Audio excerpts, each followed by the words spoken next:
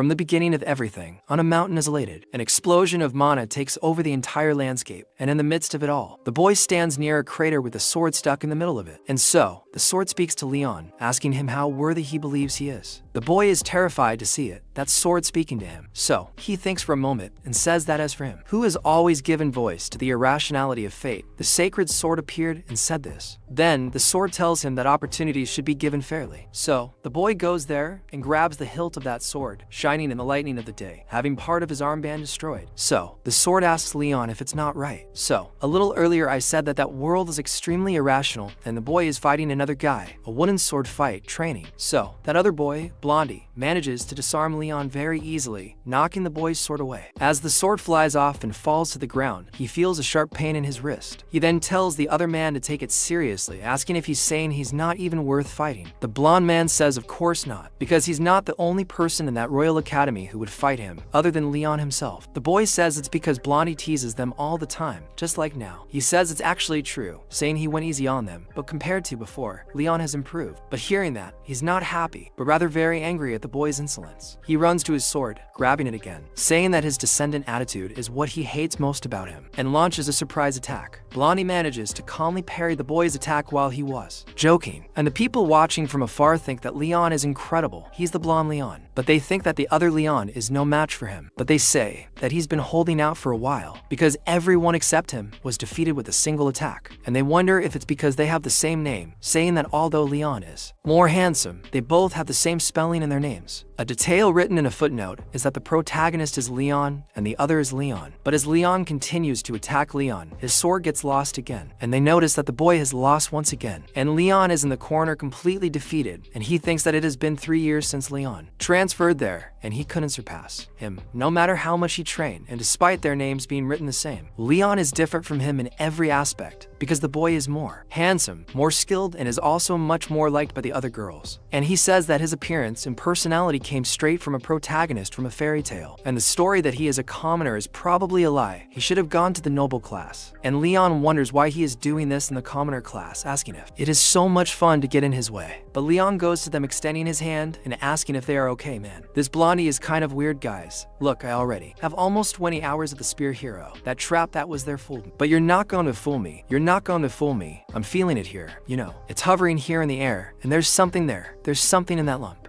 And while he goes there to help Leon, Leon is laughing all silly, and says that if only he were a piece of shit he would be calmer. And the boy just leaves it there, raising his hand wanting Leon's help. But it turns out that another person arrives there shouting, and Leon gets all shy with the arrival of that girl with heels that are quite flashy, and Leon gets up alone, telling Leon to leave him, and leaves. And so the girl asks Leon to wait, saying that she heard everything, then says that he started a fight with Leon again, and asks why he keeps trying to fight him, even knowing that he will lose. And so Leon talks to Chloe, trying to explain what happened. But the girl gets scared, noticing that Leon's hand is bleeding, grabbing him, and he gets all red with this slightly exaggerated interaction, and she says that it was naughty, asking him to leave, but he says he's cool, and she says she wants to disinfect that first. But he screams, saying that it's none of her business, telling her not to worry about him. Man, it doesn't matter how shy you are, well, no matter how crazy you are. Don't do this, guys. Don't do this. Oh, I'm going to scream. I'm shy. Oh, guys, for the love of God, let's sit down and talk properly. Well, now your hand will be all messed up. You'll catch a bunch of viruses. It'll be all covered in pus in a little while. Let the girl heal. And Chloe obviously finds his reaction strange while the boy runs off, and Leon, watching from afar, is disappointed in his friend. And with that, the sun sets and it's already late. Leon continues training hard, and he thinks that if only he were blonde, or if he had at least some family support, or if only he had a master on the same level as that guy, even if only he had noble blood. He wonders if anything would have changed. But while he trains, he ends up breaking his wooden sword with such force that it hits that doll. So he thinks that in the end he is nothing but effort, looking at the broken wooden sword in his hand. But he thinks that in that irrational world, there are many barriers to overcome just with pure effort. While he was out training like crazy, he sees a movement inside the house and notices that, stopping to think, today is Leon's birthday. So he says he must be having a big party for the pride of the Royal Academy, but he throws his sword on the floor, wondering if he should give his best until tomorrow, and says that he spent 3 years of his life there, so just one more day and he will achieve something. And he starts to roll on the floor, wondering why he needs to give up. because if everything is decided at the beginning, then what would be the meaning of his effort? So he starts to scream to the goddess asking, what is the reason for his effort in his life? Then nobody answers him obviously, and he thinks that there is no way she will answer him, but he ends up being wrong, because a prayer from Genshin starts to fall on the boy, coming from the sky, and he gets a big scare. Meanwhile, Chloe asks Leon about Leon, and he says he didn't see him, and the girl says that no one from the dorm saw the boy either, so she thought he had come to the party, but she wonders where he could have gone. But Leon reminds Chloe that she is with him now, but the girl doesn't care about that,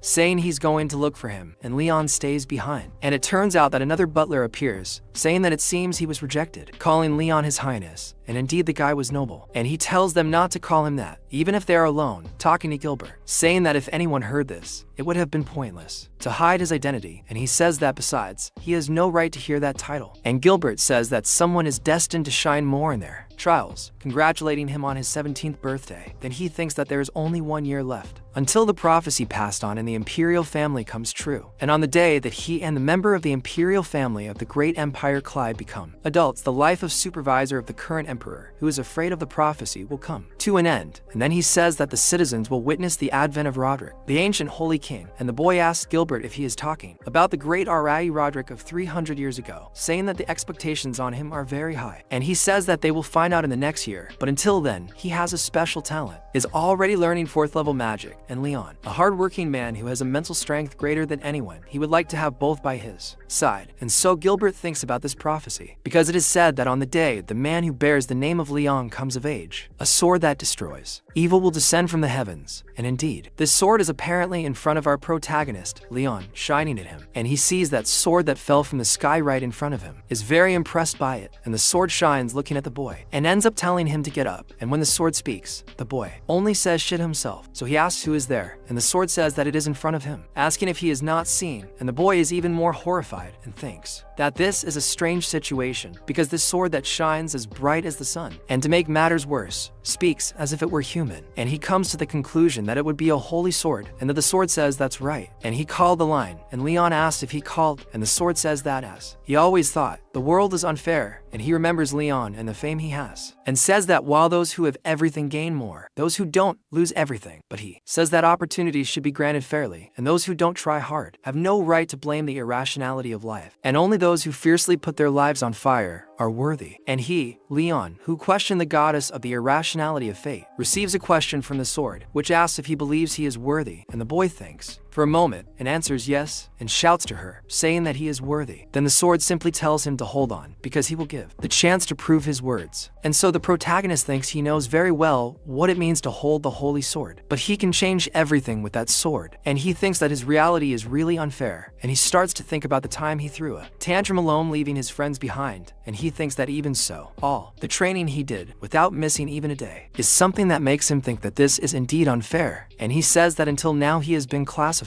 regardless of his efforts, and he worked hard to destroy the unfair reality he couldn't accept. And he doesn't want to turn his determination and effort into worthless trash. And so the sword asks why the boy is standing before it now. And he says that he asked him whether or not he is a worthy guide. And so he says that he wants to prove his determination and effort, and the opportunity must be granted fairly. And the sword is shocked by what the boy is saying, and he simply turns to put his foot down. But at that, the sword tempts him again, saying that he has proven his integrity, and then tells him to pull, and begins to shine brighter and brighter as it seeks the boy. And he asks her to wait, asking if because I called him a hero. She refers to the one chosen by an oracle, but she says that it is nothing about oracles, and only his will, and his powerful mentality that will not bow before blood and noble families, or even before destiny itself, and his will to prove his convictions, rather than greed for gold and fame. And he, as the one who fulfills all the conditions, is worthy of becoming a hero, ordering the boy to pull him, once again creating a huge pyrotechnic around himself. And he says that this is the right he has received, and it is also an opportunity that was granted justly. And with that, Leon ends up falling into temptation, grabbing the sword, preparing to pull it, which introduces himself as Elcio. And when he pulls it, he says that he is a clone of the holy king Roderick called. He is Vivor, and the sword that guides the light of that to her. And when the boy finally gets it, she calls him Master Leon, ordering him to destroy evil with him, Elcio. And thus the sword seals the pact with the prodigal. Meanwhile, another guy asks if he called him a blonde guy, then notices that there is a holy sword and a commoner, and he says that he was starting to get good, and he questions if anyone is asking him why he broke the prophecy, and says that Leon's name also means lion, and says that just because the prophecy is passed down to the imperial family does not mean it is restricted to members of it only. And the other Leon doesn't fit his standards. He has both talent and destiny, but he lacks will, and he hasn't matured yet, and seeing as he's not complaining, he assumes that person has started to like Leon too, and he tells the person talking to him that he thinks things that can give established standards are rare nowadays, and tells them not to worry because he'll be even better than the previous hero if he uses his inheritance. And it's time for those bastards to pay what they owe. So he tells the blonde to take a good look at the sky, asking if that isn't his work, and in that the protagonist wakes up wondering if that was a dream, and when he looks to the side, the sword is really the lion. He starts to suffer with that, and he realizes that it wasn't a dream, and the sword asks to repeat everything to him, saying that it is the opportunity he has been given, and the boy is surprised. But the sword tells him not to think that he will become stronger immediately just because he has, and he will have challenges much more difficult than the opportunity he has been given. And so, a one-eyed ghost in the shape of a balloon simply comes out of that thing, saying that those who have a great destiny must lead an equally cruel life, or even worse, and he may have to sacrifice the woman he loves or the friends he trusts.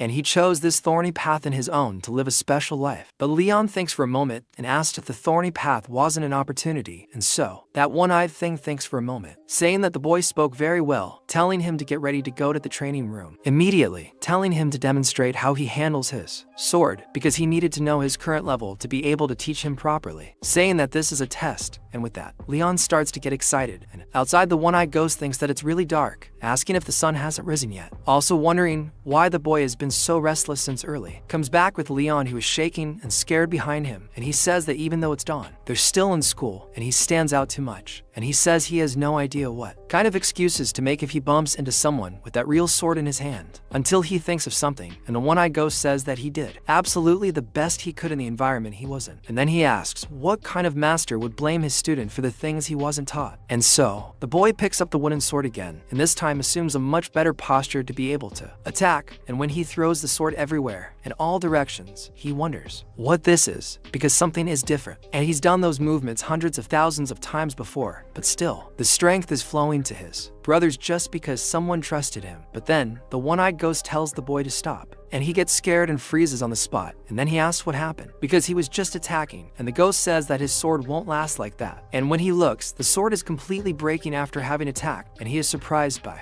that, and the ghost notices that he's using it without even realizing it, and repetitive training of the basics is useful to master that, but he didn't expect this to be possible for someone who doesn't use aura. And then the boy asks what the hell happened, and then the one-eyed ghost realizes that he doesn't need to know at this moment, and your skills won't improve if you rely solely on them for no reason, but he'll teach you when you've matured. And the boy looks at that sword on the ground, thinking that he won't have a chance to use it now. Then the ghost says that he trained the basics seriously to the point where he has nothing more to criticize, and he immediately thinks about teaching the boy how to move his body efficiently. And so he asks about it, asking if it won't be fencing, and the ghost asks if he thinks he can wield a sword without his hands, and says that knowing how to move your body properly is the pinnacle of martial arts, and says that it seems he has trained his body frequently, but these are on a completely different level, and now he's going to test his physical capabilities, telling the boy to run, and he asks how long it will be, and the one-eyed ghost says it will be until he tells him to stop, and tells him to make sure to put into practice the movements he tells him while running, and says that he will tell him to run in a handstand or on one leg. And the boy is scared by these orders, and he thinks he has confidence in his ability to run, but he has never run across the training field on one leg or in a handstand,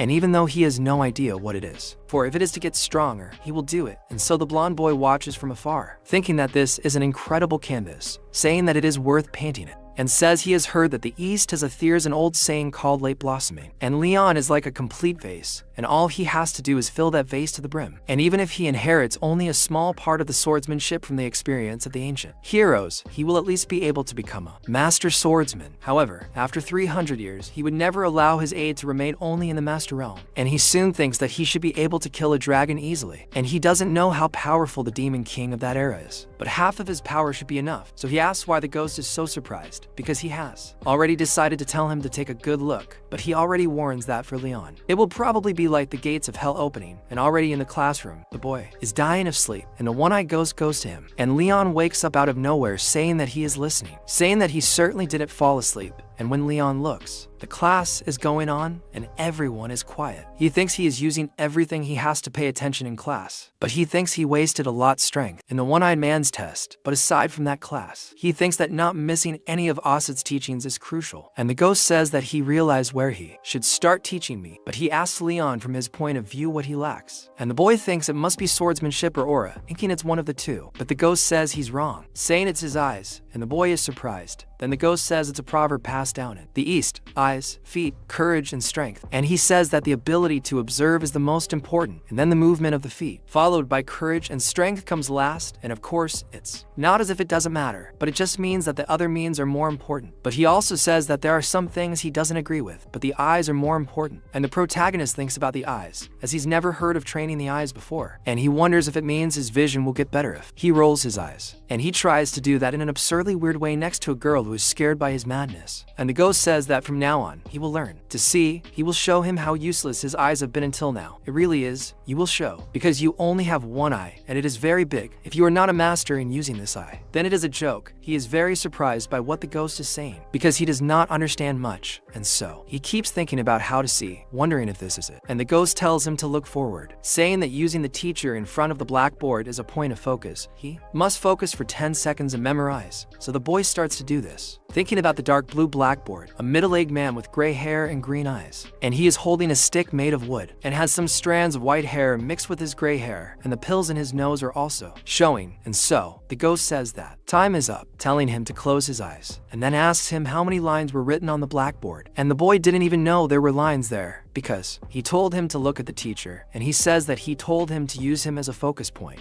and didn't say to just look at him. And the boy, he doesn't know how to answer, because he thinks he was only looking at the teacher, and has no idea what was on the board. And so the ghost notices that he doesn't remember, and says he's sure that the board was also in his field of vision. So he bets that he doesn't remember anything other than the teacher, and even after looking for 10 seconds, he asks why he doesn't remember anything about the board, and the boy says he doesn't know, and the ghost says it's simple, because he only tried to look at what was important. And the boy realizes the mistake he made, and the ghost says that eyes are much more wasted than he realizes. Today, they have a maximum of 220 degrees and the average of 120, and we only use the front part. And he says that maybe it's to filter the necessary information, but most people don't use their full field of vision, and he should focus on his entire field of vision and memorize each figure that is reflected in his eyes like a drawing. And he tells the boy to relax his eyes and discover how to see in the widest way, and then you should learn to do this all the time, instead of just for 10 seconds. Man, this is crazy, you know. I'm doing it here with my computer. I was staring like a horse. I just saw the screen shining in front of me, but I looked to the side and it was a funny mess. I even think I'm going to turn it off, right? Because, man, I don't want to some time now. But man, you can see a lot of things besides just looking forward. And Leon starts testing here. He says he would like to say it's impossible, but he didn't expect the teaching of a holy sword to be really easy. And he says he can't start complaining now. And so the ghost tells him to look up at the blackboard this time, and he has 10 seconds again. And the boy does so, while looking for a long time. And the ghost continues to look at him like a madman with his eyes glazed forward. He finds it very strange, wondering what Leon is doing. And after class, the boy comes out of there almost dead, totally exhausted from the classes, and he thinks his eyes are hurting because his head feels like it's going to be split in half. And the ghost notices that things are going very well, and the fatigue in his eyes is because they are dry, or because he is straining them unnecessarily. However, the headache is different, and because of the attribute that was dormant until now. The pain appeared by releasing what was frozen, and it is not different from the muscles. And Leon asks him if he is saying that it's an active muscle pain, and the ghost says that in a way it is. It's probably a little different, since the brain doesn't feel pain, but he must think of it that way. And besides, they're going to continue the training. And he starts screaming alone, because no one sees the ghost but him. And the ghost tells him to look at the candelabra on the wall up there, and asks how many candles there are. And he says there are 2, but it turns out there are 3 instead. And the ghost tells him to look at something else, which is the boy next to that moon that passed by him 3 seconds ago, asking if he was wearing glasses or not. And the boy says yes. Then he also asks if he was wearing a tie, but the boy doesn't get it right. And he continues asking several questions about things they were seeing in front of him, like the light in the 12th room on the left, asking if it was on or not. So the boy says yes, but asks him how much was above it, and the boy doesn't know how to answer. And a while later, when he gets to his room, he still feels a terrible pain in his eyes.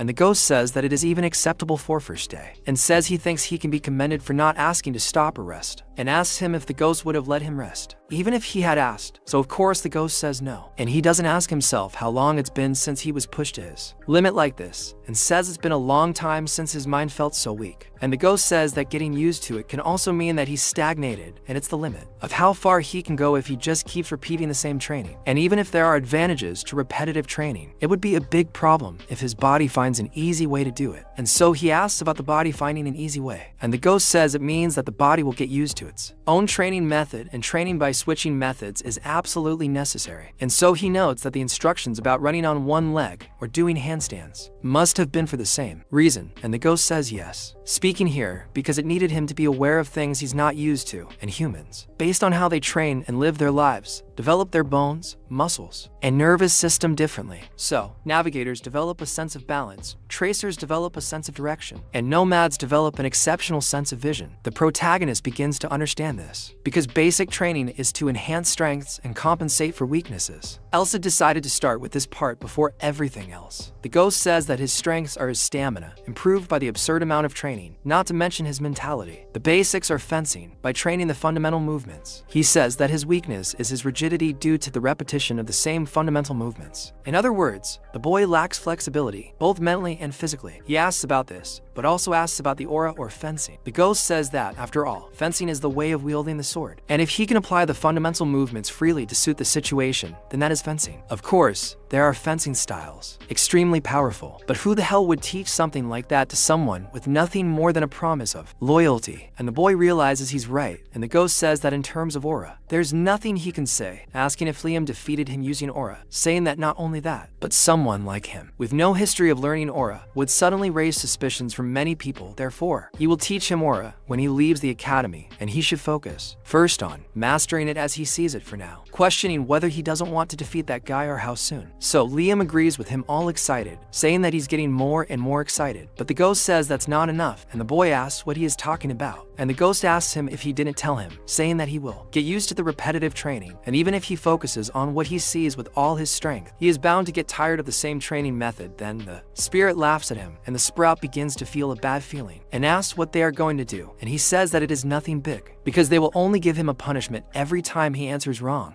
Already with a somewhat different face, a smell very malicious in that mono eye. And he says it will be to the point where he won't have any leisure to get used to. And he says it will start tomorrow. And the boy becomes fearful of this punishment. And he says he's not giving the boy a hard time for no reason, and says it's just a very effective thing called operational conditioning. And although his mentality is useful, in addition to willpower, he needs someone to give him a push. And the boy thinks that even so it's a bit difficult, but realizes that Sid is right, because it will be impossible for him to achieve everything starting tomorrow. He will be punished sooner or later, and he should also decide to experience it soon, and he will be able to develop the corresponding resilience too. And so the question comes back if he will want to do this, and the boy says he can go up, but at the time of the punishment he begins to feel an absurd pain with the shock he receives. And so the ghost realizes that it was 5 seconds and he is already all fried on top of the bed, but says that he was the first, so he couldn't adjust properly. He'll hold back to go faster next time, and although he'll increase the intensity if he messes up too many times in a row, he just needs to do it right. And his smile means a lot, except that he'll take it easy, so he says they'll do their best the next day. And the protagonist notices that that one is actually a demonic sword instead of a holy one, and the very next day he wakes up very early and starts running with the ghost, while also training his vision by looking at the back of the teacher's head, who is scared shitless by the boy looking at him like that. And he also trains several other things like strengthening, doing a handstand with one hand, and the ghost asks how many pigeons are sitting on the roof of the dormitory, and the boy says there are 10. He asks which one will fly away first, and ends up being right that it's the 6th one, and the ghost asks how many pigeons are sitting on the open window, and he says there are no pigeons, and it's actually a crow. And the boy keeps getting everything right, and he says he's right, because even though he can barely see and can't focus much, it's not bad at all, considering it's only been a month. And he says it's barely been a month, but it has been a month. And so the boy asks the ghost, all excited, and he says they're going to end there so he can rest. And Leon celebrates a lot for this first rest after a whole month. But then Leon comes behind him calling Leon, who gets scared and a little embarrassed for making that gesture out of nowhere alone. So he tries to disguise it by looking at Leon, saying it's been a long time. He says he hadn't seen him since he started training with Elsid, and leaving Leon aside, he thinks it's been half a month since he spoke to Chloe too. And Leon goes to him, noticing that he is training right after lunch, and that is very typical of the boy's face. And he says that he came there because he was a little worried, but now he is relieved. And Leon asks what he is relieved about, and Leon says that it has been a month since he challenged him, and he thought he had given up like everyone else, but by the look on his face it seems that he is very anxious. So Leon asks if it is possible to notice while invoking the power of the sword, and Leon ends up writing it down on his hand, saying that the face of people who think they cannot defeat him is very different from the face the boy is making now. And Leon is happy about this, saying that it is good for him, but asks if that is why he came to provoke him during lunchtime, questioning why he does not leave since he has finished his business.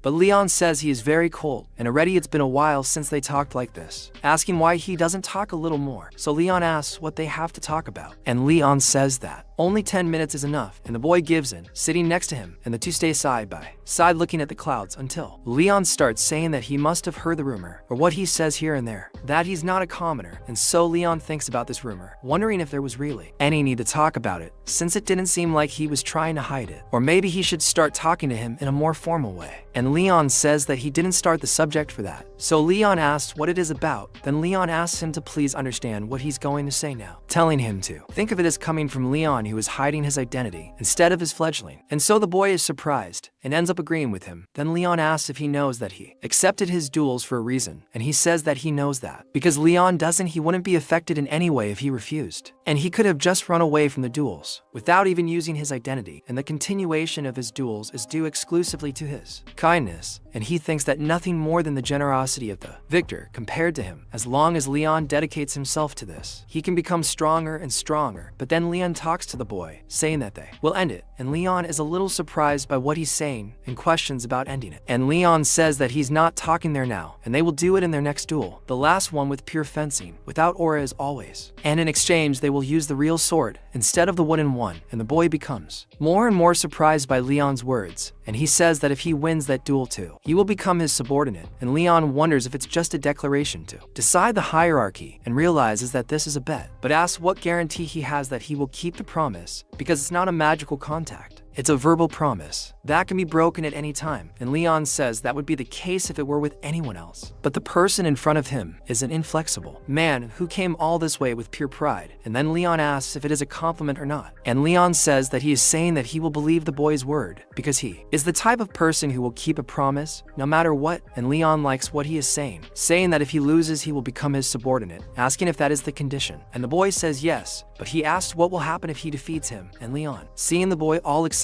and acting like that, smiles, saying that he will give him whatever he wants, as long as he does not put his honor and his family in danger. Slender, arcane, or a cultivation method, or even elixirs, anything. And the boy gets excited about it because he will decide on the day of the duel, asking if everything is okay, and Leon tells him to say when he is ready, because as he will have to prepare a place, he will need to know 3 days in advance. And so the two turn and go their separate ways. In the past, Hero thinks that that moment has finally arrived, noticing that the path of Leon, who was chosen as a hero by the whims of the sacred sword, and Leon, the prince who tried to hide the imperial throne, turns out that this is the moment that his true duel will begin. But he has already bought that he is scared shitless, because he is too nervous about the duel that is coming. And the ghost discovered that he is nervous and gets very angry with the boy, because he was responding well to this lazy person seconds ago, asking if he is scared after to have come this far, and he says that's not it, but that he really wanted to know if he got stronger. And the ghost wonders what he's talking about, and the boy says that although last month's training was very hard, he doesn't feel like he's gotten stronger. And the ghost looks at him a little skeptically, saying that he doesn't seem to have noticed, but he's already gotten much stronger. So he tells him not to worry, and he questions if it's serious, and the ghost says that vision is a different type of strength, and asks if it's not obvious that he wouldn't be able to feel it since he didn't use it properly. And he also says that he's already taken other measures besides that, so he shouldn't worry. But then he tells the lion what he said, that there would be a physical evaluation later, and the boy says that's right. And so the ghost tells him to wait, smiling, saying that something beyond his imagination will happen, and he's quite convinced, saying he bets that he won't be able to say what he just said again. And the boy doesn't quite understand, but decides to wait, and for a while then, the teacher tells him to form a line according to his number, and if anyone is feeling sick, they must get out of line and say their name. As for the rest, they must start warming up. And the protagonist thinks about this evaluation because he was 9th last time. And although pure physical capabilities are evaluated without using mana, those who occupied the first places were always those of the noble class, and the nobles, in addition to the aura, received dresses and physical training, so 9th was the limit for him. But then Vador asks what Leon's ranking was, and he says he was first, and says that is expected because he seems to have trained a lot, although not as much as the protagonist, and he doesn't even compare to those bums who were only born in good houses. And even though it is called short distance running, it is to laps around the field, and they should run 800 meters, but Leon clocked 1 minute and 20 seconds, while the boy, he got 1 minute and 40 seconds in a full. And the ghost notes that it was a 20-second difference, thinking that Leon is really incomparable, but tells the boy not to be scared before even trying. He says that even if he tried, he shouldn't be scared, because compared to before, now he has the sword, so he trusts, saying that he will trust the sacred sword. And so they all get into position, and when they start, the protagonist runs off, and Leon is surprised to see the boy running, because he took the lead of everyone very quickly and ran too much, passing everyone. And even the guy who was timing is surprised because he did it in 1 minute and 29 seconds, and Leon's eyes widen, seeing that, and the teacher goes to Leon, asking if he learned the time, but the boy says no, so he asked if he would mind if he confirmed it. And the boy tells the teacher to go ahead, and when he touches him, it is said that he is looking for a repulsive force by infusing a small amount of aura into him, and if he learned the aura then, it would be eliminated immediately. But now he notices that the boy really didn't learn, but he thinks that he can't believe that he has changed so much in just a few weeks, questioning what kind of training he did. So he says that he only trained the fundamentals, and he says that he is right, that the teacher knows that he had more breaks than before.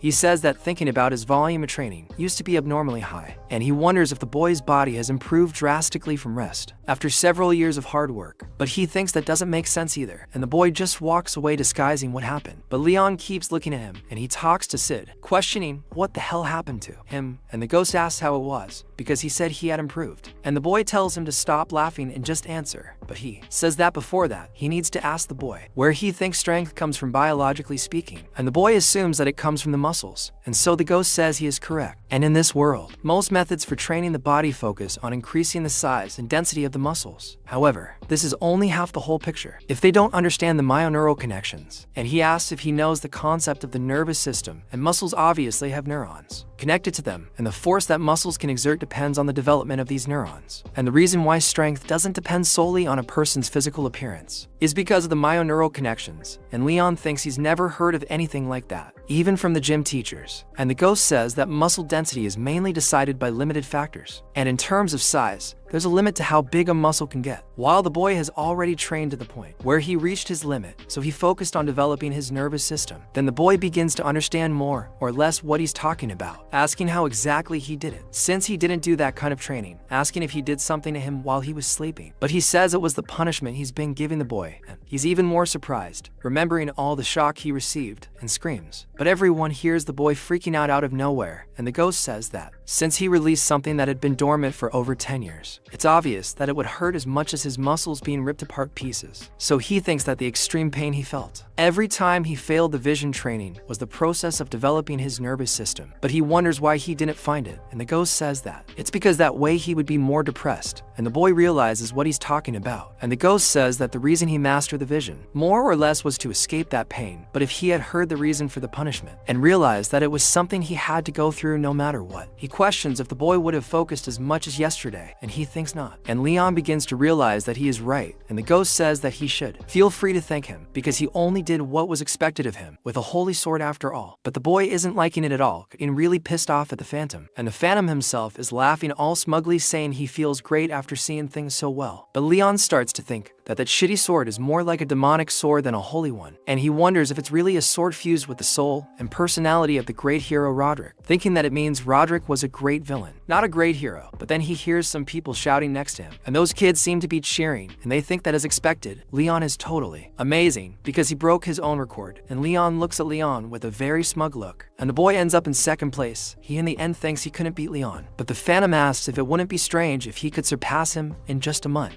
And he says the boy shouldn't try to feel satisfied with just that. And then Leon says he knows that, because he was just saying that even so, from the 1st to the 9th floor, he climbed up to the 2nd, and he thinks he can really beat him. But he also thinks that he can't, and that he will win. And in this pose, the boy calmed down a bit, and he asked the Phantom what kind of training they would start tomorrow. The Phantom said he would think about it, as the vision training went beyond the level of just practicing memorization, and there was nothing he could really do in terms of physical ability. So, it would be better for him to gain experience so he could effectively apply what he had learned. But the boy said it would be difficult to gain experience in real battles, tricks. And the Phantom said that was exactly why he suggested they leave that place. The boy was surprised, wondering if he couldn't teach fencing first. The Phantom said he told him to abandon his fencing fantasies because to learn his fencing, he first needed to learn the aura. And as he said before, it was more than enough for him to just use the fundamentals to a certain extent. Martial arts without aura were nothing more than cheap tricks. Even if he called it a secret technique, it would be nothing more than something difficult to handle the first time.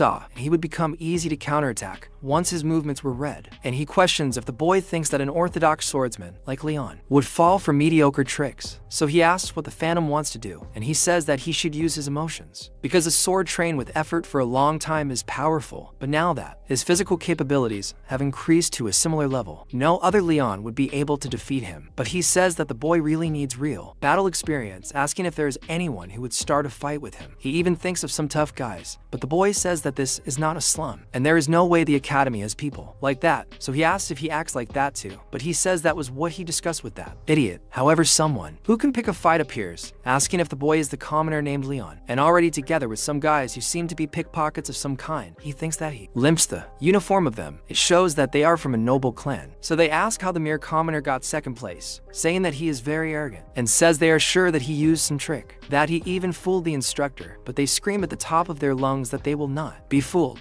And so the ghost is surprised that 300 years later, there are still jerks like that. And the protagonist says that if they have a problem with the ranking, why don't they complain to the instructor? And all three ask how the commoner dares to talk to them like that, and crying. How would they know what kind of trick he used? Because a bastard who hasn't even sworn loyalty yet, coming in 9th place, was already strange from the start. But then, they say that he finally showed his face, asking which family he would be supporting. And the protagonist thinks that they really aren't listening, but ends up realizing that they probably had no intention of talking, because in their eyes, he's just a weed in the annoying line that they want to uproot. And so, another kid appears, telling them not to be sad, because even though they are commoners, they are all students of the same academy. But the Phantom notes that this kid is being underhanded, so he tells the protagonist that he can call the punishment, which they, the nobles, are about to grant him with dignity, asking if Leon doesn't think so, and the others say it's exactly as Lord Elmont said, agreeing with that pile of shit the kid is spouting. And so the ghost asks if he's the leader of the group, noting that he's part of some big family too. And Leon says that he's the second son of the Bourmont family, Elmont, and says that he was always second in the physical exam, and he must be extremely angry that he took second place from him, because he can't even compare to Leon. And the ghost notes that the characteristic of nobles acting against the weak, and the weak against the nobles, is really always the same. And Elmont stands in front of the protagonist, saying that he regrets that their first meeting happened like this, and tells Leon that he may feel wronged by this, but they can't just accept it, and he expects him to keep his promise, raising his left hand to the boy. And then he says that he wants to hear the proposal first, and everyone thinks that this is arrogance, but Elmont tells them to shut up while he stays irritated with the boy, asking how about they do some fights under the supervision of an instructor. And the protagonist notes that this is how it will be, while the boy is all convinced, but he says that it may seem like he made a great offer, bringing an instructor, but he is clearly at a disadvantage with this proposal, since the fact that without aura is not included in Elmont's conditions means that he will use the aura against him, as well as all the other three. So he says that if he raises an objection, they will try to react by saying that he is deceiving the instructor, and if he himself refuses the duel, obviously they will try to defame him in some other way. But then he looks back and sees that Leon is there, and he thinks that if it were Leon, he is sure that it would be possible for him to get him out of this situation. But then he gets angry with himself and does not even think about the situation, because receiving help from his rival is a greater and stronger humiliation than that provocation. So he agrees with those idiots. And Elmont questions himself if he will really accept this proposal, and the boy says yes, but says that in exchange, the one who will supervise the fight will be Instructor Helmont, and it's only one person per day. He tells him to promise that he will never question these skills if he wins, and he says that Elmont can certainly accept that. So he thinks a little and realizes that he is choosing the demonic instructor of the academy, Helmont. Then he realizes that if he is the supervisor, then any trick with him is impossible, and he agrees to this, saying that he accepts the boy's conditions, because it doesn't matter who will supervise the fight, because the only thing that disappoints him a little is not being able to beat him up until he is satisfied. And Leon remembers the burden that Bastard was making, because he never expected to gain real battle experience like that. And the ghost says that in terms of results, this is great, but then he asks what else it thinks, asking if he can defeat him without using the aura, and he says he doesn't think so, since he's never fought someone who can use the aura before. But then, he's surprised by what the boy is saying, and wonders if he should show Leon how to make things easier. So, the boy soon gets defensive, asking what the ghost is talking about. After all, the last time he came up with these good ideas, he got a shock, and it was somewhat traumatizing, so the ghost soon snaps his fingers, saying that this method must be the easiest,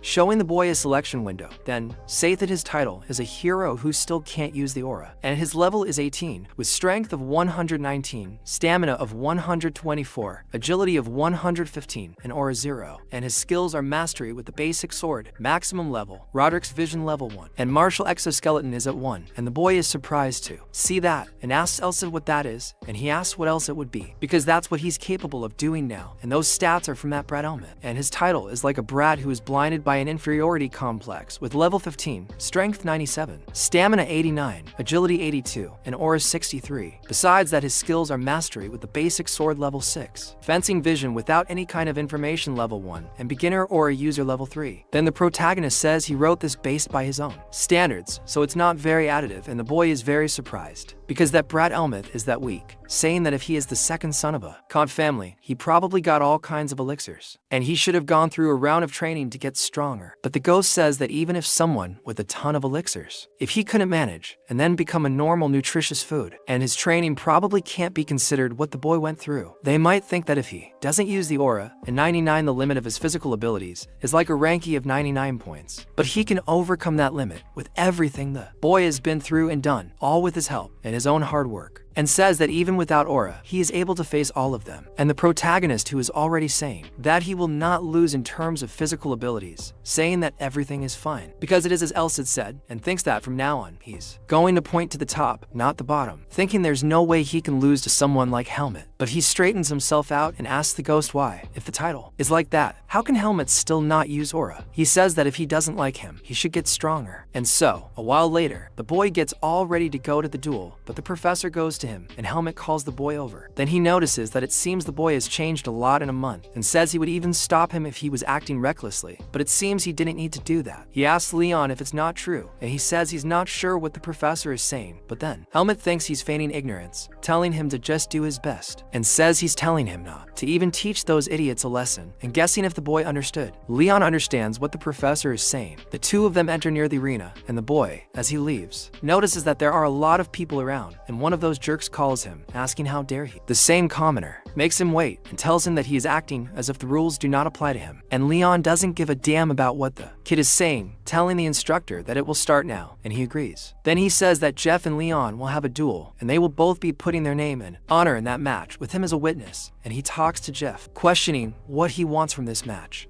And he says he wants this commoner to admit his own crimes. Then the professor speaks to Leon, asking what he wants in this match. And he says that he wants this dispute to be the last time Jeff disturbs him. And the professor understands well, saying that the two should take a step forward. And the protagonist holds his sword in front of the boy, and the instructor orders them to get into positions. And from the audience, some people ask if it is not possible to cut another person with a wooden sword if they have aura. And they say that this is definitely disadvantageous for Leon, who cannot use aura. And the ghost asks Leon, questioning if he wants to see the state of that boy. But he says no, saying that it is okay, because no matter how strong he is still just a subordinate of Elman, and there is no reason for him to take and lend Elsid's power to a person like that. So the boy goes all out on the protagonist, jumping and leaving several openings. And Leon thinks it is a diagonal strike that cuts from the upper right corner to the lower left corner. And since it is such a movement, obviously, he'll hope this is a hoax. But then it turns out it's not a hoax. The kid actually does what he's been calling you to do for hours. And Leon wonders why that guy is so slow. Leon passes by him, hitting the kid and ending the battle in a single attack at an absurd speed. Both the professor and the others who are going to fight him, as well as Linha and Chloe, are stunned, Jeff, who just took that beating, is fencing standing up, so Leon wonders what's wrong with him. When he looks back, the kid falls hard to the ground, making Leon wonder if it was over so quickly. The kid on the ground starts telling him not to think he won with just that lucky stroke, getting up trembling like a green stick, saying he only made a mistake, calling Leon to go again, telling him to fight one more time. But Helmet tells Jeff that he lost, and says he won't allow it, and the behavior is unpleasant. So the protagonist agrees, leaving both Jeff and Leon upset. As the professor is surprised, and the boy starts laughing, saying that ready level. He certainly knows his place, saying that in exchange for that, he will not go easy on him. And so the ghost talks to Leon, telling him not to finish with one attack this time. And so the professor tells them to begin, and the ghost says that it is his first time using vision in a real battle. And seeing how he offered himself to be his training partner, he must know that, having finished him with one blow just now, was just him being merciful to Jeff. And the boy agrees with the ghost now, ready to enjoy the battle a little more. And once again Jeff goes after Leon, throwing himself into the air and completely teleguiding his attack. And the protagonist calmly stops those attacks and starts looking at him with his vision, and notices that he is so slow that he can see the movements of his arms, legs, and even his pupils, being able to fully see what his next move will be. And the ghost, seeing this, realizes that because he has discovered his initial movements, he will be able to figure out what he will do next. And so the protagonist calmly defends another attack, but this time, part of his hair is taken away. Then he notices that the boy has started using aura, but he can still read his movements, and so Jeff tells him to do his best to dodge those attacks. And the ghost is surprised to think that that idiot would make consecutive attacks so recklessly against the opponent he just lost to, and realizes that he doesn't know how to distribute stamina during the battle, since he is an amateur. So the protagonist thinks that even providing physical abilities with aura has its limits.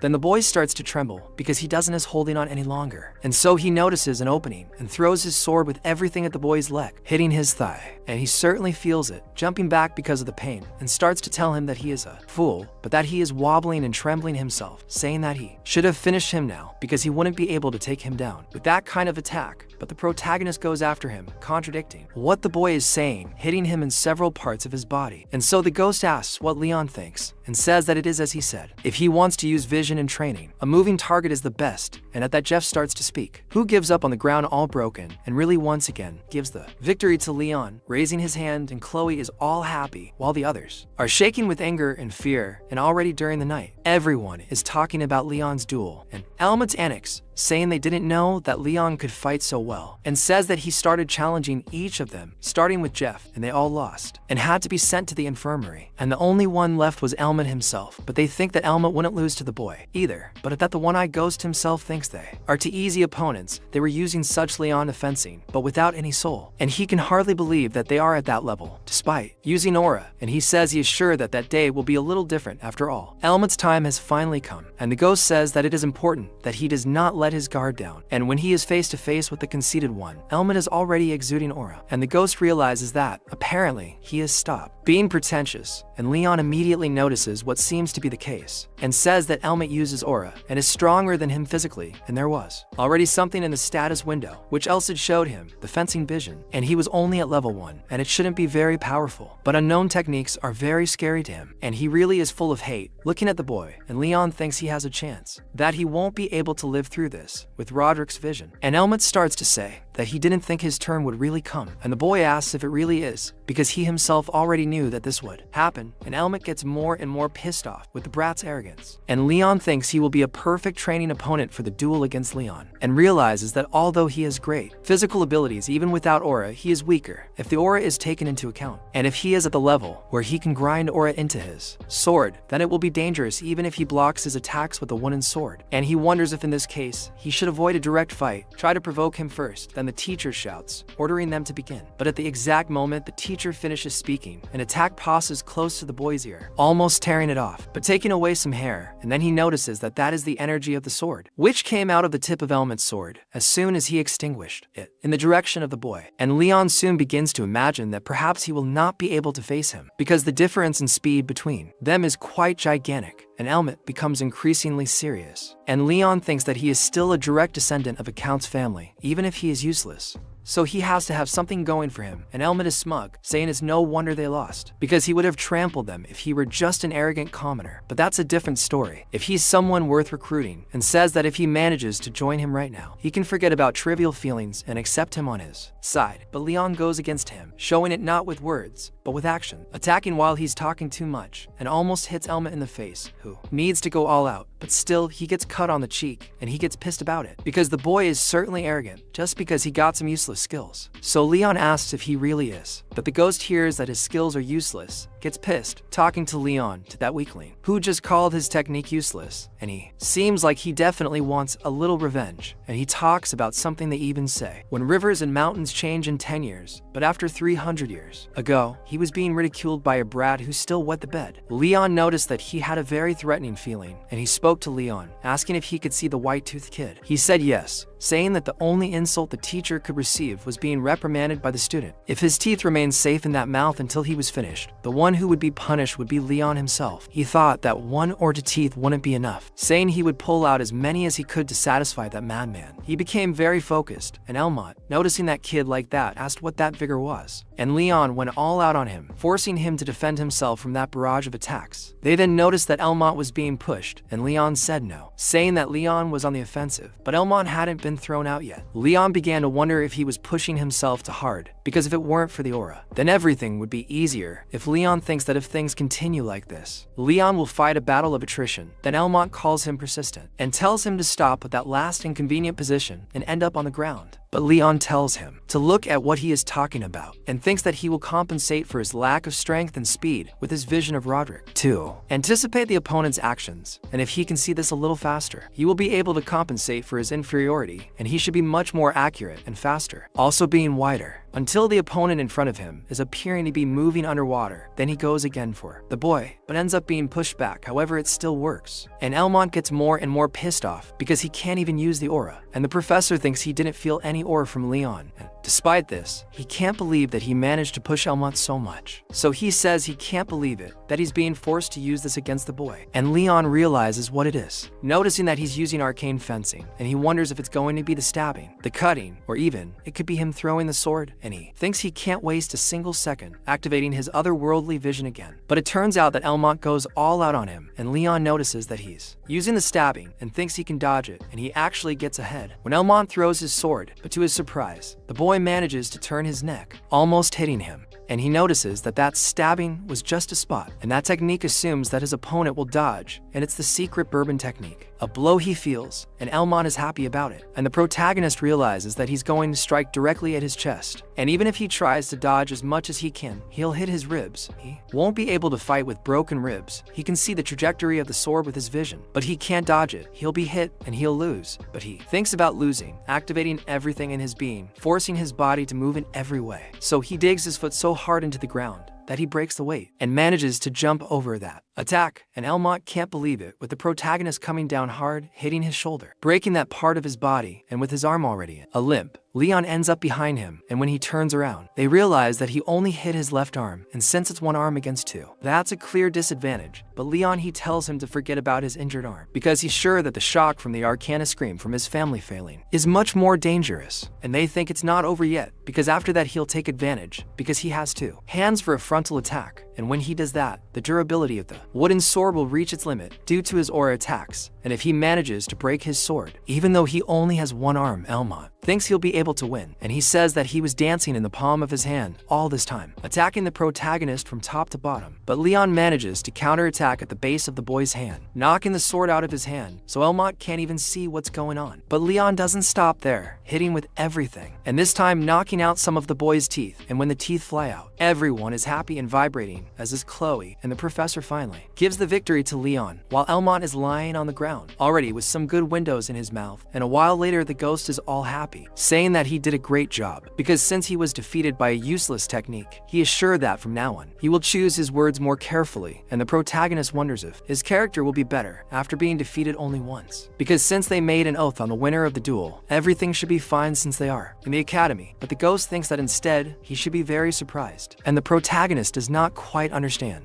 and the ghost says that he has just opened the doors to acceleration, and he is progressing much faster than the ghost himself thought. And the protagonist wonders about this acceleration, but meanwhile, Helmet is picking up the boy's teeth on the ground, noticing that there are 3 of them, and sure enough, Leon has pulled out a lot. And already from the corridors, the protagonist asks the ghost about acceleration, and asks if he's talking about what he did when he dodged Elmont's arcane swordplay. Then the ghost asks if he knows when there are moments when the body moves slower than consciousness. He says that this moment is especially in the state of acceleration, and a reflex can be faster than consciousness, and it has nothing to do with the current speed. He says that in this case, he asks how he thinks trained swords move so fast. The boy guesses that it's because they learn to use the aura, and he says he's only a little right. If you don't use the aura, your body won't be able to resist its strength. So, normally, some only learn to use acceleration after learning to use the aura. But he used acceleration even before he started using Aura, and only used it on his legs. And even if it was an incomplete execution, it's already quite impressive, because it means he instinctively surpassed his limits with willpower. But the boy ends up remembering what he had said, asking if he didn't say that his body wouldn't be able to withstand the force, but he's perfectly fine, and wonders if it's because the execution was incomplete. And he says that it is something, because if he had used it on his whole body, and not just his legs, his insides would have turned inside out. And so the protagonist realizes that it's just a very dangerous situation. But he says that it must be time, saying that he should take care of his body for now. And then Leon asks what he's talking about, and what time is that? But the answer comes before the ghost even says anything, and his legs begin to emanate energy and tear, and the boy falls to the ground groaning. And then the ghost asks, what else would be useful? Of course, and it would be the muscle pain, because he should be grateful of just experiencing this after using the acceleration, telling him not to use it anymore until he has learned the aura, because he will really die the next time he uses it. And the boy himself tells his will, thinking he knows this too.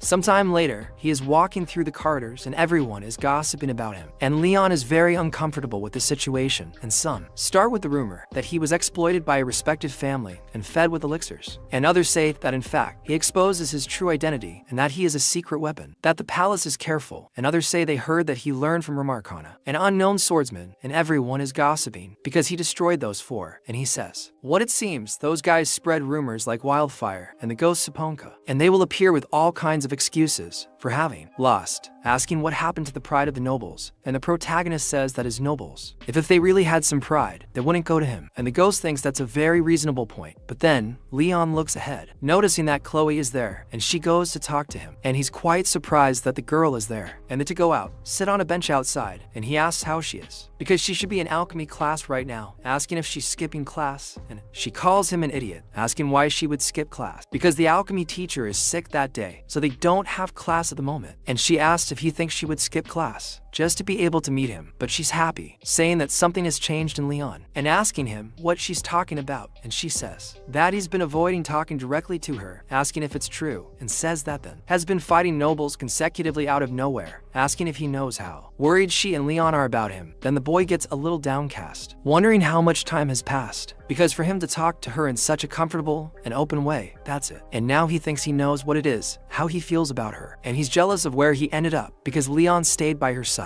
and says he was overwhelmed by his own inferiority complex, thinking he was nothing special. Then he says that Jill moved away and wasn't honored for his hard work, and blamed himself for it until the sword came to him. Then she says that honestly, after all those fights, his name is on the lips of the entire school, and there are even rumors that he picked up a magic sword by chance and improved because of it. But while the girl talks a lot, and he starts crying beside her, and she stays a little nervous about this, not knowing what to do. He asks why he's crying out of nowhere, saying that's just what people are saying, and thinks the magic sword part is going a bit too far. But he says it's nothing like a magic sword, so she's surprised. And the protagonist thinks that even speaking rudely and with his terrible personality, it's Elsid who caught him at rock bottom. While he thinks about self-reflection, the hero who is there at Kraka's house is surprised because he had apologized since the atmosphere seemed good, but he questions himself why he grew out of nowhere in the status bar above the head of the boy who started to advance, and he says that even if it was just a little, it's still too much. So the protagonist thinks that if a hero is the one who saves the world, then the hero who saved him is Sid, and precisely because of that, he will become a hero as capable as the owner of the sacred sword and surpass Sid's expectations. And the hero himself thinks who doesn't know what's going on there, because Hallie himself was just talking to a girl, but he suddenly grew up. And he wonders if this is something that he, who has been perfect since birth, should know, but he thinks he doesn't care about the reason. After all, he finally seems worthy of being cultivated now. He still thinks that this sword has a,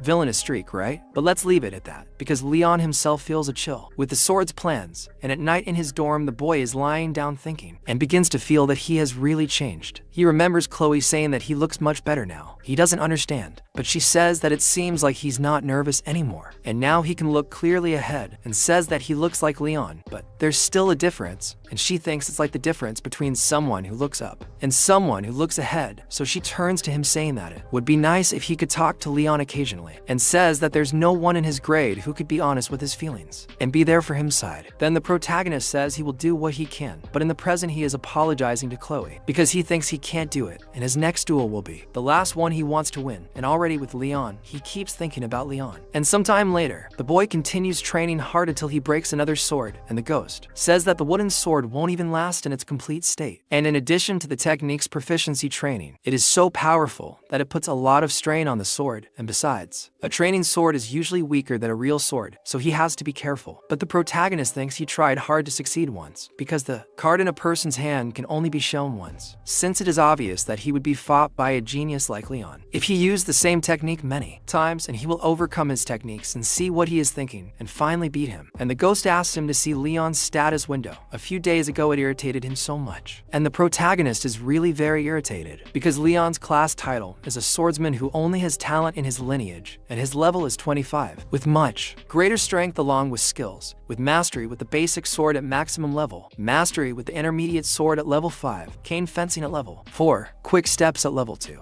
Use of intermediate aura level 1, an exoskeleton martial arts stage 2, and upon seeing that, Leon became quite irritated because the intermediate aura user can use the energy sword. He can still manifest aura in his body, and he is already stronger even than the instructors. And the Phantom says that he is at a level that talented gentlemen would only reach around 30 years old, and he is just saying that he has already surpassed that, despite not having gone through the coming of age ceremony. And the protagonist thinks that even losing in strength and speed, he still has a little more stamina, and he is definitely a difficult opponent, but not someone he can't beat. And so the Phantom thinks that this is a good thought. He will give him as much advice as he can, so he should use this as a basis to prepare to win his duel against Leon. And even so, Leon remains very calm and talks to Lucid, wondering only if he loses against Leon, what he intends to do after that. And so the Phantom says that he will not answer that, and the boy asked why. And he says that this is a test for himself because he already told him at the beginning, saying that the trials he will endure will be harder than just having the opportunity, and he says that this is very difficult for him to print, right? Then the Phantom says that this fight could become the turning point of his life, and if he beats Leon, then he will explain everything, and he will know why he said that after his explanation. Then the boy starts training again until sunset, and a while later, it starts to rain, and inside Lenka's room, the butler is with him, and he says that the results are above expectations, and he says that he already knew that the others were not that bad, but he did not think that he would defeat Elmont himself. Then he talks to Gilbert, noticing that apparently he recognizes those results, remembering once he said that he was not sure of his evaluations before, and he asks if this is 3 years old, because for the person right, it's not long, and since he defeated the second son of a count's family with a body that can't use aura, that means he no longer needs to doubt his potential. But he says he had a message from Leon today, and he said he's ready, and so Gilbert is happy that it finally happened, and Leon talks to himself, saying he would like to ask him a favor. So he thinks he will defeat Leon, and will definitely make him his knight. Besides that, he also thinks about Chloe. Meanwhile, Leon himself is walking through the corridors, and says that it seems that someone in the heavens is preparing the fight for him, and the ghost says that the hero of the sacred sword is putting the future at stake, and of course, it wouldn't be surprising if the heavens were agitated. And so, the professor notices that Leon arrived at the right time, and he says that that day is calm, and he says that this is a request from Leon, because it seems like he wants to focus on the fight, unlike the other fights that happen there. And the ghost remembers that that brat Helmet would want to humiliate an audience in a fight, and Leon becomes more relaxed about it. And the professor says that while there is no audience, there will only be one observer, besides the witness. So he asks who this observer is, and the ghost begins to understand everything, and he questions if Elsa knows who it is. And he says that it is probably Chloe, and with that, the boy becomes more nervous, asking why he knew her, and the ghost says that he thinks, and he doesn't know what is happening, since Leon thinks he likes her, and he probably intends to use this fight to push her to him. And he says that there are many cases where the king and his subordinate fight over a woman,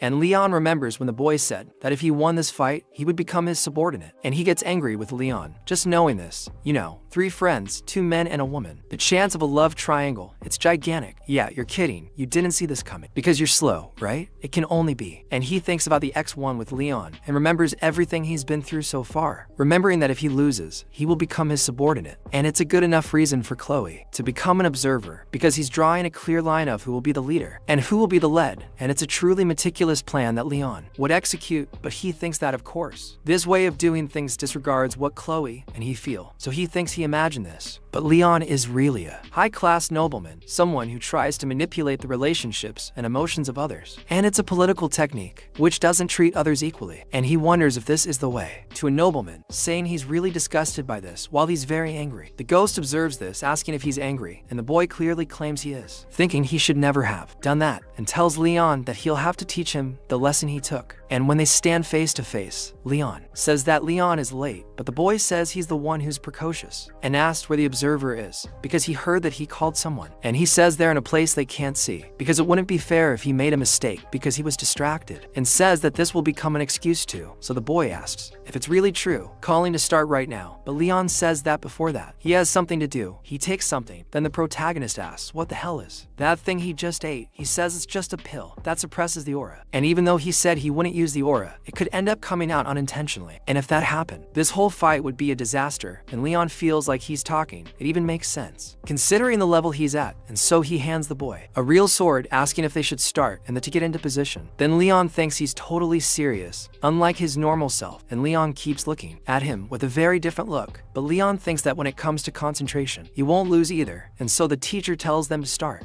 And the two clash their swords, but Leon is thrown back by Leon with only the strength of his sword, and the boy begins to tremble with that shock. And Leon goes for him once more, pressing Leon back, and he begins to feel the weight of those blows, because he won't last more than 30 seconds if he continues to receive these attacks head on. And Leon becomes more and more focused, and this time he takes a different attack, which zigzags in front of the boy, and Leon barely manages to stop it. And he thinks that the sword even looks like a whip, and he is on a completely different level compared to Helmuth, besides that he is already using Roderick's vision, but he still can't keep up with him. And Leon's image seems dumber than any other opponent he has faced so far. So he thinks he needs to calm down, because the incomplete parts of the image will be compensated by the experience he gained from several times he fought him before. But he still remains under a lot of pressure, but he manages to stop the boy's attacks. And so Gilbert, looking at that, wonders if it is really the duel between students. And they realize that while they are not using aura, the level of their combat incriminations can be even better than that of knights. And so the protagonist notices that Leon is strong and is truly a monster, while Leon wonders when Leon became so strong. And Gilbert thinks that that is incredible, because he knows how brilliant his lord is, but still he did not expect Leon to keep up with him. And so the boy continues throwing the whip at the protagonist, and he realizes that it is a double feint, but still he forces his vision even more and says that he read the picture, manages to counterattack that attack directly, and he receives a cut in the middle of the chest, but manages to tear off part of Leon's hair. And after that, Leon himself is in disbelief, noticing that he now is part of Elmo's bangs, and so he takes it more seriously and says that he is wondering why the other attacks that came after the first were not as powerful. But he realizes that the boy wanted to turn Alice into a battle of stamina from the beginning, and so Leon still has plenty of stamina and wonders if he's fallen for it. Then the two stand face to face while maintaining good distance, and the protagonist remembers to get close to the enemy to drain their stamina, and then they will slowly turn yellow in their favor. And it is a prolonging tactic that does not allow them to make even the smallest mistakes. It is a strategy that certainly has nothing fanciful about it, and Leon, looking at the protagonist, thinks he can feel his desire to win no matter what it is. And it seems he needs to break this desire first, because if he cannot do this, then he will never submit to him. And he takes this even more seriously, becoming more and more focused. And Gilbert notices that he wants to use the quick steps, and he is using an arcane technique of the Imperial family there. And the protagonist feels this pressure, realizing that this is a technique that uses muscles and blood flow. And as he prepares, the boy remembers that all of this is to allow the user to use a force beyond their limits. And even though it's not complete, since he's not using aura. Leon thinks that even half of his power would be enough, and Leon, seeing that, gets very nervous because he had to use his vision to the maximum, and so he tries to get out of the way while Leon runs past him with everything. Then he thinks he was very superficial, wondering if he dodged that, but blood falls on the ground and he notices that those are the fast steps, realizing how lethal this is, and he wonders if that brat really isn't using aura, but the Phantom says that he really didn't use it, and the protagonist feels really scared and complaining seriously. He says that the human body is stronger and faster than he imagines, and even though there are body strengthening techniques that focus on speed like fast steps, there are also techniques that increase strength and endurance, so he shouldn't try to play what can be done with his own common sense. While he is distracted talking to the Phantom, he is almost hit by the boy. Then Leon asks if he dares to get distracted, asking if he's that calm, but he says he feels the same because Leon is only using arcane swordsmanship now, and he thinks calm down the ship Myoma because he's been at his limit for a long time and thinks he lost the flow because of Elcid's sudden interruption, and he remembers the Phantom telling him not to try to play what can be done with his common sense. But he thinks that Elcid didn't interrupt him and says that only about 5 to 6 steps until he's out of the ring, and he's been pushing him until now, but still he concentrates. And Gilbert notices that the atmosphere around Leon has changed, but he thinks with his that there shouldn't be a way to advance against the quick steps of Leon's level. Then the boy starts to think that he thought he only had one chance to win, and that was by withstanding the attacks, and in order to protect the small advantage he had in stamina, he waited for Leon to become exhausted through the quick steps, and the worst solution he could is available is acceleration, a technique he can't control. But he thinks that this is no fun, and so he assumes another sword stance in front of Leon, and thinks that the only thing he needs to rely on is the strength he has been accumulating, and Leon himself thinks that this is the first time that the other Leon has looked so big, and he says that he is right, and this is who he is, and he will make him become his subordinate, no matter what. He starts activating the quick steps, but Gilbert gets worried, because using the quick steps consecutively without aura would make him go beyond his limits, and so the ghost gets very excited. He thinks that if he is a real hero, then this amount is nothing, but Leon thinks that Leon does not know the decisive difference between them,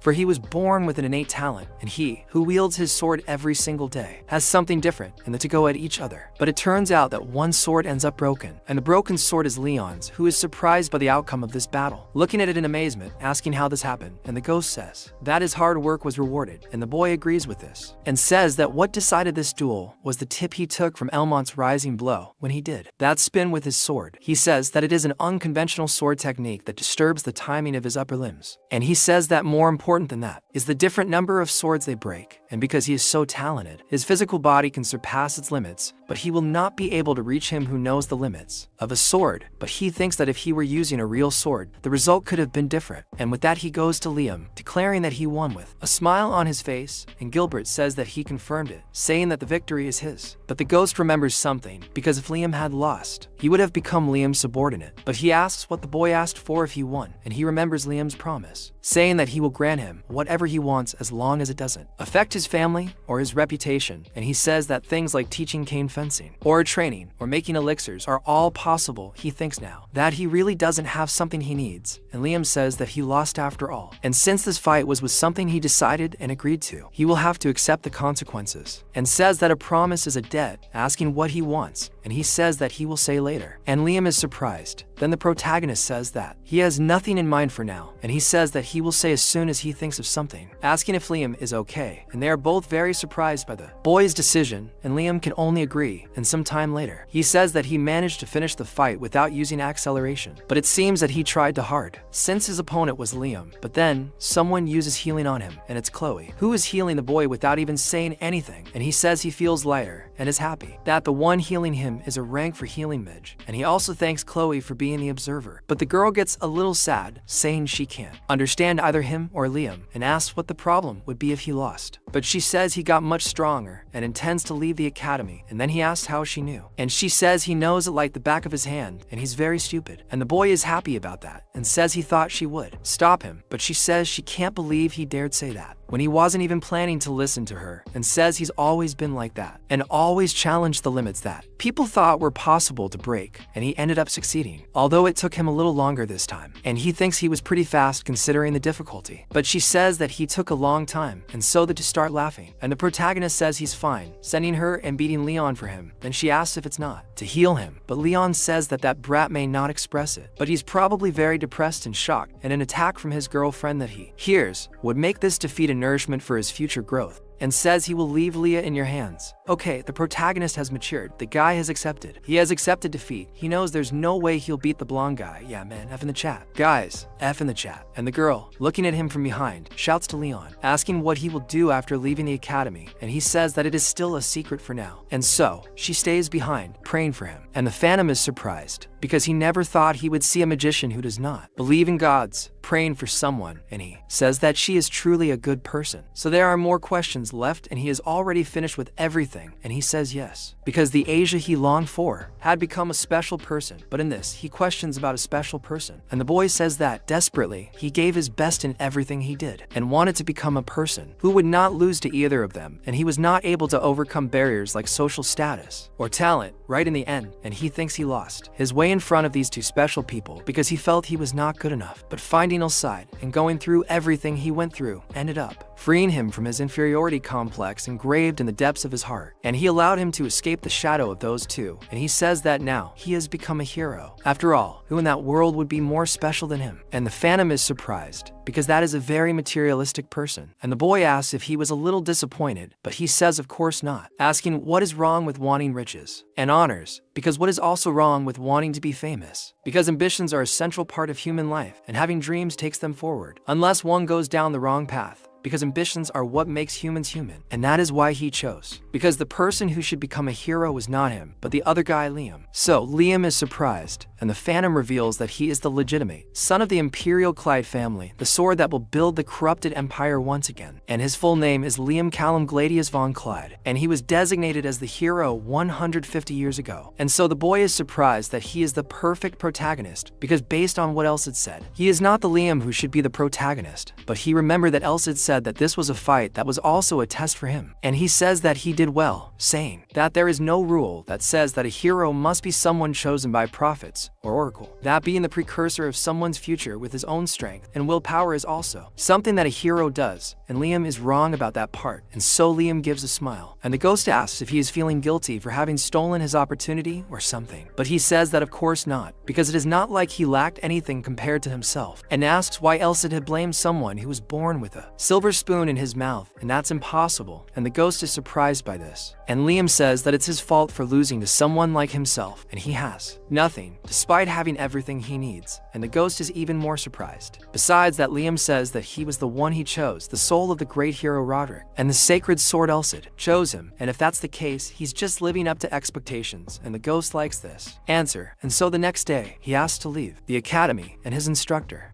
who was very sad that he was leaving the academy to become an adventurer, said he would write a letter of recommendation for him, instead of giving him a graduation certificate. And it was a bonus that the fight between him and the Elmont Pan line has inspired both the commoners and nobles to work in gold, and he brought a wind of change to everyone at the academy and got them to train more in gold. And now with that, he probably doesn't need to go back there anymore, and he calls the ghost so he can set off for the free city, Blaine, where the adventurers gather. And in another corner, the protagonist continues with the sword, and he is currently running through the middle of the forest, and says that he is finally away from that maddening forest. Then he notices that he can see Blaine there, and finally he will be able to sleep in a bed after having left the academy for 15 days. And so, the ghost asked about him calling the forest maddening, saying that he should be grateful, and that this place became a test for him to train. But he says he is so grateful that he is almost crying, since they are going to leave it. And he says that 15 days ago, he and Else had entered that forest on their way to Blaine, and he camped in a forest for the first time, and the goblins attacked him with some frequency, and in those not very favorable conditions, and Else had allowed him to use the sacred sword instead of a wooden sword, which he had prepared before leaving the academy, and thus, he managed to kill some good goblins. And he says that he used the 15 days he had in the forest, and got used to wielding the sacred sword and training with it. But in doing so, the ghost says that it took him a week longer than expected, but the boy thanks him for the training, because those goblins were giving him trouble from the beginning. And he says that he managed to cut 7 goblins in less than 10 seconds, and says that even if he was able to do do that. It was all because of the footwork training he gave him, so the boy thinks that he has definitely become much stronger than when he entered the forest, and if it were for what he wants, he would like to finish off all the monsters the next day. And so, the ghost notices that he is quite excited, saying that he should still save this for when the time is right, because he still has a jar under construction and becoming stronger. Finishing off the monster will fill that jar, and no matter how much he tries to fill a jar that is not finished, it will end up resulting in a leak, and his effort will be wasted. And so, the protagonist thinks that he will keeping this in mind, and a while later, he continues through the forest until he reaches the city, goes to introduce himself to the guards, and finally manages to get in, and is happy that he managed to pass through the gate safely, because the public trusts the Academy's student ID quite a lot. And then, the ghost talks to him, saying that this city is a village of bandits, and upon hearing that, the boy shouts about it being a village of bandits, leaving some people around quite confused. And the ghost says that since 300 years ago, there have been several cities like this. Everyone around starts to look at him, and the ghost says that it is not small, but it is not exactly big either. Compared to the size of the city, it is quite disorganized, and the security there is also not the best, and the boy realizes that he is still quite inexperienced. But the ghost asks where he wants to go, questioning if it will be an inn, but he says no, saying that he'll go to the guild first. And he says that it would be better for him to register as soon as possible, while they're not in a rush. And the ghost remembers that he had said he wanted to become the adventurer, and he says that the mercenary would also work, but in that, he starts thinking about several other classes,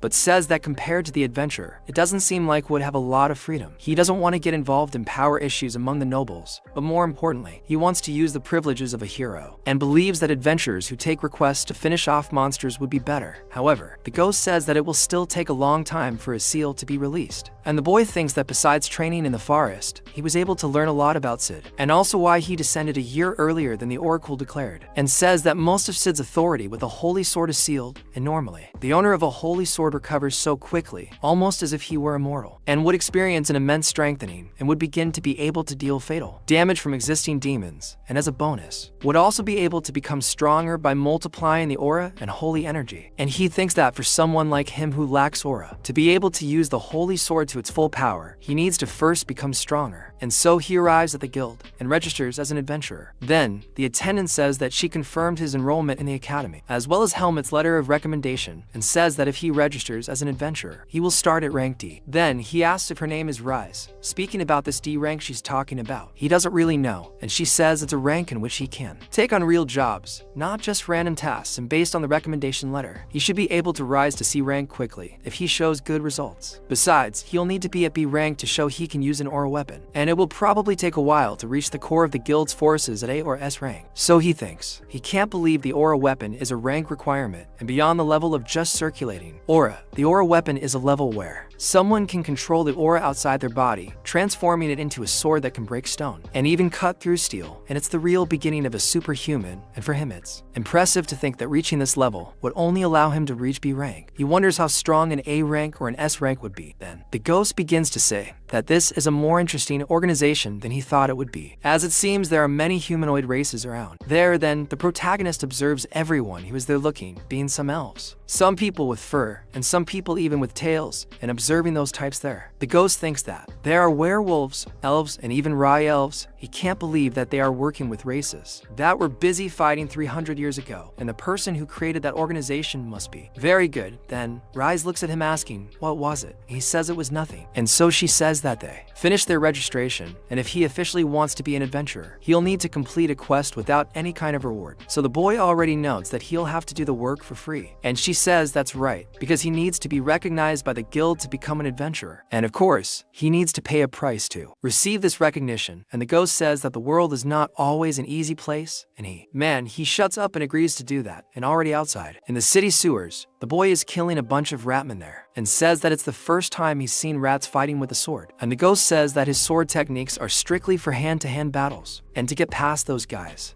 he will have to keep cutting, and there is no better training than cutting down all kinds of enemies, whether land or flying beast. However, the boy says he doesn't think a sacred sword should give that kind of advice, but he thinks there's no way around it, since the mission he took on was to clean the sewers. And the boy is very tense about that, and goes through the middle of all those rats, killing them quite calmly. However, he feels something talking to Sid, telling him to look at that guy at the back of the Linhada, asking why he has a horn even though he's a ratsman. And he says it's an evolved species, and the boy is in doubt about about it, and the ghost says they are species that have lived for a long time as monsters, or have obtained some kind of special power to absorb tons of resources, and they are like the hobgoblins, and he asks what he needs to be careful of. Then he says that the horn is proof that he has a special ability, and the bigger it is, and the more horns it has, the more dangerous the ability is, and that rat actually gathers some energy at the point of the horn, preparing to launch that. And the boy asks if he can know what kind of ability it is, and the ghost says that it would be good for him to experience it for himself for the first time, because unfortunately, this ability of his companion is useless, so he questions what he is talking about. And the ghost says that it is a curse-type ability like voodoo, and the protagonist, who is holding a sacred sword with a sacred weapon, is surprised by that ability, and the rat launches the curse of the plague towards him. However, that curse hits the sacred sword and does not work since on the surprised rat, and Leon says that he found the wrong opponent, told him to hand over his horn and go after that, and in the afternoon, he returns to the guild with a huge bag of tails and those things, and Rise is surprised by him, asking if all those are hatchman tails, and he has 23 kilos of them, so they say that in a simple calculation, this means that he hunted a total of 230 hatchmen, so he says that he has that too for horns, and says that how hunted the 200 ended up appearing 3 or 4 hatchmans with horns. He asks if he can sell that too, and Rise is surprised and agrees with him and says that it gives a total of 13 silver coins and 50 copper coins. He says that it is much more than he imagined, and she says that hatchman horns are quite expensive to tell the truth. Well, they also have a high demand, and he was the first to get all that right on the first mission, saying that she is really impressed with the boy, and he thinks if that is it. And she says that she would be very surprised if he simply hunted a hatchman, but to imagine that he hunted for high ones, he must be really good with the aura, even being so young, and he is incredible. But the boy starts to sound cold with her words, and she continues congratulating him, saying that from that moment on he will be registered as an official rank D adventurer in the guild, and says that the silo on that copper emblem symbolizes the free city of Blaine, and he asks if he can use it anywhere, and she says yes, but adventurers of rank B or lower will only have secondary priorities when choosing jobs in other fields. He is surprised by what she is saying, and she says that it is a measure to prevent people from accepting only and looking back. He sees several adventurers very sad with what is on the wall, and he thinks that this one is proof that he is no longer a student of the academy, but an adventurer, and she tells him that if there is any request he would like to fulfill,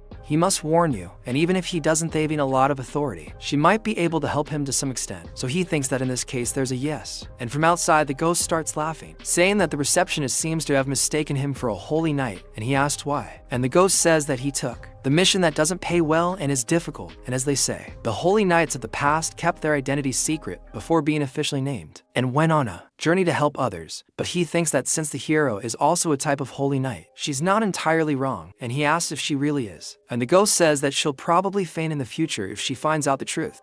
And he says that he can't just tell her the truth, but he asks who would say anything, because a receptionist in charge of the hero, she could become a legend of adventurers in a few decades, and could probably enjoy life just by writing and selling autobiographies. And the protagonist thinks to himself that she was the one who concluded things. He didn't lie to her or anything like that. Now, what he's thinking about is not so different from a journey to help others, because in addition to his training, he would be helping someone because of it. And he says that since he's going to be living in Balaram for a while, this is infinitely better than living under suspicion, and he's thinking of leaving only after reaching rank B. And the ghost is surprised by his words, and he asks how long it would take to get there. But the ghost says that 100 days is more than enough, and the boy almost doesn't believe it. And the ghost says that he would take it easy for about 6 months as long as she teaches, but that won't work, because even if it's part of the training, he can't believe that his successor is cleaning sewers to rank up, and that's a real disgrace. But the boy asks what kind of reasoning the sword is having, and the one-eyed man says that he needs to become stronger as quickly as possible and defeat at least one dragon. But Leon asks him if the difference in difficulty of the monsters hasn't jumped too much, because he went from a rat to an SS level dragon. Then the sword says that now that he has learned the basics of vision and footwork, he will learn something else, and will increase his proficiency through more real fights. And one of the privileges of a hero is that he can absorb the power of the monster he defeats and basically accumulates them. So he ended up leveling up without even realizing it by killing those rats. And he wonders if this is the relationship between monsters and aura. That also told him that Then he says that before he knew that lick styles and training methods of a renowned family were really effective in aura training, but the ghost says that honestly anyone could absorb the power of a monster and convert it into aura. But the nobles and royalists in the past sealed this truth so that only they would know how to do it. And the boy notices that now that the main people who sealed the truth have died, only Elsa knows the truth, and because he found out about it, he became the most capable of subduing monsters, and he thinks of a ranking of great demons, which would be 1,000 rats much smaller than a dragon, and the ghost says that not even close to 1,000 would be enough. And once he becomes more familiar with the process, he will be able to hunt stronger monsters, and eventually go after dragons. But in this, he notices that the ghost wasn't joking when he said that, and he says that of course not, because the holy sword is not a cleaning tool, and he asks if it makes sense to use it to purify the air and clean things. And Leon remembers that he asked Elsa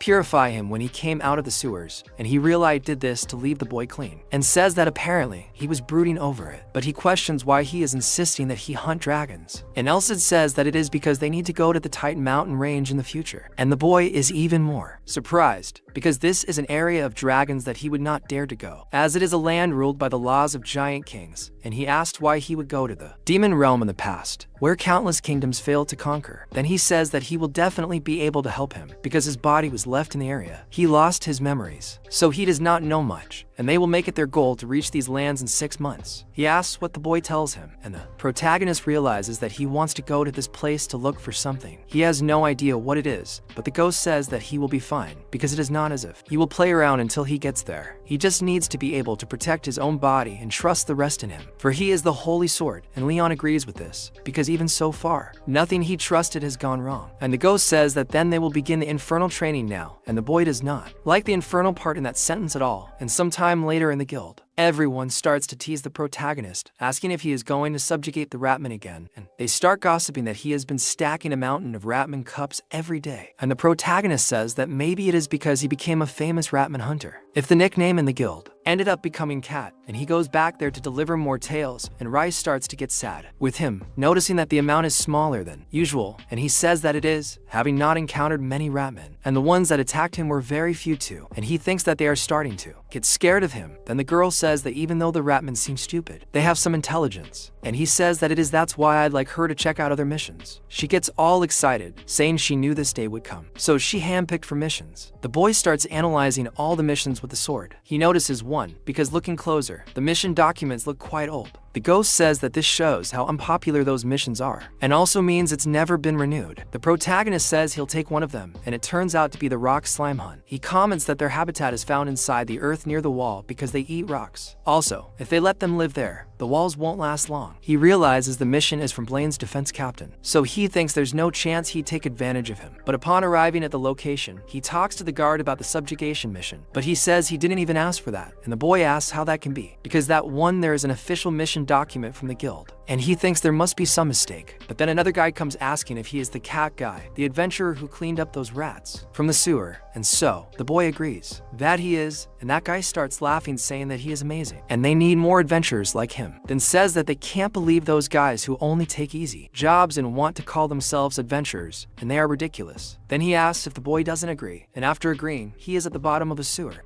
and says that depending on how good he is, he can give him more rewards, telling the boy to work hard. And Leon thinks he made it seem like it was something difficult to deal with, but the sword asks if it wasn't good of him to say he would give him more rewards. And Leon says that even though it's not as dirty as the sewers, it's very damp, and the floor is slippery, and if he uses techniques like footwork there, it will be difficult to stay on his feet. And the ghost says that in other words, it's the perfect place for footwork training. But the boy tells him to wait a second while there's something. He notices that there are 3 of them, but the sword tells him to use his vision, saying that if they were like ordinary slimes, the adventurers wouldn't avoid them. So he thinks it's true, and when he uses his vision, he is almost hit by a rock right in the eye, and notices that it came flying out of nowhere, asking where that came from. And so the ghost tells him to look forward, with the slime already almost attacking him, and the boy uses his sword, but the slime returns his blow, and the boy finally realizes that this is why they are called rock slimes, and the sword is the core, and if he destroys the core in the center, then he will be able to destroy the entire slime, no matter what kind of skill he has. However, he thinks that there are countless rock fragments in the slime, and they are like several layers of armor protecting the core, and for a monster, it was certainly well thought out. and the ghost says that it is no wonder that the adventurers really wanted to avoid them, because blunt weapons would work well penetrating a slime's defense, while swords and bows would easily cut or pierce it. However, he uses the rock fragments to compensate for his weaknesses, and there are a lot that have become difficult to deal with using weapons. And so, they start throwing rocks at the protagonist, as if they were those Plants vs. Zombies. And so, with that bunch of rocks coming towards him, the boy is left with nothing to do, besides defending himself with the sword, and the slimes keep putting pressure on him, and the boy is becoming completely weakened, already shaking a lot with the amount of stones he took. Then the ghost says that he knows he can't dodge all the attacks. So he's aiming, and he asks Leon what his analysis of that attack from just now is, with a vision. And he says that they fire rock fragments more than 5 meters away, and he says he would make an exit, and then he would have a little time before firing the rocks again. And he thinks that if he shortens the distance between the two of them at that moment, then he could get 1 or 2 attacks. And the problem would be that he can't get past the slime's defense, and he needs to find a way to avoid the fragments and cut the core, but he thinks that's not it, wondering if he really needs to cut it. And the ghost is surprised by the boy's thinking, and Leon says that using the vision, he could look for the moment when the rock fragments are dispersed in his body, and then use the holy sword to pierce the empty space. But he thinks that the problem would be that the rock fragments are in constant movement, so it won't be easy to find that space. But he can imagine himself doing it and smile, thinking that a crisis can also be an opportunity. And then, the ghost says that the moment the rocky slime creates an opening to throw the rocks, he says that its mucus flow should also stop for a moment.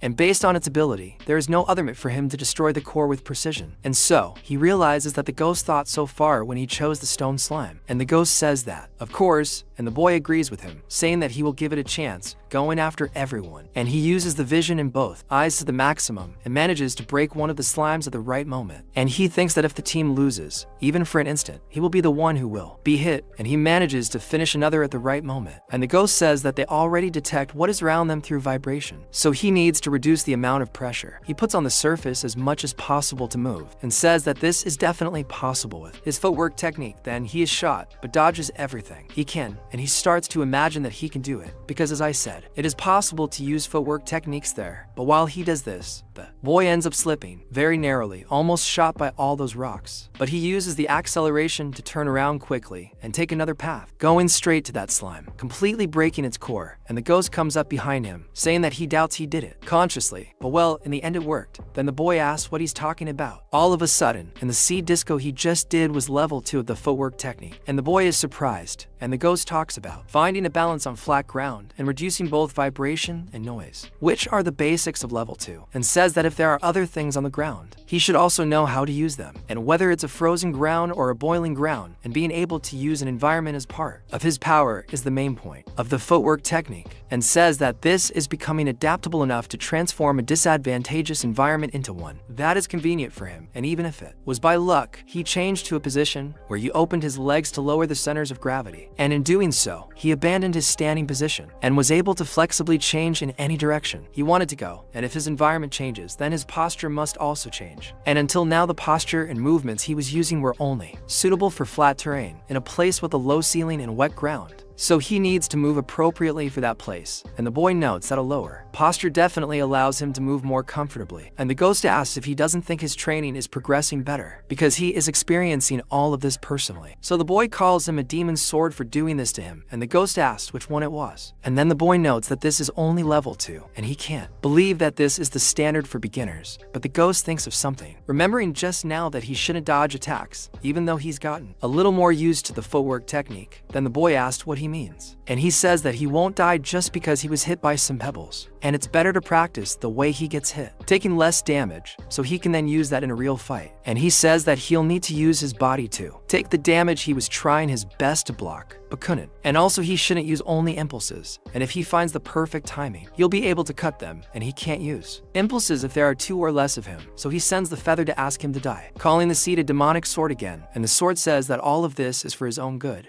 And if he gets used to fighting comfortably, it will be more difficult for him in the future. But the boy says that he is not even comfortable yet, asking why he is already asking him to do all this. But the sword says that he is already comfortable by his standards, asking if he got it, saying that in his time everything was different. And now outside, while the boy is scolding them inside, the captain says it's the third week now, asking what time he entered that day, and they say it was before 10 a.m. and before the second change, and they notice that he's really working hard at such a young age. And at first, it seemed like he wouldn't be able to defeat so many rock slimes, but nowadays, he goes up with full bags, and the reward for subduing the rock slimes isn't that great either. But then, they say he's leaving, and the boy comes out with 2 full bags, and they're quite surprised, and he says that that's the last day. And he cleared the areas near the wall, and says that since rock slimes reproduce much slower than ramen, so they won't need to make any subjugation request anytime soon. And those are the last fragments of the rock slimes, asking him to help notify the Adventurers Guild that the mission is complete. And so he leaves it behind, leaving everything surprise world. And the protagonist says that with this he is ready, and the sword says yes, because using the power they accumulated in the subjugation of the stone slimes, he will need to take his first step and learn about aura. And so in his dorm, the Phantom says that it was much faster than he expected, because first he expected that he would absorb a decent amount of power, since rocky slimes are mana-based organisms, and thinks it's funny that no one accepted that mission for so long, because it was great for them. And now they are a month ahead of their schedules, and says that in this case he reached the minimum power required to start working with aura, and tells Leon that he is quite late to start learning aura compared to the others, asking if the boy is ready, and he confirms it with a determined look, saying that of course the descendants of renowned families like Leon would receive the baptism, where their circulatory systems would open the moment they were born, and they would establish the foundation of their mana with elixir. And the reason why social status also alters the difference in skill is that developing aura without a baptism was nearly impossible for the him of the past. Then the Phantom says one more thing, because if someone who uses the baptism unclog a circulatory system that has been blocked with impurities, he is able to not withstand the blow and end up dying. But he says that he has been absorbing mana all this time, and more importantly, he has the Holy Sword, and the power of the Holy Sword will protect his circulatory system and heal his injuries at the same time. But still, he will need to endure excruciating pain, saying that if he loses consciousness, the baptism will be a failure, saying that whether he succeeds or not will depend on his inner power. And the boy is tense about this, but accepts. Then the sacred sword begins to perform a ritual, summoning several swords of light around the boy. And so, looking at that, he is surprised by those swords of light, but the swords themselves are stuck in him, and the first one enters his spine, being stuck in the boy, who begins to scream with the pain of that. And that sword stuck there, he starts releasing the electricity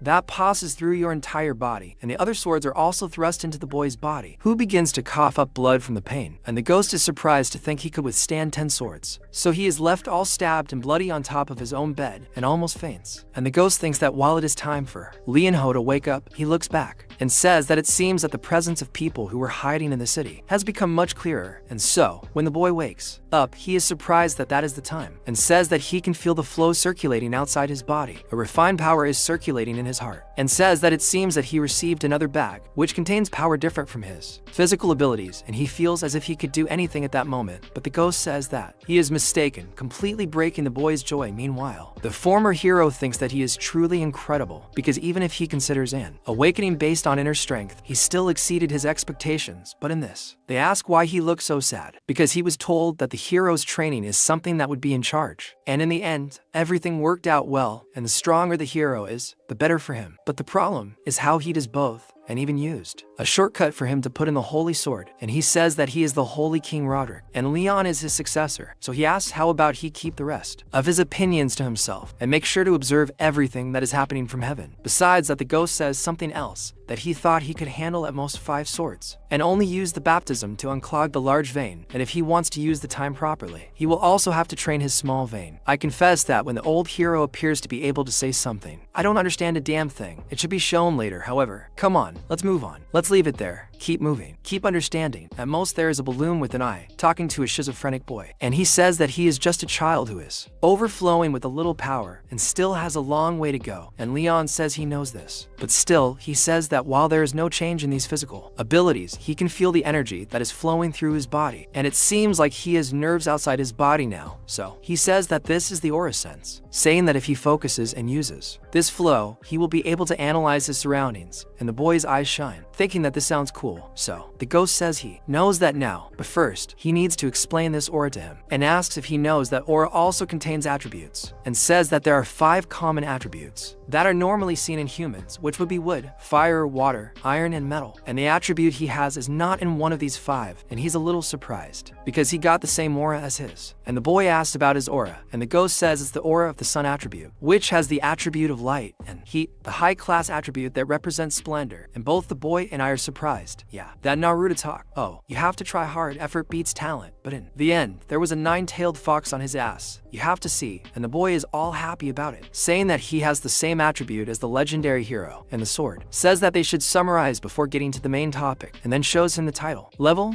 and skills that the boy has now. And he notices that he is very different from before, and not only that, but he just learned the aura and is already at level 3. So the ghost says that he got it even before learning to use the aura, and can even use the aura sense now. And what he is saying is that he is well above level 1 and 2, and says that his martial body also increased to level 2 after his meridians were open, and now he would like to teach him some of the swordsmanship that he lacks. And the boy is very happy about this, because he will finally learn the swordsmanship of the great hero, asking if they can start immediately. And in that, he notices that the boy is really excited, and says that it is 100 times better than having no motivation, but he thinks there is something he needs to know, and that city is where his enemies live. And the boy is surprised about this, so he says that somewhere in that city, he can feel their presence. The hero's archenemies, betrayers who are trying to fulfill a purpose by handing over that world to beings from another world. Insects that are always writhing in the shadow of the hero in their respective era. So the boy asks what their name is, but the ghost doesn't like the fact that they have a name, saying that it's not wasted on those pieces of shit. So he says that if he needs a name to call them, he can call them Malice, an evil group. And the boy already gets irritated with the hero's enemies, and the ghost says that there's no way he can face them now. But Leon then says that he just needs to get stronger and he'll be able to fight. And he says that he's already decided to become a hero. And Elsa looks at him saying that they'll probably stay quiet for now, but it's not like he has all the time in the world, and they'll probably move in 2 months at most. And going up to play monster is nothing more than preparation to become stronger. However, Malice is an enemy that the hero can't avoid, and from now on, he's interested in throwing himself into the mud, restricting him with blood and animosity. And sometime after the guild, Ryzen says that the guards told her, but she says she was worried since he didn't show up for days straight, and the boy asked if he kept her waiting. Then she notices there's something different about him, and he says he kind of had an enlightenment while he was going up to play the monsters. Look, protagonist, maybe you haven't caught it yet, but look, she's hitting on you. And she gets all excited, saying she already knew, saying it seems like she has another reason to congratulate you. And the boy doesn't quite understand, asking if she said about another one, and she says yes, congratulating him on being promoted to rank C, handing him another plaque. He notes that he usually needs a separate evaluation for the promotion, and she says that he usually does, but his subjugation of the Ratman and the Rock Slime received very high evaluations, so was omitted thanks to the appreciation letters from the Lord and the guard captain. And he is surprised, as he was promoted after completing only to request. And the ghost says that the boy did not do badly at all, because if he can get more requests thanks to the promotion, it will be easier to look for Malice. So he asks if he can start accepting rank C request, and she says yes, saying that he can start right now, and thinks that he is already looking for request right after being promoted, thinking that holy knights really are on another level. And the ghost says that is what she is probably thinking, and thinks that holy power is quite similar to the hour of the sun after all. And he says that there are some that seem good for training,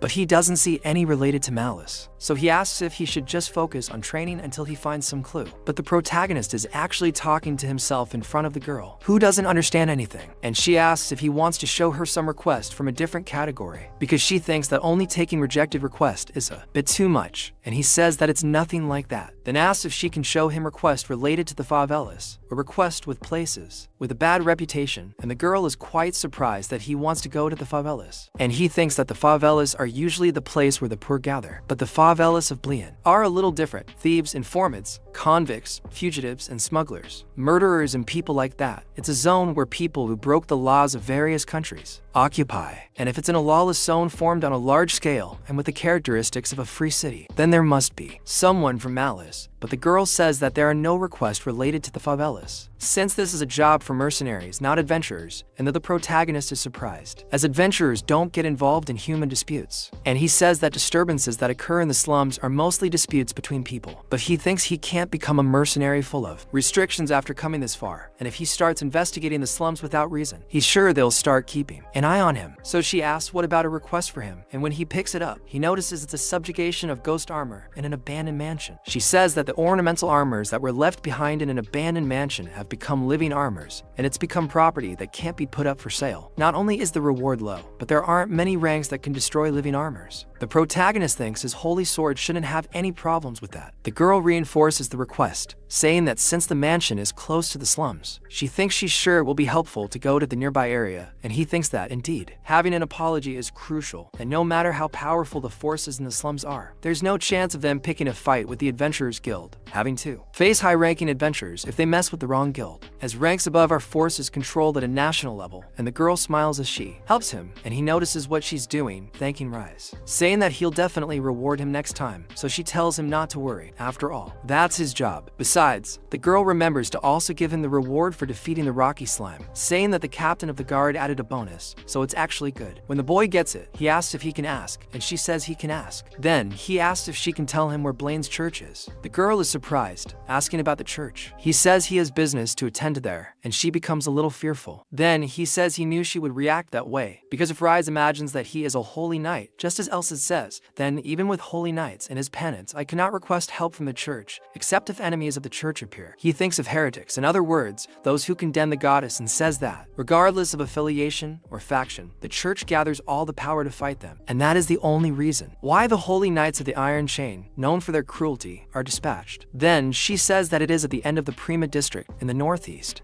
and it's the 13th building, and the boy thinks Usain Thaid is already leaving, and when he leaves, the girl is even more surprised, because a holy knight searching for the church means that the church's enemy has appeared, and she thinks that this is not something that only the guild can ignore, saying that they need to report this immediately, and leaving there. The ghost thinks that he really is cunning, because it is certainly the most effective method, considering that he will not reveal his identity, and there is no way for the guild to move due to a warning from a C-rank adventurer, who is not even a holy knight, so he says that this is not true. He did not reveal his identity, and once the report is made, the guild will make its own move, and he thinks that he could show Elsa to the church if it was really necessary, but he will leave this as his last option, because Elsa's mark has not yet been completely released, and he has to improve his skills further to proclaim himself as the owner of the holy sword before the church, but he thinks that leaving himself aside, he is after living armor, as they are monsters that consist of sets of armor moving around. But in this, the ghost says no, and says that living armor is a rare natural phenomenon, and says that sets of armor can move using the power of magic or sorcery, or even by someone imbuing power into the armor. They have no ergos, and are nothing more than pieces of metal with instructions to repel intruders left inside them. And the boy asks if then the spell and dispel of a wizard wouldn't solve everything, and he says that they weren't made using magic, so that wouldn't work, and says that the principle of dispel is similar to collapsing a building by removing its pillars, and this doesn't undo the pile itself. And the boy notes that this is why a wizard is useless in this kind of matter, but thinks that what they have to face is not a big deal, and says that these sets of armor are made of a mixture of silver-plated iron. Then the ghost asks why he thinks they haven't been completely subdued yet, if they are so easy to deal with, because they would have solved it long ago if there was been assigned a mission to disciple Leonard. And the boy realizes what he's talking about, looking closely at Myotis's writing, and notices that the armor's regeneration speed is probably abnormally fast, and halfway through destroying each part of the armor, it reassembles itself before 10 minutes, and his weapons can't last until the end, so he retreated something like that. And that's what they say, and the ghost says and understood, supposing that this is the comfort of armor, made of iron mixture, but the boy thinks differently, saying that they will find out as soon as they get there, putting his foot forward, calling him to leave, but the boy passing through the slums thinks that it is much busier than he expected, and the ghost says that it certainly is, and he talks to Acid, saying that he has felt something very uncomfortable since they entered the street, asking if someone is following him, but Acid says that he would have told him immediately if there was someone, but he thinks he only has a hunch of what it might be, and asks him what it is. So he says that it is because of his aura sense, and the sun's aura is very sensitive to more external intentions, and they're checking him, because they think he is an easy target due to his age, and their more intentions stimulate his aura. So the boy says that he feels even more uncomfortable now that he knows this, and he cannot believe that those stinging sensations come from people wanting to hurt him, but he says that he should still be cautious, because most of the other intentions are nothing more than significant, but some of them are very dangerous, and it says that regardless wherever they are, humans are required to be cautious around strangers. And he tells the boy to just show himself to them often, as he has taken care of this request for now. And so he goes ahead calling the boy until they arrive at the place where he needs to be, and he notices that it is around there, that completely terrifying mansion. And the ghost thinks that the place would not be sold, even if there were no living armors around, and the boy agrees with him. And inside, the armors soon begin to move or realize that someone is there, and the boy opens the door, entering the place without further ado. And so the ghost says he is prepared, with Leon taking the sword and wielding it. Then he notices that it is actually quite convenient, shining and lighting his way, and he tells him to bring some candles next time, as he cannot do something like that when there are others around. And he says that next time he will. But the ghost says that in front of him, right there, is an armor, and it really goes towards him, holding a long-range weapon. And so the monster soon becomes excited, and the boy too, noticing that it is a halberd, and it is his first time facing an opponent with one. And he realizes that it can be swung to cut, or thrust to pierce, and even hit to crush. And not only that, but it has a range of 2 meters, and the weapon alone can cover the distance, and he needs to take a step or two to get close. So as the monster comes, he jumps on the boy, and Leon thinks not so much. This advantage only applies when there is someone to wield, because that monster is thrown back by the boy's power. And he says that no matter how powerful the halberd is, there is no way an empty set of 20 to 30 kilograms of armor can dominate it with that. And the boy says that this is the price you pay for measuring the distance on your own, cutting off part of its arm. And with that, he says that this is far from enough, chopping the entire monster, throwing its armor everywhere, which is side. And so the ghost asks if he used acceleration, saying that besides the small deviations in the path of his sword because of the acceleration, it wasn't bad. And he says that he can barely use it for a few seconds, but he can use it now that he is an aura user, so he says that anyway. The report said that they can regenerate even if they are destroyed with the battle hammer. But while he waits, the monster looks quite ordinary and fallen on the ground, and asks if it didn't say abnormal regeneration, noting that this is not the case. But then the ghost says that those reports could be false, and he says that this is possible, but a false report is a class to crime in the guild. And if someone died due to the false report, the guild would put a bounty on the head of whoever reported it. And he thinks that something is irritating him with this, asking who would take such a risk to flee from a mission disciple Leonard, and says that thinking about it now, something seemed strange from the beginning. And no matter how annoying the living armors are as opponents, a well-constructed group could face them without a problem. Then the ghost says that he can't think of anything, wondering if there could be differences between one and the other, and he says that it could be, and thinks he should be a little more careful. But the ghost says that it doesn't seem to be necessary,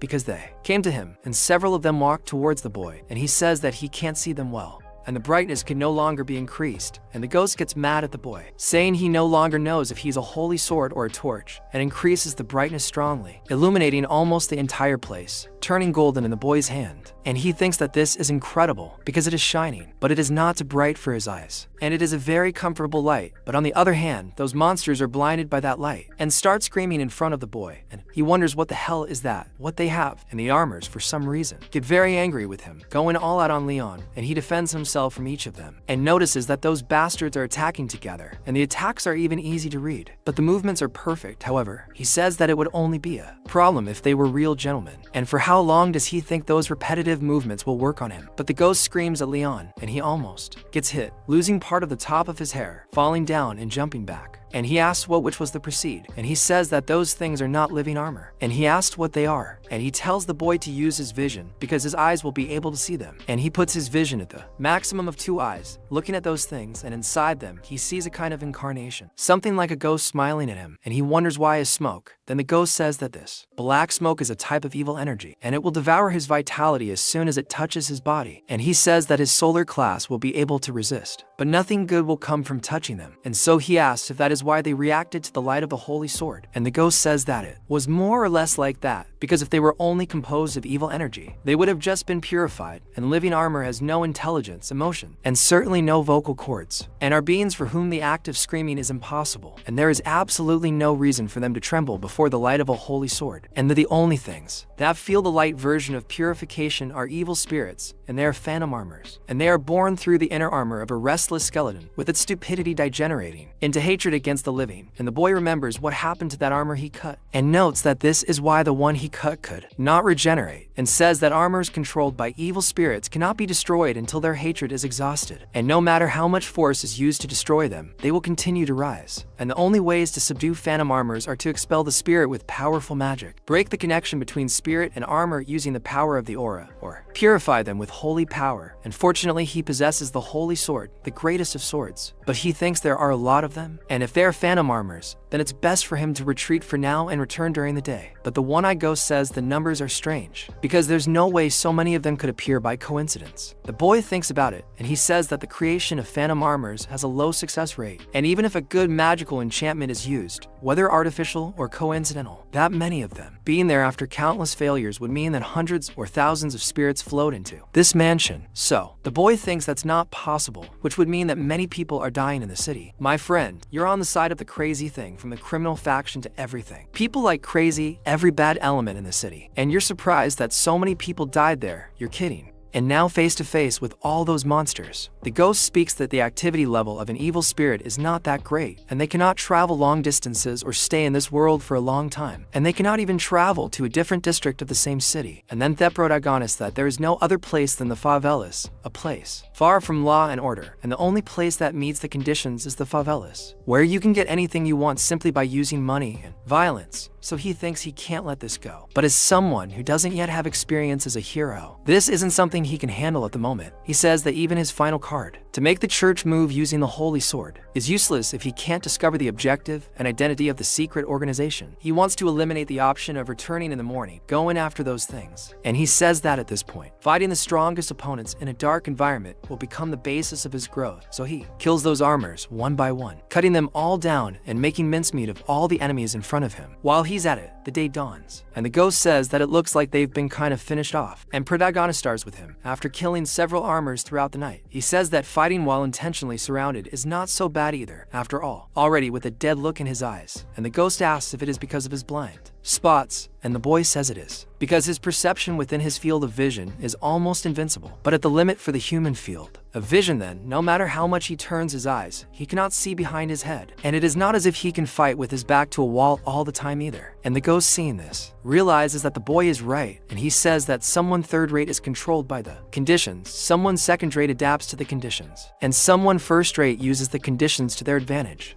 And the boy, seeing this, gets nervous and thinks about what he is saying, just accepting, saying that there is something he needs to overcome if he is going toe fighting in the favelas. And the level of danger in the favelas is greater than that trap with stakes buried underground. And there are traps and paths installed with extensions, and he says he is sure that those who are used to killing and ambushing will aim at his blind spots. And if he continues to trust only his vision, he may end up falling into a trap from which he cannot escape. And a while later, there in the middle of the favela, a boy is crying in the middle of the street, and then he gets scared, seeing a man approaching, and even stops crying, dying of fear and covering his mouth. And he starts to tremble with that guy passing by him, totally evil looking, smelling like a mafioso, and everyone gets scared realizing that that is Khan. And he says that he is the boss of the most powerful damn gang in Blaine. They say they watched the 23rd and 25th districts, just as they ordered, but they didn't even see the slave who entered the area to return. And the guys who are talking have a ridiculous mohawk on their heads, and he says that the people around the mansion were dangerous, so they didn't get any closer than they were. But he asks if they should try to find out more, but Khan tells him that they shouldn't do that, telling them to just watch from that distance, and says that they will only attract unnecessary attention if they get any closer than that, and asks the next ones to speak. And then they say that they inspected the water that was leaking in the 23rd and 25th districts, and among the waste, blood and human organs among other things were mixed, and there was so much that they assumed that at least 30 people died that day. So Khan asks what the magician said, and the guy says that he said there was something strange, and apparently not even the black magic ritual wastes that much. So Khan gets pissed when he hears this, ordering them to gather everything he asked them to inspect and write the report, including evidence as well, enough to make the guide or the church take an attitude. Then one of the subordinates calls his boss, saying that even if they don't know what they're doing, the commission they'll receive from the slave traders will be halved if they resolve this now. But then the guy next to him gets his face stained with blood because the other one is blown up and dies right there. And Khan says that he dies if he doesn't know when to get out, just like the one next to him, and everyone thinks this is an incredible technique because they couldn't even see. After all, it seems like he just shook his fist, and Khan says that those crazy people are different and they won't be able to use them and shouldn't even try. and forming a relationship with them in itself is already a harm to them. Regardless of whether they are fanatics of some cult or spies from another kingdom, there is absolutely no reason for them to associate with them, and it will be all over for them if the church decides to take direct action, and they will chase them to the ends of the continent just because they exchanged a single gold coin with them, and that is the church's execution squad,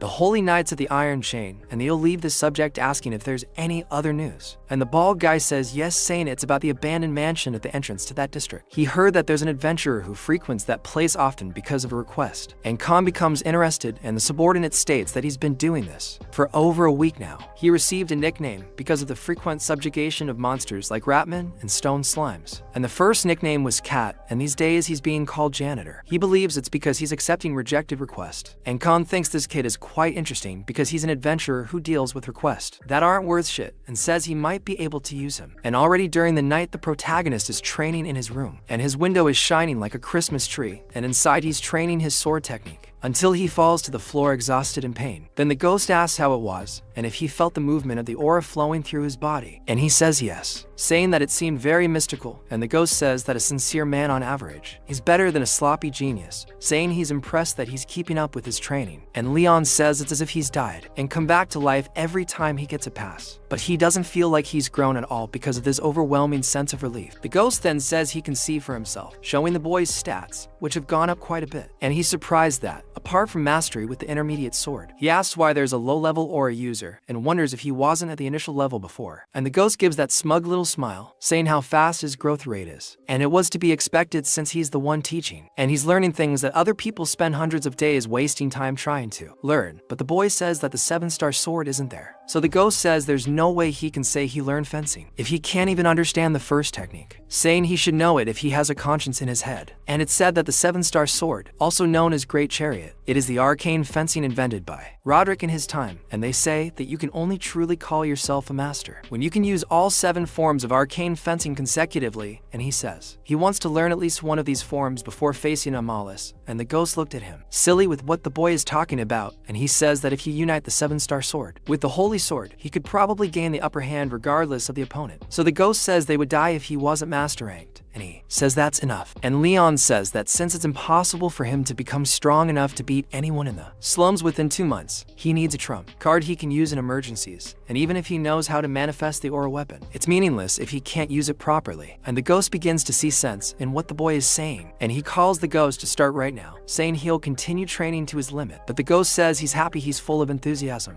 But that day's training ends there, and the boy, he asks why. And the ghost says it's because they have unwanted guests down there. Then he asked about it, and the ghost says they're definitely not boarders. The protagonist asks if they came because of him, and the ghost says he doesn't sense any signs of monsters or malice, and he also doesn't sense anyone skilled among them by their appearance. They just look like troublemakers. He asks if they're from the favelas, and the ghost says they don't have a very friendly expression, but he doesn't think they're there to fight. So Leon thinks that maybe meeting them is the answer, and says they might have some clue as to how to find malice. As he goes down and meets those people, they're looking at the protagonist with a not-so-friendly face, asking if he's the janitor, and the boy says yes. Then the one who got beaten up is there, all bandaged, saying they apologize for coming without warning. The other one says they're there on superior orders, and asks the boy for understanding. Then Leon asks about these superiors, and they say yes, doing a JoJo pose, saying they are members of a gang called Bastard Yes Yes. Apparently that's the name of their gang, and both the protagonist and the ghost can't believe that shit they're seeing, and he says he heard about them while gathering information, and the gang is led by a man called Khan, the prey, the one at the top of the people dividing the favela into 3, so they say that their boss is there, looking for him, and they say they were ordered to leave him alone if he didn't want to come with them. But he suggests that he go obediently, and the protagonist just asks them to show the way, leaving them completely bewildered, because in all these years in this vital industry, this is the first time this has happened, and the protagonist thinks that he wouldn't call him that if he wanted to do something with him, and he thinks that if he mentions the name Khan the Prey, most people will get out of his way, and this is his chance to get to the bottom of the favelas, and the ghost thinks that he can know exactly what he plans to do. And the protagonist also senses this, and thinks that he probably wants to give him a job that he can. T requests from the guild, and if he intends to use you, he will also use Khan, and in that, while the Mohawk leads the way, a guy passes by him, hitting and falling to the ground, letting all the apples fall around, telling them he's sorry. That guy, who is already all hurt, gets pissed off with that worker, cursing and hitting the man, asking why he doesn't look where he's going. Leon gets angry with that person, but the ghost asks asks him to hold on. The protagonist questions what he's talking about. Then the ghost asks him to be more careful, controlling his emotions because his aura is leaking. He says that if he shows bloodlust like he did now in front of this Kong guy, it will lead him to not achieve anything he's planning. The boy holds back a bit, saying that he's fine now, saying that he'll be more careful. On his way to the house, he finally arrives and notices that this is the base of the bastards. Then the ghost asks if he doesn't know what cleaning means until they see a lot of blood thrown everywhere.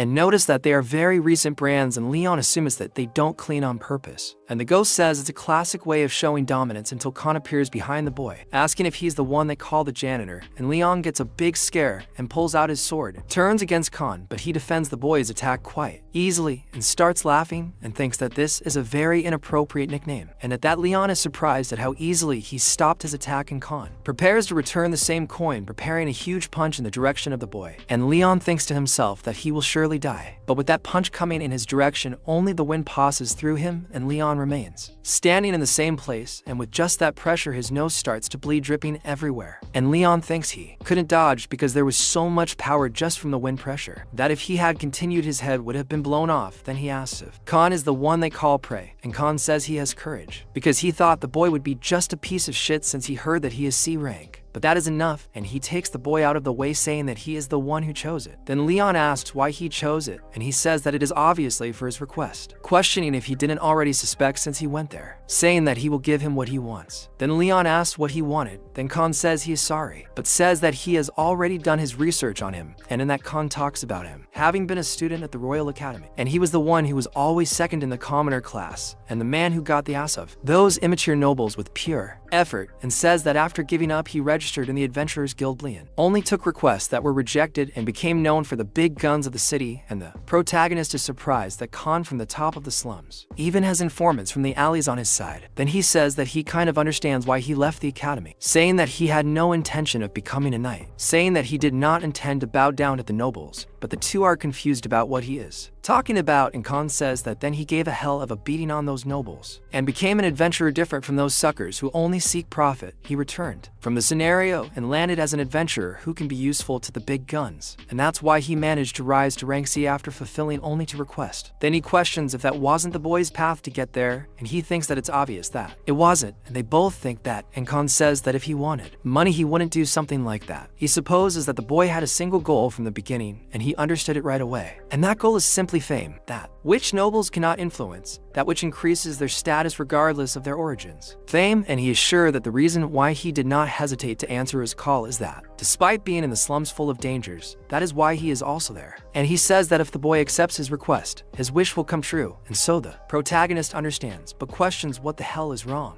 with that guy, because he's understanding everything completely wrong and alone. And the ghost thinks it's a load of nonsense, but it actually makes sense because considering his past and the missions he's completed, anyone would think he's looking for fame. However, Leon notices that he's misunderstanding in a completely different way than Rise, but he says he has no reason to correct him because he could become his enemy someday, and if he's misunderstanding, he just needs to make use of it. Leon says that he'll at least listen to what Khan has to say and that he doesn't like it very much. He looks at the boy, but he really opens the alley, saying that the people of the favela are careful with outsiders, but they don't reject them. And this place works on the survival of the fittest method, and he says that many people who don't know their place come to the favelas to occupy positions of power, so he didn't even care when they started moving for months ago. That is, not until they invaded the 23rd and 25th districts and accumulated about 200 corpses in one day, and so on. Leon wonders if they are to blame for those things he saw in the castle, the suits of armor he killed, and he questions if malice is associated with the abandoned mansion or if it is those suits of armor. Then Khan says that three people who share the rights to the slum are the Lone Shark, people call the Golden Pig, Simon, and an unknown assassin whose face no one has ever seen, the Guardian of the Coffin, and of course, he is the one at the top. So the protagonist thinks that maybe because he met Khan first he can't create an image that matches their nickname. Khan says that the 23rd and 25th districts were Simon's territory, but with the approximately 200 casualties and the money he lent them, he is furious with the huge losses, and in the end, to neutralize them, he hired mercenaries from rank D to to be, and they were all annihilated. Upon hearing this, the protagonist is filled with fear, asking who the hell these guys are. And Khan says he doesn't know, and if they are powerful enough to massacre such a large number of mercenaries. Leon wonders if they are not a force the Empire should keep an eye on, because no matter how lineless the slums are, this crosses the line in a very exaggerated way, and if he takes into account Khan's story, the large number of ghost armors in that abandoned mansion, it makes sense. Then Khan says that those who tried to find out are all dead, except him, and thinks that the damn pig is so scared that he does nothing, and the guardian of the coffin will probably just watch the situation, and his henchmen are also avoiding a serious war, and he thinks he is sure that they would all grumble if he did not go with them, and he even understands. But basically the situation has become one of non-aggression, and Khan says that he gives an extreme disgust, but that is exactly it, and that is why he called the boy the adventurer who seeks only fame, saying that after the test before, he was sure and his tendency to run towards danger and not move away from it. With such courage, he was sure that the boy would not refuse him, and the protagonist says that from what he told him, it doesn't seem like he wants him to act as a hitman, and asked if he wants to attract the guild youth there. And Khan opens a big smile because of the boy's intelligence, saying that he is certainly smart, and it would be great if he had him as a henchman instead of those idiots.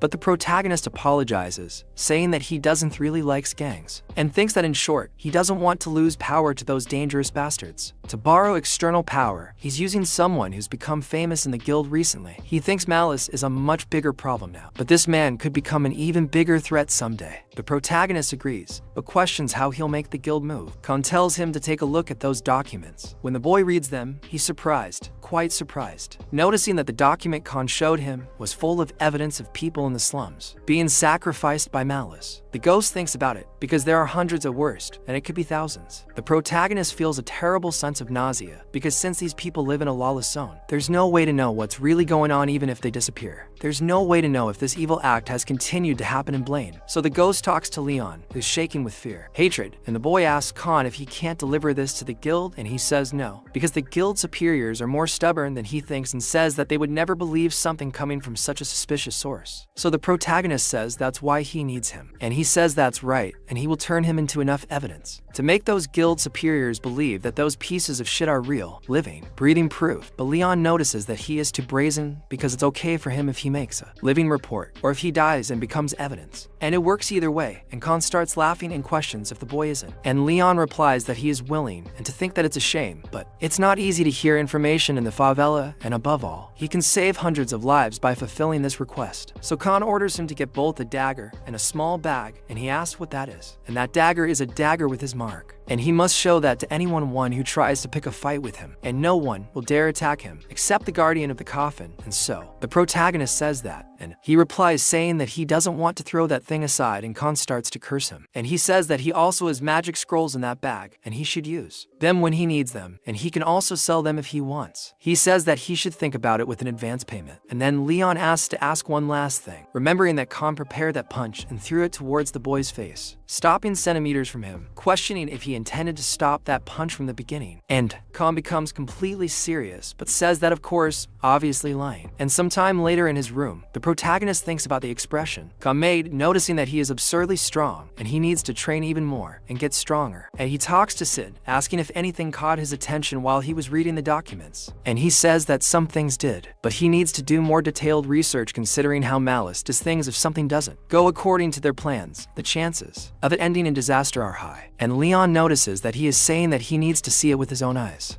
And the Nelson says yes, and the protagonist says that it's easier said than done, because infiltrating an area where 500 mercenaries have been murdered is probably a permission that should be given to an assassin or a first-class guard, and he thinks he'll need a helper, someone who won't be swayed by money and to whom he can trust his rear without reservation. And so the Phantom questions if he's not setting to high demands, and the protagonist says that it's not just that, and he says it must be someone who can't tolerate malice at all, and the Phantom thinks there's only one place he can find someone who fits those conditions. And the boy agrees, saying that he thinks he said it was the 30th building in the Prima district. And so he goes there the next morning and wonders if that's the Holy Church, a pretty rundown place by the way, and he wonders why they put a branch in such a poor district. And Cid says that the church has always moved clerics to areas where marginalized individuals live, and those who are servants of money are easily tempted, and those who are slaves of ambition are easily controlled. Since clerics don't fit into any category, they need to be upright. Since they respect their own faith and the teachings of the goddess, they can't be led astray. In other words, they won't fall for mere lies. So the protagonist says he has no choice. He doesn't want to draw attention to himself as an inexperienced hero, but he thinks he'll have to tell the truth. Besides, even if he reveals his identity, since the other person is a cleric, they'll never reveal it to anyone as long as he asks them to keep it a secret. So he thinks that anyway, everyone there is sloppy clothes, just like in the slums. But their eyes are bright and without signs of great concern. They don't worry about their surroundings or try to take things from each other's pockets. He says that this is proof that they trust each other. He wonders if the filial grace of the Holy Church is right. He asks what kind of person the bishop in charge must be. When he knocks on the door, someone inside asks who the boy is. He answers that he is Leon the Adventurer and says he has something to say to the bishop. But then the aura of his body begins to manifest, reacting to the aura of the person on the other side of the door. As soon as the bishop opens the door, he introduces himself to Leon, saying that he is the one in charge of that branch, Cesare. The boy is surprised that he is an elf. Once inside, drinking tea, he says that he must be surprised that the bishop is an elf, but the boy lies, saying no. Cesare says that it is not common to see an elf in his position. The goddess loves all races equally, so he also worships her with all his being. He heard of Leon's deeds and says that he subdued the underground hands in the sewers that are in the castle walls. He says that the water quality has improved much thanks to the boy's efforts. People suffering from stomach pain has greatly decreased. He is sure that the goddess is also happy, and the boy is increasingly nervous, saying that Cesare flattered, so he asks if he said there was something to tell him.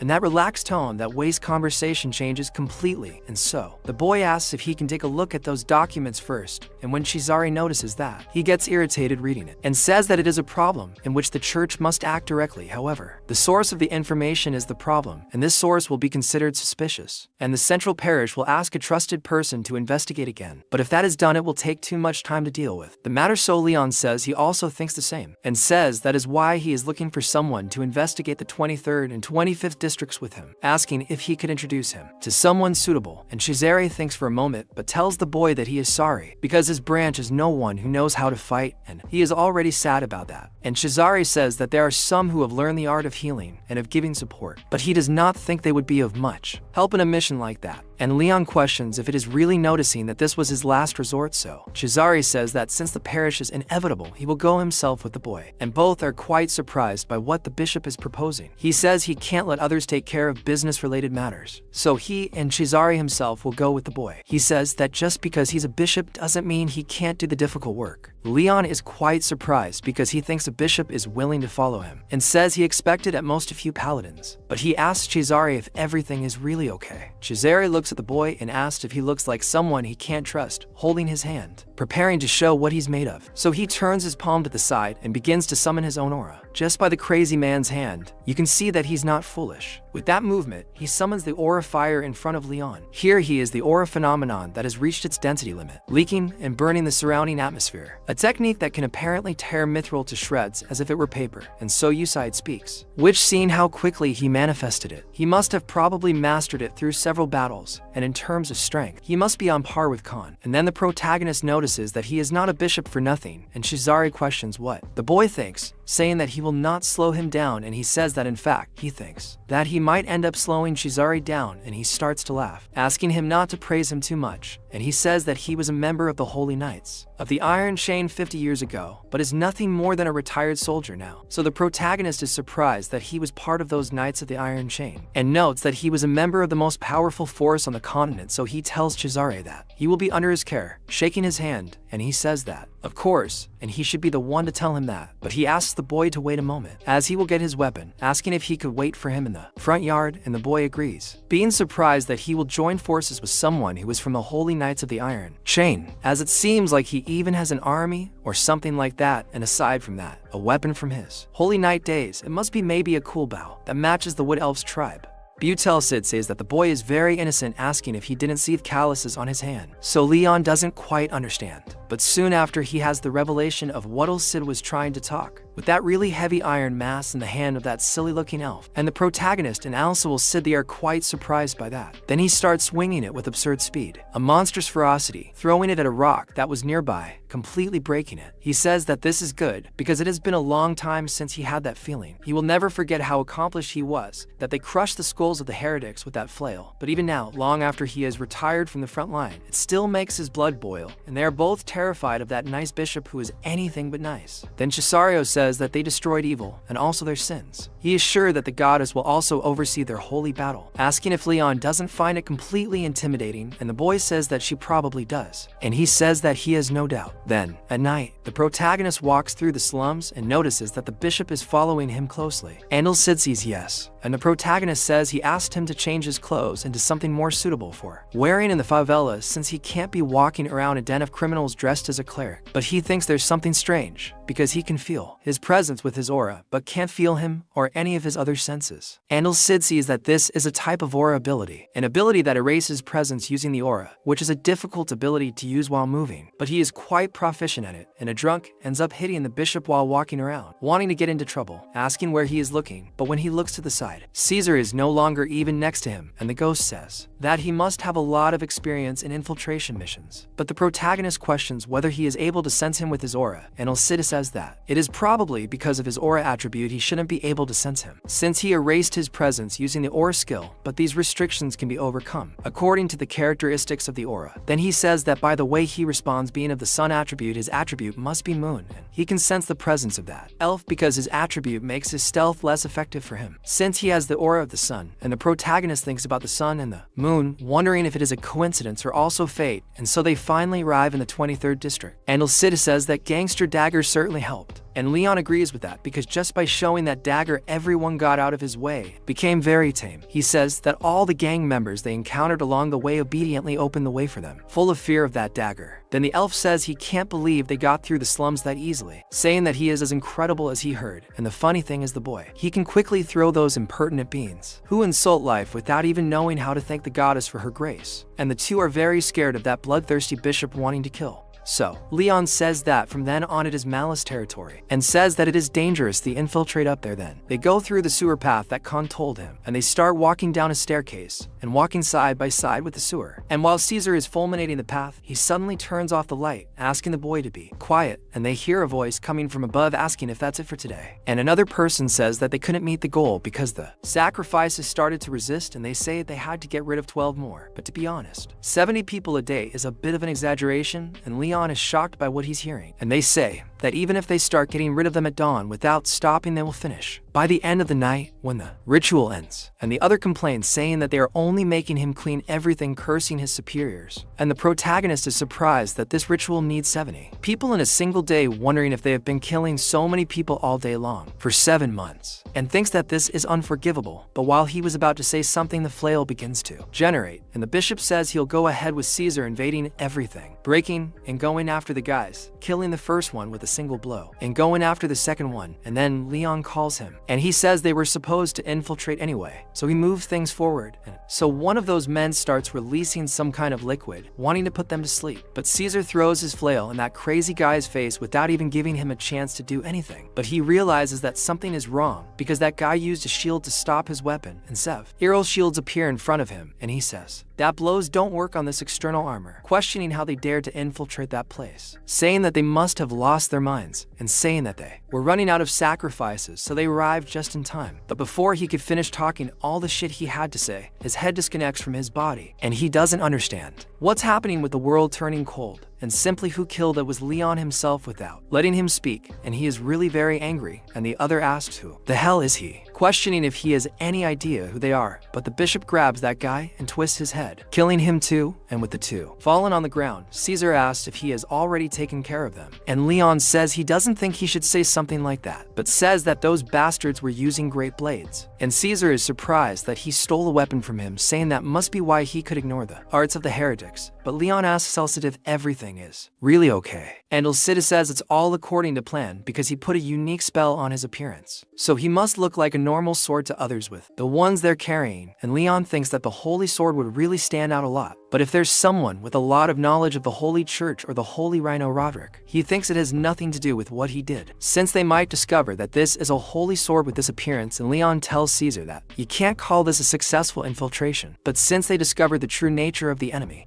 he thinks this is a big advantage and says that there is no better proof than the fact that they are using heretical arts forbidden by the church, and Caesar says that it is true. But this is not an unsuccessful infiltration because just as it cannot be called murder if there are no witnesses, it can be called infiltration if they kill them all. And the two are scared by the words that come out of that bishop's mouth. And Leon then calls Caesar to search a little more, and he agrees with the boy, opening another door. And inside, several corpses are together with torture tools as well as dismembered limbs inside a bucket, and the protagonist says that this seems like a nightmare, asking how many lives were sacrificed and how much they suffered there. And Sith angry man tells the boy to endure this, saying that he must not be used to horrors like this, telling him not to take his eyes off the tragedy because even if no one else remembers, a hero must. And so Leon records each of those visions in his mind as he dies of hatred for malice. And he says that this tragedy is the true form of the enemy he dedicates his life to fighting. But then the protagonist asks if it isn't the Demon King, and Cid sees that there is no way the mere Demon King can be his enemy, saying that the world is not green enough to be saved simply by defeating the villain, and the protagonist becomes more and more surprised by what he says. And Cid says that for the poor, illness is poverty, and for the sick, illness is the Demon King. He asks if the boy really thinks there's a logical causality to this misfortune. He asks if it's possible to cut poverty with a holy sword and if it's possible to annihilate an illness with that. He says that compared to that, a Demon King he can cut is nothing, and he is the one who will bring a better morning. This is the definition and duty of a true hero. That's why he has to keep fighting until the end, and no matter how miserable it is, he must not look away, because only by confronting the tragedy will he be able to cut the roots of evil. The boy becomes a little calmer, adjusting his mind and thinking clearly. Cesario thinks to himself that he was wondering what he was saying to himself before, but to think that he could pull himself together in seconds in the face of all this horror makes him realize that Leon really has a lot of willpower. Leon calls the bishop, and he says that the places they've been so far were little more than spaces that were used to eliminate the bodies, and it seems to be the real unity from there. And he says that from then on the enemies are at least double digits. They will have a lot of problems if they infiltrate blindly. And he remembers Khan telling him to use those scrolls as an advance payment and do whatever he wants with them. So the boy takes one of them, saying he didn't want to use it if possible. But he opens it, and so Cesario asks Leon, what scroll is that? And the scroll starts to glow with an eye, with a cross in the middle, and that thing enters the protagonist's body, and he receives the clear evidence. And Elsid says that it is a magic that temporarily guarantees to come through the ability of its caster, saying that he even added it to his vision.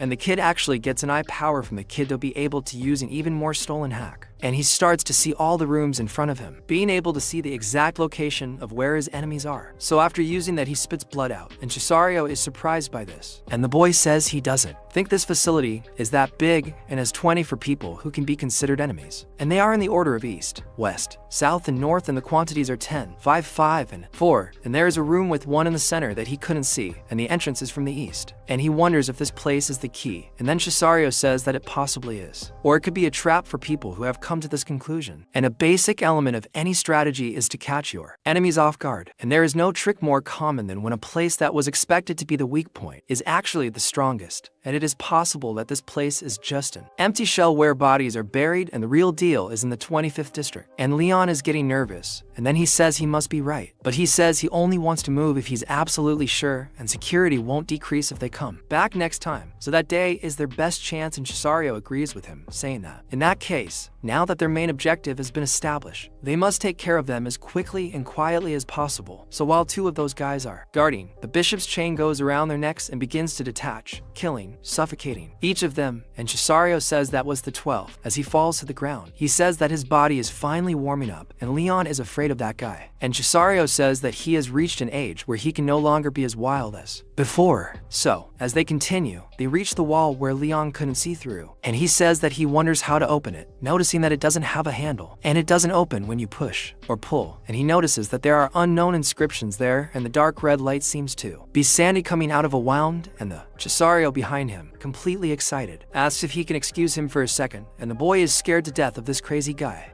But when Chisaris throws his mangle at that door, he just hits it and comes back without breaking anything. And then he is surprised that he only questioned. And he remembers when Chisaris threw his mangle at that stone and completely destroyed it, because the flank should be able to pulverize stones into fine powder. And then he also remembers when he used it on those men and wonders how it didn't make a single scratch after an attack like that. And so, I know to say that that is an irregular material. It is a door made of an extra-dimensional material, a substance based on principles that do not exist in this world. And Prota questions about this irregular material, and Sid says that as far as he remembers, it freezes when exposed to heat and burns when exposed to cold. And this door is made of an irregular material that nullifies physical interference. But Leon thinks that it is not just that, because since he cannot see through it some power of the scroll, this means that magic does not work on the door, and if it were, physics and magic do not work. The only thing left is another type of power, and Chisaris stretches out his hand and begins to pray, seeking the sacred energy and using the light of rectification. And the protagonist asks if those are the sacred arts, and Sid says he finally understands. It's a power that can't be trained like aura nor researched like magic. It's the natural principle and the power of this world that can only be realized with the accumulation of faith and good natural karma. He can really use that. And Sid says that the heretic arts can't defeat the sacred arts. And with that, he finally manages to break that door. And Leon is happy that finally something worked. But Chisaris even tries to continue, but doesn't break much, because the little mess he's making isn't that effective. And so, Leon asks Sid if the heretic arts weren't supposed to be weaker than the sacred arts. And then Sid says yes, and if it resists the sacred arts of a bishop, then it means that this door is more robust than he thought. In other words, it wouldn't be wasted as a mere trap. And it seems that the boy will have to make the connection end. So he will help him, and so he agrees with Sid joining his aura. And Chisaris does not quite understand what the boy wants to do, and Leon starts to scream, taking his sword and cutting the door in half, melting it and making room for them, and he notices that it has disappeared.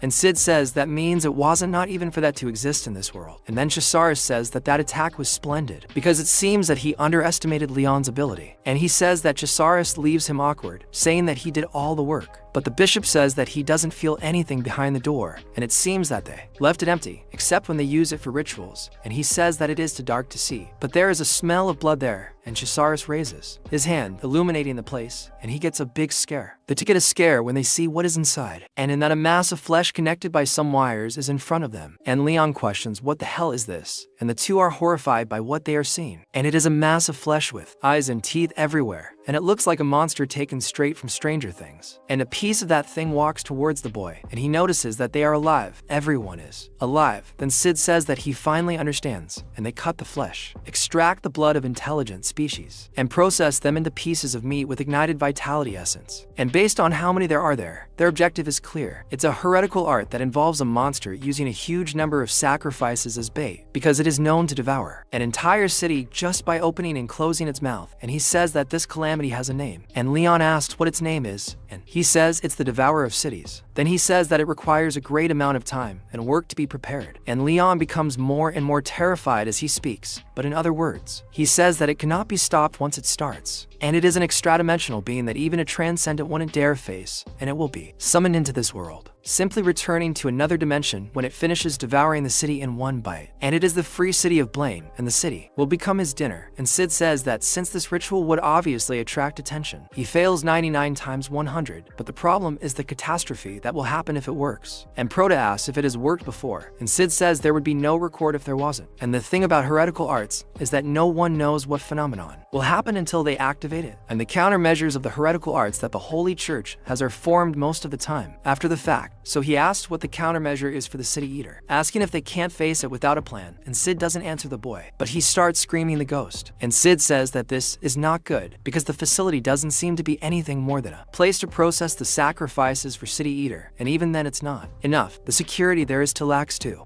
And then Leon asks Sid if they have already gathered a necessary amount, and he says yes. And in general, he would say that at least 90% went together, and they should have nothing else to do but begin the ritual, and they will begin the ritual as soon as they try to evacuate the citizens. And he says that they will go with a direct tactic, and Leon asks about this tactic. And he says that they must gather all the forces in the city to conquer the 25th district. And a heretic art-like city Devour will require a large-scale ritual, so he is sure that it will be resolved if they crush everyone before him. And the protagonist thinks about this all-out war, and Sid says yes. And those cornered in the corner will hide in their shells like turtles hurdles, and will cling to their last resort. And the scary part of the heretic arts is their defensive ability, because it is an ability based on the principles of another dimension, which reduces by half all power that is not holy power, but he has the holy sword, the all-powerful one, and they will reduce his forces through an all-out war. And after that they will immediately annihilate the smallest number of exhausted elites. And as long as they are unaware of the existence of the holy sword, they will fall into a checkmate from which they cannot escape. Leon says that this seems better, and says that if they are not idiots, they will realize that their identity has been revealed, and they will send an ambush, but they will also have to gamble. That was really cool, Dad. This here, him setting up the biggest plan with the holy sword, talking to the ghost, to Sid, this and that. Come on, Dad, this and that. But I imagine what the elf's face must be like seeing a kid talking to himself, chatting away, like he's chatting away, being surprised, shouting, calling out, thinking, making faces at nothing. The ghost is looking at the kid like a madman, talking to himself and making a plan with him, just watching. And then the bishop calls Leon, saying that they have to get out of there soon, because it seems that they discovered that they infiltrated there, and the boy agrees, but picks up one of those things on the floor, asking what the meaning of staying alive in such a state is. And so he picks up that thing and puts it inside the bag. Meanwhile, the bishop kills everything else with his flail, tearing everything to pieces while the boy prays. And the two leave there with the protagonist taking part of it with the bishop, and he asks them to go quickly, and the protagonist agrees. Then all those other guys go after the two, and some are completely saddened by the death of the sacrifice they work so hard to process, and tell them to forget the chase, because now that place has been discovered and they must close everything down. And so, already outside, they finally lose their pursuers, and Leon notices that it seems they have given up chasing them too, and he says yes, saying that the presence of the pursuers is fading, and says that he poked a beehive once when he was young. The feeling is exactly like that. Then the bishop says that at the time he only jumped into a pond that was nearby, but the situation is a little more dangerous, and there is no other pond for them to jump into. And since that place is a storm of beings that cannot even compare to theirs, he is sure that any reinforcements they ask the church for will take a while to arrive. So he thinks for a bit and asks Leon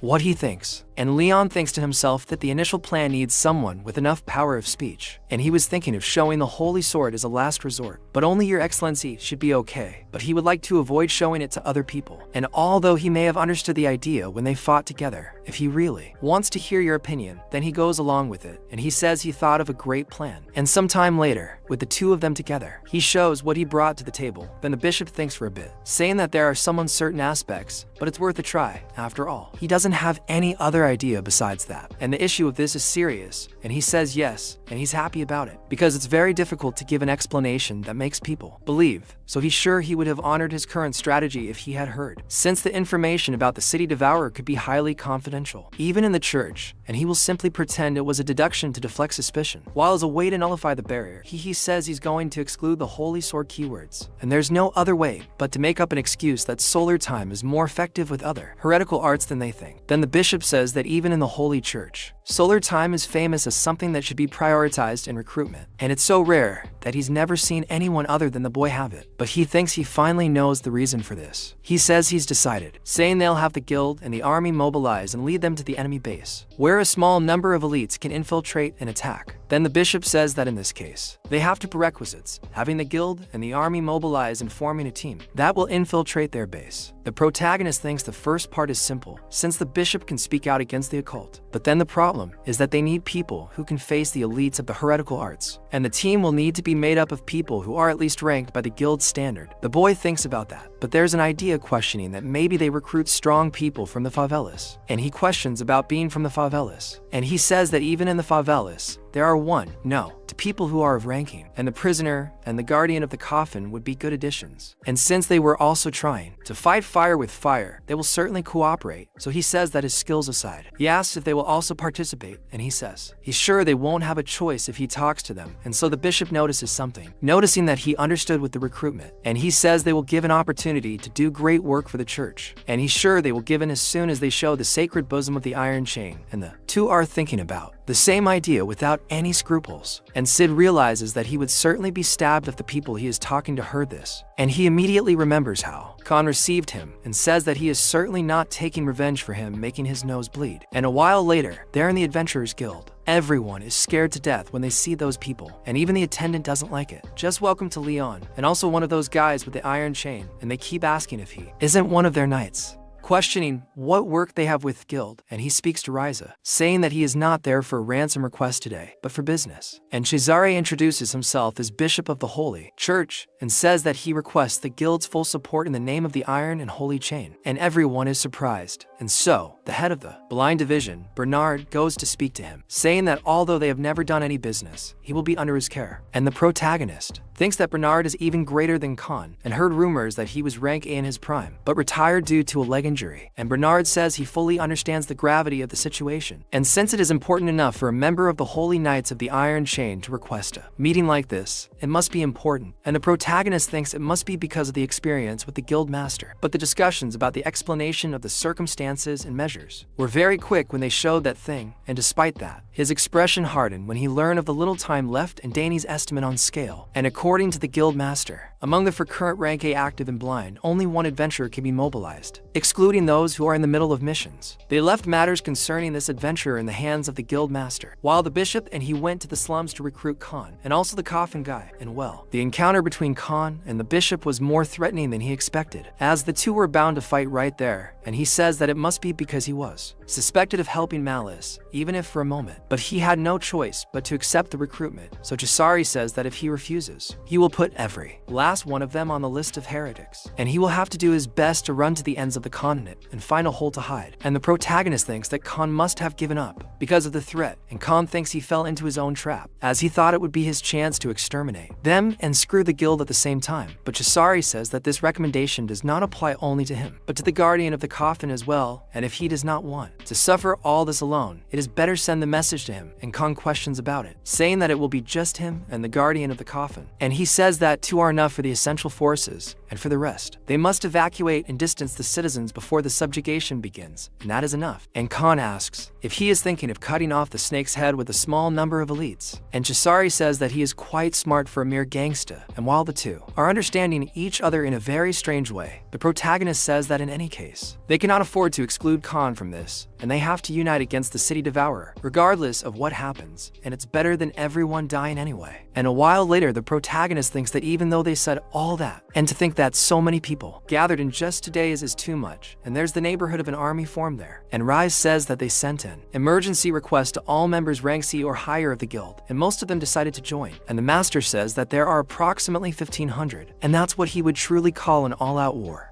And they were able to persuade Lord Blind thanks to evidence that was saved. And Garrison has already circled the 25th district, and close-range combat will be entrusted to the adventurers and mercenaries, while the troops that are lacking in individual strength will provide support from the rear, along with a long-range attack. And so Asad says that it was a wise decision, as they would only become a sacrifice to the heretical arts if they went all out as they normally do. And instead of providing strength to the enemies, it is better to bother them even passively. And Leon thinks that in any case the main force is the 3 of them. But it is said that although it is only one person, Lord Blind sent them someone, and so the senior knight of Count Blind's family, Conrad, appears and gives his greetings to the goddess's guardian. The bishop says that he is not worthy of such a title, praying that the goddess bless him with her protection. And the protagonist thinks about Conrad, saying that he was a knight well known for his distinguished military knives since his days as a knight, but Khan doesn't like it very much, because as expected he doesn't fit in very well there, and the two certainly don't get along. And Proda thinks that after all he is the leader of the slums, and then another person appears behind Proda, very stealthily asking if he is late. So Conrad asks who he is, and he questions about it, especially when he was the one who asked him to go. And Khan says that since they were both tied to this mess, they will just do the job they were given. Talking to the guardian of the coffin, and he says he will move as he pleases, and says he is an assassin, so he doesn't fit in with all of them. But the bishop says he won't worry about him as long as he does his job properly, but if he tries to accompany them by staying only in stealth, he will make him realize that there is nowhere to hide in the radiance of the goddess, already showing Mangle what a damned assassin he is. And then the guardian of the coffin says he is scared to death, laughing at disappearing behind the Proda, and he says he can't believe he can't feel him. While he used aura senses, even his vision, he couldn't detect him. Then the bishop says that it seems there's only one left now, and he says he's an adventurer hired by the guild, and she shows up there, saying she's a little late, and says they didn't tell her much about the request, so she had to prepare a lot of things, and she's Karen. And I swear to you that I've been looking for this girl's Manhwa for a long time, and I had no idea it was her who appeared here. I saw this there in a screenshot somewhere on Facebook, and I've been lost for a long time, and she appears out of nowhere here. And all four are wondering what's this big difference between her and the previous one now. And there's a gangster, 2 adventurers, a retired holy knight of the Iron Chain, and a senior knight from Blaine County, not to mention, there's also an assassin, and he thinks it's irrational to want a union in a group like that. And he thinks it can't be avoided, since they were hired only based on individual strength. And he calls all of them to start and follow the plan. And in the middle of all that war, there's fighting going on everywhere. Everything's on fire, and there's a huge mess going on. And they scream that it is an ambush, ordering hire the headquarters immediately. But when that guy comes out of hiding, a rain of fire comes towards him, and everyone is hit and killed by those arrows. And one of them shouts for him to release the abomination quickly, and indeed, the abomination appears there, a mass of flesh with a mouth like the one they saw and much larger in size, and they continue to throw fire at that thing. But that thing raises its hand and sweeps away some of the archers alone, and he notices that the arrows had no effect. Then some others appear there, calling them weaklings, and says that it is time for the mercenaries to take over, ordering them to die, everyone to death. Meanwhile, the bishop thinks that it is starting to become a stalemate, and Asa notes that they handled the situation magnificently. But the abomination is not an easy monster to face, and it will last at least dozens of minutes. And if they move according to plan, those who realize they are at a disadvantage in the frontal attack will try to hide in their shells. So the senior knight asks everyone to look at that, and sees that there's a huge tornado happening in the middle of that place. And Asa says it's not natural, no matter how much he observes, and Leon asks if it's a heresy art, saying it's his turn. Now, with the bishop going ahead, and the boy trying to follow them, notices that they're too fast, but knows that the boning is not actually him who's slow, and they quickly arrive in front of that thing. And the knight, seeing the protagonist going at the speed of a turtle, realizes they didn't take him into consideration, apologizes, and says that he's going to test for himself how durable that barrier made by the heresy arts is, already imbuing his sword with fire, using the aura fire on that thing, imbuing him in that tornado. And when the tornado starts to catch fire, the protagonist is impressed by Conrad, but the fire disappears at the same moment, and he thinks it's just a very powerful barrier, and Con tells Conrad to step back, calling him a weakling, preparing his punch and leaving up that thing. But his punch doesn't do much good either, because the tornado is calm, so Conrad starts to tease him, and then it's the bishop's turn. He says that his sacred art should be able to scratch the barrier, but he should save himself as much as possible out of caution for what might happen inside. And then the protagonist says that he showed an ugly side of himself a moment ago, and starts to prepare to go up, but everyone finds it strange, wondering what the boy wants to do. So he talks to Sid, asking if he gathered enough power, and he says of course,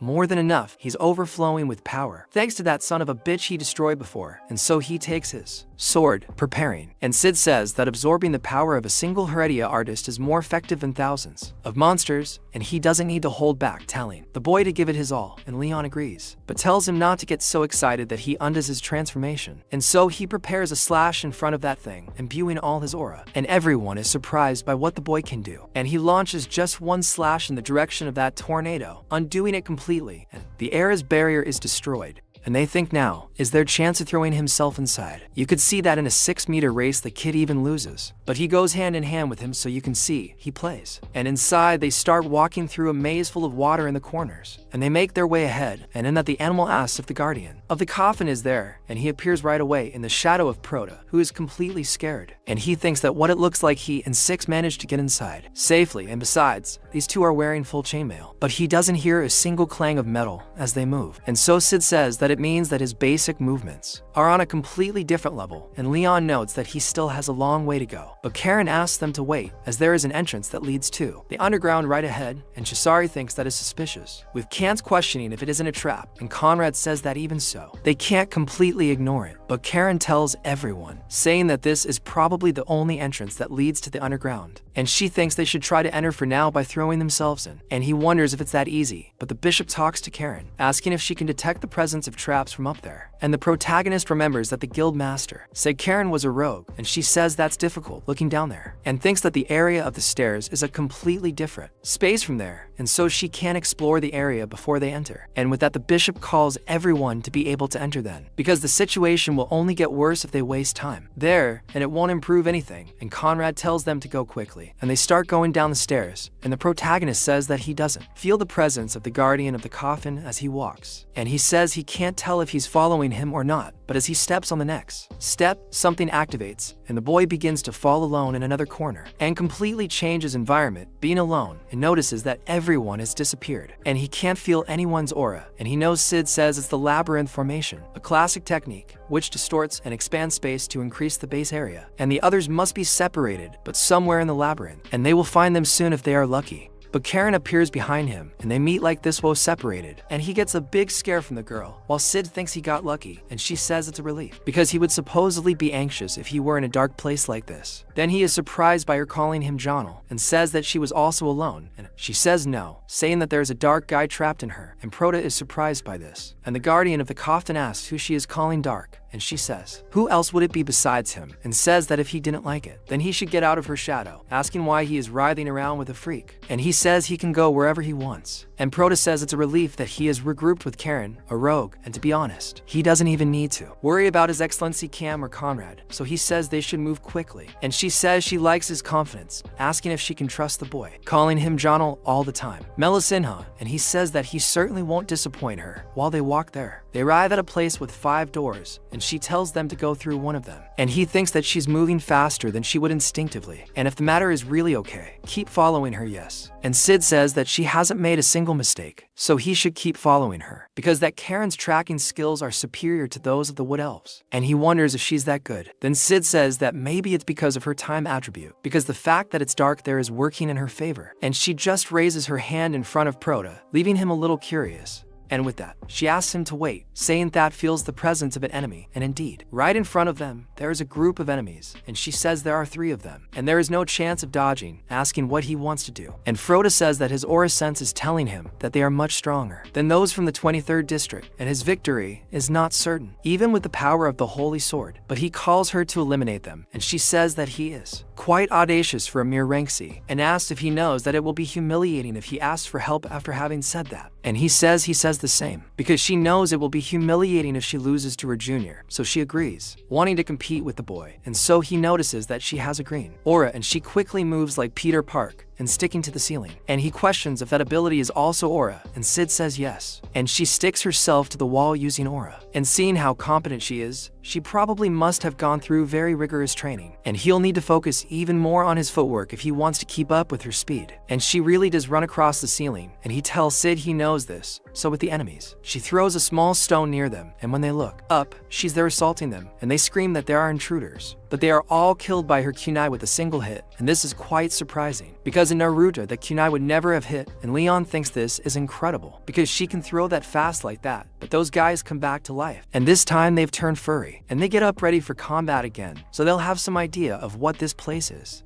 And the girl wonders what else would it be if not a slum without an owner, using the kunai again, but this time imbued with aura, but they manage to defend themselves from it, saying that those are insignificant things, but then she throws a rope towards them, and pulls that Squidward's foot, and says that he gains that by focusing only on the daggers, and while he is pulled, he keeps struggling, but the other's head goes flying, and it was the coffin guard himself who cut it, and Proda thinks that this is scary, thanking God that they are not on the enemy side, and asked about his opponent, but the opponent reminds him that he exists, because he almost hits the boy's head. He gets a fright, and gets his cheek quickly cut, and Sid says that he is certainly unlucky, because that is the strongest of the 3 who are against Proda. He is all shrunken, and thinks that Sid could have said that after the battle was over, and he says that he will use both his vision and aura in powers maxims, but he thinks about something, noticing that this guy threw something at him that he doesn't even know what it is, and several spikes grow from his chest, preparing to go towards the boy, and he is scared to death of this, because he has experienced this kind of attack somewhere before, remembering those rocky slimes, and several spikes fly towards the boy, and he prepares his sword to cut each one of them, and continues going towards that monster who thinks that this is impossible, because he cut all his spikes, and then Proda cuts him in 2, and he thinks that he wouldn't even be able to react if it weren't for his vision, and much less would he be able to cut his radiant art if it weren't for the sacred sword, but Sid says that it's not like that, and it's thanks to hard work that he is able to use this power, and well, he says that it was a little incomplete, but it still worked, and so Karen goes to him asking if he has already finished with the squid tentacle on the first tip of his cut, and Proda is surprised, And she says that even though he was a few seconds slower than her, he's still incredible. As a ranks, he defeated a Heredia artist of that level alone, and says that he's the type who lacks experience rather than skill since he's a newbie. And he thinks that's scary, questioning what that is in her hand and if it's a squid skewer, and he says that she can think whatever she wants, but notices that there's something strange, thinking that this feeling is one he already knows, because the blade traces left by the two, which have nothing in common, are similar somehow and looking closer. The cut segment and the depth of the wounds are extremely similar, and he wonders if it could be something, and then Elsid questions if he finally realized, and says that's what he's thinking, and Karen says that it seems like she can take it a little easier thanks to him, and leaving that dark guy aside, she didn't think he would be able to keep up, and thinks it was a good mistake, so Proda asks him to show her, and Elsid shows him the girl's statistics, and Karen has the title in class, Assassin Guardian of the Coffin, and lets out a scream at him, and she tells him that they should move on, calling him Junior, and he agrees with her, because in the light, she is an adventure Renke.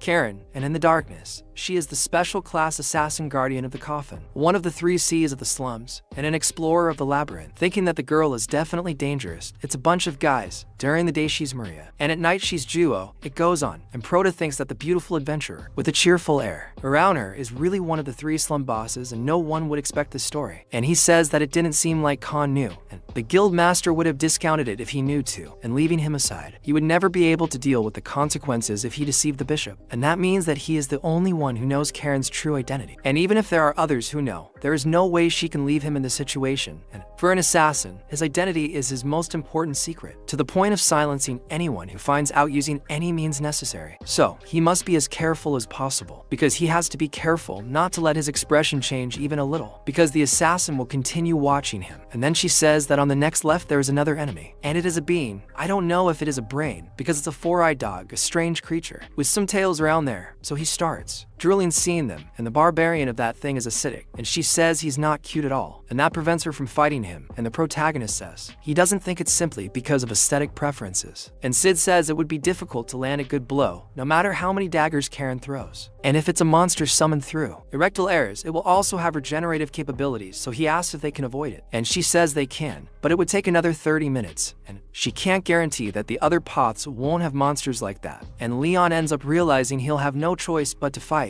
Notices that they're trying to buy as much time as possible to activate the City Eater. After all, they win as soon as it's activated, and then he thinks they have no particular reason to face this case. And he calls the guardian of the coffin, who asks asking if he can land a fatal blow on that monster, and he questions what the boy will do if he can. And he asks him to make preparations while Karen and he hold them back. They are in the same boat, whether he likes it or not, and then asks if it wouldn't be better if he cooperated as best he could. And so the two of them watch, and the guardian of the coffin agrees with him, and he says that he almost recovered all the stamina he spent running there, and now he just needs to do his best. And the monster ends up seeing him when the boy goes for it, and he is already preparing to cut that thing. And the monster opens its mouth wanting to throw something at Proda, and releases a cloud of smoke as if it were that trash Pokemon. Then he calls Sid, preparing himself, defending himself from that cloud of thing, and he says that this ability was already verified when he faced the fake armors, and he remembers when that thing blinded them all. And he says that one of the fundamental characteristics of a sacred sword is to erase any power of substances harmful to life, and with that the monster doesn't have much to do, and Proda manages to launch an attack on him, but the cut is very superficial and he notices this, but the monster's tails go towards him, and he needs to dodge to avoid being pierced and nailed to the ground.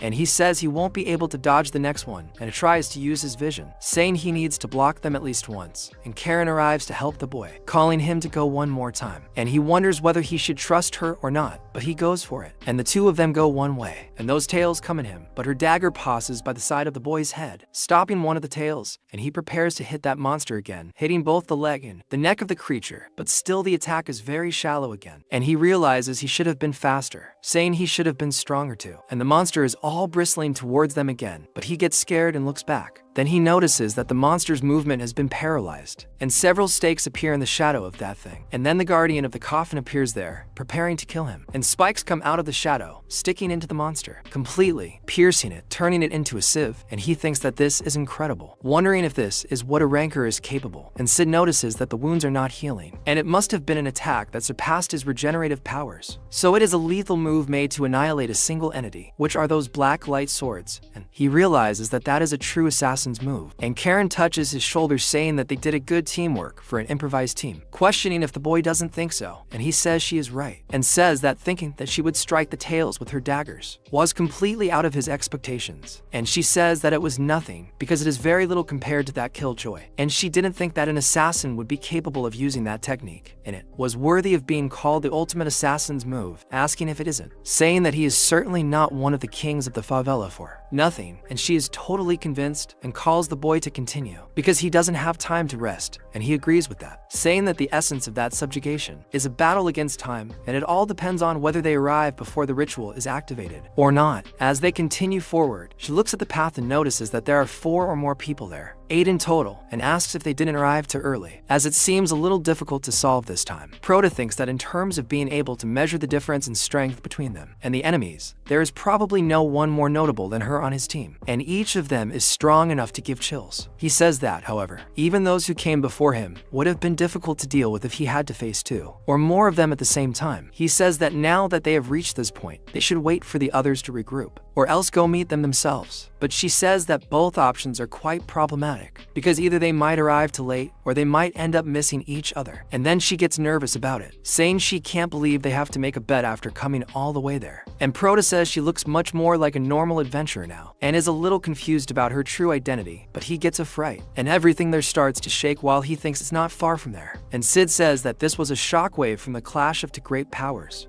and both he and Karen realize that there is some fighting, and the R's also head towards that place of the shockwave, and he notices that 4 of them are heading towards the noise. So they have more options now, either go help their comrades who are fighting, or look for them after defeating a reduced number of enemies, and he says that he should meet with them for now, and says that if the enemies win and return, they will soon be behind them. They will have a huge power drop in their team, even if they defeat themselves, and they have to regroup as much as possible. And she agrees with him, because the other 4 there also don't seem to be so easy to deal with. And before that, she lies down on the ground, leaving the boy surprised, and begins to listen to the place, using her aura to see the way, then calls him, and he notices that she has an inhuman level of super sense, and he thinks it is a different form of ability from his vision or footwork. While on the path ahead, they see a type of root breaking the wall with embedded blood and take a scare, until Conrad appears being pierced, killed by that root, while he spits blood out almost dying. Conrad screams and goes after him, but the enemy notices that there is one more, noticing that it is not just one, there are 2, and the boy is already almost completely caught by that, and he says that he will take care of that one there. Then he realizes that he has one with him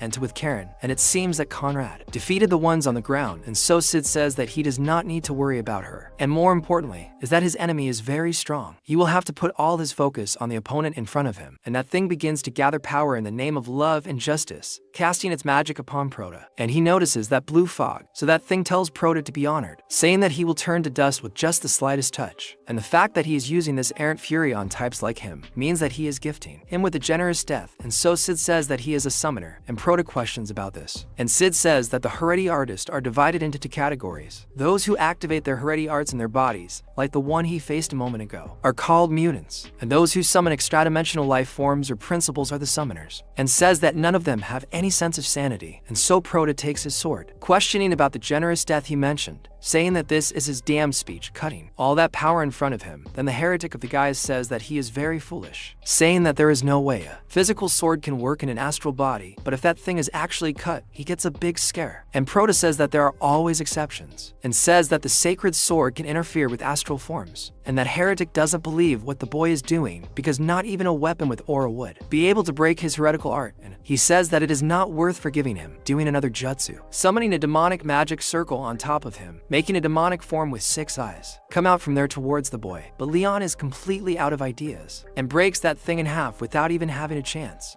The guy starts his clowning around, and he's scared to death, so Leon goes after him and pierces his chest with his sword, and while he's being wounded, that guy holds Prota's sword, asking if he really thought that an attack like that would work on him, but he ends up realizing that it worked, because his wounds are not regenerating, and he gets scared that it is an attack that nullifies the heretical arts, saying that it can't be, and he is someone he doesn't have time to tell while the boy is killing him. And when he finally dies, Leon just gets up, leaving that guy there on the ground, and when he looks back, Karen asks what she lost, and then she gets pissed that those two are dead. And Prota thinks that she went against both of them and says that his opponent was probably weak. But he says that there is something more important and asks about Conrad, so the two run to him. And he says that they saw an ugly side of him, saying that he is sorry, and says that he doesn't think he can keep up with the two of them in this state, and tells them not to worry about him going ahead because he will be a little late, but he will return as soon as he recovers. Then Karen talks to Conrad, asking how much time he has, and he says that she already and she says that if an aura user of his level can't stop a bleed, this is what it would mean. And he has a huge hole in the middle of his chest, and he says it might last about an hour, and he's not sure after that, and Prota thinks about it, wondering if they'll be able to clear the malice from inside the city in just an hour. And even if they do, he wonders if he'll still be in a condition to be treated when the battles are over. And he says he wouldn't even think about it if there was nothing he could do. But now he has the sacred sword, and he tells Sage, and he agrees right away, saying that the boy should repeat after him, saying that he can activate a sacred healing art with the accumulated power and lessen the wound. And Karen is surprised, so the boy begins to pray, speaking to the all-powerful goddess, asking her to bring relief to those devoted to justice, and not let them tremble in the icy wind of the north, in the valley of death. And with that, the boy begins to heal Conrad, who is surprised by what he is doing, and Karen notes that this is at least a sacred art at the level of a bishop, and the wound really hurts, and he begins to understand, telling Vieira that he was the one who planned that subjugation, and now he sees why, and understands why Cesare trusts him so much, wondering if the boy is a cardinal candidate of the Holy Church. Then the sage says that he went from paladin to cardinal candidate, and then Conrad recovers, saying that he lost his composure after being put in debt to him, saying that he is not yet healed to the point of being able to enter the battle, but he should be able to heal completely now. However, the boy speaks to him, but he says that he must not have wanted to reveal his identity. So Conrad swears to remain silent until he orders in the future, and so Elsa says that the misunderstandings keep piling up, and the boy just thanks him, and Karen says she'll give him a potion, asking him to wait, saying that they'll go back to where they were going. And so he thinks he has to hurry, leaving Conrad there, and Karen continues on, very silent, until she turns to the boy, looking at him with a sparkle in her eyes and making a cabinet out of nowhere, and she asks the boy if what Conrad said is true, about him being a cardinal candidate at that age,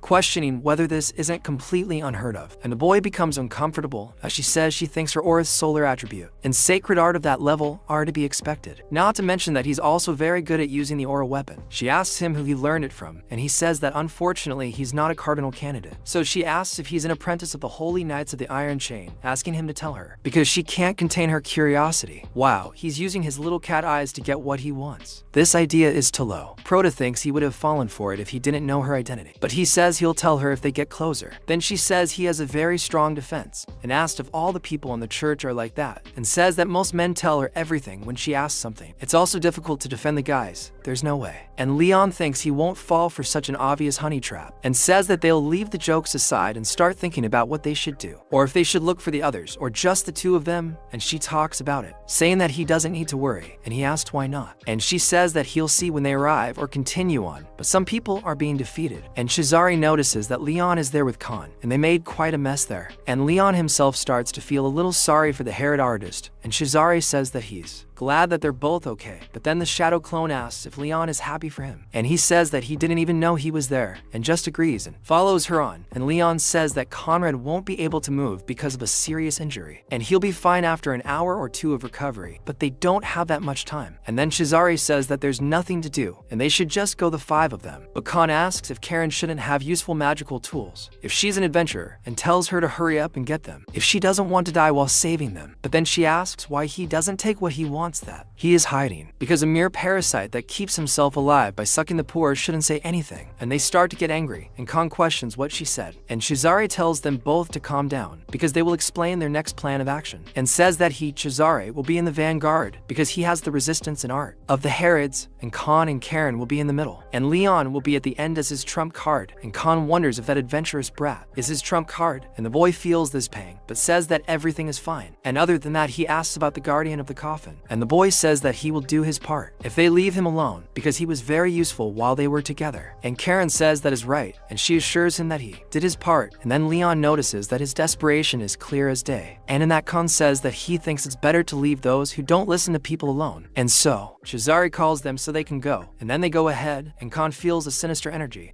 of nothing in front of you, with a portal with several rings of light in front of him. And Chizare says that a space made of Heridian arts appears, and he begins to gather his sacred power, calling everyone to enter, and he goes ahead with everyone following closely. And Prota sees an irritating darkness in front of him. He can't see anything but the aura, and he can't even hear anything, and it's as if he's jumped into the mud, because it seems like he's drowning in a sticky swamp. But in that he finally manages to get out, and Chizare calls everyone, asking them to be careful, because ahead are several Heridians, and they are quite surrounded, and he wonders if they already knew they were coming. And one of those Heridians, one who looks very different from the others, says he was dying from waiting so long, asking if they knew about it, and says that they made things difficult, but to think they would take so long, it's too much to thank them. And he's not wearing a mask like the others, and his face is painted along with a tattoo made of blood. And so Chizare asked about that man, and he notices that here he is an evangelist because of the mark on his forehead, and he questions how he found out. And Prota asks Sid if there are ranks within Amalis too, and he says that Amalis itself has a hierarchy, and devotees are those who only use Heridian arts that were passed down to them, and congregants are those who explore Heridian arts on their own and are invaded by them, and those who spread these Heridian arts and are treated as executives are the evangelists. And in terms of ranks in the Holy Church, they are at a reasonable level, at least at the level of bishop. And then that evangelist says that this day is magnificent because the ritual worked, and the countless lives and sacrifices were finally worth it, and above all, to think that he can show a servant of the foolish and irritating goddess the guidance of the eye that the true God is too much for him. And everyone notices that he is crazy, and then him asked about this ritual having worked right, asking if he says that, but there is nothing happening. However, he says that those races are idiotic, and they are beyond this rotation, saying that the plan has already begun, and the only thing left is for it to be finished. And then all that remains is for all of them to realize a conflict in their efforts were. But Prota questions if he said that the ritual worked, asking if everything is lost for Acid, but he says that not yet, because the city devourer is similar to fishing, and the essence of life is used as bait to attract an extra-dimensional monster. And Prota doesn't really like the direction of this conversation, and Acid says that they still have time until that thing finds the bait and bites it. And the boy realizes that this means that no one knows when the monster will appear or when it will bite. And Acid agrees with this, and Leon realizes that there may be more than and are left, or it may be summoned in seconds. And in the end he realizes that it all comes down to a battle against time. And then he shouts to the bishop, and he begins to pray, invoking sacred energy, asking to bathe that darkness with its warm light. And in that the light shines on the ceiling, and they are all affected by that strong light of sacred energy. And Acid says that it is a technique composed of sacred arts and aura, and it is not nearly as effective as the sun, but it can at least restrict the invocation of heretic arts, although using its light would have been more effective. But that evangelist is not liking this at all, so they say that in any way they can block his heretic arts of invocation with this. And Karen goes after him with some daggers, but the evangelist catches it,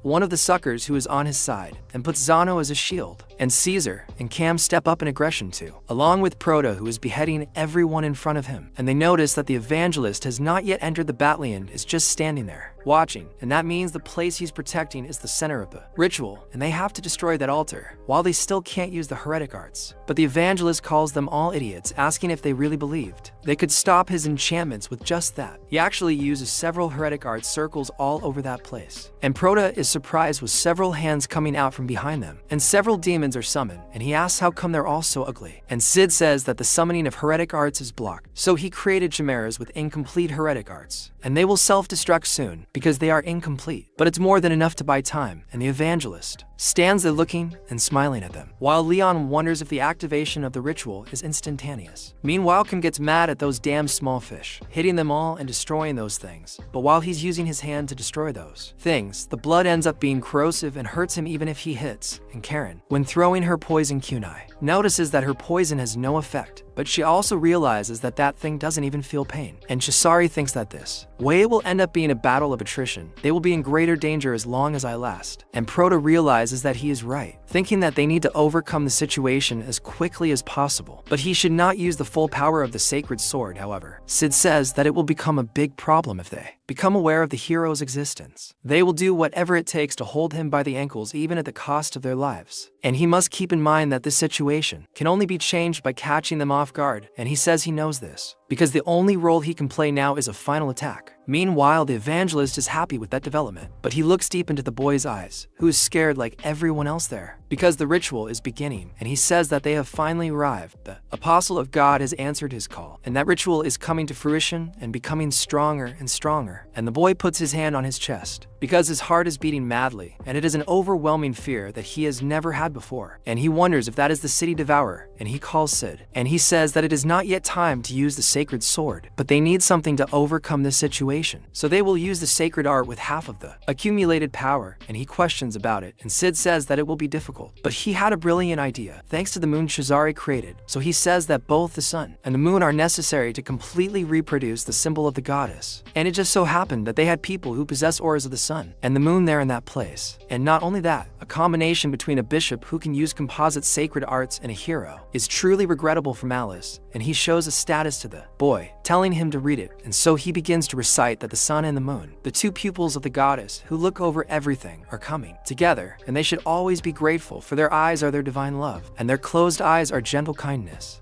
And Shazari realizes that the boy is using the first verse of the goddess's scripture, and Khan realizes that there is another sphere being formed on that ceiling. So the moon and the sun are side by side, and Karen feels that her other voice is warm, and the Proto says that on the day the sun and the moon rise simultaneously, all who look to the sky will kneel and pray sincerely, and the two merge with the boy as the center, and all the monsters around are undone. And so he says that the sanctuary is the perfect cotter of the heretical arts, and space rejects all extra-dimensional principles and creatures. And Shazari orders everyone to go up now, destroying everything in their path. And the evangelist says that this is a damn blasphemy, calling them mere cattle of the goddess, snapping his fingers saying he will massacre them all, calling his creatures. And with that they fall apart, going to the evangelist's hand, and he says that the anguish is himself, and to think that he had to sacrifice the lives of his precious devotees and congregants just to deal with the cattle is too much. But while he holds those, he tells everyone to take a good look, calling them fools, saying that this is the true grace of God. He begins to immerse himself in his evil art, completely transforming in front of them. Then he assumes a very hideous form. They become apprehensive, and that thing asks what the insects think, saying that he will prove to all of them that their God, who is a guarantor of man, is human like him, and such power is absolute. And he transforms into a completely strange demon that looks like it was taken from Black Clover. And Asad says that the effect of the sanctuary activated at his level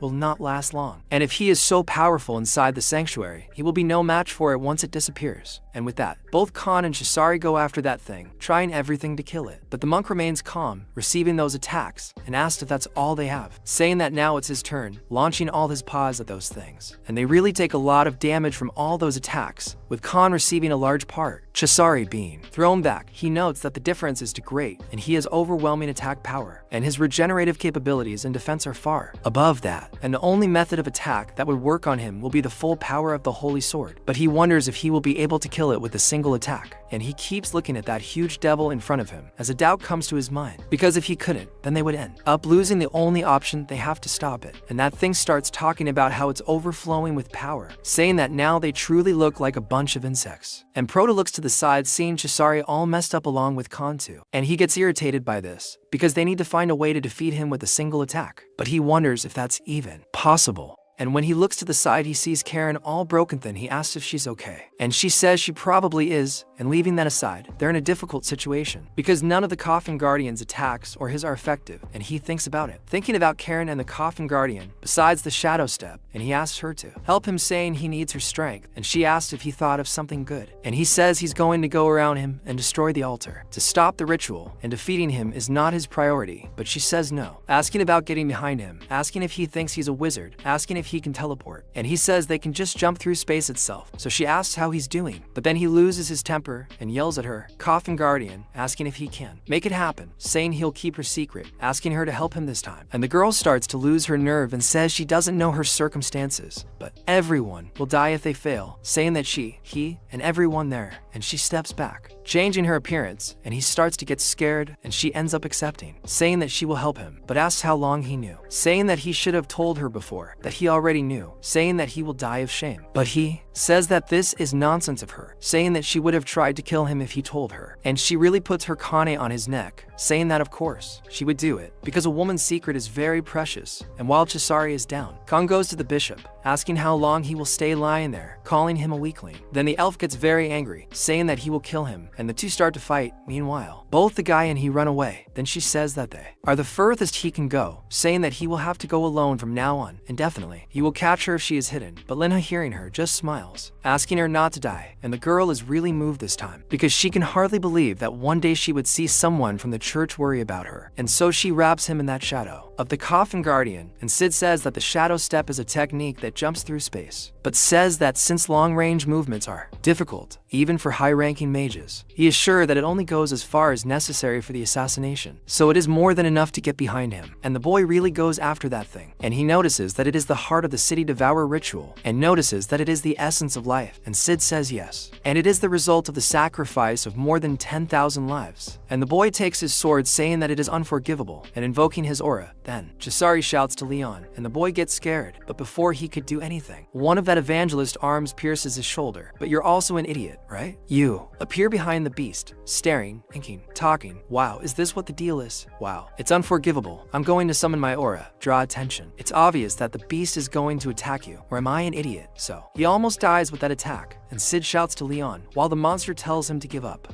calling him the goddess's dog, saying he lost his last chance, and tells him to accept his inevitable death. And I say that this is the blessing that his god granted him, and everyone screams at Leon trying to go after the boy, but that demon stops his attack, saying that he will not call, because he should get angry, because soon they will be in the same state as him, and he questions if the boy has already died, while Leon thinks about death, wondering if he will die there, without stopping anymore, or do something heroic, and Sid himself continues calling the boy, and he questions why Sid is talking, because he cannot hear him, and stopping to think. They will go together to the Titan mountain range, but he thinks that he will not be able to keep that promise while losing his life, but he remembers the promise, also remembering Liam, who said that he will believe in the boy's promise, because he is the type of person who will keep any promise he makes, no matter what. He really takes that power out of his ass like a protagonist, and with that strength that he took from where the sun does not shine, he grabs the little leg of the cockroach that became an evangelist, and breaks it, removing it from his arm. Then the monster gets scared with the boy falling. Rolling around there, he gets up with great difficulty, and thinks he has no chance of winning, and even so, the destiny of a hero is to look towards victory, and that is what his master, who always pushed him forward, taught him, and he says he will finish him and save everyone like the hero. And even with a huge hole in his chest, bleeding a lot, he is still standing, holding the sword with only one hand, and that evangelist starts to smile, calling him a damned, saying that he will at least recognize that he has tenacity, and says that he is half dead, and still he holds his sword, and if so, he should try to endure this too, launching several attacks at the boy. But then the true audacity says that apparently he has no choice, saying that the boy did his best, embodying himself in Leon, saying that he will help him just this once, telling him to take a good look, calling him a foolish disciple, and the boy looks at that image with a smile on his face, and so he enters Leon's body using the 7-star sword, Great Chariot Merak, and with that he launches an attack so strong that it surpasses that demon, without even letting that thing see what happened, piercing it completely. And when the demon looks back, he wonders when the boy got there, and so his head detaches from his body, and he begins to speak with his head fallen on the ground, asking how he uses it to hurt him again, asking if the boy thinks that just because he cut off his head, it will stop him, because something like that will be regenerated in a minute. But then the head does not regenerate, and the boy begins to smile, asking if he is still alive after losing his head, saying that he is very filthy, where he questions whether that sorry state was the way he wanted. And Leon is already in full hero form, actually acting like him, asking why that evangelist won't serve Dalan, because they can walk around without a head, so that body says it's a damned irreverence. And now he creates eyes and a mouth in the middle of his abdomen, saying he's disrespectful, saying that not even his blood would be able to compensate for this. But Sid says he's lacking power because of the injury, and he's shaking because of it, so he says that his body might not be able to withstand a second attack, asking if Leon will still try. And the boy obviously agrees, and Sid accepts the boy's wish, but he warns that this will cost him dearly. He uses the big car, the dub, and uses another attack on that demon, cutting him in half. Then the demon starts screaming, asking why and what's happening, because he's not regenerating. He notices that the power of his reticle art is shattering, and says that now that it's come to this, he's going to take them all with him, turning into a great mass of something twisted and demonic, wanting to explode along with everyone. And Sid says Who knew this was going to happen? So he held back a bit, and now he's going to explode into real pieces, and the demon gets a fright that the boy is still going to attack him. And Sid tells him not to waste a single moment speaking to Leon, saying that the true essence of the 7-star sword is in its links. He's still too inexperienced to even handle one of them properly, but as long as he discharges the technique's resource in the holy sword, it will at least become a unique finishing move, and he uses the great Ra and sacred chariot, going all out on that thing and making several cuts, as well as destroying the essence of life. And that evangelist realizes that all his plans went wrong, and the self-destructs failed, not to mention that the essence of life was destroyed, and he thinks this is impossible. But to make matters worse, he ends up being sucked by the very thing he was trying to summon. So he says he can't let it end like this. However, the city devourer appears, swallowing him as the last resort, and disappearing along with everything that he had as evidence. And Sid says that was a close call, and Leon asks if it's over, and he says it is. And it seems he was content with the little one after the essence of life was destroyed. And it turns out they really saved everything, and Sid says that just a few more seconds they would have been sacrificed to the city devourer too. And everyone just watches that thing lying on the ground then, and Sid says that the boy did a good job, but Leon falls to the ground, all wounded, screwed up, and tired, throwing his sword around. Then Chisari goes to him, calling the boy, and Leon even tries to talk to the bishop, but he says that the boy doesn't need to talk, saying that he will treat him right now, using his sacred art to heal him. And he says that was a close call, saying that he is happy that he didn't hit too hard. But Leon says that he should heal himself first, and so Karen asks him if they won, along with the guardian of the coffin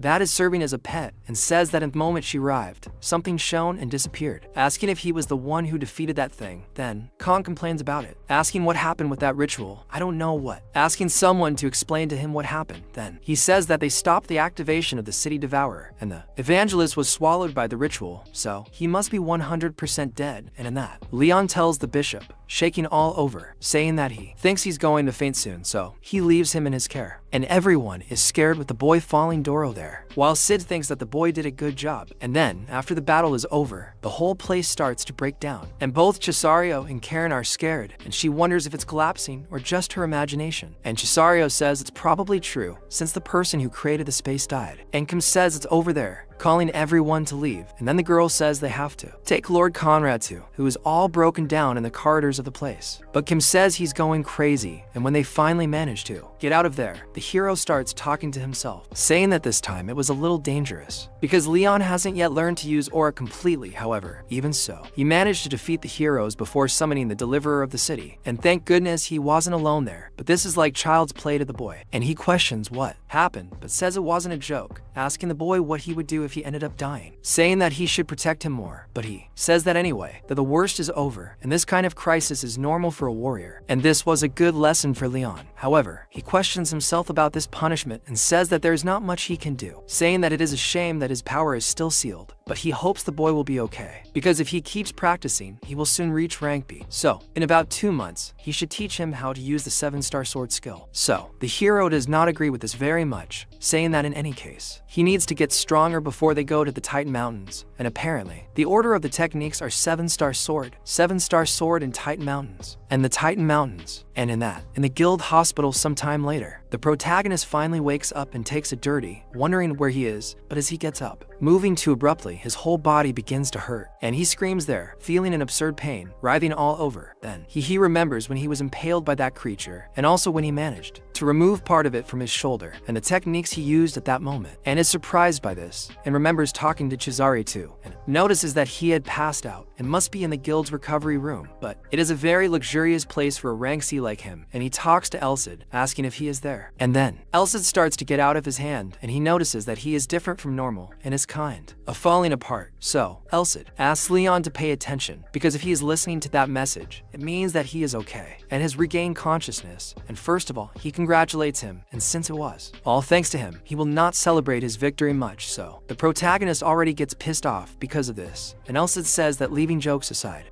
there is something he needs to know, and he says he won't has been able to talk to him for about a month, asking if he's sad, and says there's nothing he can do. After all, it's a problem that couldn't be avoided, and he can't stabilize his soul in the holy sword now. So the boy asks if it was because he used his power on him, and he says that sometimes being too nice brings bad consequences. And the boy thinks it was too good to be true, and Elsid questions if he understood what he said, and it will be a month ago, and the next time they meet, he should probably already be able to fully use his aura, telling him to try harder, since he was is able to give him a taste of what it's like to be able to use the 7-star sword ability, and says that he shouldn't rest while he's away, because unless he wants him to shower him with punishment when he returns, the boy better try harder. So the protagonist thinks that even though he's a C rank, he could sense what happened, and says that he must be incredibly strong in the past because of this ability, and so he says that his message ends there. And getting involved with the city devourer while still young and surviving means that he will still have many obstacles in his path, but Elsa will be rooting for him, telling the boy to keep practicing, so Leon agrees with him, saying he will do his best, and with that, the message ends there, and says that it will be automatically destroyed in 5 seconds, and the protagonist is surprised by this, but some time later, he reflects on everything that happened, thinking about the big car, saying that it was incredible, because the moment Elsa controlled his body, it was as if they were sharing the same vision, and his vision at that moment was so clear, clean, as if it were a glass crystal, and his world changed completely, and the flow of space, the vibrations, and also something he could not see or feel with his current vision, and it is something he is still very far from achieving, but if he focuses on improving his vision and aura, he will be able to use the Sword of the 7 Stars, and says that he will definitely succeed. But he remembers Elcid's saying that he is rooting for him, saying that it wasn't that bad, and although his head still hurts, after using so much power, he is fine. And then Cesare goes to see Leon, saying that it is good that the boy is finally woken up. And when he looks at that water, he asks the bishop, questioning how many days have passed since he passed out. And then he, after knowing everything, says that according to what the bishop says, the subjugation of the heretics ended 3 days ago. And the moment they managed to get out of the labyrinth, it seems that it collapsed and it was destroyed altogether. And its forces that were outside the labyrinth were hit, and 56 people died, and 107 were in serious condition, and the rest of the people who helped them are fine. And many were sacrificed to achieve victory. But this time, evil could not overcome good.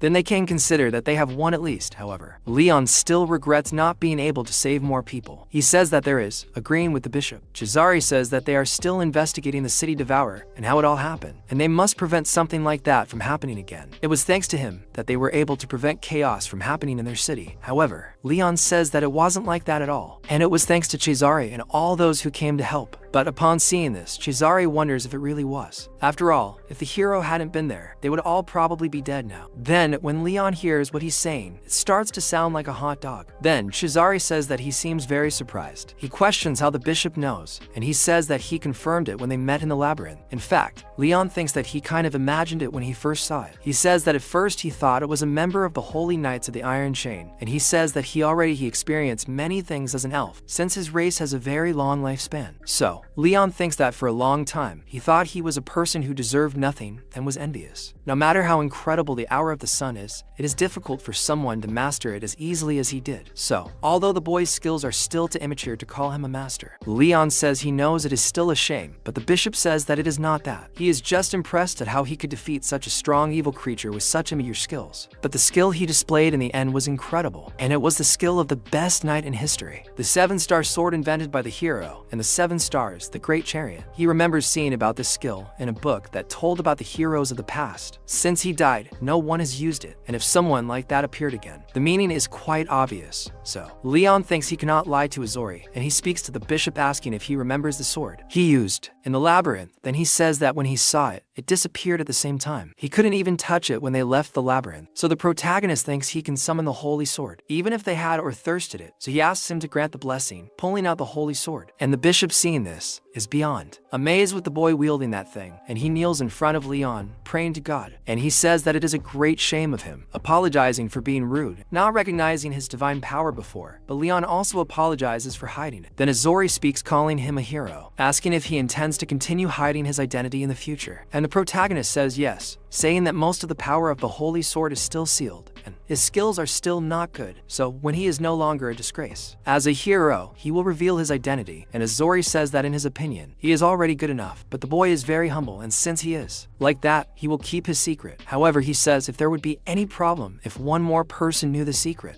So he asks about it, and Azori says that would be the same. And even though the succession ceremony isn't over yet, she would be a little happier and more excited to hear this news. And the protagonist thinks for a bit, and thinks that if it were just the bishop and the saint, everything would be fine. And he counts on the bishop, who is all happy and thanking him. But then someone knocks on the door, and the boy gets scared. But Azori asks him to rest for now, because he blocked the sound of that room to the outside world. And what they talked about just now, no one will be able to know. And he asks that person to come in, and it turns out to be Karen, who goes to her to see how the boy guy is, and they are both surprised, and she asks if there was a tension, and she asks if it's because she came so suddenly, and says she'll be back later. And the protagonist says he had completely forgotten about that since the mission. And Karen's true identity is the guardian of the coffin, one of the 3 biggest villains in the favela, and no one, not even Khan himself, knows who he is. And he said during the mission that would keep secrets about her true identity, but he promised in a verbal agreement that he could break that promise whenever he wanted. But she was very convincing that she would never break that promise, and the situation at that time was very horrible, and thank goodness the bishop is there. And so Karen says that everything is fine, saying that she is sure that guy has also realized who she is, and that to stay there calmly with her, showing the guardian of the coffin, and the protagonist asks how so, and then the bishop says that it was thanks to his aura, and the aura of his sun, together with the aura of the moon, has the power to sense any evil magic resonating, so how could he not notice a person with 2 different attributes, one of them being the shadow? And it would be strange if he did not notice, and she thinks that she should have killed him when she could, but at that, the protagonist asks if he will receive any punishment. After all, he knows her identity, and still, he kept his secret. But he says that he is as if this were the biggest problem in the world, and asks because he wouldn't give her the chance to do the right thing. And even a murderer can do something good for others, and in the end, Karen didn't run away from the situation until the end, and they fought by her side when they needed it most. Even though her religion doesn't allow for forgiveness for the bad things she's done, he can say that she's a colleague, someone they can count on again one day. And the protagonist thinks that if Karen's existence were that of a bloodthirsty murderer, a decision like that would be impossible. Then Karen realizes that somehow everything seems fine, wondering if she'll get away with it, and asks why. They started laughing out of nowhere, wondering if they're setting the date for her execution, without her knowing what it is. Then the bishop speaks to Karen, who is shaking all over. He says that first, she needs to tell him her story, and the reason she became an assassin, and lived secretly as a normal adventurer. And with that, there is a huge tension in the room, and she asks if he has ever stopped to think about who people hate most in the world, and then they are surprised, and she says that they are orphans just like her, besides her being half-breed. Then the protagonist says that the story she had told them was as dark as the shadow of her soul, and when she was little, she didn't have money to eat or to buy clothes, and not even anyone to protect her. And she was not much different from a bum wandering the streets, since she was from one of the lowest classes that existed. And one day, when she was suffering the dangers of the favela, she was saved by someone, but the hand that extended help to her was full of malice from the beginning. And she says that he had told her that it was normal, taking orphans who no longer care about life and making them murderers. But she asks who guaranteed that she could grow up well and earn money in this life. And even the person who took her was surprised, because she was born from a human and a dark elf. And after she awakened her powers, she managed to assassinate several people on mission. And then they began to call her the guardian of the coffin. And the more she killed people, the stronger the organization of assassins became. And her status also increased, and she ended up as the right-hand man of the head of the organization of assassins. But she says that that was nothing, because it only took 7 seconds for him to die by her hands, and in the end, she killed the head of the organization, and he was one of the 3 strongest and most feared people in the entire favela. And then Karen started killing more people, under her own judgment, but she didn't want to live as a guardian of the coffin anymore. And after eliminating the head of the organization, she started freeing the orphans who had been caught the same way as her. And then she thinks that her work as an assassin was incredible, but she didn't want to be like that forever. And then she became an adventurer little by little, hiding her real identity. But in the end, she still remains the same, and the two are super apprehensive when they see that. And she says that now that they know her identity, she thinks she will no longer be able to escape from the Holy Church. But if they can remember how she helped everyone, she will be very happy, because she doesn't want to go to prison asking them to think of her. And she starts using Cap begging balls to be able to gain the favor of the two. They think that it's very strange, but Chisari talks to Leon. Just looking at him, he's surprised, noticing that Chisari is throwing the responsibility onto him, and he realizes that he has to think of this not as Leon, but rather throw her as a hero. Because if you think about it, she didn't become a killer because she wanted to, and the way she fought with them against the demon was actually good. Besides that, her life now doesn't seem to be a lie. Heroes aren't people with the right to say forgiveness, but she is someone they would never point their sword at. He talks to Karen, saying that he will give her 2 options to choose from, and she will be the one to decide which one she will choose, and no matter which one she chooses, he promises that he will respect her decision, and she is surprised, questioning what he is talking about, asking why he is saying no, Bishop. So he thinks about it, because he didn't want his identity to be revealed to the bishop, but he discovered it himself, and the only person who knows his identity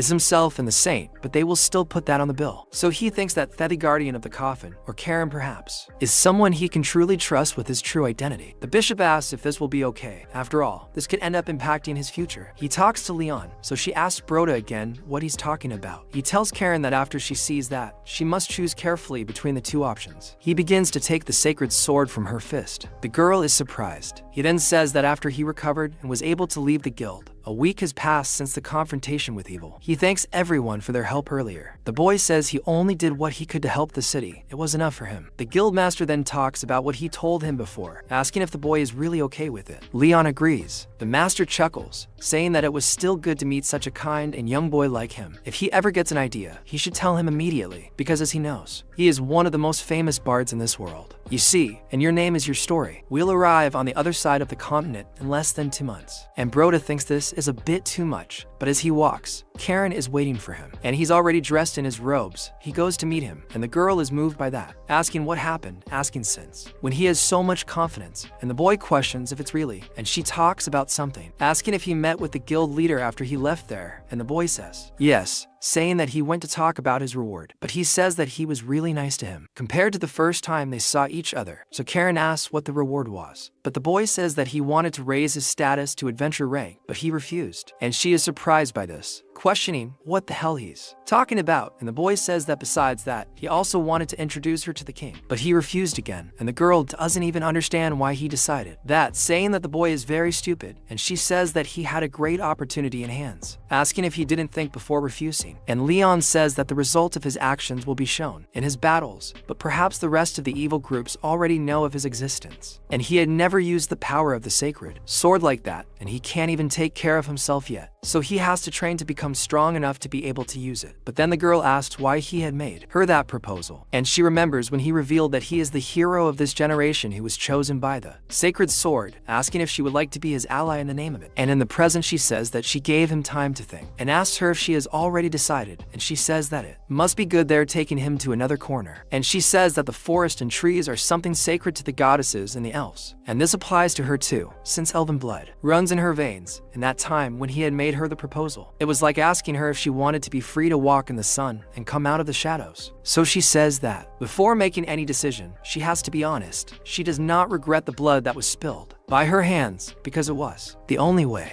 that she found to survive, and she grew up in darkest part of the favela, and at the end of all this, she is still thankful that those people died, and the protagonist is distressed watching the girl's words, and she says that she didn't want people like her in this world anymore, to have no peace, to grow up without love, and around people who don't give her any hope. And she doesn't want people like that to exist and go through everything she went through. And she speaks to the boy, addressing him as a hero this time, saying that if he says that this will never happen again, he promises this one thing, then she gives her life to him, kneeling in front of the protagonist. And then the boy is surprised by her action, and in that, he remembers Elsa saying that this is his destiny and duty as a hero, to make today better than yesterday, and tomorrow better than today. And the boy thinks about people not suffering like she did anymore, and he will do his best to make that future a reality, reaching out and taking her vows. And he says that that day, when everyone was killed, only she deserved to survive. So after a while, he sits down to talk, and he stops to think about what happened to Khan, and says that no one told him anything, that Gianano's just returned to the favela, and she asks if he really didn't know anything, saying that Khan ran away and everything ended. He packed his things and left with his group, and no one knows where he went. And since he was fast, no one was able to follow him to find out, and the boy is surprised by this and thinks he's right, that he didn't expect him to run away. And after the battle, the number of people living in the favela dropped significantly, and there was only one thing left to do. And even if they had the merit of helping them, it doesn't mean they were forgiven for working with evil before, so they can't escape punishment. But because they helped do good, their sentence was reconsidered. They will only have to spend a few years in prison. But Proda thinks that even so, he didn't expect him to disappear without saying goodbye. And she says that she still has some things there that weigh on your back. But for Khan it was different, so he just disappeared like the wind. And he remembers how Khan was actually quite fun, remembering the interaction they had, and Leon wonders if it's bad of him to ever want to see him again, and so the girl stands up, asking what he plans to do from now on, saying that he hasn't told her anything yet, asking if he won't do anything stupid without thinking again now, calling him a hero. Then he thinks he already had a plan before, saying that when he was promoted to rank B, he would embark on a journey to the Titanic mountain range. Then he remembers Asura saying that 100 days should be enough for him to learn how to use the aura for them to go, and rank B should be enough for him to be able to leave. But he says he still has some time until he completes the 100 days, and the problem is that Asura is still sleeping, and he remembers Karen in front of him, calling her in a way that leaves the girl very scared and questioning what happened. And what bad feeling is this? And the Prota thinks that Karen is a rank rogue and a former high-level assassin, and she also has detection ability.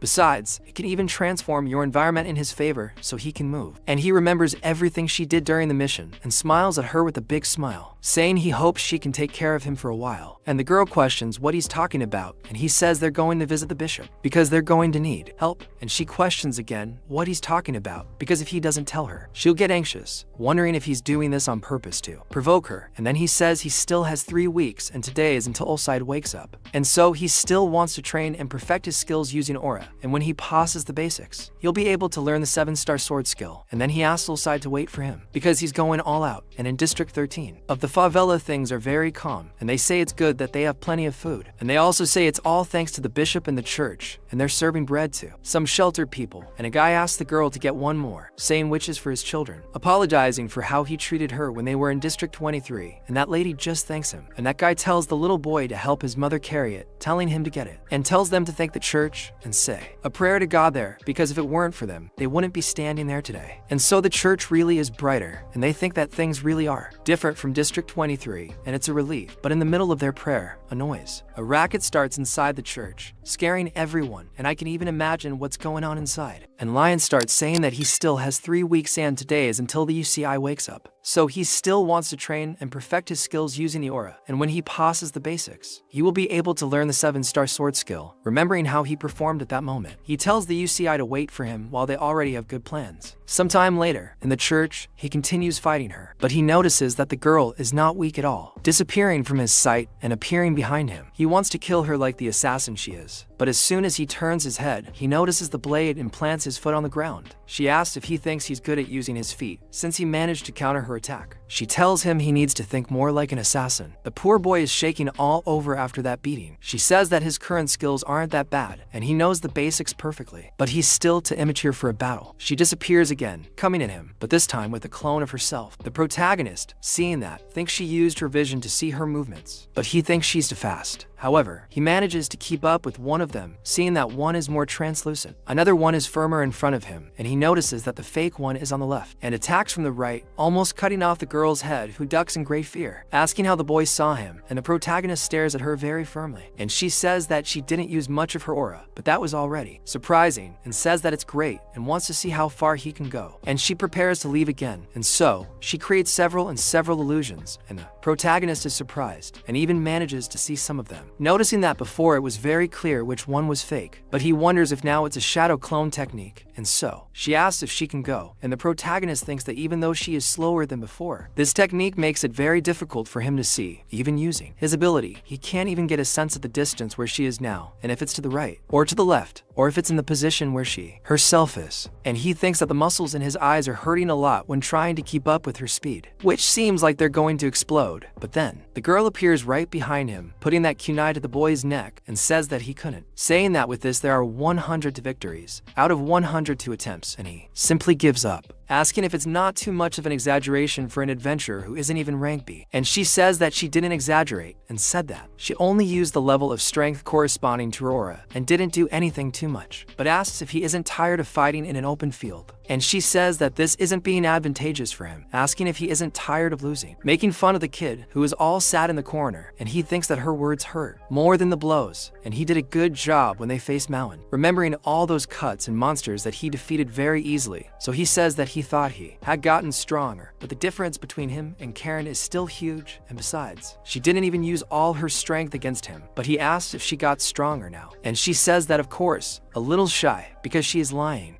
But she tells him he's joking, and he's doing well, and he asks if it's serious. And she says that when he can see through her illusions, even a first-class assassin won't be able to defeat him. And he says that his skills have already surpassed that of a B-ranked assassin. And the protagonist asks if it's true that he can't use the aura properly, and she says that the aura is certainly something powerful, but he doesn't need to worry, because his eyes and feet are already doing a good job, and she can cut iron like paper and can even break stone. But when it comes to a real enemy, it's much more difficult since they can dodge, and for an assassin who depends on the aura, this can end up being a big disadvantage. So to defeat the opponent as an assassin, you need to use some tricks up your sleeve, and this can be considered winning. But she says that she doesn't like to defeat her enemies by cheating. Anyway, if she had to list the pros and cons there, she can say that the protagonist is very strong, but from her vision he's still better than his. He couldn't catch her, but he shouldn't be fooled by her because she never cheats. So whenever she faces someone, she does her best to make the fight difficult, and the protagonist thinks a little about cheating. But she says he's overthinking it, and says that cheating only serves to have a shortcut in the difference in skill, and if he follows that path, he will never be able to overcome. And she says she doesn't know who taught her to be like that, or if it was with a madman, or if he was fighting with some monster. And the protagonist remembers that it was with a monster, but then she says that he needs to be faster and have more skill, and he doesn't need to follow her own way, but they will improve the cards up his sleeve that he has, calling the protagonist a hero, and he thinks that there is right, because choosing the easy way won't make it easier for him to become stronger, and he needs to choose the right path and strive to become stronger. But at that moment, the guardian of the coffin touches the protagonist's shoulder, given that he arrives here, and he says that the first part of the training is over, and so they go to the next one. And the protagonist gets a big scare with that thing, and with that, she tells him not to worry, calling him to go to the aura theory training and learn how to use the aura weapon. And a little later, Karen goes to meet him, asking if they stopped in the last class, wondering if it was about the aura and training methods. And then she continues saying that the aura is a power created from the user's body, and in short, it is as if it were the essence of the human being. And the protagonist pays a lot of attention to this, and she says that life experience and thought are the basis of a person, and several people can face the same situation. Some run and others hide, and that is why it is impossible to distinguish good and evil based on something alone. And no matter how much he seeks justice, if he deviates from this path, he will have to be fair to himself. And training the aura is basically making your essence pure and more powerful. For example, the fire attribute training method, breaking something or fighting with someone, or even torturing yourself. Actions like this can refine the fire aura and make it even more powerful, and the protagonist is frightened by these methods. And she says that depending on the attribute, the difficulty of the training can vary greatly. In her case, she has the shadow attribute, and her life mission was training. And the sun attribute, for example, is something else, because it is an attribute that symbolizes divine power, and has already been manifested in several prestigious warriors. And he, looking at her, falls in love. Look, Thor knows how to draw, okay? This one can give you a hand and walk away with the bleach cube. And so the protagonist turns all red, and she asks what came to his mind when they talk about the sun attribute. And the boy isn't thinking about anything she's saying, he's thinking about something else. Then he starts to really think about what she's saying. When he thinks about the sun, he remembers a warm thing that illuminates the entire world and eliminates darkness, wherever it is. But then he stops and thinks about it, because that's what he's summing up as shining, and looks at himself, and the girl notices that he thought of something, and he says that maybe it's because of the battle ahead, but the aura inside his body is burning, as if it were lava flowing on the surface. And if he takes this fluidity and puts some power, and then concentrates it at his fingertips, he starts to feel the heat, as if it were going to burn. And he manages to concentrate the power, but he wonders how he'll be able to put it out, until he thinks that if it is the sun, then it would be in a glow, basically creating a Rasengan. What a scene, huh? What a scene. All that was missing was Tabby, the muscular one, and in that, she looks all silly looking at him, who managed to really activate his aura, and he makes a photosphere, but it's not so good, to the point of being used as a weapon. However, he managed to do it, but in that thing in his hand explodes, and he ends up hurting himself, falling to the ground, and she goes to him asking if he's okay. But in that, he remembers a little of how the hero used his power, and thinks he didn't know, since he had used Elsid's power. And one day he hopes to reach the high level of aura of that day, and Karen takes the opportunity to tell Leon that he is incredible, saying that he has already learned the basics of how to use the aura and put it out of the body, and now he just needs to learn to control it. And she says she doesn't know if it was just a light, but it only lasted for 10 seconds. However, that is already something very good for a start, and the basics are no different from an aura weapon, and says that when he can better control his aura, he will get the rest too. And the protagonist thinks about it, and she says that for her, this is it. And she sees the aura flow like blood in her veins, and it is as if she is just spitting it out, and aura weapons consume a lot of power. and stabilizing the circulation of aura is very important, but the bishop arrives there saying that it is too risky for her to base it on such a simple vision of aura, and she gets scared. And he says that if she only thinks about becoming strong, her power will not last long. And in short, if it were of the fire attribute, it would explode. And he is surprised that the bishop is there, saying that he finished his patrol early, and he just says yes, and says that besides, he went to look for a quote to fix what the two blew up, and they are already nervous, and the bishop says that later they will talk about the repair, asking how about they do something more important, as he brought a message from the saint. And the protagonist is surprised, questioning this message, and so the bishop says that he thinks the succession ceremony is happening at that moment.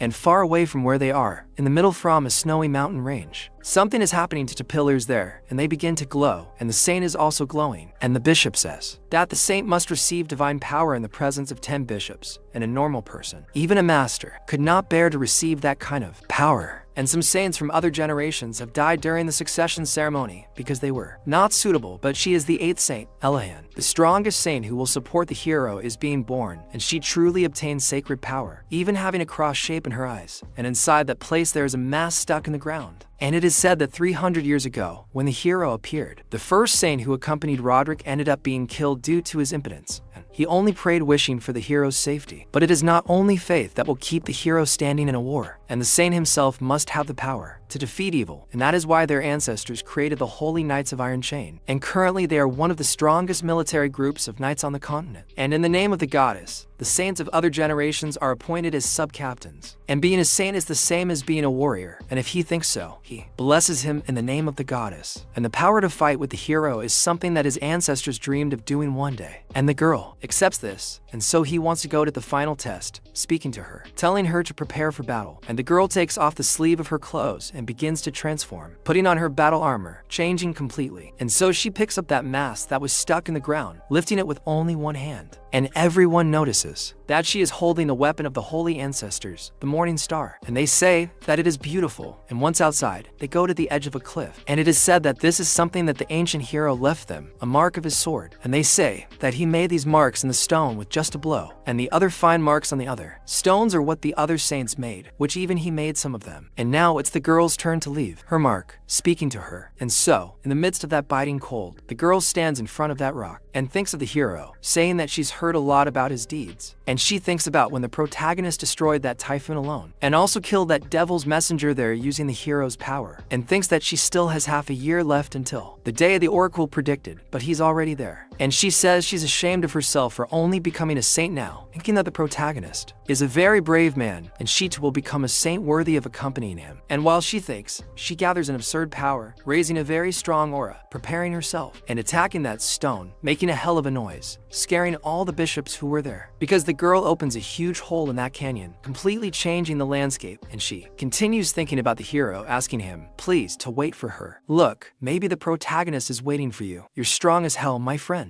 What's that girl eating? And she's all in love with a hero she doesn't even know, rooting for him to accept her side. And so the bishop says that using the saint's style, and having inherited that power, she is willing to give her life for the protagonist. And she says she hopes to see him soon at the end of the letter, and the boy is surprised, because he has butterflies in his stomach, without even explanation, and at that Cream looks at him, and the protagonist thinks it's as if he senses trouble coming his way. It will definitely be, oh, if she finds out that Cream is a murderer, oh my, she has a Yanner face. You know, that's going to cause trouble. That crazy Veruda swept away. He asks what kind of person the saint is, and the bishop says that she is considered one of the best saints in all of history, not only for her faith, but also for her abilities. And she will certainly be of great help to the protagonist. And he thinks that this could be a good thing for him, because the saint is someone who has been considered the hero's companion for several generations. So he has to become a competent enough hero to stand by her side. And he thinks that he has begun to understand how the aura weapon works, and he only needs an image. So he asks the bishop about his attribute to the moon, and the bishop confirms. He says that if it is not today on his part, he asks if he could tell him what image he visualizes to activate his aura. Then the two there are surprised by this question, and then she begins to try to somehow tell him that this question is considered taboo for aura users, saying that telling the image of the aura weapon is the same as telling his weakness. And the bishop says that it is okay, and he says that he imagines all the phases of the moon. The crescent moon when he wants to use little energy, half moon when he wants to use more energy, and the full moon when he needs to give his best. And he says that there are also other phases of the moon, like the old moon and lunar eclipse, and the protagonist notes that there are 5 phases. But meanwhile, Karen Karen almost doesn't believe that he said this easily to the two, because this means that the bishop really trusts them both. And so the protagonist thinks that if he uses 5 phases of the moon, but unlike the moon, the phase of the sun is constant and doesn't change, and he thinks that he can't imagine an image like the bishop's in his mind. But he can clearly think of the sun and also the eclipse, saying that he can block the sun, and if he thinks of the image of the eclipse as a form of power, the sun is something that constantly shines on the sky, so he will solve this problem by blocking its light. And so the bishop notices that it seems the boy found his answer, and he gets all excited, saying that he can't wait to test what he just thought of and see if it will work. And so he goes outside with his sword, asking to talk. And the bishop notices that his face looks very good, asking him to show the power of a hero now. And the protagonist thinks about the types of aura, saying that he will test it, imbuing his sword with the aura, waiting for the attack. That comes from the bishop, which comes with absurd force, ordering him to receive that iron ball. But in this, the boy manages to dodge to the side, not being hit, while raising a lot of dust. He begins to imbue his sword with aura, and breathes a little to concentrate, and thinks about that feeling, because it is still a little difficult to put that power out, and in this training, he must face the bishop's attacks. But even if he tries to adjust his power with an image, his aura is concentrated in that weapon.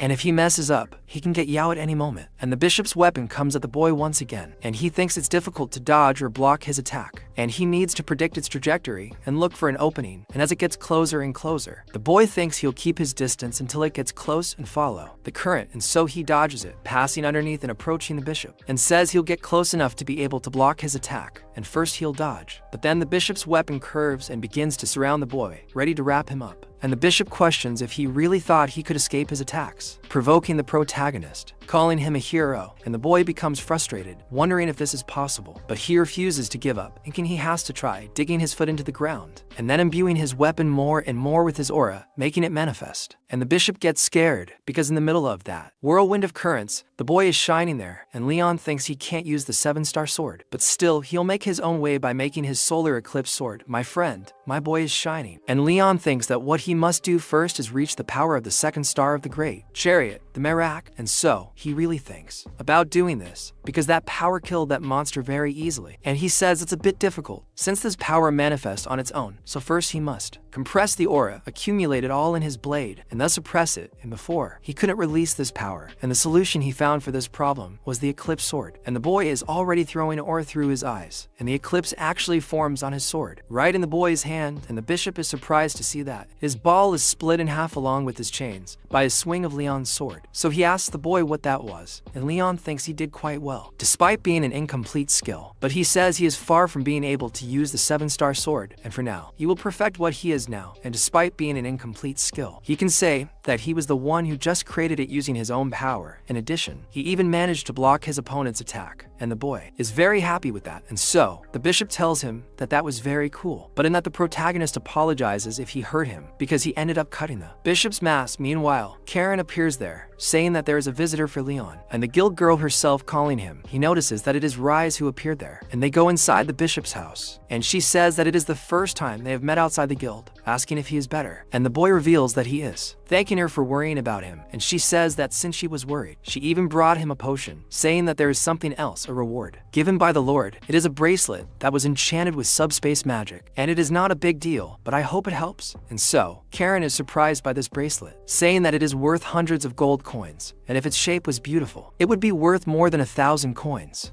So Rise is surprised that Karen actually knows everything, and the girl says that her earrings are the same type. And she says that since it's not very powerful, she uses it as if it were a small bag to take her guns. And he thinks that now he knows where she gets so many of those daggers from. And so, the protagonist puts the bracelet on his arm and uses the inventory, taking out the potion that was inside and putting it back. And he notices that this item is very convenient, because the person who gave it to him perhaps is more important than he can imagine. Then Rise says that the second reward is Leon's promotion to rank B. And since he buys all the requirements for the promotion, he just needs to show his aura weapon, and they will give him a new rank plate right away. And so, the protagonist remembers when, and Sid telling him that he would need 100 days, and he says that he managed to reach rank B before the 100 days. It's a shame that Sid can't see, but the boy shows her the aura weapon, surprising Rise, with her confirming his weapon and giving him the rank B plaque. The boy is all happy about it, because he never thought he would be a rank B adventurer if he were at the academy, and the two congratulate them there. Then Rise says there is something else, and says that they have an answer to the request he made, and the protagonist questions what request that is, and she asks if he didn't request an escort mission from the guild, and he remembers it only now, and Karen realizes that he had no idea, and she says that since he is going to the Titan Mountains, and Blind is just a stop, then they said he could leave as soon as he finished preparing the supplies, and that's when Rise herself comes in, saying that since he was the one who asked, she worked hard to get this, so Karen doesn't like any of this, asking him how come with a totally murderous look, and he says that they weren't partners yet when he made this request, and he says that since the bishop has many connections in higher classes, he asked help, and the fact that Rise is willing to help him with this is very good, and until they receive a call from above, they will continue with the training until that day arrives, and she already goes after him, wanting to beat the boy a little to calm her anger, and the protagonist, while watching her move, thinks that she is too fast, probably the most dangerous thing she has besides her abilities is her speed, but he manages to stop more and more of her attacks, and she says that she thinks the power he uses in his eyes is a bit irregular, and he says that he shouldn't rely only on his hero vision, and he thinks that because of this, he needs to train his physicality instead of just his abilities, and for that he has to improve his aura sense and perfect his eclipse vision. Then he notices that he has to focus more and more, and so he notices a change in the wind near the girl and a tremor in the ground, and she appears right behind him, and he feels her looking back, realizing exactly where the girl is, scaring the guy who stopped the attack right away, and moves away from him, getting out of his reach, and she asked what was that, because she never imagined he would be able to learn the aura sense so quickly, and the boy just gives her a little smile, saying it's all fun, man, and thanking the girl. She gets all red, thinking he's a naughty kid going after him, hiding that shyness, and the protagonist thinks he can't forget that feeling, and must keep recording it in his body, and he can become much stronger than he is now. And the bishop goes to Leon, congratulating him, because he managed to reach a more incredible level of power, and the protagonist is surprised by him arriving there.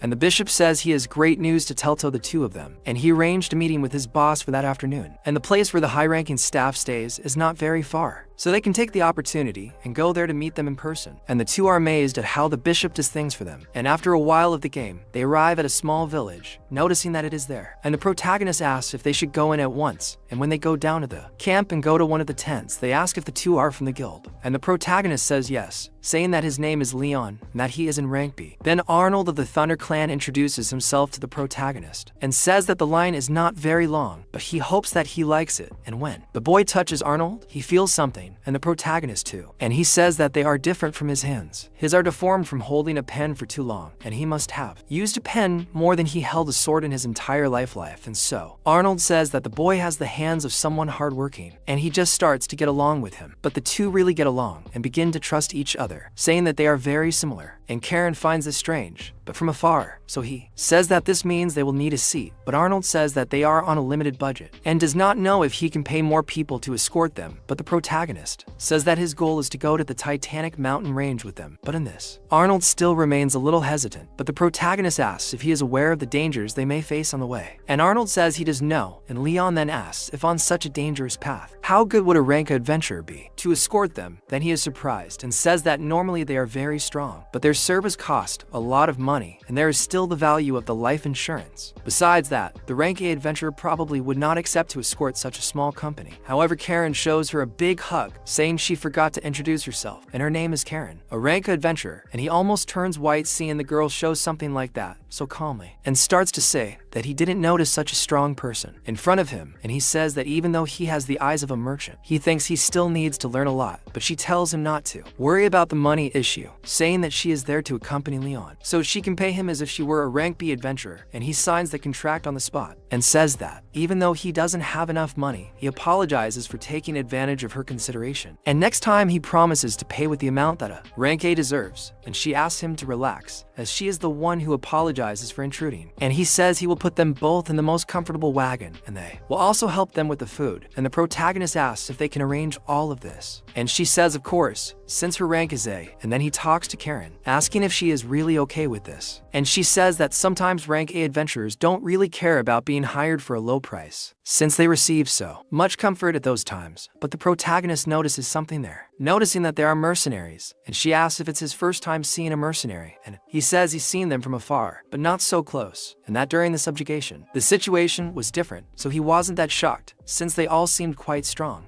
but their looks didn't seem like they wanted Toto be helping. And Karen says that in fact the mercenaries are a bit prejudiced against adventurers, and he just needs to not get involved with them, and everything will be fine. And the boy just agrees, but even so, he stays a little down there, thinking that he should say goodbye to that city, wondering if he will ever return there, and says that he has been through a lot since leaving the academy, remembering all the hardship he went through in the forest and also getting there, and says that when he arrived in the city of Blind, meeting Rise herself, he was happy, meeting everyone who helped him so far, and discovered people and many things. And he says that he can forget the other places, but he would never forget that one, and he wanted to leave there only when Elsid woke up, but if he misses this chance, who knows when he would get another. And it is rare to get a ride straight to the Titanic Ridge, and he didn't even say if he can't depend on Elsid, because he already helped him too much at the end of the subjugation, and he would be a worthy hero if he didn't know how to move on his own without Elsid. And so, the next morning, the bishop bids them both farewell, hoping that the goddess can bless their journey. He tells the boy to be the sun during the day and let the moon protect and guide him during the night. Leon thanks him for everything the bishop has done for him, but he says it's okay, because he can't do anything other than wish him good luck. He says that if they hadn't met him, they wouldn't have been able to prevent the city from being swallowed. They will say that the goddess put the boy in their path. Besides, he has a gift for Leon, and says that it is a sacred relic imbued with sacred magic, and it may be very useful to him in battle. He should use it in situations where he needs to use the power of the sacred sword. The protagonist says he will use it right now, placing that necklace around his neck. He says that now that Elsid is asleep, this will be really useful to him. Besides, the bishop says that the relic has a hidden function, and the protagonist asks about this function, and the bishop says that if he shows the coat of arms of that necklace to the high-ranking members of the church, he can summon all the holy knights closest to him, and he is surprised that he can summon the holy knights of the Iron Chain. So the bishop tells him to use it carefully, because if someone other than the gift of the necklace uses it, it will go wrong, because its power can only be used once, and he says he will be very careful with it, and says that having the authority to summon the holy knights of the Iron Chain is a lot, and he will only be able to use it once. It is something difficult to deal with, but if something bad happens, this will be of great help. And so he goes back to Arnold, who is all happy, asking if they are ready, saying that they prepared a completely filling breakfast for them. And the protagonist says that they didn't need to do all that, because he'll end up eating meat in the morning, but meat is all happy. After the boy's meal, he's very full, but he still thinks that was too much food, and she cheeses this first time. They treat him so well, saying that he can't make a bad face right after eating, and he says that it's because it's bothering him, but she notices something asking him to wait, asking if there isn't something else bothering him. So he doesn't understand what she's talking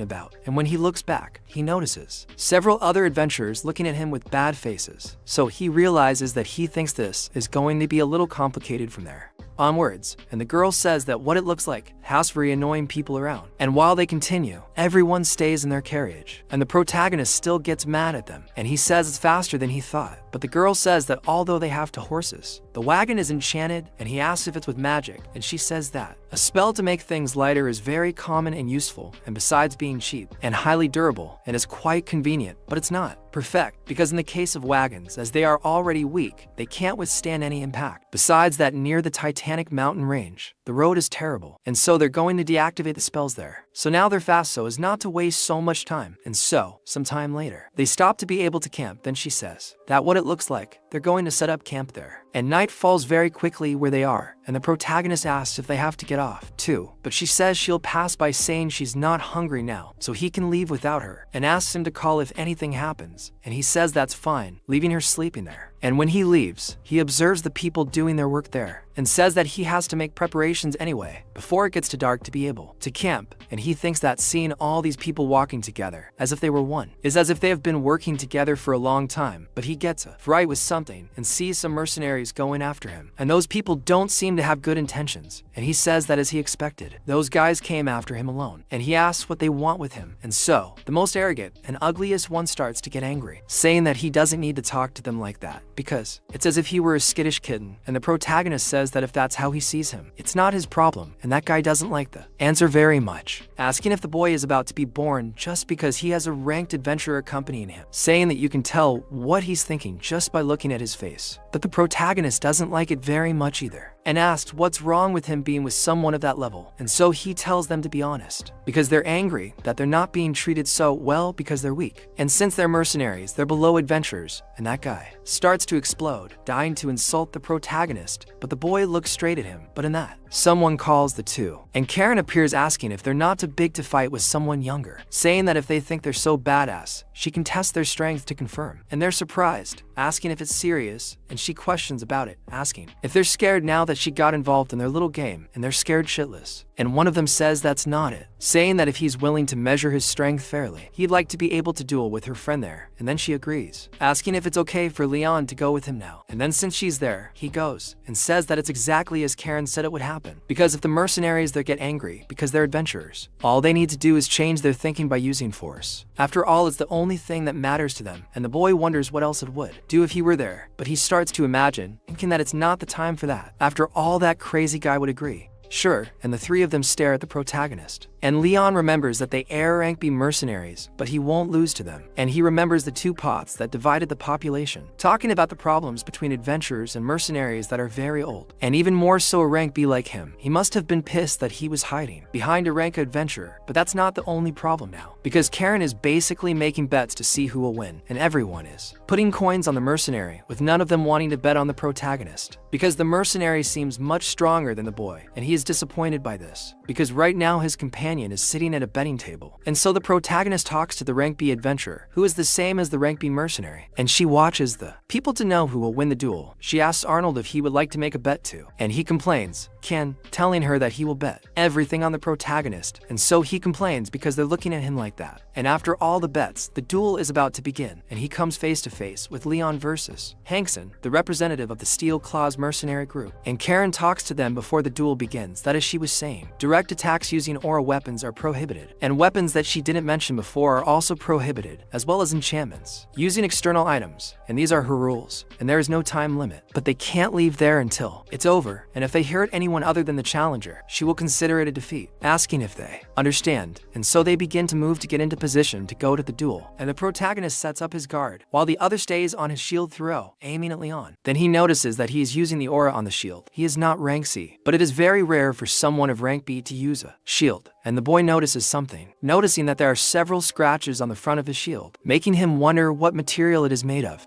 And he notices that that shield doesn't seem to be an ordinary shield. And Hansen says that the boy's eye is very sharp, and it's not much, but it has mithril alloy embedded in it, and he once saved a dwarf, and he returned the favor using that. But Leon asks if he's okay telling all this, and Hansen says he knows he should hide it, but anyway he would guess as soon as he attacked. But more importantly than that, he tells Leon to know that from the beginning, he didn't think for a moment about going easy on the boy, but Leon smiled at that, talking about that guy, because it seems like he's underestimated there, and so he thinks he'll make Hansen regret it. And when the protagonist gets the position right from his feet, he charges at the mercenary with all his might and watches carefully before striking. His sword rests on his shield, pinning the mercenary's foot to the ground. The mercenary is startled by what he sees because the boy is stronger than he thought. So he takes a spear and tries to hit the protagonist with it, but the boy manages to deflect all his spear attacks with just his sword still in place. So the mercenary thinks he'll use one hand to attack and the other to hold his shield, and that way he can counterattack and defend at the same time. It's a very difficult and underused strategy. As he continues this, Leon thinks he's taking too much damage from their attacks, and it's as if they're rolling in a bed of roses full of thorns, and even if he uses the eclipse, he won't be able to cut through that shield. But as soon as he thinks about the eclipse a little more, he says that, actually, he's not entirely sure, but if he keeps this up, he might end up losing. So, the boy lowers himself a little, thinking he won't give up, and everyone looks at that, wondering what Leon is doing, and then Karen notices it, and Leon disappears from in front of the mercenary, placing his foot on the shield and simply giving it a kick and completely disarming any defense he could make. He is surprised that Leon would be attacking with his feet instead of his sword, noticing that the boy is a little more than he was thinking, wondering if he wasn't the one who would play fair and unfair. But the protagonist goes for it again, and the mercenary gets scared, hiding completely behind his shield. But the protagonist appears behind him, already with his assassin pose, and Karen likes this, because he is literally moving like one, and so he lifts the mercenary and disarms him completely when he falls on his butt on the ground. The protagonist puts his sword in his face, and then he admits defeat, and the duel ends with Leon winning. And Arnold is all happy because he won a lot of money over those idiots. And the protagonist thinks that the skills he learned from her were very useful, because if Lucid saw this, he would certainly fight him for imitating an assassin. But the more knowledge the protagonist has, the stronger he can be in moments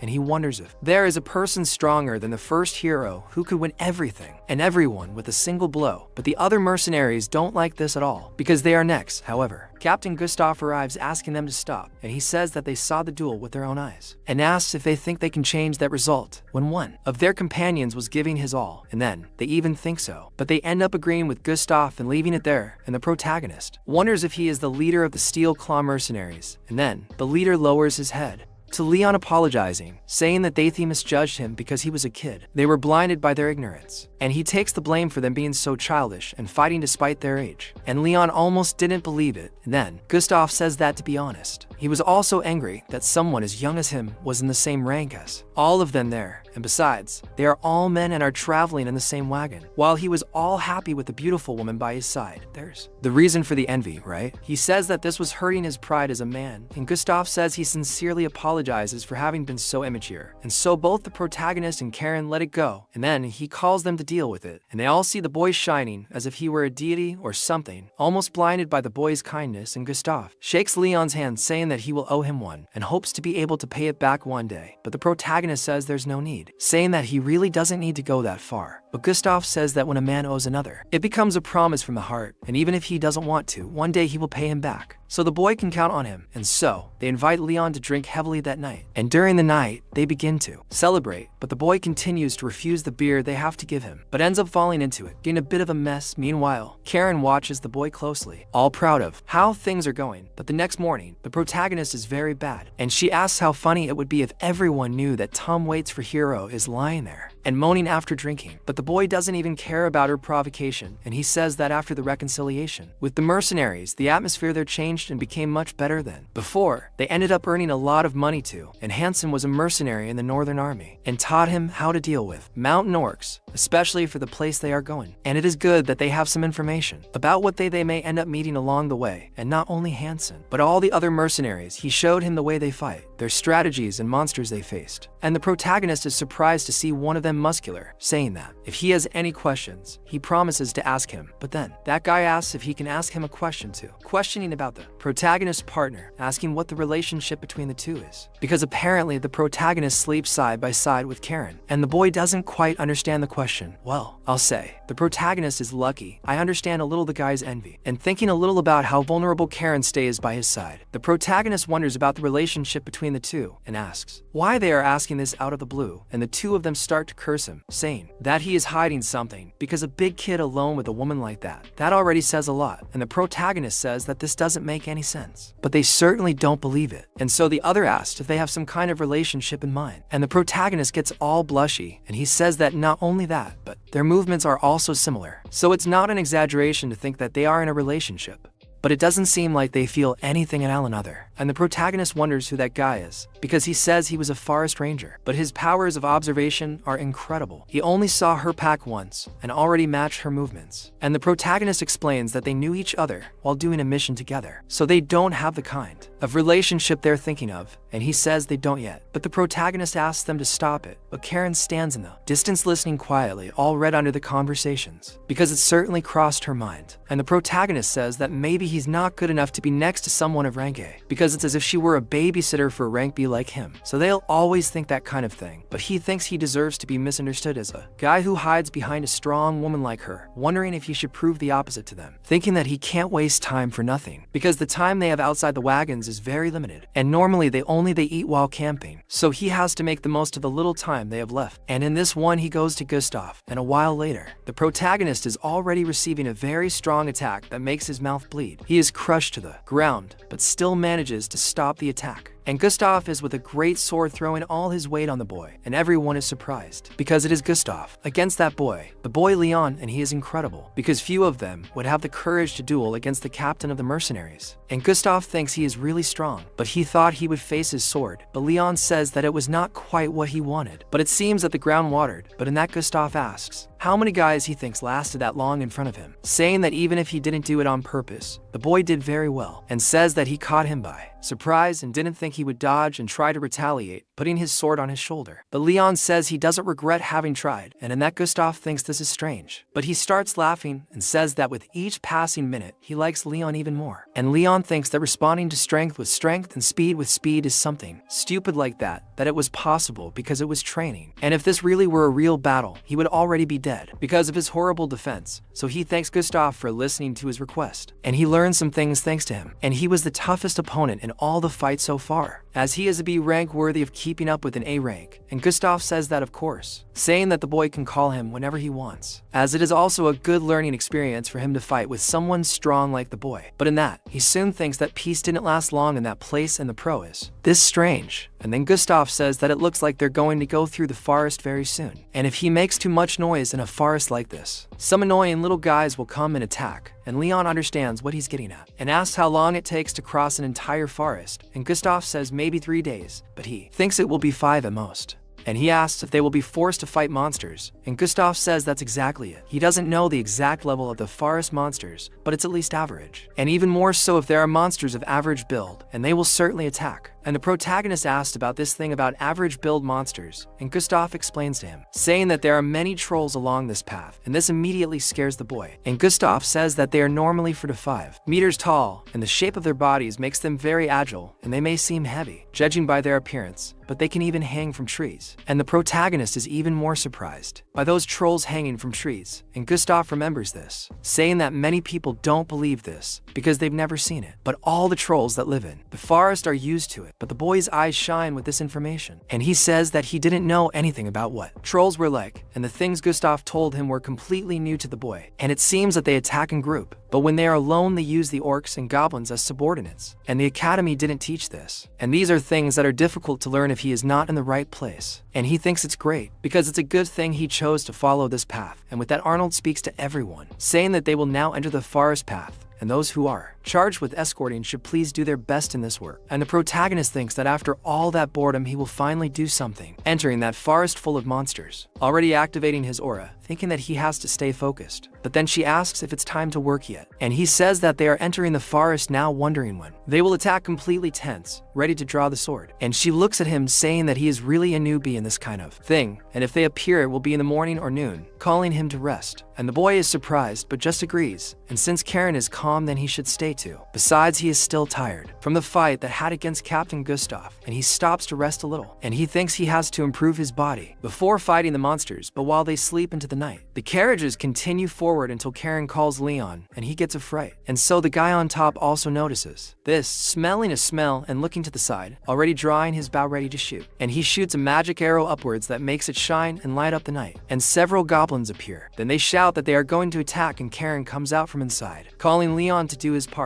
And already outside, the archer launches triple aura arrows to kill several goblins at the same time. And Gustav congratulates Hamel because he did a good job, saying that now it's his turn. And so, while that aura light shines in the sky, they go after the goblins in hand-to-hand combat, cutting several of them calmly. And the protagonist, seeing that, is surprised, thinking that it is different from when they went to subdue evil. There they need to rely on their personal skills, but there each of them is fighting together, and it is a totally different combat pattern. But in that, Captain Gustav looks at Leon, calling the boy, asking if it is the first time he enters a combat like that, realizing that the boy does not have an ounce of experience. He shouts to Leon, telling him to stay by his side. Right. The boy gets scared heading that way, and while he's going, he sees the goblins going after him, but he manages to finish them off quite easily. He notices that they look like the goblins he fought in the forest while he was training with Ulcid, but now he can cut them down even more easily. And he notices that he's gotten stronger looking at the goblins who are scared, and the boy continues going after them, while the mercenaries think they should keep pressing those guys, and the archers in turn should focus on those on top of the tree. And one of them tells the captain that they've already defeated everyone in the rear guard, and the other team said they're going to finish killing the ones that are left. And the protagonist thinks it's amazing. They have great teamwork. that's really cool. But among them, Gustav is the best, because he's cutting through the monsters very easily with one attack and taking several at the same time, and he thinks that that sword, he can use it very well, even in a forest like that. But while he's overthinking, a mercenary ends up hitting the protagonist in the back and getting scared. Another almost cuts the boy's head off, and he keeps messing up, stepping on one of the other's capes and getting in the way more than helping. And he thinks and realizes about it, because he's getting in the way more than being helpful, and thinks that if he keeps trying to fight, he'll end up getting hurt, and thinks that he has to learn to fight in his own space correctly when fighting with his teammates, wondering if he can stabilize himself better using his vision, and has to focus on both distance and one-on-one attacks, and he starts using his aura to understand the battlefield. And he thinks he has to see all the spaces and find an opening, but then he thinks about this opening, and says that he sees that there's one here and another there, and he starts killing all the goblins on the battlefield, leaving his bridge and finishing them all off before they can reach the mercenaries. And so, and looking from afar, he notices that language has evolved again, and so, that light that was shining in the sky finally goes out with the death of the last goblin. And Gustav says that it seems they're done there and managed to kill all the goblins, asking if those idiots managed to hurt any of them. And he says that those who haven't done much should do the escort and let the rest go back to their wagons to rest. And Gustav talks to Leon, asking if he can give him a minute, as they still need to do one thing, and if he can accompany him it will be good. And the boy says that's fine, asking what it would be. And so Gustav says he's going to hunt a troll, and he's a little impressed. And Karen says that it seems like the people want him to catch the troll for them, and so Gustav says that's right. His contractor asked him personally hours ago, and as she should know, trolls act completely differently towards strong and weak people, and if a ranked person appears in front of them, he is sure that the monsters will start running without even looking back. But before anything, Karen asks him why he needs a troll, and so Gustav is scared to death, saying that it was just a suggestion, and if Leon doesn't want to go, he doesn't need to hunt the troll. So Karen thinks a little and asks Leon what he wants to do, and the boy questions why she is asking him this, and she says that it is a troll,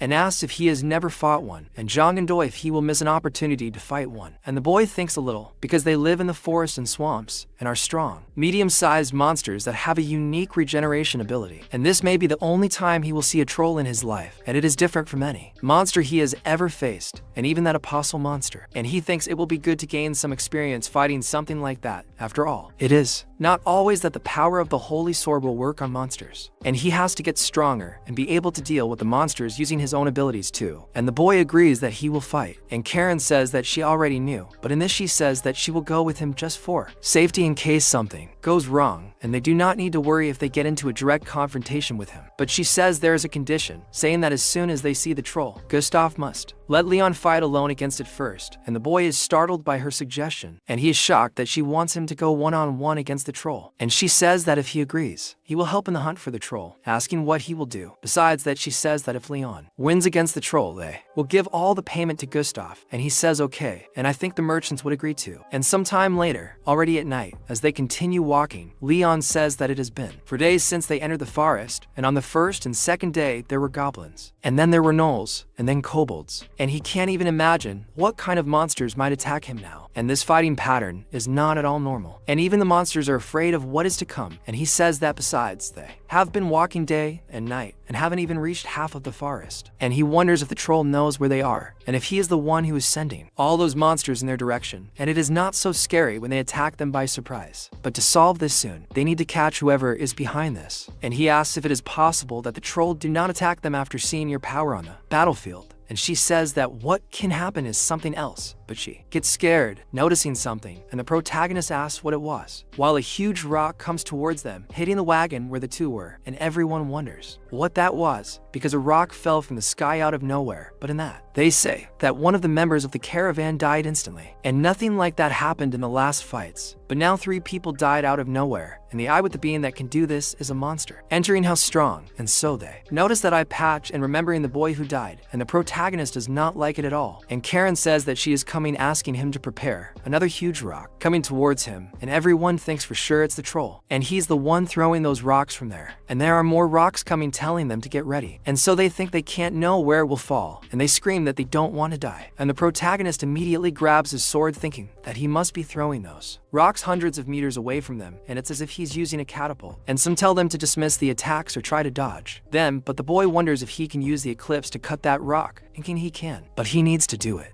but then Gustav takes the lead, calling everyone to go to top of it, using his great sword, and splitting the stone in half even with difficulty. And everyone there is surprised by what he just did. Something absurd, and the captain falls to the ground but shouts to his men, ordering them to use the C formation, and he speaks to the blue-headed eagle, the Carnegie sword and the Million striker, ordering him to protect the wagons from any attack, and they will try to prevent as many monsters as possible from reaching there. And the protagonist thinks it's incredible because he calmed everyone down in an instant, and they are moving perfectly according to orders, and in that other monsters come towards them while they are re-establishing themselves. And so Gustav thinks that if this continues it will be dangerous, and they must prioritize the death of the troll, and he speaks to Hamel and Hansen, ordering them to take for mercenaries with them and find out where the troll is hiding and report, and immediately as soon as they see him, they must not let him throw any more stones at them, using the attacks one at a time until he stops, and so they understand. But Karen talks to Jeff, saying that they will go after him by the fastest way, and he questions about it because if she knows where he is, she can go, and so she calls Leon so she can leave, and the boy follows. And while some goblins try to block his path, the girl is happy about it, eager to kill, asking if they really think they will stop them, chopping them up in front of the protagonist in a completely frightening way. And the boy is truly horrified seeing this as he follows her. And so Karen says that the monster is in front of him, telling the protagonist to prepare. And indeed, the troll is waiting for him up ahead with the stones in his hand, looking at the two of them, and she says that she will block any route he can use to escape. So the protagonist must go fight him one-on-one, asking if he forgot, and the boy had even forgotten, but he begins to recap and form a plan, saying that he will use the sense of distance that he learned from the mercenaries, and before he notices his presence, he must approach out of his field of vision, and if he takes advantage of his night vision, which is more sensitive than normal, he can do something, and the protagonist already begins to put his sword to shine, using the light of purification, and the monster is really sensitive to light, and his eyes begin to burn, and he screams in pain, while the boy thinks he's great, charging at the monster, and he says he can win like this. But while he is charging, he sees some rocks coming towards him, which make cuts on his cheek, and it is the troll digging his fingers into the ground and swinging his suit at the boy,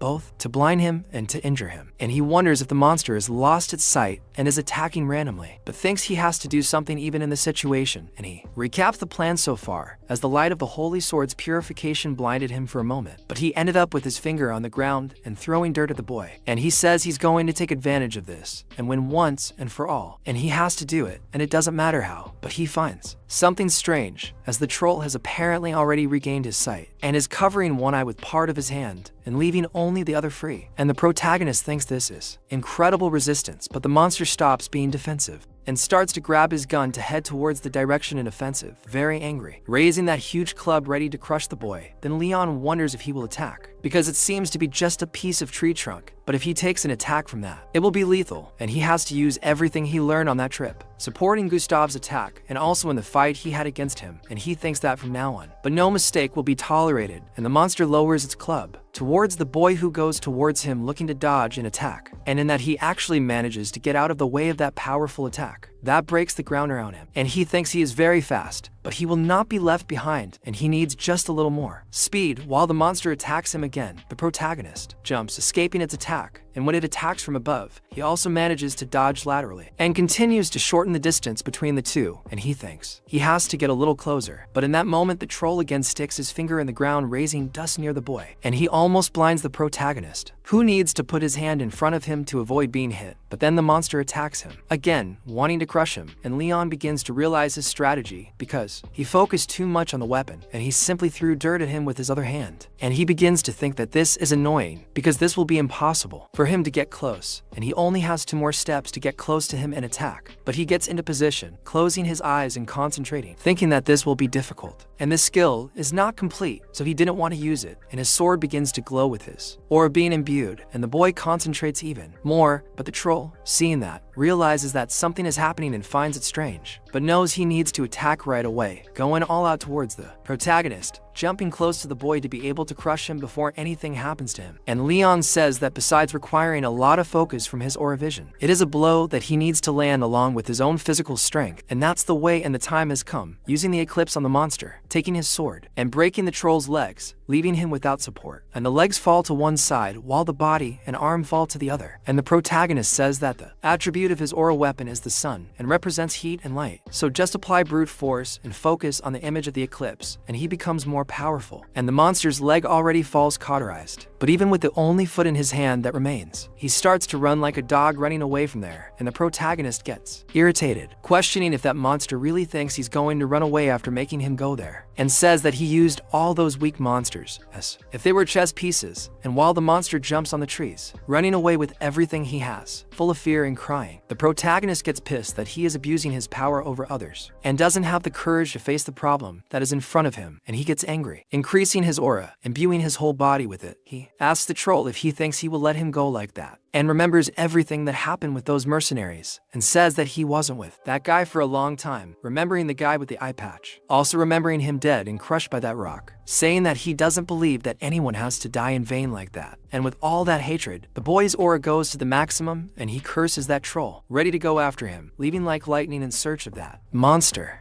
So he uses the big car, the Mirak, and with that he cuts through almost the entire forest behind the monster, cutting it in half, going to get it at your house. So Leon, after splitting the monster like that, falls to the ground thinking he succeeded, and he didn't think he would be able to do it alone. Unlike Eclipse, who focuses all his power on the sword, he never thought he would be able to consume the aura to use Mirak. And even though his body is in perfect condition, he wouldn't be able to do it again with his current aura power. And so, Cream notices that he really beat that monster, finally realizing that the boy is a hero, but thinks that it's a good thing he was around just in case, and asks him if he's saying that she thought he wouldn't make it. And she asks what he's talking about, just congratulating the boy. But the protagonist thinks to himself that it wasn't perfect, however. It's thanks to the skill that Asa taught him that he succeeded, and this time, he did it alone using his own strength, and this is a further step in the boy's story, as he managed to defeat him only with his techniques. But he begins to fall backwards, completely without strength, and falls into Kareem's lap unconscious. And he says that it must have been difficult to use a powerful skill like that, telling the boy not to worry, as he will take care of him now, saying that he did a good job, letting him rest on his lap. Meanwhile, the protagonist is in another dimension, falling, feeling a strange sensation, and wonders when he fell asleep, because he is very comfortable there. He hasn't felt like this in a long time, but he finds something strange, because he doesn't deserve to feel like this now. And the situation has been difficult for everyone for him to be like this, so he has to be stronger, like he never was, and he will not give up. He remembers Lion looking down on him and becomes increasingly motivated, waking up in another corner, not knowing where he is, and when he opens his eyes, he wonders if this is a cart. Then he thinks it is true, and he did something yesterday, and ends up feeling the pain of that something. He starts screaming and says it would be impossible for him to recover overnight like this, but he thinks he still has it, and the bishop gave it to him to use in hours like this. He uses the bishop's relic with the recovery of sacred power, and he is surprised, because it worked better than he thought. And he says that it even got rid of all the fatigue he felt in his body, and thinks he said it was nothing big, but it's still absurd, thanking the bishop a lot. But out of nowhere, Karen appears on top of him, delivering the dose of fan service that everyone was waiting for, especially Lillian asking if he's woken up yet, and she asks if he can move properly, and the way she is, the boy can barely answer. And he says that thanks to the sacred relic that the bishop gave him, he managed to recover, but asks her what happened. But she asks him if he wants her to tell him everything that happened after his brother ran away, and the boy asks her to do it, and she says that the troll hunt in the end ended up being a success, and even though she helped, he did most of the work capturing one of them, but they caught 3 of her trolls, and the last one ran away after he beat her,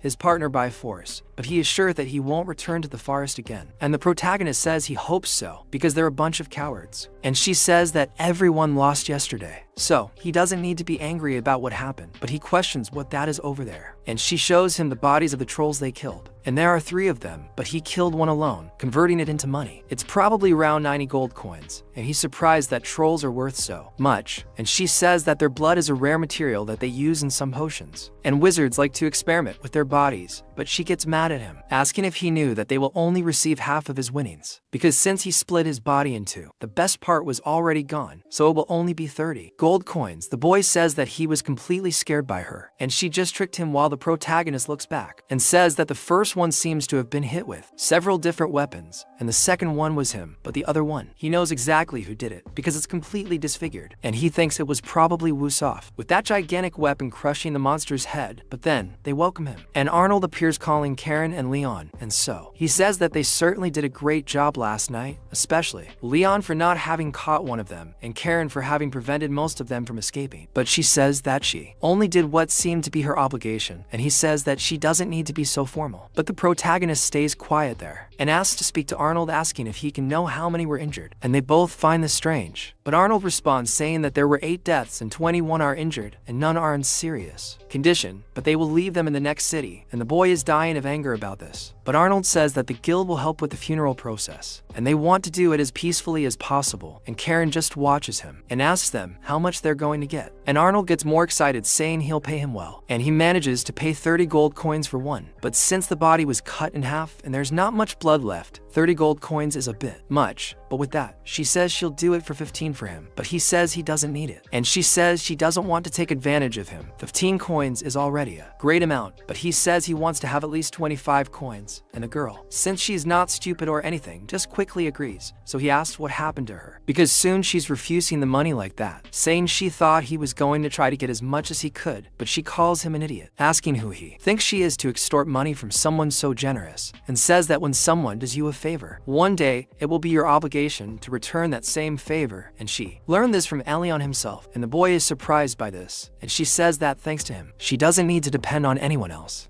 And while they're talking about this, Gustav goes to the protagonist asking if he's awake yet, saying he's glad he wasn't to bed, and he's surprised to see the captain there. And Gustav says that when they're alone and off work, he can just call him by name, or else his brother will let him go easier. But he changes the subject, asking Elion about the technique he used when he defeated that troll, because you can't do that kind of cut with a common sword. And as he was curious, he waited for him to wake up, and the boy says that it's his fighting base, and it's not fencing, but something else. But Gustav says he already understood, saying it was bad. But then, the protagonist asks if his friends are okay, and Gustav realizes what he wants to say and tells him to relax, because Han without Ramel only had minor injuries, and Leon, who continues to be the same as always, bodybuilder and half crazy, so he pets the boy, telling him not to think so much about what happened, because his job has always been dangerous, and everyone already knew they would die sooner or later, and they have been carrying this fate on their backs for a long time. And since his heart sympathizes so much with death, he shouldn't get to the point of burning him with his pain, simply throwing the blow at the boy's chest and leaving him behind. Elion thinks about what he said and becomes calmer, and Karen says that it is natural to feel guilty or sad about someone's death, and that is why they should appreciate it more while they are alive and not when they die. And this is something he should teach his heart, and even if he is the hero of humanity, he cannot suffer for the death of everyone. And she asks if everything is okay, asking if he wants her to comfort him, and the boy turns all red, and he says that Asid said something similar once, because a person who is moved only by the sense of justice will not worship much, and faith is something that shows them the value of life and makes them want to live, and not the thought that everything will end one day. Besides that, she talks to Elion, asking if he knows anything about the desert area, and he once again is left in the dark, because the kid doesn't know anything outside of that academy.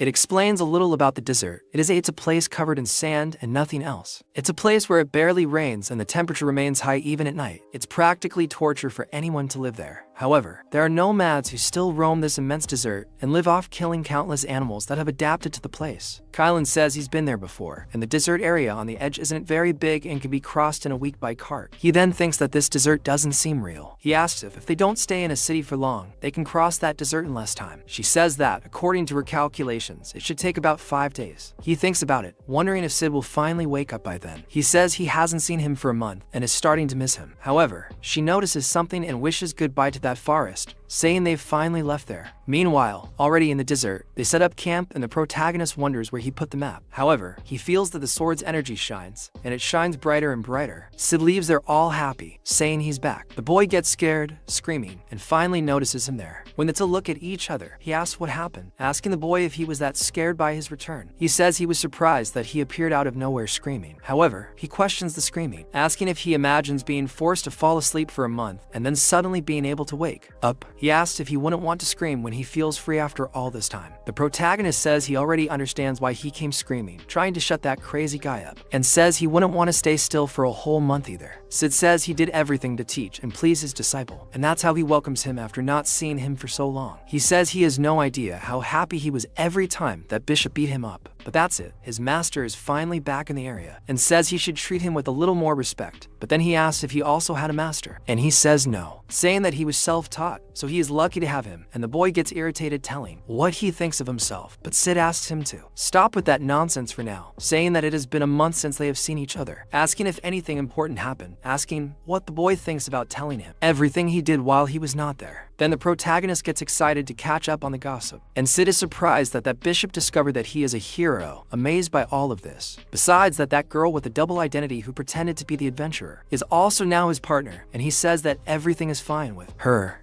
Because even though she is a murderer, she as Ash has a very good personality, and in his opinion, he can trust her. So Sid thinks that if the story he told her about her past is true, he's sure she would never betray him either. The most dangerous opponent a warrior like him could face is an assassin, but he can compensate for this weakness by increasing his experience and skill. Thinking about it, he wonders if the boy has evolved, or if he's just playing around and filling his belly. And Leon soon asks why he doesn't check for himself. Sid finds this strange, asking what all this confidence is with the kid snapping his finger and seeing his stats. He's startled to see all that, especially the title and occupation of a hero who likes to face his master. He's quite surprised by that. The protagonist notices that his skills have improved significantly, with intermediate sword mastery at level 7, Roderick's martial art at level 4, body invulnerability at level 3, intermediate aura use at level 3, and arcane sword at level 7, stars level 1, and he thinks he's improved a lot, and says he could only know if he was strong or not after facing someone. And he soon thinks about going, but his engine freezes, and says he must not have surpassed him yet, and even so, there is a limit to the experience he can gain at the academy, so he doesn't think. He's training as hard as he is now, but Sid, meanwhile, says that something must be wrong, and the protagonist is pissed off by this, and Sid questions if he actually slept for over a month and didn't notice, noticing that the boy really tried hard even when he was away, thinking about the great car he was cultivating, and he says that the boy managed to reach level 1 of the great car constellation by himself. This means he learned one of the moves, and the boy says it's because he showed him how to use at that time, and he managed it now by himself, but he can only do Mirac for now. But Sid confesses and admits that the boy went beyond his expectations, and he must have been born with the talent of learning since he evolved so much. But all of this was thanks to himself, becoming even more cocky, saying that at that time he just wanted to save his imbecile disciple. But he learned a lot from that, thinking he is a great teacher, and the protagonist gets mad at him, but says that he thanks him from the bottom of his heart full of mockery, and in that, Sid says that he smells sand asking where they are, and judging by the state of the wagon, it seems that they have already walked a lot. And Leon asks if he didn't say that it was to go to the Titanic mountain range, and that is what he is doing now. He took advantage of an escort request from the guild so he could, and he says that it wasn't a bad idea, but this is a deserted area, asking if they are not exposing themselves too much to danger, and the protagonist asks how so, because even though it is a little dangerous, he questions if it is not better that they are going by the fastest way, saying that maybe it is better than going through a mountain or even through a canyon. And so Sid looks at the map and gets a fright, asking why this place is a desert. Then Leon asks why it would not be, because they said that the desert has been there for more than 100 years. But Sid says that 300 years ago, this was a beautiful place full of green grass, and says that it was a region with a very cool climate, wondering if there was desertification while he was dead, and he says that he thinks it is impossible that something like this could happen naturally,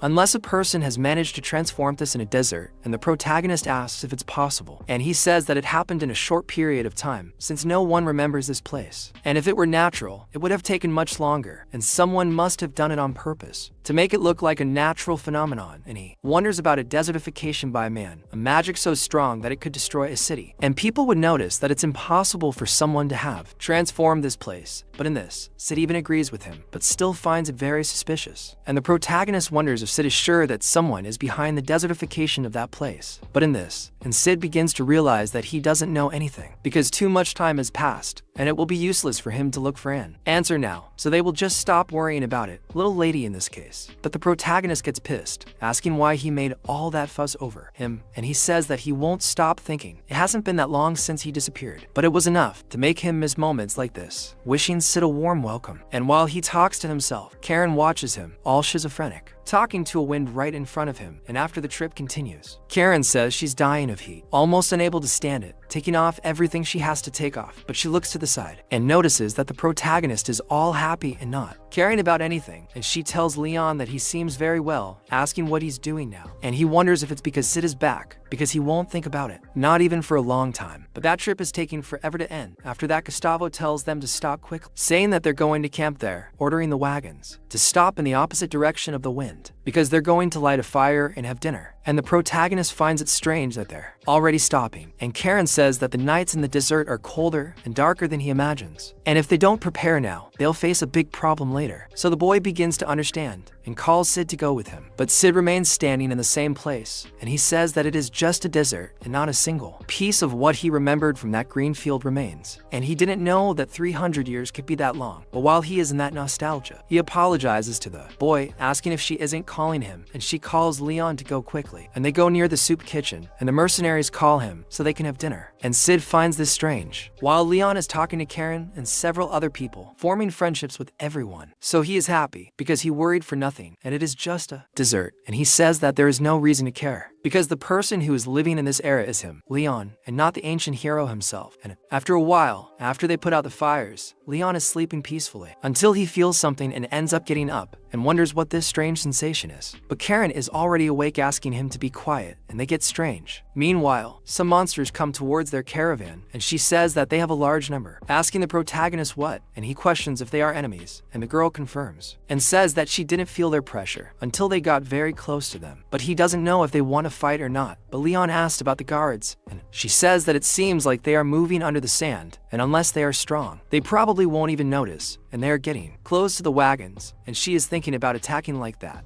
As they get closer and talk to Leon, asking how they're going to attack, saying he wants to know his opinion, and the protagonist wonders if they should go out and warn the others, but thinks it would be a waste of time. They're already close, they're at a disadvantage, and he doesn't think the people who just woke up without equipment can do anything. And Sid says that if they come face to face with them, he doesn't think they'll win in a fight, and probably they went there with the intention of robbing them without killing, and if everyone wakes up and fights, maybe they can win. But some things might put them at a disadvantage. But at that, the protagonist asks why he's laughing, and Sid is all surprised, saying it's going to be a long battle, and finally, he'll be able to see the evolution of his idiot disciple in practice. And the boy just agrees, and he asks Karen how many there are, and she says there are 14 of them near the wagons, and 20 more surrounding everything else, and that's all she can sense. And the protagonist thinks that even if they are not good at fighting, the idea of 36 people surrounding him and taking advantage of the desert is scary, and they cannot make a false move and end up making the situation worse. So he tells Karen that he understands right away, and she already prepares herself, leaving that place, and watches from above the wagon the monsters coming up, and waits slowly until she jumps, preparing to use her aura and use subspace magic, taking several magic daggers from her earring, and then attacks with them everyone who was under the sand, sticking them in their hands, and making them get up. And when they show themselves, the protagonist makes his sacred sword shine, and thus shouts that they are enemies, and they are near the wagons. And everyone wakes up, preparing quickly. The assassins turn white with fear, and then Gustav tells them not to panic, asking them all to go, because remember their duty, and they must protect the Lord and the cargo, which is priority number one. And so, the battle against them flows quickly, while the others who were far away think that if it weren't for that woman with the dagger, they would have succeeded, and he asks everyone to retreat, and those who are left hide under the sand and leave. And so, Gustav asks them not to lose sight of them, but the last one who is still seeing them is Karen, and calls the one with the mask, throwing a dagger at him, asking him to return it, but that guy manages to hold her dagger very calmly, completely stopping her attack, and looking into Karen's eyes, full of hatred in his lungs, and Leon, seeing that, notices that he blocked her attack with only one hand, and he simply hides in the sand and moves away from them, and Karen just watches how our situation ends, and the captain shouts that they are trying to escape, telling Leon that there is someone on his side, and everyone is passing by the boy, and so Sid talks to him, saying that it's time to look at his idiot disciple's skills, but he notices that the boy is just standing there invoking his aura, and activates Merak, even if at low power. But he thinks that if he uses the 7 swords technique there, he can kill at least 10 of them. But they are not monsters, and it's not like they are in a life or death situation now. They are just thieves. He can't carry out a massacre there. And so, Sid notices the boy has a dilemma, and says that it's natural for him to be worried, and it's okay to hesitate, and it's difficult to get an answer now. After all, he is a hero and not a murderer. And even if his decisions now are in favor of doing justice and defeating evil,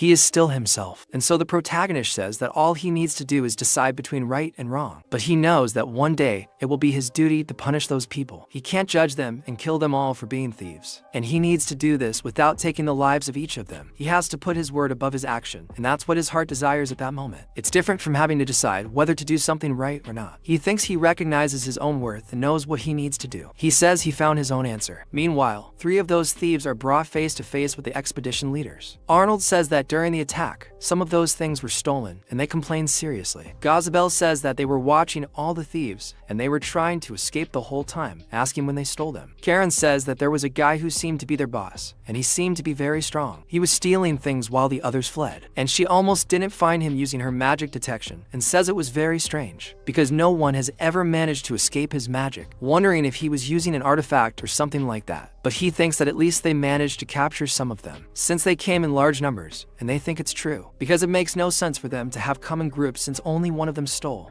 They are a bunch of idiots, and the protagonist thinks that even if he hid his presence using an artifact, it seems that he also easily held one of Karen's daggers. Besides that, eyes like his are also not common, and Arnold says that he only gathered them all there because the most important shit was stolen, and he wanted them to investigate and get it back. And Gazabel then asked what Ramiro thinks about this, and he says that if they are going to do that, they have to hurry because of the nature of the desert, the traces on him add up very quickly, and it is very difficult to track in the desert even for someone like him. And even if he starts now, the chances of finding him are minimal. But in this, Karen says that she can do it because in his hand she marked a traceable incense with her magic, and so Arnold is surprised, saying that if he succeeds he will certainly change the reward, and she already likes that, asking Leon to go with her outside. That she also tells Ramiro to follow her, and the bovine says that he will give his life for this, following her quietly. But Arnold talks to them, saying that they will need that, a compass, and she asks if it is not broken, and he says that this will help her distinguish which of the stolen cargo is hers and which is not, because this compass was enchanted to connect to your cargo in case of loss or theft, but it will only point to the cargo if it is within a radius of 10 meters. And so, oh my, Shining Foot, they go quickly because they are racing against time, calling both Karen and Leon, and they run off. And Gustav thinks that since she is rank A, she is sure she will be able to manage well, and he just hopes they will be fine recovering the cargo or not. And now they say they will not make the same mistake, saying they will be more vigilant without even blinking. Meanwhile, in the desert, Karen continues using her magic to detect the incense, and she thinks that his trail is getting weaker and weaker, so they should speed up a little more. But while they run at that speed, El Cid talks to protagonist, asking if he has gotten faster too, but says that it is better for him not to be so far behind him in such a dangerous desert.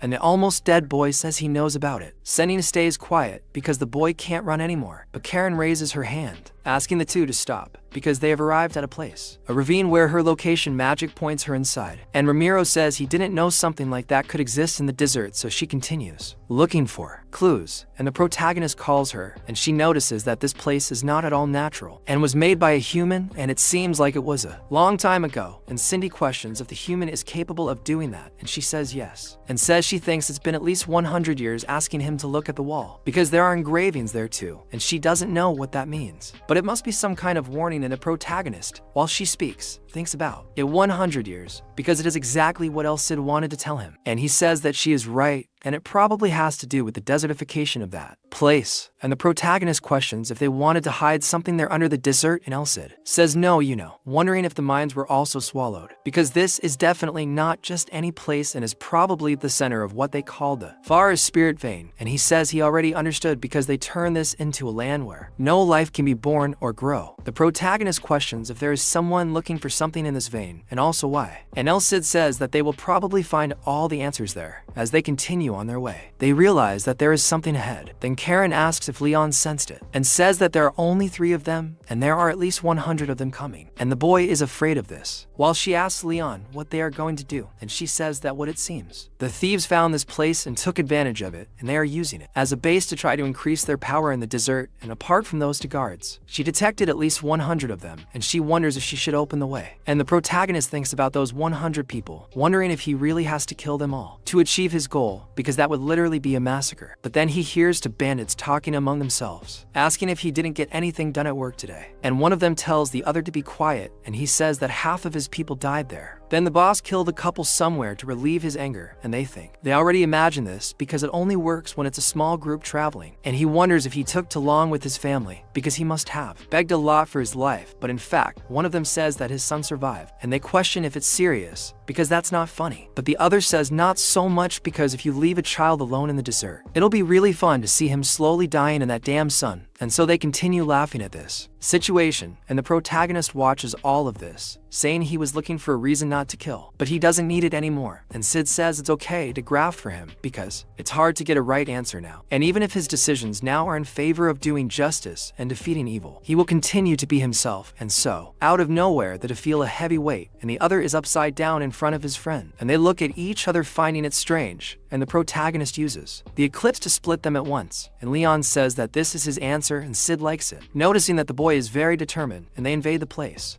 calmly, and Karen says that even if they are idiots, there are many there, so they should try to face as few of them as possible. And she says she will guide them, asking them to keep going ahead, full of desire to hire some people for Vasco. And so, then my question is, what's all this mess? And the protagonist finds it strange, too, but she goes after them, sending Link and Nabil's people at an absurd speed and with equally notorious ease, and kills them all with a single stab to the neck, making small cuts and killing them calmly. And one of them wonders what the hell are those guys thinking, he needs to warn the boss. But the guardian of the coffin appears behind him, and he doesn't even have a chance to do anything. And after all the action, the girl is reinvigorated, saying that this is incredible. Her body got so stiff after spending so much time in the wagon that she needed to find a way to stretch. And the two looking at this are amazed. And then my question is if she was always like this, and the boy says yes. Then he feels the boy's nerves. But then he goes to Karen, saying that's dirty there, wiping blood from her cheek, and she gets all brave, turning around quickly to hide her shame, in out of there. And so Hamill says that this is a good job on his part, and the boy doesn't understand what he's saying, acting like he's silly, and Hamill says that he'll find out, telling him to just watch. But the boy doesn't understand that either. My friend, you better not cheat on this woman, because you're hitting on a murderer, okay? You better understand what you're doing, because this could end badly, very badly. And so, a while later, they arrive in another room with two guards, and Karen says it's there. And Ursula started working and is pointing to that place, and probably the stolen cargo is there. And she says she'll go through the shadows to take a look first. And they both must wake up from the guards that are coming, and so they agree. While the girl uses the guardian of the coffin to enter the shadow and get out there. And so Hamill is surprised, because he knew that the rank A adventurers were strong, but that there is incredible. But he wonders if he should also start by powering his bow with a firecracker at the end of it, and he throws that firecracker, which goes towards the two guards trapped by him. And inside, the boss is trying to open that box, and they ask why it's not opening, and the boss calls him a bunch of useless people, telling him to open that thing quickly. But the boxes don't even show any sign of giving way. While they are at it, the door is blown up, and he flies inside, and the boss wonders what this is, and if it is an attack. And the protagonist appears with Hamill outside, with the guard already defeated. And so he realizes who it is, noticing that they are the guys from the robbery before. And so Hamill calls the thief, saying that they came to get something. And the leader is surprised to see the protagonist there, noticing if he came because of a cargo. And those two must be rank B or less, and he thinks they won't be able to deal with them alone. And if he runs away, it will work. But the guardian of the coffin appears behind him, almost killing him. But the leader escapes the attack by a hair's breadth. But his shin is cut in the attack, and he falls bleeding and screaming in pain. And so the guardian says that he dodged it, quite surprised, saying that it almost cut the irritating noise of his breathing, saying that he kept stealing it, ugly thing, and he should have killed her for years ago while he still had the chance. And so he questions what this is, if he knows her past, but says that it can't be, because everyone he knew has died a long time ago. So he begins to notice that there was one person, and there is only one person left alive that he knew for years ago, and it is Karen herself, saying that it has been a long time calling them all. And so he is very surprised to see that she really knows him from his past. Meanwhile, the subordinates go after Leon, but the boy manages to kill them very easily. And Ramon says that they probably killed most of them now, and asks about the boss. And the protagonist looks back, seeing the guy face to face with him, and he is full of fear. And she tells him to pay attention, saying that he should already know, because if he puts his hand on the ground again, she will hunt him until she sees him bleed dead on the ground, and then points her daggers at him, telling him to die at once, completely different from his normal self, and he is scared to death, and then says that he will not die that day, putting his hand on the ground, telling her not to play with him, saying that he is no longer the one she knew before. And so he goes inside Solo, and he says that it was really as he expected, saying that many people said that she was the terror of the underworld, but this time their difference in skill is not so great. And he says that he will escape death once again because this is his home. However, she continues with her daggers ready to attack him, asking if he will continue. And she says that she already told him that she will hunt him, sending her swords towards him, sticking it in his hand, destroying his left hand. And so he starts to scream, and she asks if he really thought he could escape from her. And then he starts to concentrate his aura on his fingertips to start digging. While she throws several swords at him, he counters with those little claws, but his whole body starts to be cut, and he feels more and more the weight of that battle, until there is almost nothing left, already without a mask, without teeth, all screamed, almost dead, and the two of them watching from afar become quite apprehensive. And she goes closer to him, and then he starts to laugh, saying that he feels sorry for her, because she is still a monster, asking her to tell him if she didn't like it, saying that she is living very well, and even though she grew up without her parents, she was also kidnapped. But he kidnapped her and made her stronger than she would ever have been without him. Then he asks why she is angry with him, saying that it doesn't matter if she kills him today or not, saying that she will never stop being the cold-hearted killer that she is. But the girl says she never asked him to make her stronger, and he says that's stupid, because if they hadn't caught her, she would have been dead in some dark alley a long time ago. And she says yes, she probably would be, but he would avoid becoming one of the most disgusting beings in this world. And he asks what she's talking about, and she says that there are many things in her life that she never wanted to be, like an orphan or becoming a murderer, and that she doesn't have that strength because she wanted it. And even so, she decided that she's going to keep it because she needs it. And he asks what the hell she's talking about, and the girl simply talks about freedom,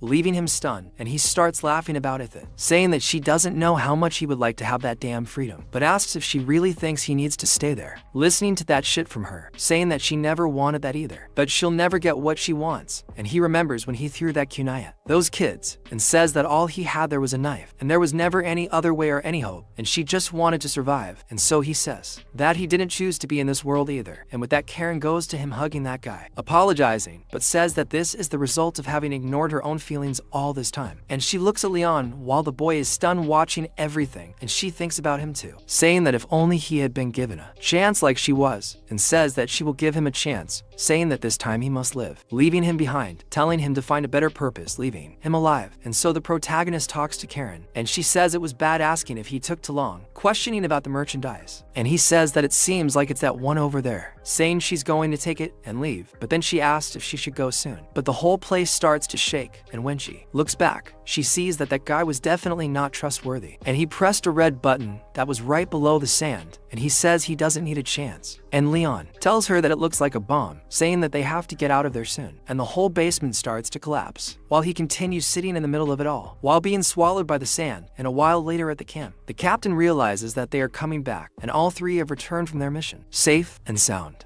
So, Leon says that now that they've recovered the stolen carcass is all right, and besides, everything was destroyed by the bombs that damned guy planted, and now he asks if Casper is happier that it's all gone. But he says it doesn't matter, because things are still different from 100 years ago, and he still doesn't know who did all this, and he has no clue who or why this place is like this. Leon then asks what he's going to do, but he says he'll think about it later. Karen calls him upstairs, and he asks what happened. She tells him to look ahead, because they've arrived, and that's where they need to be, Bacchus. The protagonist is surprised, saying he's never seen such a large group. The girl says it's clear, as it's a border town for soldiers and guards who live there, and its territory the Marquis is personally overseeing. It's a city with military dependencies, authorized directly by the king. They say they'll only be there for 3 days, hoping they understand. He asks what they'll do with the two of them, and the protagonist asks what they mean. The client says they can stay in the accommodations they've prepared, and if they need anything, they can call or search the city. Karen agrees, saying she'll look for something. On the way, they find a place they've prepared, and they just need to tell him where it is. He says it's by following the main street, turning left and giving a lot of tips. At a tavern called Goat's Sound, the high-ranking staff they work for prepare accommodations there, which they use when they pass by. They can use one of the large rooms on the top floor, which they say is very comfortable, and if he's not mistaken, there's a double bed too. They complain about it being just one room, and the guy agrees, asking if it wouldn't be more comfortable for the two of them. The protagonist gets all excited about sharing a room with Karen, but she asks what's wrong, asking if he's embarrassed, questioning if he doesn't want to. He says he didn't say anything and leaves. Then, the merchant asks if he said something wrong, but she says everything is fine. She says she's going for a walk until nightfall, but then the merchant senses the situation and asks Karen if she wants him to look for a separate room for them. She hesitates for a moment, but ends up saying no, blushing, saying that everything is fine and fading away. So she goes to another corner to think about it a little better, because a hero with great power must have strong allies, and just because she's with Leon now, it's impossible to know if they'll stay together until the end, and if someone better and stronger than her ends up appearing, and she wonders if she'll be able to continue by Leon's side, but she thinks she can't think about that, because she has to prove her abilities to him, and what she's capable of, and this is the perfect place for that, and she has to make Leon think he can't live without her, and she thinks she must be somewhere. He's very naughty, and when he was in at the academy, men and women used different buildings, and he and Karen already shared the same wagon, but a room was too much. Then, the sword says he's an idiot, but the conversationalist approaches Leon, asking him to wait and apologize, as he thinks he embarrassed him. Leon says it's alright, and he doesn't need to apologize, but asks if he can tell him what's in the cargo they recovered for him, as he's never seen anything like it. He says the contents of that box are a secret, but the protagonist's face lights up. The conversationalist says he won't hide it from him, since he risked his life to get it back, but he can't tell anyone. The protagonist promises this, and he says what's inside that box is a black crystal, a first-class material with no impurities, a precious stone worth about 1,000 gold coins each, and they will deliver it to the next city they stop in. This request was made directly by the Lord of Rabina, and he's an important nobleman who's on the same level of power as a count, and if they had lost that cargo, regardless of whether it was his fault or not, they would all be dead. The protagonist thinks it's a good thing they found the lost cargo, and the merchant agrees, because thanks to them, they will stay alive. But then the protagonist goes back to look for Karen, and she left a note with Makanai. He's surprised to read it, with her saying she'll be back later. The protagonist says she said she was going to look for something, and notices she's already gone. Then some other guys arrive asking if the protagonist is alone, and he says yes. It seems Karen went to look for something, and everyone feels awkward because she's not there. They just wanted to see her. The protagonist doesn't like this at all, and they wonder if they should leave. Maybe they can wait, but they think there's no way. Kurika goes to him, calling the protagonist, and he asks where they're going. Then he says he should know about it. The protagonist goes to the tavern and invites everyone over, saying his friend will take them there. However, nobody is very enthusiastic about this, and he questions what kind of people they think, or if they want to see if they can handle more than 3 drinks like last time. But the protagonist certainly didn't want to go with them. Later that night, several people are lying on the ground, and one guy remembers when he was beaten up so badly and left lying there. Karen had passed by, and they tried to hit on her, but at that moment her foot is right on his head. She speaks to him, startling him, and he starts to think he's going to die. Karen says she's just going to ask him one little thing, and he agrees at first, but then thinks better of it and says he won't tell her anything. However, she asks which is the biggest gang in that city, saying she doesn't want to know about idiots like him, and wants to know who has power there and deals in the black market. Then he realizes he's in trouble, thinking he'll die if he talks, but if he doesn't, he'll die too. So she asks if it's him, while he's already lying on the ground, noticing that the place is under the control of this guy called Golden Owl, and Golden Owl is a black market business, and some people are losing power because this organization is at the top, making a lot of money, but she questions whether the marquis of that place really doesn't know anything, and that's irritating her. But then, as she walks, she says she thinks so, and she saw this about 10 years ago, seeing that owl mask there, and says she still hasn't been able to forget. She remembers when Leon asked her something, questioning if he was talking about the guardian of the coffin, and he says yes, saying he would find out why people called him that. She thinks it no longer has a meaning, since she's no longer an assassin, but it was because of superficial contact, and she questions him about how that works. She says that some organizations have their own unique method of making contact, and in the case of the spider organization she was part of, they would call a coffin handler to dispose of the bodies, and she would ask them to put information about Alvio in a coffin. The protagonist says he understands, and she says it was just another one of her things, and most organizations use simpler and more direct methods. For example, when a client needs to meet them, they mark a place and create an illusory entrance using magic or some item, and usually leave a real entrance next to it, which only the client will know about. Anyone who isn't the client will try to enter through the false door, which won't open, and they'll be left there pretending to be a fool. She thinks that for someone like her who can manipulate shadows, it's an illusion, but it doesn't work, and she enters that place, descending into those catacombs, but steps on a trap. She notices it's exploding, but the wizard below senses it. However, Karen enters, saying hello as if nothing were happening, and the wizard welcomes the intruder, asking if she had a lot of fun back there. She says yes, because she went through many, many traps. Then he tells her she can sit down, asking what she wants from them, and she says she wants to buy information. He asks what kind of information she wants, and she says it's about Rabina, and the wizard starts to find that strange. She says she'll pay for the information, so he shouldn't answer her, and the option isn't for sale. It goes against his principles as an informant. He says that since that's the case, it will cost him 800 gold coins, but she says that's too expensive, asking if the information he gives isn't so valuable. He says he thinks so, and can do it for a maximum of 700 gold coins. She starts to get irritated, asking for an even bigger discount, speaking very seriously, looking him in the eye, and questioning him about it. She says that even though he's very skilled, his eyes don't lie, and one of the important members of the Golden Owl, in charge of managing the black market, is also one of the most trusted vassals of the Marquis of Balkas, Mr. Glenn. Glenn then says that she's certainly very clever. She removes her mage and reveals herself, and asks if he will sell it to her or not, because she also has information that he might be quite interested. Glenn is actually surprised that she was able to recognize him with just a glance, and that her abilities are probably rank A or higher. He says that no matter what he thinks,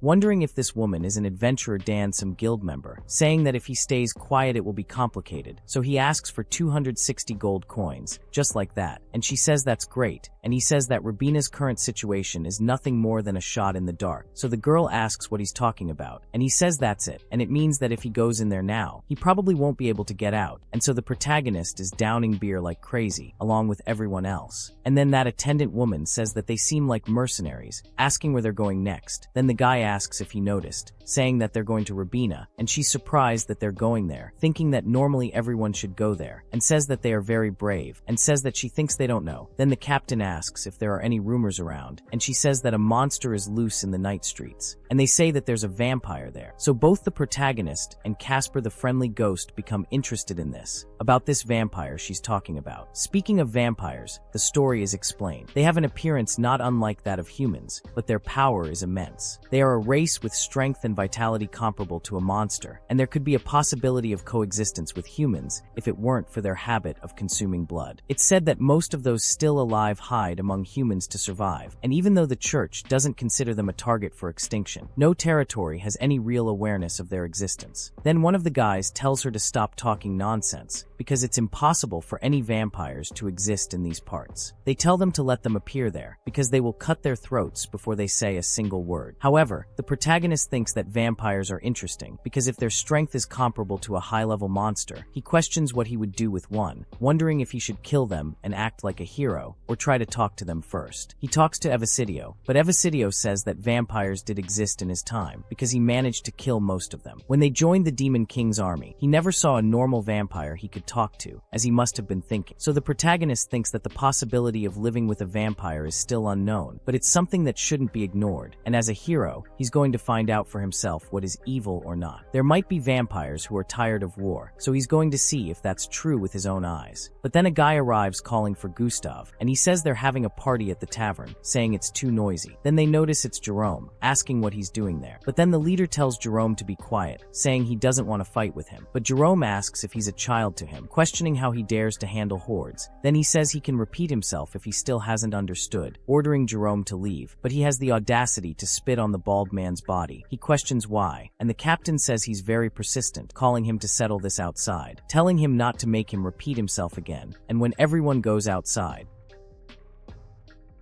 the protagonist speaks with Elsid. A skin it's not normal for mercenaries to settle things by fighting each other like that, but he says that as far as he knows, they are people who like to prove their point using force, and these fights don't seem like a big deal looking at it that way. But mercenaries are willing to give their lives to prove their worth. Then they question what's happening, because out of nowhere Jerome appeared trying to start a fight, and this time he pushed too hard with the captain. So the protagonist questions if this is strange, and the guy next to him says that this isn't the first time the captain and Jerome have fought like this, but he never started a fight like this before, because it was always obvious who would win. Then the protagonist asks if he thinks the same thing will happen as always, and he says he thinks so, because there aren't many people who can beat the captain in a fight. Jerome has always been a weakling who only preached easy jobs, but his attitude now was completely different from before, making him wonder what he's thinking. That's because he has a strange feeling, and the protagonist tells him to relax because it's Captain Gustav, but then Gustav tells the idiots not to worry because he's going to win. My friend, Friend, the last time I saw this in some manhwa, about a Kaiser in jujitsu, a crazy guy with white hair, it didn't go very well. This is a huge red flag, and Jerome questions if he's going to start with this again. But Gustav says that as always, he always loses anyway. Then Sid says that this is going to be a great hand-to-hand fight between two high-level mercenaries, so Leon should pay attention. Jerome says he's going to start by going all out against Gustav, hitting him both in the shoulder and the face, and he stumbles back. Jerome asks him if he still looks cool, and Sid says that this guy called Jerome is using a falcata, which is a sword with a unique fighting style that uses the theory of gravity, and he must be quite confident, since he's holding both blades like that. Gustav recognizes that Jerome has improved a lot, preparing to fight, and Jerome, seeing that aura, realizes that this is the steel attribute in Gustav's aura. He says he knew he would do something like that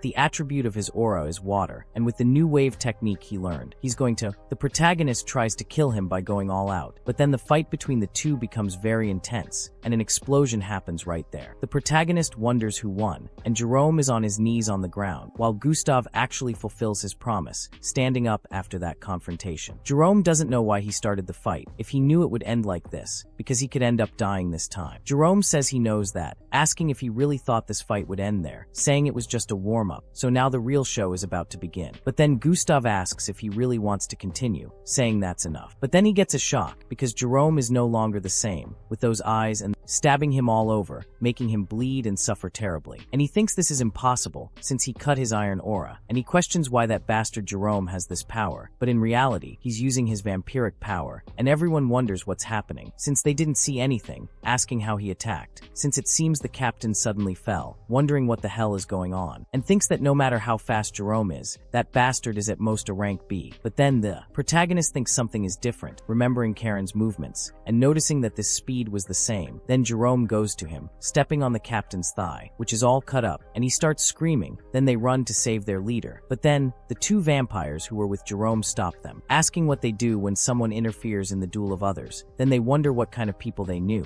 Then Gustav looks at Jerome while he speaks, asking him to tell him, because since he's already on his knees on the ground, he must beg him to spare him. But then he starts drooling, and Elsid notices this, telling Leon to lower his sword, raise it high, and then release the light from his aura. Then that light shines there, and Jerome is hit by the sunlight and begins to burn. Then they all feel their bodies burning, thinking it's hot, and fall to the ground suffering. They question what the hell is happening, and why they fell out of nowhere. Then he speaks to Elsid, not believing that those guys are possessed. Elsid confirms that yes, they are all dumpers, and the protagonist is even surprised, but asks what that is, asking if they aren't vampires. Elsid says that a dumper is someone who has taken a dose of a reagent containing vampire blood, and they are basically half human and half vampire, and are weak against sunlight, and their strength doubles at night, and their ability to regeneration also becomes stronger, but not at the same level as a vampire's. On the other hand, they die if wounded by a silver weapon, and they also cannot use black magic. They are quite difficult to deal with at night, and they easily defeated one because he has the sacred sword and the aura of the sun. Then the protagonist asks if they are related to vampires, and Elsid confirms that this is indeed the case. Meanwhile, Guzda speaks with Leon, asking about this situation. Then the protagonist asks if he is alright, but he says it was nothing. He notices that he is not well, as the injuries are serious, and taking care of him is the #1 priority. He doesn't have time for beating around the bush. The protagonist says that those guys are vampires, and everyone there is scared. Finally, after a while, Jerome wakes up, seeing his minions all imprisoned. Then everyone rushes to him, asking if he is awake now, calling him, so they can have a chat, and he's already scared shitless, saying that what's happening is against the rules. But he gets a huge beating, and the protagonist thinks that, according to Jerome's confession, Count Labina is the root of the problem, and the next destination of the storm merchant is Labina. He's bringing mercenaries and adventurers from various places, turning him into a subordinate and forming an army, asking what he is planning. In addition, he is trying to acquire black quartz through the storm merchant, and tomorrow morning, he and Gustav are going to meet with the head of the merchants, so he needs to go to bed. But he wonders where Karen is and what she's doing, wondering if she's coming back, thinking she should come back soon and sleep, otherwise she'll be tired tomorrow. He confirms with her if they'll sleep together, and the protagonist questions what he's talking about, asking what he means by sleeping together. Then he remembers this comfortable bed, which looks a lot like a love nest, in my opinion, and he notices the whole atmosphere of that room, wondering what he's talking about. He's mistaken. I know he's just worried about her. But then Karen arrives, calling Linho, noticing that he was there and that she was looking for him. She heard him waiting for someone and asked who it was, and he says he wasn't waiting for anything, yelling at the girl, all embarrassed. Then, The girl changes the subject, saying she found someone enormous. He asks what it is, and she tells him he shouldn't be shocked, but also tells him not to be so shocked, and he just agrees. She says that this information, which she received from the Golden Owl, says she's going to let Linho test his information-gathering skills, revealing that there's a vampire in Lobima's territory. She's overjoyed to give this news, but the protagonist has a completely bewildered look on his face, saying, "Wow, he's very shocked." She questions why he's reacting that way, and the merchant, upon discovering this, is totally shocked. The same reaction she expected from the protagonist, thinking that's what she wanted. The protagonist doesn't understand her frustration, and they start talking about having a vampire hidden in Lobima's territory. As if that weren't enough, they're trying to acquire power, but the person behind it all is Count Lobima. He asks if they're sure about this, and they say they've considered what happened so far. Now it makes sense, since a Damfer has appeared, and he's sure a vampire is involved. In other words, someone is behind Jerome, and Gustav thinks the possibility of it being Count Lobima is very high. It's still a relief to know this before going to Lobima, as it will allow them to prepare. But the merchant says that even knowing this, they can't avoid Count Lobima. If the desert bandits had escaped unpunished for the robbery, they would have an excuse, but now that they've arrived there, not delivering the goods would be an insult to the Count. Nobles value their prestige more than their lives, and a noble wouldn't tolerate being cheated by a commoner. The Merchant of the Storm would be considered an enemy throughout Lobima territory, and in that case, Gustav thinks there's nothing they can do, because to think that he would have to step into a place where danger lurks, strategically that's the worst case scenario. But he can't simply give up, because if he gives up in the middle of a request because he wants to save himself, it will destroy the credit and value he has earned. And after accepting the request, it's his duty as a mercenary to be responsible and see it through to the end, and just sit there begging him to save his life. Then the two eventually come to an understanding, and Karen says that it seems they've resolved things, telling Leon that they should talk in private. The protagonist, obviously, doesn't quite understand, asking what she wants. She then says he'll be very surprised this time, explaining that she had a lot of difficulty getting this information from the local black market trafficker, saying it was incredibly difficult. He also doesn't know how to react, and she says it's not information anyone could guess. He agrees, and she talks about Molly, saying it seems he's holed up in the desert because he received orders from Count Lobina. The protagonist is surprised, and the girl is happy that she managed to surprise him. She asks how that scoundrel Molly knew which crates contained the most valuable goods. Furthermore, if a large group of bandits was always active, they would read news about his activities, even if it was just rumors. But the head merchant was sure the area wouldn't be dangerous, and they appeared suddenly and went straight there. The cashier then explains that this is what she's talking about, and that the guy was acting in accordance with Lobina's interests, doing the Count's dirty work. He just had the misfortune of running into Karen. She says that Count Lobina didn't want them to come, and that's just a guess. No matter how large the territory, it's difficult for the entire market to enter, since his escort forces are very loyal. She says he couldn't simply send the merchant away, since he was the one who summoned him. So the best option would probably be for something unfortunate to happen. The protagonist thinks about this, because if Count Lobina is plotting something in his territory, he would want to avoid attracting attention before completing his plans. That's probably why he tried to steal the cargo he ordered. But the storm merchant not only protected the cargo, but also took care of the bandits. In the end, they have no choice but to. Upon entering Lobina, and from the Count's point of view, things have become quite irritating. So this is dangerous, because from the moment the storm merchant exceeded his expectations, the danger increased, and now he is probably preparing to annihilate everyone in Lobina, which means he shouldn't hold back either. Thinking that perhaps it's time for him to use the symbol of the Order of the Sacred Iron that Bishop Caesar gave him. So he tells Karen that he needs to go somewhere. Meanwhile, during the night, someone says that the conditions are good, and the night in Lobina is consistent with its nickname, the Night City. That person is sitting at home when a shadow approaches, and they say that Roma has arrived. The man who looks more like a butler speaks to that man, calling him Your Highness. But he's questioning what he means by Your Highness, because for a fallen race, there's no need for such things, and he says that he will always be royalty, the vampiric nobility, the heir to the Wallachia lineage, one of the 3 giant lineages of the Nosferatu. Because of watching that Nosferatu movie, my friend, the old vampire can keep sucking everyone's breast.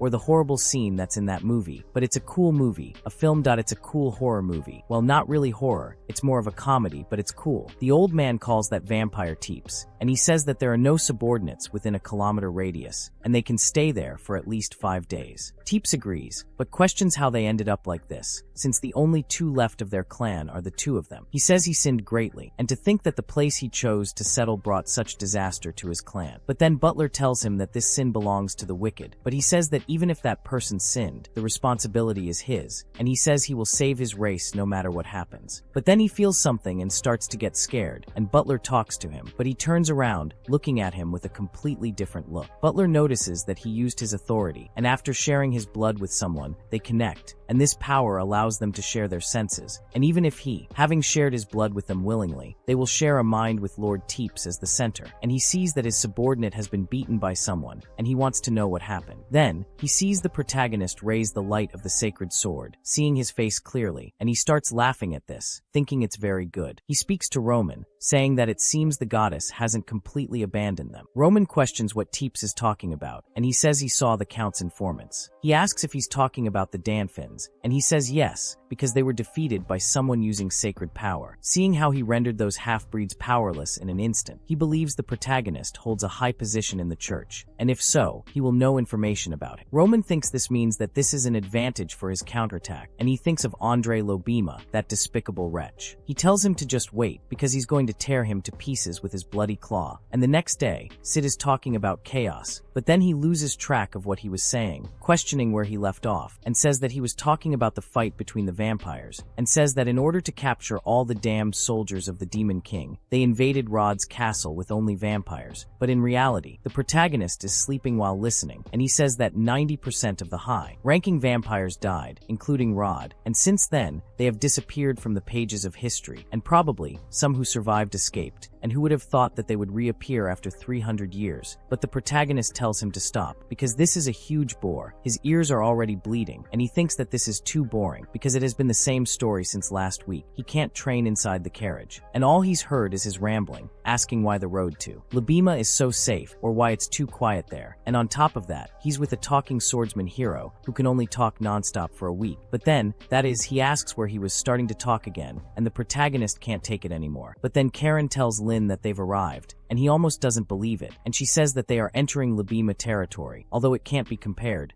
With a citadel like Valka's, it's still great, and to a castle near the border, but the protagonist finds something strange, wondering if he's going crazy, or if the castle walls are glowing. Sid tells the boy it's a trap, explaining that they used an incredible amount of silver and cast a spell on the castle walls to ward off vampires. He suspects there's another reason for this, but he doesn't know what it is. The protagonist questions this vampire trap, wondering if it's entirely different from what they were thinking. If Count Labina is controlling the vampires, why would he need to do something like this to the castle walls? The guards order them to stop at the entrance, asking what kind of merchant group this is. Arnold introduces himself as the Storm Merchant, and the guard, already aware of his arrival, says the Count was wondering when he would arrive and asked for quick guidance. They pass through, but the protagonist questions if this is the trap's power, because it seems different from the sacred power, and Karen questions what that was, because for a moment she felt very bad, and the protagonist questions if they were vampires, and Sid says he doesn't know, and maybe they would burn, but anyway, the guards at the gate, they are neither Dunfreys nor vampires, and the protagonist thinks that's good, because he can differentiate them. However, Sid says that they need to be careful from now on, because they don't know when the enemies will attack them, but it ends up that while they walk through the city, and Sid can't detect any vampires, and the protagonist wonders if there aren't any, finding this very strange, and asking what is happening, because from the gate to the property, there were no Dunfreys, much less vampires, and he begins to question if the information about a vampire hidden inside Lobina was false, because no, he thinks that the sun hasn't set yet, so it won't be easy to find them, but then more guards they stop, and so that's Brad, the senior knight, and he says that from there on, besides the owner, only adventurers of rank B and above, and mercenaries can enter, and that's the Lord's order. Karen questions if they are also included, and the protagonist notices that he has special items that he's receiving from the owner, but he wonders why bring all the escorts. He thinks it's good, because they can solve the question that most intrigues him. So when they enter, they think it's their first time in such a place, face, asking how they should greet the Lord. But then one of them tells him to just stand still, because if he looks at the Count's face, his head might fly off. So, they stand in front of the Lord's room, and Brad speaks to him, saying that the storm merchant and his escorts have arrived, and Labina tells them to go inside. He observes them all, and the merchant kneels before him, and so the protagonist speaks with Elsid, and he says that no, the Count is not a vampire, and the protagonist is even more surprised that the Count is not a vampire, and Elsid says that's it. But he is even more irritating, and with the protagonist knowing this, he becomes curious. So Elsid says that he is a pure human, and all the gentlemen in this room are also human, and if the Count, Labina, and his men are not vampires, then the information about the vampire moving secretly in that territory might have been wrong.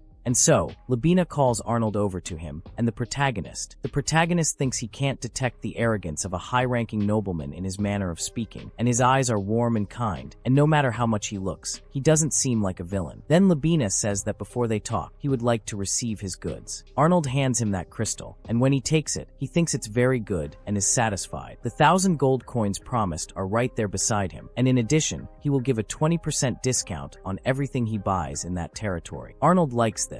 But then Labina says he doesn't need to thank him anymore and asks if they are going to start working. Everyone there trembles at that moment, and he tells him not to be shocked by what he's about to say, mentioning that there's a vampire hiding there. Both Sid and everyone else are surprised by this, and Arnold feigns surprise. The protagonist thinks that. It's understandable that he's shocked, because who would have thought he'd say that himself? He says they've been searching for a hiding place day and night, but it's difficult for his knights to search everywhere alone. After all, vampires are very good at hiding, and he's also worried about his knights, since they've never fought a vampire before. So, he'd like to involve them all in defeating the vampire, asking what the company thinks, saying he'll guarantee monetary compensation for their efforts and provide silver weapons and windy water. The protagonist thinks he can't understand this situation, but there's only one answer they could give. Then they go back to think a little more, and they say they were surprised that he arranged for them to stay on the property as honored guests. He says he feels he's plotting something, and Karen says he probably wants to observe their every move. Then Arnold says they had no choice but to. Accepting his offer, Gustav remains hesitant, questioning the possibility that the Count might be telling the truth, as he was also the first to speak about the vampire. He says they are assuming he's a suspect, but they have no proof. Arnold says he hopes what he's saying is true, asking what will happen if he discovers they've been investigating him because they suspect him. Sid says that if the storm merchant had a large group capable of dominating a kingdom, everything would be fine, but for the Count, the people in that group of mid-sized merchants are like mere wealthy commoners, and even if he incriminated and executed them, it would be easy for him to clear his name afterward. Labina is his territory, and it's impossible to interrogate him without proof, and even if they have some, they can't attack him openly. The protagonist then, he thinks it's better for them that Count Labina isn't the enemy, but he remembers that Sid said the Count isn't a vampire, he's a high-ranking mage, and the protagonist was quite surprised. Sid says he's not sure about the system, but he was the one who created the formation on the castle wall, and the magic frequency is the same. If the Count truly considers the vampire the enemy, there's no need for him to borrow his strength. And if he changes the formation on the castle wall to an attack-type formation, he could melt all the vampires within the area, or he has a motive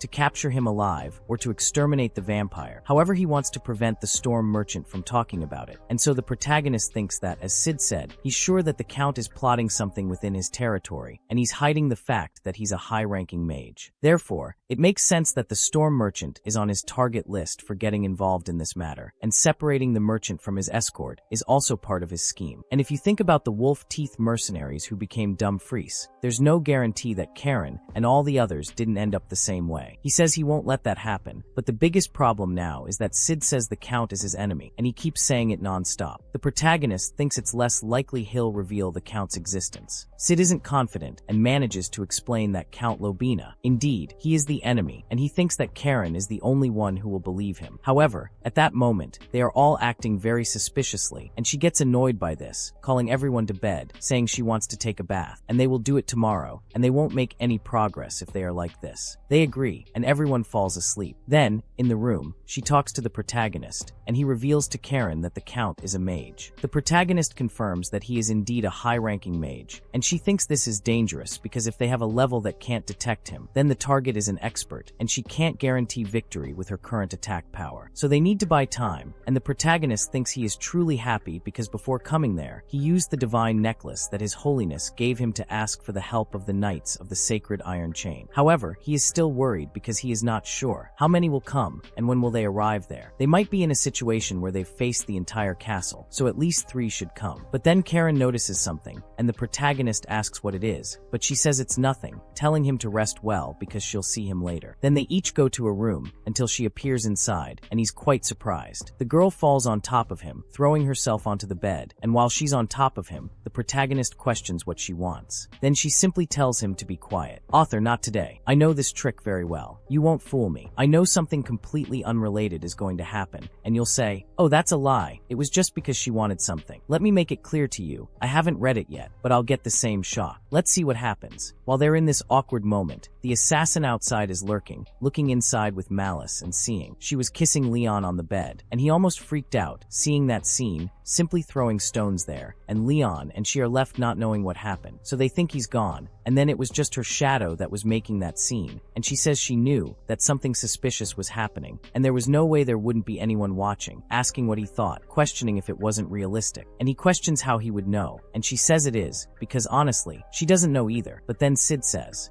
about those idiots, and the girl gets up, asking if they are going to start the reconnaissance, and he questions if she wants to do it now, and she says that since they spied on him, the right thing to do is return the favor, saying that since they were doing that, they wouldn't think they'd get away with it. But then, he thinks there are eyes everywhere, questioning if they'll manage to leave without being caught. Then, she asks if he's already forgotten, involving him with the guardian of the coffin, asking where he should escort him. And so, during the night, they are flying in that cloak and arrive where they should be. The protagonist begins to look at the city from above, thinking that thanks to that night vision, the place seems to be thriving with life. He thinks that this place is truly called the City of Night because it's better at night than during the day. She says it's not even noon, but the streets are so quiet. They can feel the presence of people in the houses, and the protagonist questions if it's because of the rumor about the vampire. She thinks maybe, but then she looks over there, looking at the patrol team, and the protagonist asks why there seems to be more patrol team than there are civilians, but then Sid sees that they are using silver utensils, and they are making it obvious that they are fighting vampires, but the protagonist says he doesn't know, asking what he thinks the relationship is between the Count and the vampires, since they seem too carefree to call them enemies. But he doesn't understand why they are doing this if they are allies, and Sid says he believes he already gave the answer. The protagonist doesn't quite understand, and he says that the world isn't necessarily divided between enemies and allies, and he questions whether the vampire can be both an ally and an enemy, and Sid thinks it's a possibility, and the protagonist acknowledges that he never even considered it, because them being neither enemies nor allies is something totally new, because when you stop to think about it, they concluded that the vampire was an enemy from the beginning, for no reason, and this means that both can become their enemies, or that they can end up becoming allies of either of them. But then, she talks to Leon, saying that she has already looked around, and it seems that from there, they go to the favelas, wondering what they will do, and he asks Sid if the vampire is really hiding there. Sid says that vampires are so proud and extravagant that they are called nobles of the night, and are a race known for despising humans. Because of their pride, he doesn't believe a vampire would be hiding in a place like that, and if he is there, he must be in a very dangerous situation. But then the protagonist calls Karen to go there, and they notice that it is too dark. She questions why it is so damp, and they think it's strange because there is no trace of people. Even if she spreads out her area as much as she can, she doesn't feel any life in that area, and no matter how prosperous a territory of Labina is, there is no chance that there won't be poor people. And the protagonist thinks that this is definitely strange, because if there are rich people, there must also be poor people, and if there are those who live on large estates, there must also be those who live in small apartments. Yet there are no poor people in that city, only traces that they once existed, but no sign of them, and he begins to question what the hell Count Labina did to the poor of his territory, that this city has become a ghost town, and the two agree that it is not. They like it there, so they decide to go back, but as they prepare to leave, they both sense something and run from that shadow, and the protagonist wonders if there is one and the ambush is preparing to fight, especially since Karen didn't even see them coming, and that shadow turns out to be the two of them, Teps and Romain. The protagonist is surprised by their sudden appearance, wondering if they can move or transform into smoke, wondering if they are a mage or an assassin of the same rank. But then Sid says that those guys are vampires, and the protagonist freezes. Then Teps says that's good, that they already already know what they are, saying that he is the last noble of the Nosferatu lineage, his last Teps. Then the protagonist thinks that based on this immense pressure, he could have ambushed them much earlier, but he didn't. He wonders if these guys are allies or enemies, but he thinks the good part is that he doesn't sense any malice from them because he gave up the ambush to talk to them. Then he tells Karen that they're going to bet on this, putting away his sword. Then he asks why the two showed themselves, because it doesn't seem like they're there to fill the place, and if they want to talk, he'd like to know their intentions first. So, Teps thinks, as expected, that he wants to ask something, saying that through the dampers, he saw him using divine power, asking if the protagonist is from the church. He's surprised because he knows he's from the church, but he still revealed himself. Then Sid says that if he were an evil vampire, he could have avoided it when he saw the church symbol. The protagonist thinks that since he already represented him in blind, he confirms he's from the church, and Sid is surprised that he's so brazen. Teps then goes to him, saying he knew, he was waiting for him, and the protagonist is left not knowing what's happening. Everyone there looks dumbfounded. Then, the next day, everyone is horrified when the protagonist arrives saying he discovered, and Gustav is even more indignant, that the Count is creating vampires and feeding them on the poor. Then Karen says yes, saying that this is first-hand information. She succeeded, and the protagonist thinks it's a good thing he has the senior with him, because the words of an A-rank adventurer carry more weight. Everyone there is surprised, because Count Labina is a powerful mage, perhaps even stronger than an A-rank, asking if he's telling them that a vampire appeared. He recounts this, finding it so unbelievable that it doesn't seem true, but given Karen's information, it's impossible not to believe. They realize, in short, that Count Labina is using the city's poor as sacrifices and planning something, using the subjugation of vampires as an excuse to stop them. Gustav says he kept them there to make sure they'd keep quiet, meaning that regardless of the outcome of the subjugation, he can't keep them tied up while they're in his territory and monitor them.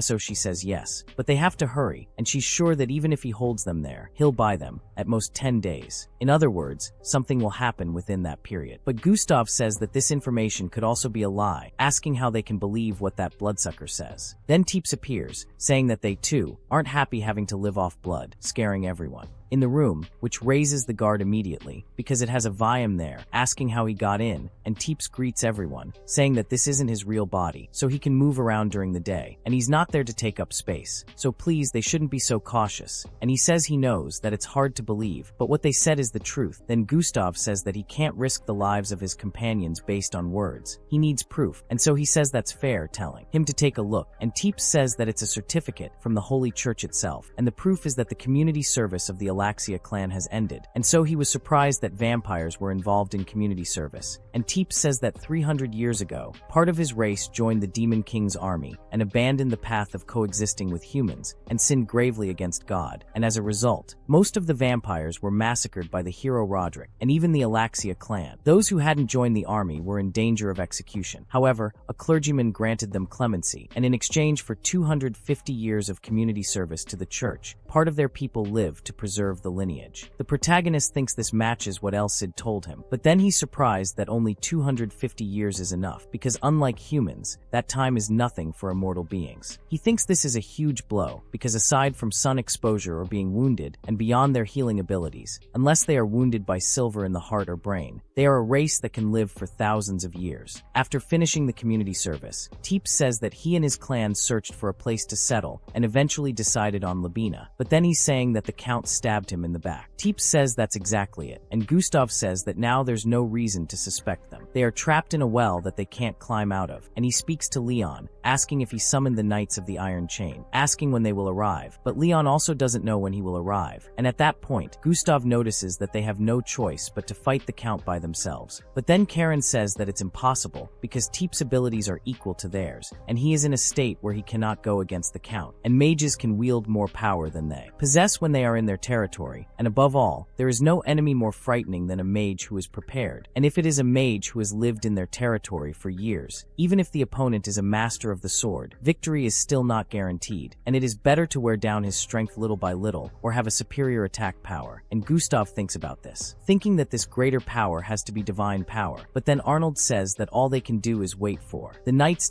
from the Iron Chain, but Gustav says that until they arrive, they have to reduce the Count's power as much as possible, but then one of them speaks to the leader, saying that they have been watched day and night, asking how they will do this if their actions are restricted, and none of them know how to speak. But then Arnold raises his hand, asking how about they pretend to have a fight, and everyone doesn't quite understand his plan. And out of nowhere, in the middle of the city, there's a huge mess going on, and they question whether it's an ambush, and all the guards ask what's happening. The protagonist arrives, asking if they're alright, then they ask who he is. The protagonist introduces himself as the mercenary Leon, currently in the middle of subjugating the vampire, commissioned by Count Labina. He orders him to step back, and everyone is surprised that he's a vampire. The protagonist tells them to leave it to him from now on, and everyone agrees. He raises his sword against Teeps, who is making a very menacing face. A while before, they question whether they should fight, or rather, pretend to fight. Guzman says that this is indeed an option they hadn't considered, and they think the Count wouldn't imagine such a thing either. After all, who would think they would ally themselves with vampires? Karen says that if they work together, they can orchestrate. In a fight, they will be able to choose the location and time of the battle. In other words, they can stage a scene wherever they want in Labina. So they say it's decided, and they say they will show Count Labina what they are made of. Currently, they are fighting against Teeps with everything they have, and Romain is against Gustav. They both think Karen Leon was right, because the evidence that Count Labina is a magician is everywhere. The buildings that the citizens don't know about, and only the Count can enter, and those towers that create a magic circle covering the entire territory. She says that if he is a magician, there will be structures that can amplify his power within the territory, and also artifacts that increase the efficiency of these structures, like those towers they see there. Then Gustav questions whether they should destroy them, and the protagonist says that more than half of them must be useless structures, so that the true magic circle isn't exposed. They question whether they will destroy the real ones, but then he notices that if they continue destroying the real towers, the Count will immediately become suspicious, so they need to make it seem like a coincidence. They destroy them little by little, and the protagonist realizes that Gustav and Romain are doing well. The Cid says they will have a few days at least, and 10 at most, and everything will end when the Count finds out. They will pretend to fight, stealthily choosing which towers to destroy, and the protagonist says he understands. Teeps goes after him, but then the Cid says they can't use their aura. The protagonist questions what he said, and then he is almost hit for real and killed by Teeps. The attack passes very close, and the boy freezes, asking if he can't use his aura against such a powerful opponent. The Cid says, which is clear, but the protagonist asks why, because it doesn't matter if this is just a fake fight, since his destructive powers. These are true, but Cid says it's because his aura isn't compatible with humans, and even the slightest touch will inflict significant damage on it. The protagonist realizes he'll have to fight someone like that without an aura weapon, and he'll coincidentally destroy nearby structures, thinking the difficulty has suddenly increased. He needs to feign an intense fight against a high-level vampire, using only his enhanced physical skills and fencing techniques. Things get ugly as Teeps keeps trying to hit him, and the protagonist runs away. Teeps is surprised when the protagonist.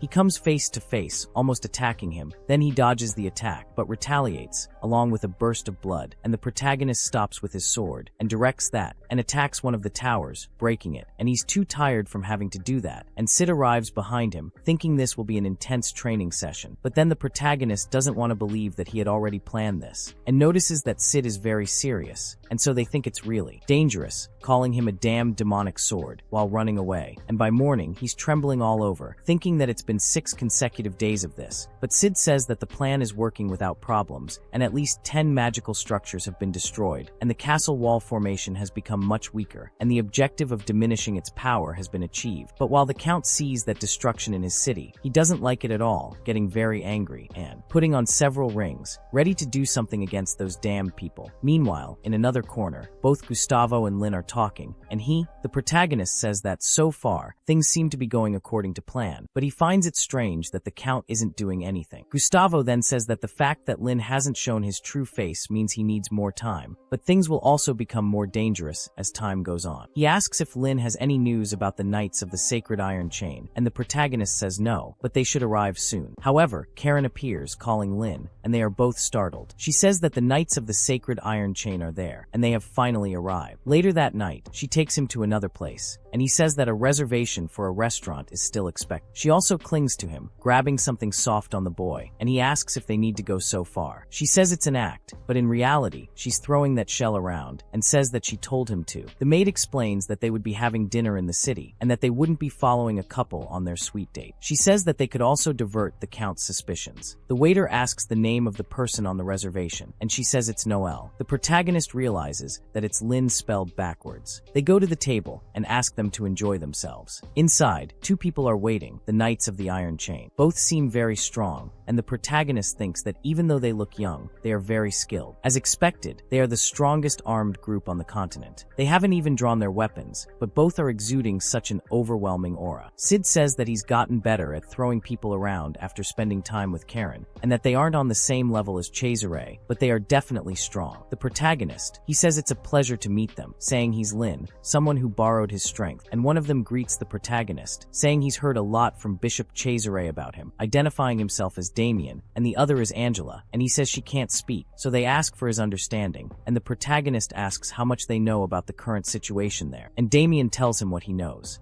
That he is carrying out a sabotage operation disguised in a fight against Prince Teeps. He notices that he knows about Teeps, and so he says yes, because the Alaxia clan is well known for its community service, because to think that they would get involved in something like this, after 250 years of hard work, he thinks that he is certainly from a very unlucky clan, and perhaps he has lost something, so he should give him a summary from the beginning, and the protagonist begins to tell him, and he learns that they are imprisoning the vampire clan and breeding them like cattle. This is a type of magic that abuses life in this way, and it is black magic, and he already knows what the Count is planning, and the protagonist says that judging by his expression, the situation seems worse than he thought, and Sid says that's right, and it seems that he understood the situation completely, because vampires are a race that has no distinction between body and soul. They are using them to accumulate power, and black magic draining blood works well on bodies. They're delivering the poor as food to the vampires, only to drain their power later. The protagonist wonders if this is possible, and the demon explains that it's not usually possible. If vampires could become infinitely stronger after drinking large amounts of blood, they would have already dominated the world. Mass blood consumption is one of the taboos that can result in self-destruction. However, the lives of vampires are irrelevant to the Count, and his goal is to absorb all that power, using the vampires as a means. He doesn't care if the vampires die after having their powers absorbed. But then Angela says something, or rather, she gestures, raising 3 fingers, and neither of them understands it. Then the demon says that the risk level of the situation is 3, so they will need everyone's full cooperation. The protagonist is surprised by this level 3 risk, as it's the same as a city-sized disaster. The devouring of the city, which Brother Leon resolved, was also level 3, and level 2 is a national catastrophe, and level 1 is something that endangers the entire world, and things have never reached that level except for the Demon King. So risk level 3 is the maximum, and if it reaches level 2, more than half of the knights of the Holy Chain will have to gather, and they will have to ask for help from all countries. And if things like this become frequent, the world will enter a state of chaos, and the protagonist is terrified of this. And Demon says that since it has reached this point, they will question Count Labina that night, and if he refuses to cooperate, they will hold a trial in the name of the church. Then, at the Labina criminal concentration camp, it seems Angela goes there, and Teeps says that it looks like a normal prison from the outside, but in reality, it is a place that is secretly holding vampires, saying it's a pleasure to meet her. Angela, and she looks back, greeting him. They say they've already heard that her role is to help her, to assist the prisoners in escaping, and then join Leon's group. He says they've been observing this facility for some time, and thanks to the Count, it's surrounded by a magical formation that replicates sunlight, so her attacks won't be very useful. If she manages to destroy the core of the formation, which is inside that wall, they can get closer. However, she will have to do it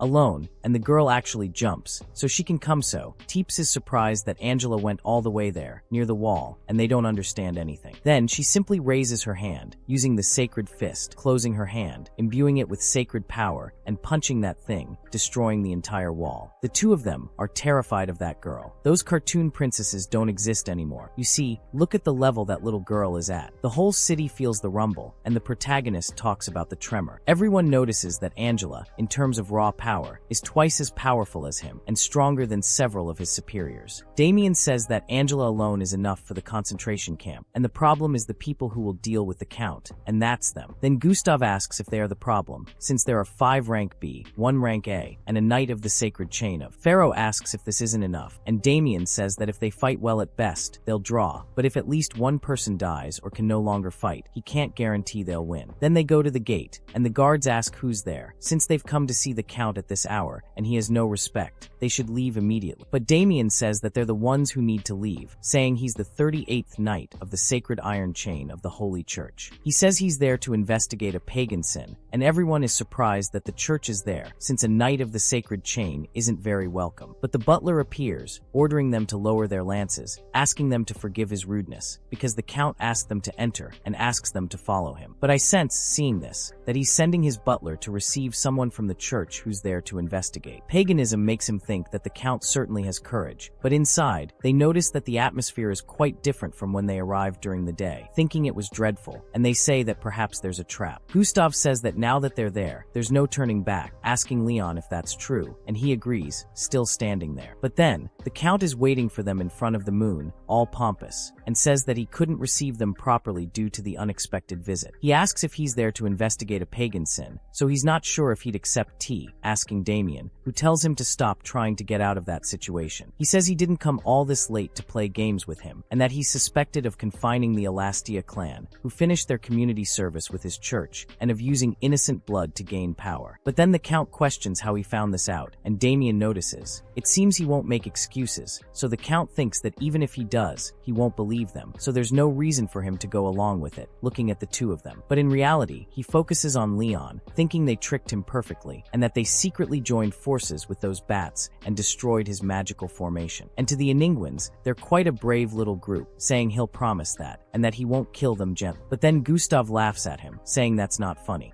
And the Count asks what it is, and he says that if they call vampires bats, then he is also a bloodsucker for drinking that blood, and he also admits that Kohi committed a pagan sin, standing before a Knight of the Sacred Iron Chain, making him one who lacks courage. Then the Count says that a humble peasant has a very clever little mouth, but Gustav says that seeing how he understood what he said, he doesn't think they are so different. The protagonist, seeing this, thinks that it's not easy to argue with a native mercenary, and so the Count asks if Gustav wants to die. Gustav questions why the Count is asking this when he already said he wouldn't kill them gently, saying that he must have said such a nonsensical thing because he is old. The Count gets very angry, cursing that damned man, saying that his tongue will be the reason for the end of his short life. Then he takes something from his chest, taking that black jewel and breaking it in his hand, saying that now he will kill him, invoking a dark mana and launching it everywhere. The protagonist arms himself, and the Count changes completely, invoking a demonic aura surrounded him, and also a demonic circle above the castle. Karen noticed that this was a ridiculous amount of magical power, and judging by it, he must be at least rank 7, that damned old man, because to think he was hiding so much power is too much. Damon wondered if it was because of that pendant, because by breaking that artifact, he placed a formation around the mansion and released his magical power. The Count was surprised that they were getting ahead of him, even though they knew nothing. Now they must die, harboring resentment for their idiocy and ignorance. First, they would start with Dalil, who had been attacking him directly, but then the attack went in his direction, throwing him far away. None of them could react to the speed of the attack, because Gustavi was stuck to the wall, all bloody, and defeated in one fell swoop. Damon was surprised that he cast a high-level magical spell without any incantation, wondering if he used a sacrifice, asking if it wasn't enough to abuse the blood of the poor, but their souls too. But the Count questions why he did it. But while Gustavi is almost dead there on the ground, the protagonist goes to him and gets furious, looking at the Count, ready to kill him. And then the Count speaks to Damon, calling him a dog of the church, saying that it's been a while, and he'd like to ask him something, asking why black magic is banned, if it's so effective, making him observe carefully, because the power he banished, which he obtained through sacrifices and drain, he can still tell him that something so incredible is pagan, and with only a few miserable lives, he is able to shorten the time needed to reap results that he would otherwise only achieve after decades, and he can achieve eternal life using these worthless pieces, asking why the goddess banned it. Then Damon questions whether he's asking him to explain the reason, but the Count says that's not it at all, saying that he's going to open his eyes to his folly by invoking that circle, making him tremble, and everyone feels the pressure of it, and in the end the protagonist, he takes the lead, cutting through that pressure with his sword. The Count is startled by this, and Damon is surprised that he dispelled the heavy air that covered the space, questioning what Caesarea had referred to. The protagonist says he's going to begin, so Damon speaks to the goddess, asking her to illuminate that cold and dark place so they understand her benevolence and their own disbelief, asking her to give him light. Then, he invokes his magic beneath the circle, expands it, breaking the Count's circle, and seeing that his power is diminishing, he orders them to stop crawling towards him, calling calling them all insects, saying that the power they possess is nothing compared to all the power he has absorbed, ordering them to die. But then, Leonic steps in front, stomping on the ground and raising his shield right in front of everyone to defend himself from the Count's attack. He goes towards them, but hits the shield is stopped, dissolving through them, affecting no one. The protagonist calls out to Leonic and Hansen, but they are exhausted from the attack. Even defending themselves, they still took significant damage. The Count asks if they thought they could survive hiding behind a shield like rats, calling them idiots and bastards. Then, an arrow flies straight towards him, hitting him. One of them asks what the hell he was saying, because he caught him, and he was behind him, managing to escape and attack the Count. Leon asks if he's alright, and they say they're fine. But the protagonist thinks they don't look well at all, and the Count curses them again. Then, one of his rings crumbles, and he asks how a mere mercenary of his level dares to make him wear a ring for nothing. They realize he's alright, thinking it impossible, because he hit him perfectly. In the eye, it was a homing arrow, impossible to dodge, but Damon knew that the ring was a high-grade, single-use artifact that negated damage, and they had lost a precious arrow. It seemed the Count was furious, and he continued flying, summoning even more demonic circles around him, saying he would kill everyone by summoning a horde of demonic things from that place. He said that even if their souls died, they would be unable to rest, forcing them to become his slaves. Everyone felt the pressure of those things, and the demons emerged, taking over the room. Damon questioned if he was summoning the dead from hell, saying that this was high-level magic, above level 5. Then they noticed that their attacks weren't working, with those things passing through the monsters without any effect. One of them went to the protagonist, touched his cloak, and burned it. At that very moment, they are all surrounded, and Osid realizes that it will be difficult to destroy the souls, even with an aura weapon. And the protagonist questions if he's serious, asking if he can attack them in the same way he did when he fought other armored phantoms, and remembers that he only summoned his aura and blinded them all, dissolving them. However, Osid says that this won't be possible, and he needs to be cautious when using the sacred sword, saying that he might have another trick up his sleeve with those rings. Then, in the midst of all that chaos, with that horde of souls coming at him, a kunai cuts them all down, managing to effect that, and everyone is surprised, and Ken's high. She wins the battle, cleaning up the monsters, doing the voice, saving them, and the protagonist is surprised to see her there, and she falls there, but the monsters affected by her regenerate again, and she realizes that she knew it wouldn't work. She doesn't want to fight against those ugly things, but she thinks there's no way out, and since the hero is in danger, she must show her skills, so she summons several hands from the ground, trapping those monsters with her hands, and they notice that they have stopped moving, and the shadows are holding them, and they think that this is really expected of Karen, and Osid thinks that it's a good combination, since she would use the shadows to hold the spirits. But then Demon says that now it's his turn, praying to the light, ordering it to radiate over those who are lost, and then everyone there becomes imbued with their weapons, even though the protagonist's weapon already has it, but he cannot reveal it. So, the protagonist is surprised by the sacred power feigning there, and Demon says it was nothing, claiming it's the goddess's blessing. He thinks he would put sacred power into a sacred sword, but Osid says that's good because they can hide the fact that their sword is sacred using its own power. Then, they charge at the monsters, managing to break them. Finally, Gustav gets up, using his great sword to finish one of them off, and asks if they're going to stand there. Everyone is surprised to see him alright, saying it's thanks to the goddess, who is happy that it wasn't a fatal blow. They question if he wasn't dead, saying he's always boasting about his body, and yet he fell dead from a single blow. After this teasing, they prepare to move forward, and Gustav praises everything they did there, calling them to. They go up, attacking those things, and the Count gets increasingly irritated by it, but Karen appears behind him, almost attacking him. However, he defends himself with one of those demonic circles, and she thinks it was a close call, disappearing behind him. He thinks that because of that beat, he can't concentrate, and then another arrow comes towards him, and he needs to defend himself with everything he has. He's surprised that another arrow is aiming for his head, and he questions whether he thinks he'll fall into the same trap twice. But then, all the undead are left, and only they remain versus the Count. He notices those insignificant creatures forcing him to use all his power. Then, he snaps his fingers, and several other branches of demonic power emerge from his back, imbuing the entire castle. They see that connection, and with that connection, several red dots appear in the sky, and the protagonist thinks nothing happened, but Sid looks to the side next to them, and so they think, which is great, because they came, his loyal servants, and the protagonist notice that it is the senior knight he saw before, recognizing him, now transformed into a monster, and so he says that he will not forgive him, asking what he did to his soldiers moments before. When those rays came out of the Count, they went to all those guards, and two who were on duty were the first to be hit, and they fall to the ground, feeling ill, and the rest will have them asking what happened, and they already get up,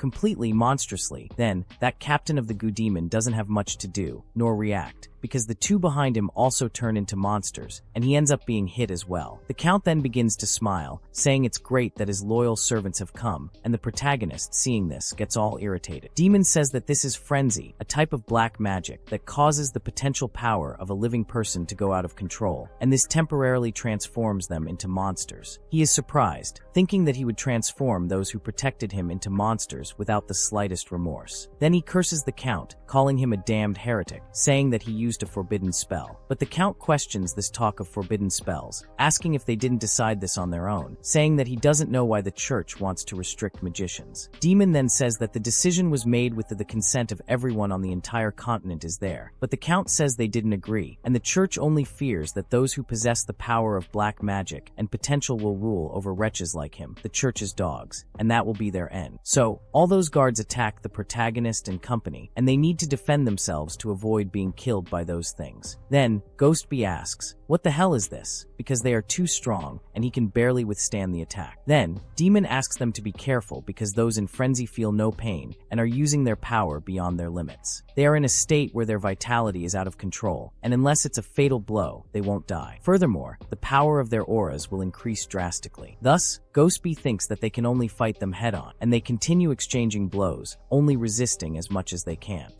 But then, the one with the shield ends up tripping, questioning whether he used too much power fighting the spirits. Then, one of those monsters pierces his shoulder with a spear, almost killing him, and he shouts Hansen. But the other one is also hit by a juice that sends him directly to the ground. The protagonist, seeing this, thinks everyone is busy, but then he questions where Kara is and notices that she is busy fighting the Count. He thinks that even if he wants to go there and help her, he can barely move because he is against the leader of the guards. But then, Sid asks Leon to calm down, telling him to observe their movements calmly. Even if they are in a state of disarray, the swordsmanship acquired through years of experience doesn't disappear, so it must be better to fight two at the same time. Then he questions what Sid is talking about, and adding that, wouldn't it be worse? He questions whether he remembers the fight in the forest, because when he fought against the skilled swordsman, when someone is swinging around routinely and without thinking, it's easier to create an opening to attack using vision and dribbling. In a one-on-one situation, your opponent is stronger, making it dangerous. But if there are two opponents at the same time, he can make them collide, and then he serves. The protagonist runs from the one fighting him, going after another, grabbing him, and throwing him to the ground. Damon doesn't understand anything, along with the other opponent. The protagonist orders them all to come get him, and two of them aim at the protagonist, but while trying to hit him, one ends up hitting the other. Losing the chance to attack, the protagonist declares that he will now act, charging at them and managing to locate the two together. However, Damon shouts to Leon, saying there's something behind him. When Leon turns around, it's the leader of the guard, who is behind him. He thinks there's not much he can do, but the leader grabs the boy's hand, catching his collar and preventing him from doing anything. Then, a demonic attack comes towards them, and both are hit. With little he can do, the Count is pleased, but in the midst of the demonic fire, the protagonist's sword loses its sacred protection. He thinks the sacred power Damon infused is neutralizing the dark magic, and if it weren't for that, he would have been burned to ashes. But then he notices that the leader of the guards has also been burned and realizes he planned to get rid of him and his knight, thinking the man is a fool. The Count then speaks to the one who wasn't hit by that attack, and that rank that's making him use that artifact are indeed very irritating, and the protagonist, looking ahead, is frightened because he sees that Karen has been caught and is in a very bad situation. He becomes desperate to escape and save her, cursing the Count, but then the Count orders him to stop, tightening his grip on Karen, saying he wants to propose a deal. If he accepts, he won't touch that girl again. The protagonist says he doesn't think he's in a position to offer deals, but then the Count says he's brave and enjoys that, and he's quite skilled for someone his age, and also more worthy than those mercenaries. So he'll give him a chance, ordering the protagonist to join him and finish them off and the church dog. Then he'll spare her life and guarantee his success. But if the protagonist refuses, he'll finish off that woman right now, asking what he wants from her. He says, asking if this isn't a difficult offer to refuse, and the protagonist hesitates, but Sid is surprised, as he thought he would say no without a second thought, telling him to stop pretending to think about it, saying that it's very difficult to think about what he's pondering, because lying and pretending to accept the offer to lower his guard won't work, because first, his skill with Merak leaves something to be desired, and he will certainly realize it when he positions himself to activate it, and besides, Besides, he questions if he thinks the Count will fall for it, because as a high-ranking black mage, he will bind him with a special oath, saying it's dangerous. But then Leon asks what he should do, because Karen is in danger, and he doesn't have time, and it was the only thing he could think of, but he starts arguing alone there in front of the Count. And he wonders if the kid is having a mental breakdown and freaking out, but then Sid tells him to calm down, and the protagonist asks how he could, since this is a serious dilemma, and then Sid says that he's forgetting something, and the protagonist doesn't believe it, and then the Count notices that Skyra is on the roof, and the protagonist too, looks at the roof, goes down, and they realize that the ceiling has collapsed, and Sid thinks that she arrived just in time, Angela appearing to save the day, and she looks at the protagonist, and then Damien says that she is late, and the two greet each other. Then one of those monsters goes after Angela, and they tell her to be careful, but she just throws a huge punch, sending them all flying into the air, ending up. The monsters are easily defeated, and the Count is incredibly scared, wondering who the hell she is. She simply threatens him, and he gets increasingly irritated, because the situation never improves for him. With the girl appearing or nothing happening, she defeats two of them very easily. The protagonist says he thinks he knows because Angela volunteered to go alone, meaning that despite her appearance, she is very strong. Sid says she directs the power through her body and releases it through shockwaves, and she does a good job. He says that if she makes a mistake, the power circulating through her body will theoretically destroy her. Besides having a strong body, her spirit is extraordinary, and the protagonist is surprised that this technique is so dangerous. Sid tells him to imagine concentrating Marakia's aura in his body instead of a sword, and a large amount of aura equivalent to gunpowder. He imagines that if he makes a mistake, it would be horrible, realizing that she is going to explode, and he looks for her. While Angela is under immense pressure, he says that using something like that is like fighting for real, without hesitation, and he's surprised that there are still so many strong people in that world that he doesn't know, and he won't lose either, becoming a little demotivated. Then the girl points at the Count, and he questions who she is, but she simply says she's going to kill him, and he gets angry, asking how she dares to say she's going to kill her. But then she closes her fists, preparing herself and going all out against him, getting close enough to almost hit him, but then he raises a barrier against the girl, stopping her attack, and the attack stops at the barrier. The Count begins to speak, saying that no matter how many times she attacks, this formation is unbreakable, but an unbreakable formation begins to break with the girl's power, and he trembles all over, asking how this is possible. She hits him, and they realize that the formation has finally been destroyed, and he is thrown far away, but then they order him to surrender, speaking to what's left of Andre Labina, and he starts to get scared. Damien says it's a deplorable sight to see him struggling like that. The knights controlled by his magic, and that formation, which was the source of his power, are destroyed. But then Labina asks if he thinks he'll surrender, asking if he's already forgotten, because he still has a hostage. Karen then asks if he's talking about her, appearing behind him, and he's startled to see her there. She says she must end this, piercing his back with Kavani's powerful strikes. He wonders what happened, asking what he's holding captive. Then he looks, and it turns out that's the guardian of the coffin, and the girl is free. The protagonist then asks Karen if she's alright, but she's still all bruised, and he asks what happened, and she says she really did get beaten up there, but he didn't seem to want to kill her right away, so while he was holding her hostage, she switched places with her shadow, and if it weren't for Angela, it would all be over. But then he asks, all desperate, if she's okay, and the girl finds that strange, just answering yes, asking if he's angry. But then the protagonist asks her to step away, and she doesn't even. He wants to talk a lot, letting him do whatever he wants. And then the Count is on the ground, cursing everyone as miserable, but the protagonist goes there to steal the kill, pointing his sword at his head, asking him only to surrender at once. Then the Count starts laughing at him, saying he still has an ace up his sleeve, showing the missing finger. But then the protagonist thinks that Ring still had an artifact, but in fact there is no ring there, because he is missing a finger, so he finds this strange. Then Karen shows him the ring in her hand, asking if he's talking about that, saying that she can't allow a villain to have something so precious, thanking him, because she will use it very well, and he becomes completely desperate, saying that he will turn each of them into dust. But then Lupe appears there, telling him to just give up, because it's time to pay for his sins, and Labina is shocked to see that. Shadow, and both Lovi and Romain appear in front of him, and then Lovi begins to activate his blood claw. He's told to surrender, but then Khan starts laughing, asking about surrendering, saying it's alright with him, holding that black crystal he had ordered, and everyone is surprised. Then he remembers when that merchant gave him that black quartz, so he starts preparing to eat it, gulping it down with everything he's got. The protagonist is surprised that he swallowed the quartz. Then Khan starts emanating more and more demonic power, completely transforming into a demon, and the quartz ends up in his throat. Everyone there is affected by the sound coming from that thing's mouth, and their ears hurt. Then he finally completes his transformation, and Luby says that this is impossible, because this method is one of the 3 sacred lineages of Nosferatu, the vampire nobility that can control sound. Then Khan gains 2 wings, while Lovi asks if this is the power of the Elizabeth clan, and Khan changes completely, transforming into another person. He asks if they can see it or how much he prepared for it, saying that he discovered the power. From the Nosferatu lineage, he made his mark, and now the only thing left is their death. But then everyone there starts trembling, questioning what's happening and why he's trembling, and everyone wonders if they're afraid. The protagonist says that the presence of his aura is getting stronger, and it's harder to breathe. Khan then says that he held back because the preparations hadn't been completed, but they forced him to act. From that moment on, he will be the king of that night sky, and that territory is his. He says that the last moments of everyone there will also be his, and he will give him all their blood, transforming it into provisions for his new life as a vampire. Everyone there trembles with fear, and they notice that the moon is being painted with blood. Teeps says it's a blood moon, and the blood moon will transform everything its light touches into a formation, placing everything under its control, and it's the power that symbolizes vampires, who rule over all others. But then Angela arrives in front of him, and the Count finds this strange, and she punches him, and everyone is happy because it was the fist that broke the formation. But this time,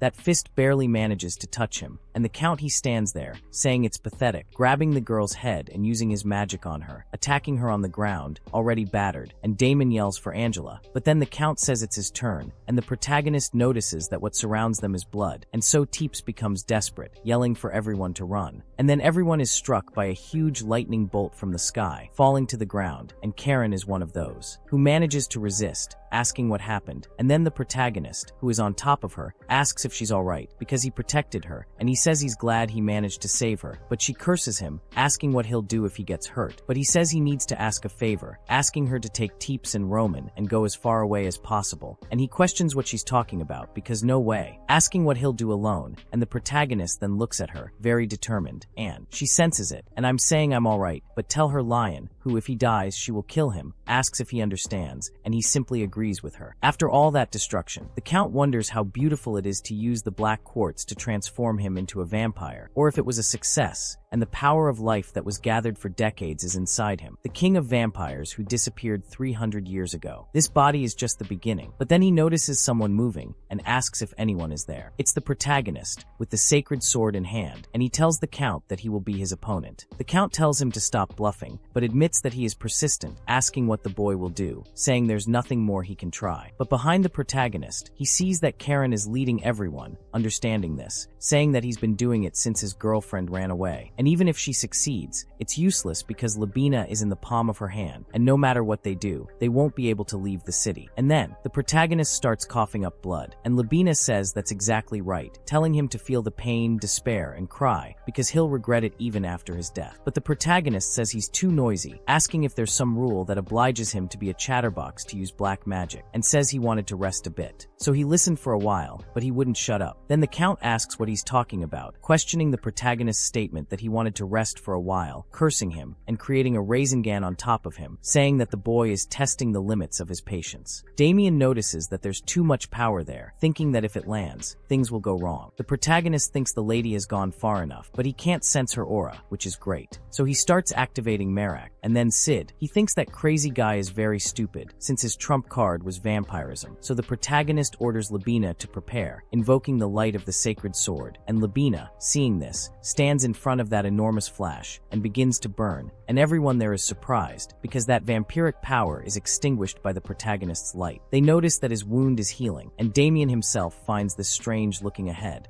Thinking it can't be, since that's the light of a sacred sword, the protagonist is completely healed because of it, and the Count, almost dead, starts screaming. Lubbed on the ground, unable to do much, tossing and turning, only a stump of wings remaining. Sid asks if he saw, saying that he gave up being human to obtain an impure power, a good word sword for him, and the light of the sacred sword is 2 or 3 times more fatal to vermin like him. Besides, vampires don't just rely on the potency of their power, experience, the strange powers they gain throughout their lives, the ability to use them. That's what makes them irritating. But the protagonist says that Labina doesn't have any of those things, and Sid confirms that it's something like that, because since he suddenly became a vampire, he can't properly control his powers. Then he runs away, and Sid says it's a mess, because he appears next to the protagonist, about 100 times uglier than he already was, while the boy isn't expecting it, and he ends up biting Leon right on the shoulder. Sid is desperate about this, while far away. From there, Tabs tells Karen that he needs to kill Andre with his blood claw, but she says no, asking if they want to die, because neither of them is a match for that thing. He says that vampires will only hinder Leon, and he will release them on the condition that they stay out of it. So he frees the two, and Tabs can't believe he can't do anything when his family's enemy was right in front of him. He tells Roman that he's very pathetic, but then he notices something, because his power is reacting. Roman talks to Tabs about those powers, and he realizes that someone is at that door, someone calling him. He thinks his power is responding, so it's someone from the family, a vampire. But then Karen asks Tabs to wait, because if he goes in, a lot of vampires will come out, saying she doesn't want strange people coming out. Tabs says they'll know if he goes in, opening the door and looking inside, but Karen says she doesn't think anyone is there. However, he asks if that person inside called, and when the girl looks, she is horrified, and Tabs is too, seeing the remains of a vampire there. And seeing that thing, they notice that it seems to be dying, and then they notice it moving, and it tries to speak, and so Tabs runs to that thing, grabbing its hand, then upon touching, they create a connection, and they see the past of that thing holding hands with the Count. And it seems to be the daughter, and he one day approached her with a liquid in a syringe, and she was tied up. He put that liquid on her while smiling, and she transformed. Meanwhile, the protagonist is spinning in the Count's hand, but then, the sacred power begins to affect him, and the protagonist heals from it, and he says that the solar attribute is reacting to it, thinking that it's finally his cue, but then the Count uses his sonic power to throw the protagonist away, making him burst into blood that he throws the boy to the ground, and he starts trembling, all over from the attack. He notices that a sonic attack affects him too much, and he can't hear. He says that if he hadn't protected his head and neck with his aura a little earlier, he would have died from that bite, or his head would have exploded. Sid says it was a good job for Leon,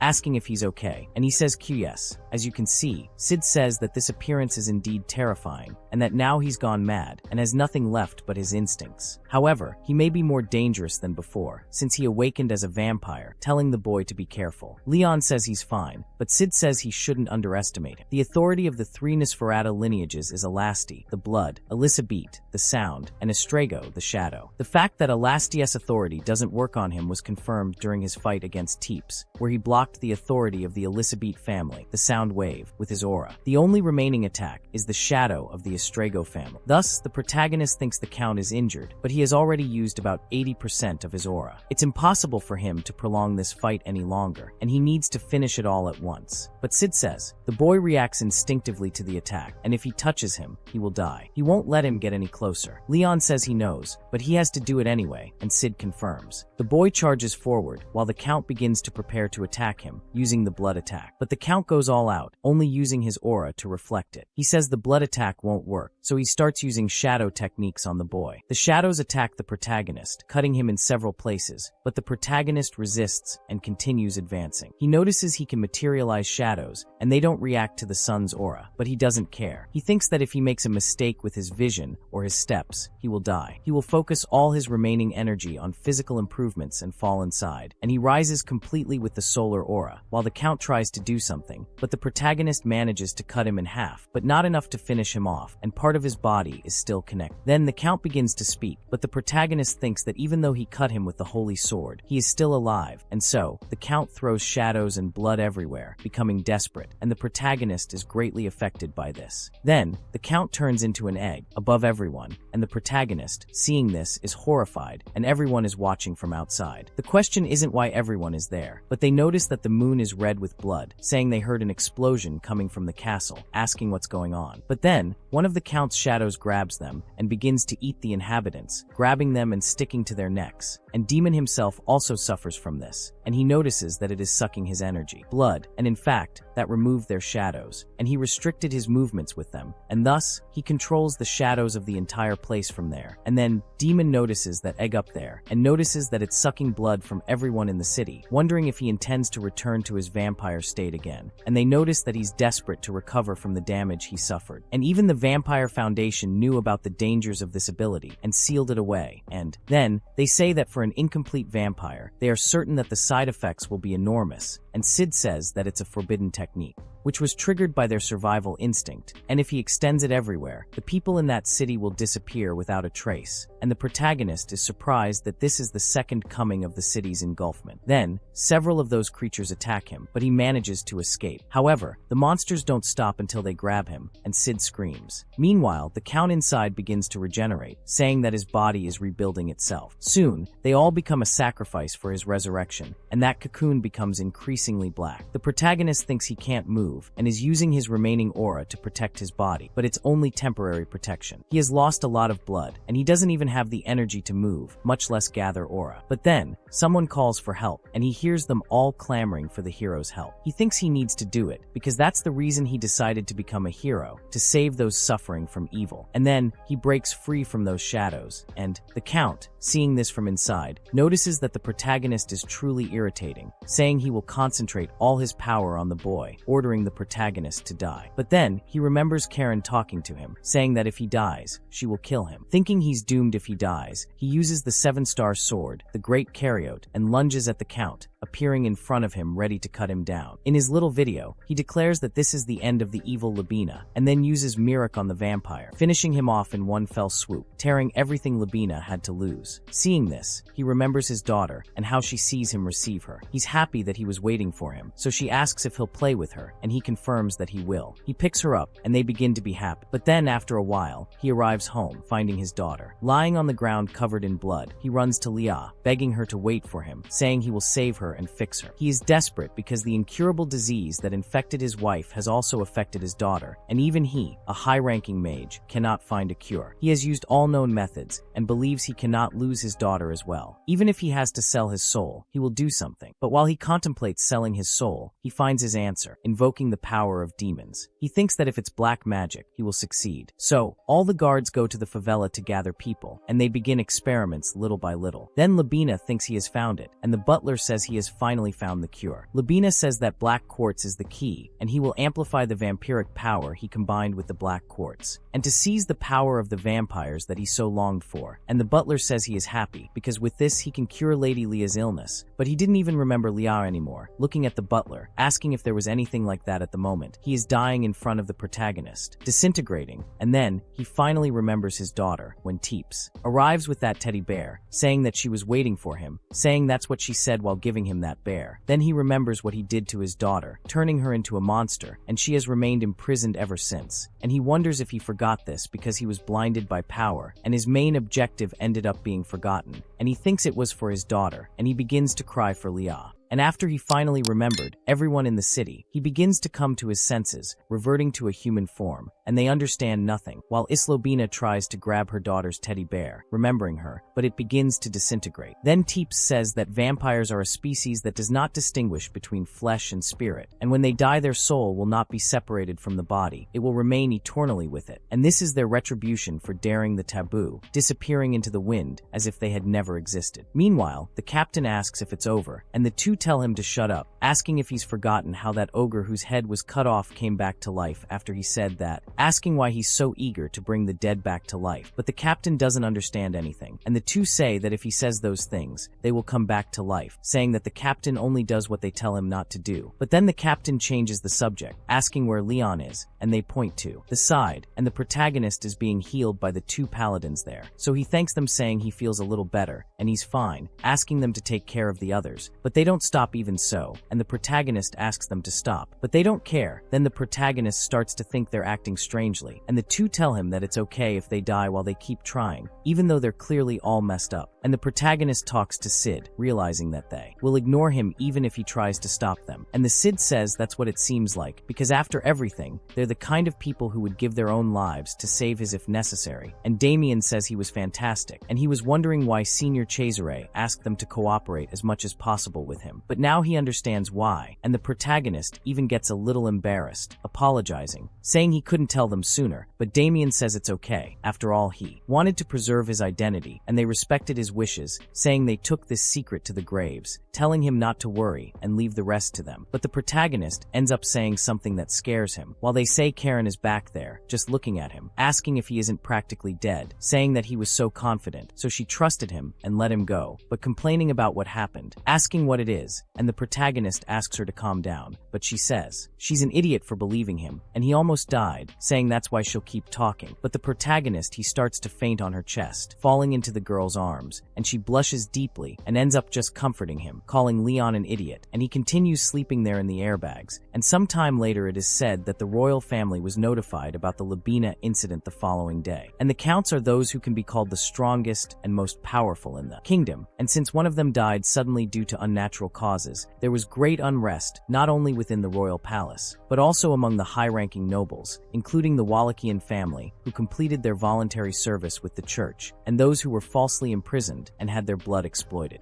along with the testimony that clearly proved that Count Labina the heretics are being protected by Darman, and he says that Count Labina was condemned for being a heretic and sentenced to execution. Although they received help from various mercenaries and adventurers during the process, they weren't very involved, and even if they summon them as witnesses, they won't gain anything from it. It's said that because two holy knights with iron chains, who had the support of the Holy Church, took the lead in resolving the situation, the turmoil in the kingdom was quickly controlled. Karen says they still have a long way to go, and the nobles will be very worried about this incident, and they will try to use it as an excuse to interfere in various ways. So she borrowed something. The church authority fled, and he finally woke up, and he only finds out about it now. He says he thinks he fell asleep in Senior's arms that day, and he can't believe that 4 days have passed since then. All those adventurers were happy that they survived, and he says that the members of the mercenary group are all well. He says it's a relief, but he looks at Karen and notices she's injured, so he asks if she's alright, since she's hurt. She asks about it, saying it's already healed, and it didn't hit any vital organs. She only suffered some scratches, so she healed quickly. But the protagonist still gives a forced smile, and the girl talks to Leon, saying she's sorry. He asks why, and she asks if he wasn't angry when she was caught by the monster. After all, she was pretending to be captured by the Count, and that was on her mind. She was wondering if he was shocked because she went ahead and did what she wanted, and next time she'll tell him before taking any action. Then he relaxes, and she gets embarrassed, asking what that smile is for. The protagonist says he wasn't angry with her, but angry with himself for not being able to figure out his friend's plans. So she should just keep doing what she's done so far, and next time he'll know even if she doesn't tell him. At that, the girl gets all giddy, saying that he's about to go outside for some fresh air, disappearing from there, and Sid says that he has become a great hero, and it's true that Karen's strength sells her unique tactics, extraordinary spontaneity, and quick thinking, and asking for her understanding beforehand will not only erode her strength, but could also turn into a weakness, and the protagonist agrees with him, saying that if his ignorance limits the power of his companions, he cannot call himself a hero. Meanwhile, the girl is all embarrassed on the ceiling, and Sid says that's great, saying that he has taken another step in his journey, and the next destination is the Titan Mountain Range. And then the protagonist remembers that they say it was there that the ancient King Roderick left his will, the island where the king of the giant rules. But he asks how they're going to get there, questioning if he has any idea how they're going to find Roderick's will. But Sid says he has no idea at all, and the protagonist looks at him very disappointed, and Sid questions why he's looking like that. Then the protagonist also plays along, saying that they can think about it when they get there, and he just needs to trust his abilities, his companions, and the sacred sword. And Sid says that he heard him say that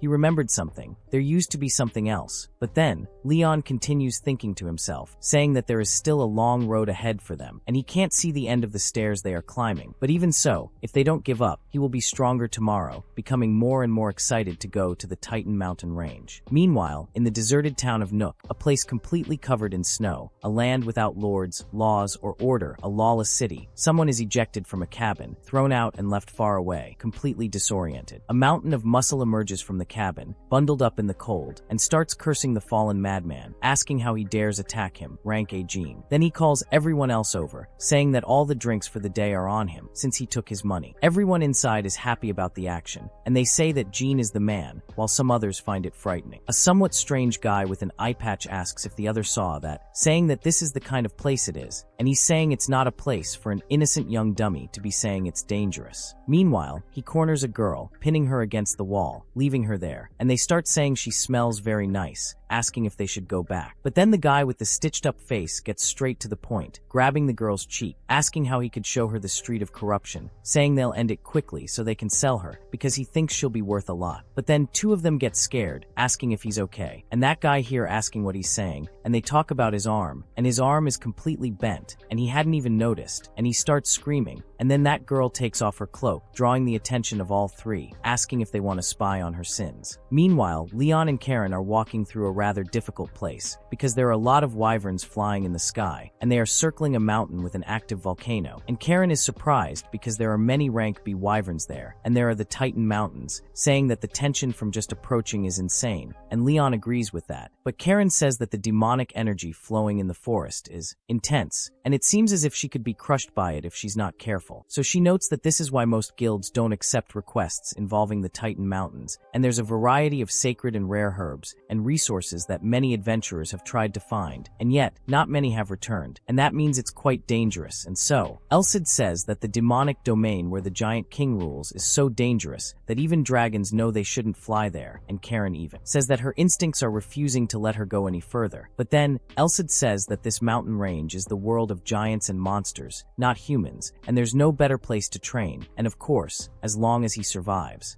He looks at the protagonist with a small smile, adding, "The scoundrel," and Leon realizes that the demonic sword is anything but sacred. So Elcid asks if he's not going to keep walking there, and Leon says it's a good joke, since he walked quite a bit to get there, and there's no way he's going back now. Talking to Karen and looking at the girl, all excited, she asks what's wrong, and says that of course he would, saying that everything is fine, and she ends up agreeing to go with those two crazy guys. But while they are entering the mountain with that crazy girl, she's cleaning everyone up, bringing down the iron ball, finishing them all off, and she thinks that's it, leaving everyone crushed there, many of them dead. Seeing that scene, the only one left alive wonders who she is, and thinks she's dangerous, because a former ranger who became wanted for shooting the boss in the head, in addition to a high-ranking knight who was dismissed and a former rank A, she took care of all those guys alone, and he even wonders if he really defeated them so easily, saying it should be impossible, questioning who the hell she is. But then the mass of iron surges towards him, smashing everything behind him, and she appears there saying he's the last one. He asks her to wait while she prepares to use divine punishment, but he asks her to wait again, saying it's unfair since he was only there for a day. She's disappointed, saying he's an arrogant and shameless person, but he asks her to listen to him. She doesn't care at all about what he has to say, and goes to attack again. He asks if she's from the Holy Church, saying he was the boss of the slums, but was recognized by his people. He says if she can't believe him, she can ask Blaine's bishop, Cesare, and hearing Cesare's name makes her stop the attack immediately. He gets terrified, and so the girl ceases all hostility she was showing, but the pressure of that attack is completely absurd enough to make his nose splinter. She starts bleeding, then wonders if he's the head of the favela, getting close to him and asking if he's Khan, and he questions if she knows him. Meanwhile, one of the guys whose head was crushed comes out of the ground, and he questions how that guy is alive, since he was sure she had broken his neck and shattered his spine with her iron mace. But she says that the moment she attacked him, she cast a sacred magic of rapid recovery, and even if all the bones in a person were broken, they would survive with their bones fusing together again. I don't know if that's very good, I don't know. Maybe the pain is excruciating, and it's better to spare them that, but who am I to say? And she says that this happens even though they are unable to move, since they basically knocked on the gates of hell and came back. And Khan is thinking that this isn't enough to destroy these men, but his holy magic is enough to heal their critical wounds, questioning who she is, while she smiles frighteningly at him, and tells him that she knew the holy knights.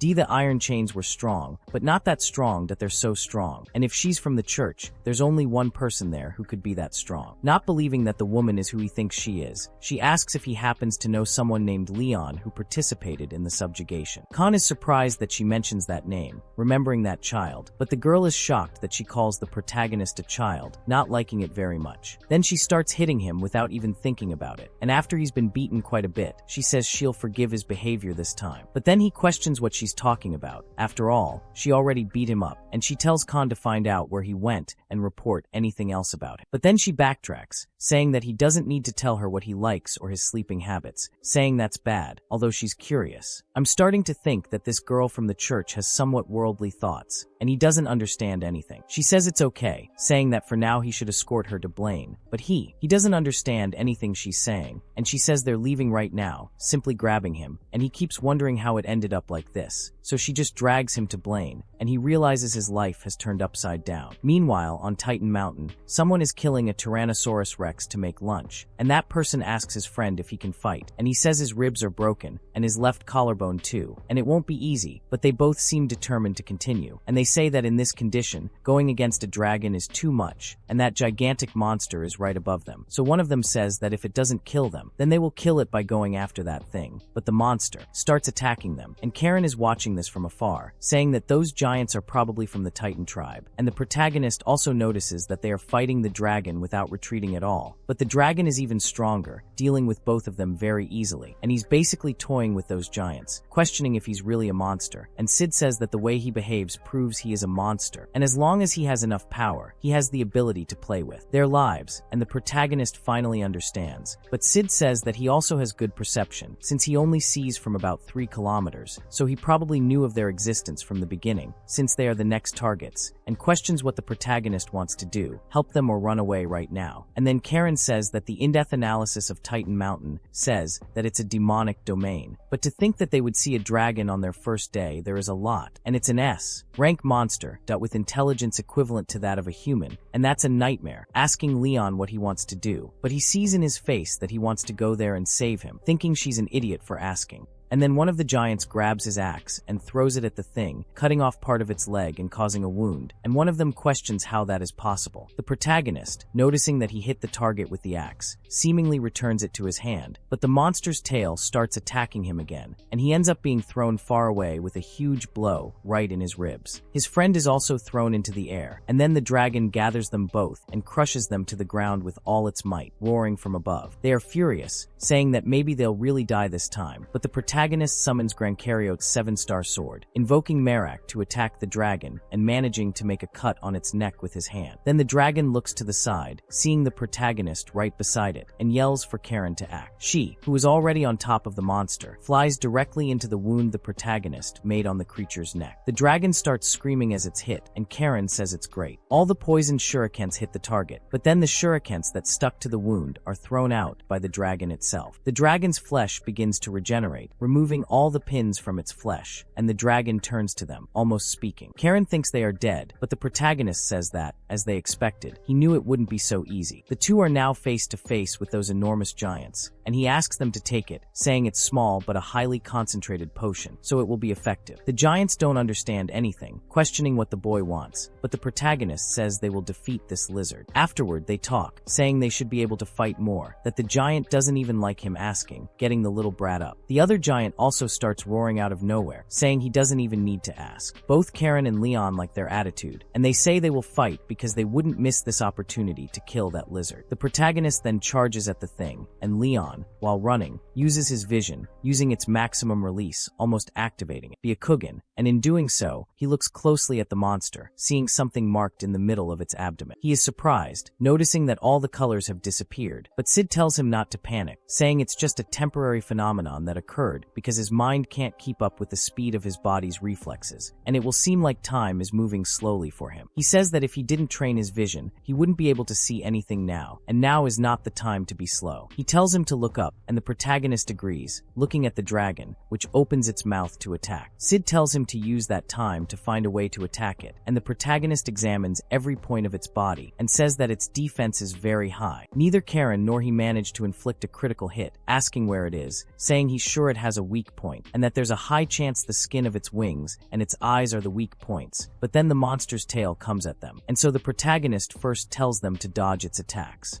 ordering them to deviate, and in that they actually succeed, jumping over the monster's attack. One of the giants, the one with the mohawk, says that was dangerous, and the other agrees, because if that young man hadn't warned them, everything would have gone wrong. Karen says it was so fast that she didn't even see it for a moment, thanking Leon. Then the monster turns its back to them and starts snorting. The protagonist says that this is different, realizing that it's just teasing them to kill them. But then Karen, standing beside them, becomes like Pikachu, unleashing lightning bolts everywhere, very angry, saying that it has already made up its mind. The protagonist notices that she has changed too, so she charges at the monster with a single leap, and the dragon follows her, while she summons a bunch of black swords using her magic, throwing them at the monster. But the monster just watches, unable to react, and ends up having its eyes pierced. The giant with the mohawk can't believe she's that strong, and the other thinks she's insane, and the protagonist himself is also quite surprised. The monster's eye is injured, but not pierced, as the eye is still there. Karen is furious because, even though she's rank S, he's being too cruel, and it's kind of unfair. The giants, seeing this, say that the protagonist's girlfriend is quite a flirt, and another says that he has a tough job ahead of him. The protagonist leaves confused, then the one with the mohawk says that they've decided where they need to attack, and they say they'll protect the protagonist so he can do it. Leon agrees, and then the dragon sees their movements and starts trembling when he sees the girl, summoning even more of those sword shadows right beneath him. But when he starts to get scared of Karen's attack, he lowers his guard, and the two giants appear right in front of him. One of them plunges his axe into the monster's claw, and the other plunges it into the other paw, ending his mobility. The dragon starts to scream, but when he screams, he lowers his guard again and sees, too late, the protagonist shining in the distance, using more. Once he uses his mirror, he points it with all his might at the dragon, who is startled by the sight. The dragon tries to do something, opening its mouth to breathe fire at the protagonist, and it succeeds. It creates a huge sphere of energy right where the boy is. The protagonist isn't injured by the attack, but completely loses his vision, wondering what's happening because he can't see anything. He calls for Sid, but there's no answer. He calls Karen, the giants, everyone, and Sid says that the protagonist has an attribute of darkness, saying that this is problematic. The protagonist asks where he is, but Sid tells Leon not to be afraid, saying that in the darkness he must forge a path, making the sacred sword shine. He then commands the boy to create light, commanding him to do what only he is capable of doing. The protagonist calms down a bit, and uses the great Karyot again, using the third meridian, crouching down, preparing the attack, and performing the 7-star thrust sword, emerging from within that dark bubble.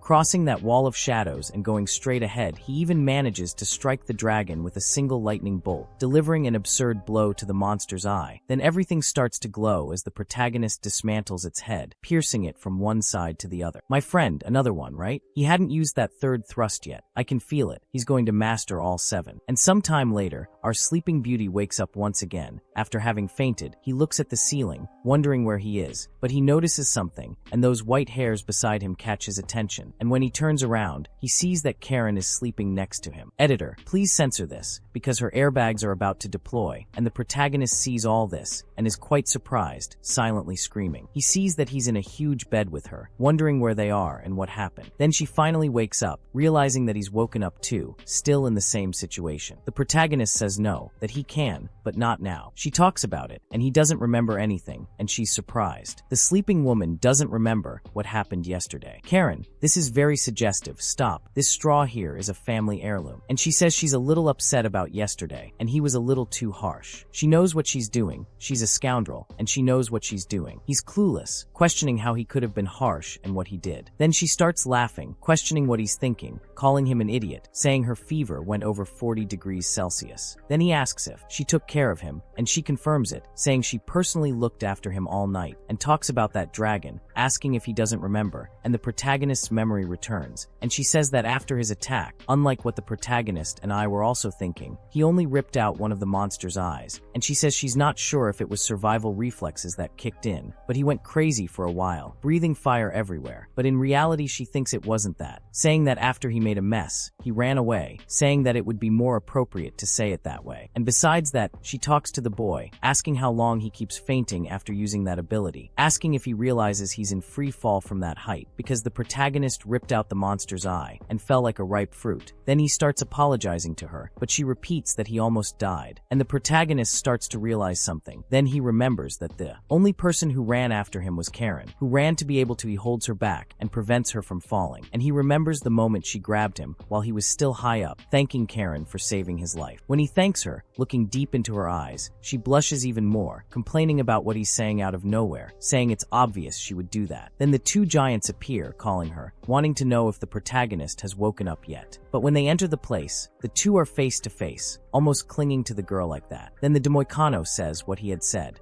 that they were madly in love, and the other saw they quickly leave so the two lovebirds can be alone, and both the protagonist and Karen ask them to wait, saying that nothing of the sort will happen. But then, after they leave, Karen says that they became friends yesterday, saying that the Demoicano is Urga, and the other one with a little more hair is Juro. He introduces himself to the protagonist, who also introduces himself to them. But when the protagonist raises his hand, the giant's hand covers almost the boy's entire arm. Karen says that those guys are very strong, and the wolves and trolls were hiding from them, and they also didn't see any trace of any of the demons on the way there. Meanwhile, Juro is really showing the protagonist how strong he is, swinging the boy by the arm like a skewer, and he thinks it makes sense. Urga says he heard from Karen that he's looking for the king of the giants, and the protagonist says yes. But Urga says that if it's about the king, then he'll need to meet with the village chief, but asks if it's okay to go now. Juro says he recommends he rest a little longer, and the protagonist doesn't quite understand, and just says it's fine. They both look at him with a somewhat strange smile on their faces, and the protagonist questions what this sinister feeling is all about. Then, they call everyone to go until the protagonist sees that he's arriving in another place, leaving the two's house, and seeing the city of the giants right in front of him. He's quite surprised. Then the giants take them inside, and everyone there is the same size or taller. They notice that they are very short there, and the village of the Titans, and the protagonist looks ahead, noticing a hideous wolf, and also a wyvern, along with the troll and monster that can destroy a small territory on their own, but they killed more than a dozen, and maybe there are even more than 100 of them. And Leon remembers that he barely managed to kill one, and yet A and B rank monsters around there are too many. But meanwhile, the guy sends one of the giants, stepping on a valuable mushroom, saying that what he's stepping on is worth the same as 2 magic swords. But then Osidio says that the Titans are strong, and the protagonist says that he didn't know they were so strong, and Osidio says that their physiques are on the same level as a rank ogres, and both are intelligent and can train martial arts, and the entire species is composed of warriors and hunters, and only one individual can annihilate monsters below S rank. And then the giants take the protagonist to the Titans' exclusive training area, the Hall of Hell, basically a dragon's head on fire, and from inside they hear a scream, and things aren't looking too good inside, and one of the giants says they should go in now because the boss is waiting for them. But the protagonist wonders if he just heard a scream, and Karen says yes. Then he says that the appearance of that place makes him not want to enter, but the giant that was inside is expelled by force, being thrown there, several of them actually, and the fire gets even stronger as they are spat out, and several of them fall there while the protagonist looks back, becoming even more apprehensive and wondering if they are enemies.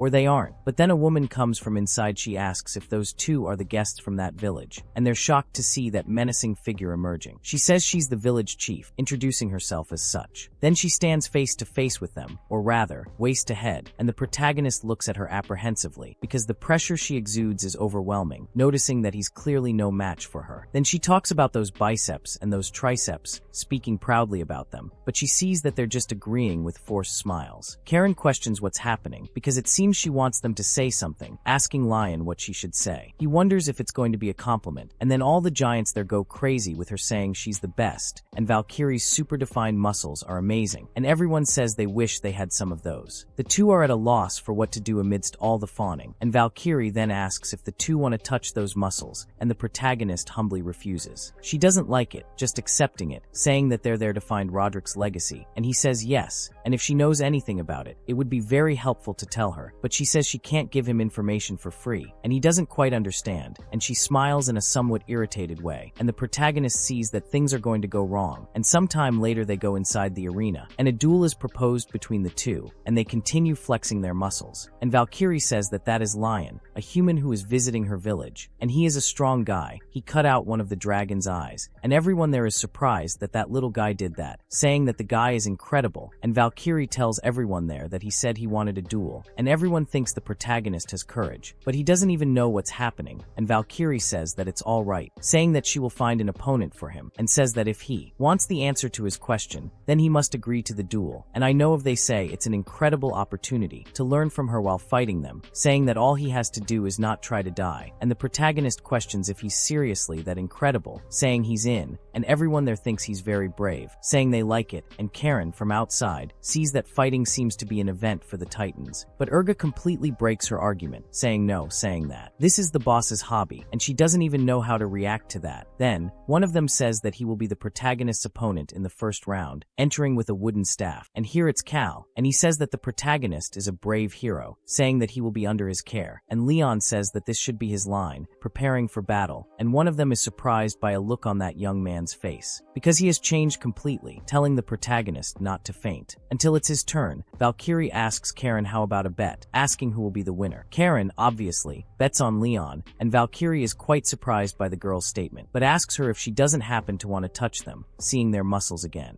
And Karen, once again, is startled by this madness, telling her to get out of here. And then Cal asks if the two of them, they can begin, and in the meantime, prepare to deliver a powerful blow to Leon, who merely dodges, almost being crushed, as is the arena, and a huge hole opens where he hit. Leon exclaims that this is immense force, becoming frightened and realizing its incredible power. But then Cal appears from the other side to attack him again, and in that moment, the protagonist senses something, wondering if it's the aura he's using. He quickly ducks, avoiding being hit, but Cal's attack, even missing the boy, causes massive destruction of the arena with just its wind, and Leon falls to the ground horrified. He wishes he were the power of a Titan. Cal simply smiles at him, asking how they can start the real fight now. Karen says she didn't know a Titan could use aura, and Orga says that he and Joro are just rookies, and if they could use aura like them, they would have killed that dragon with a single attack. But Jorga says that there's nothing else to do. Aura control is more difficult for Titans than for humans. It took him 30 years to get where he is now, and to learn aura, you need to fill and empty your body with aura repeatedly. But due to their size, the amount of aura needed to fill their bodies is much greater, and therefore, compared to humans, the training is very ineffective, and takes about 10 times longer. But while they talk, Orga says that they have a winner, but then something happens, and it's different from what I was imagining, because the protagonist completely dominates Cal, and when the boy puts the sword near his head, he admits who lost, and everyone is surprised that Leon is the winner. Then Cal, accepting it well, saying that the boy is very good, asking what skill that was, telling him to say that everyone there thinks the duel is incredible, because to think that he pushed Cal's spear due to a blind spot is absurd. Then they ask if the protagonist needs the protagonist pauses, saying he's next, so everyone there is eager to face the boy too, but then Leon asks him to wait, but still, everyone rushes towards the boy, and by nightfall, in that gigantic bed, the protagonist is all broken, and Sid says that he had 2 wins and 7 losses, saying that this win rate is terrible, and the Titans aren't used to the distance he creates, and he isn't used to the distance they create either, but he should already know that, and if he had remembered that, he would have won about 6 more times, and the protagonist gets pissed off at him saying that doll sword is irritating him, but Sid questions what he's talking about, and the protagonist says that being able to use abilities with that size is blatant cheating, asking who the idiot was who taught martial arts to those monsters in the first place. But then Sid questions if he didn't say so, and the protagonist asks what he's talking about, and Sid says that this happened 300 years ago, but the person who taught the Titans was himself, and at that Leon gets very angry, asking what the hell he did, and then Sid says that many years ago, among the ogre species,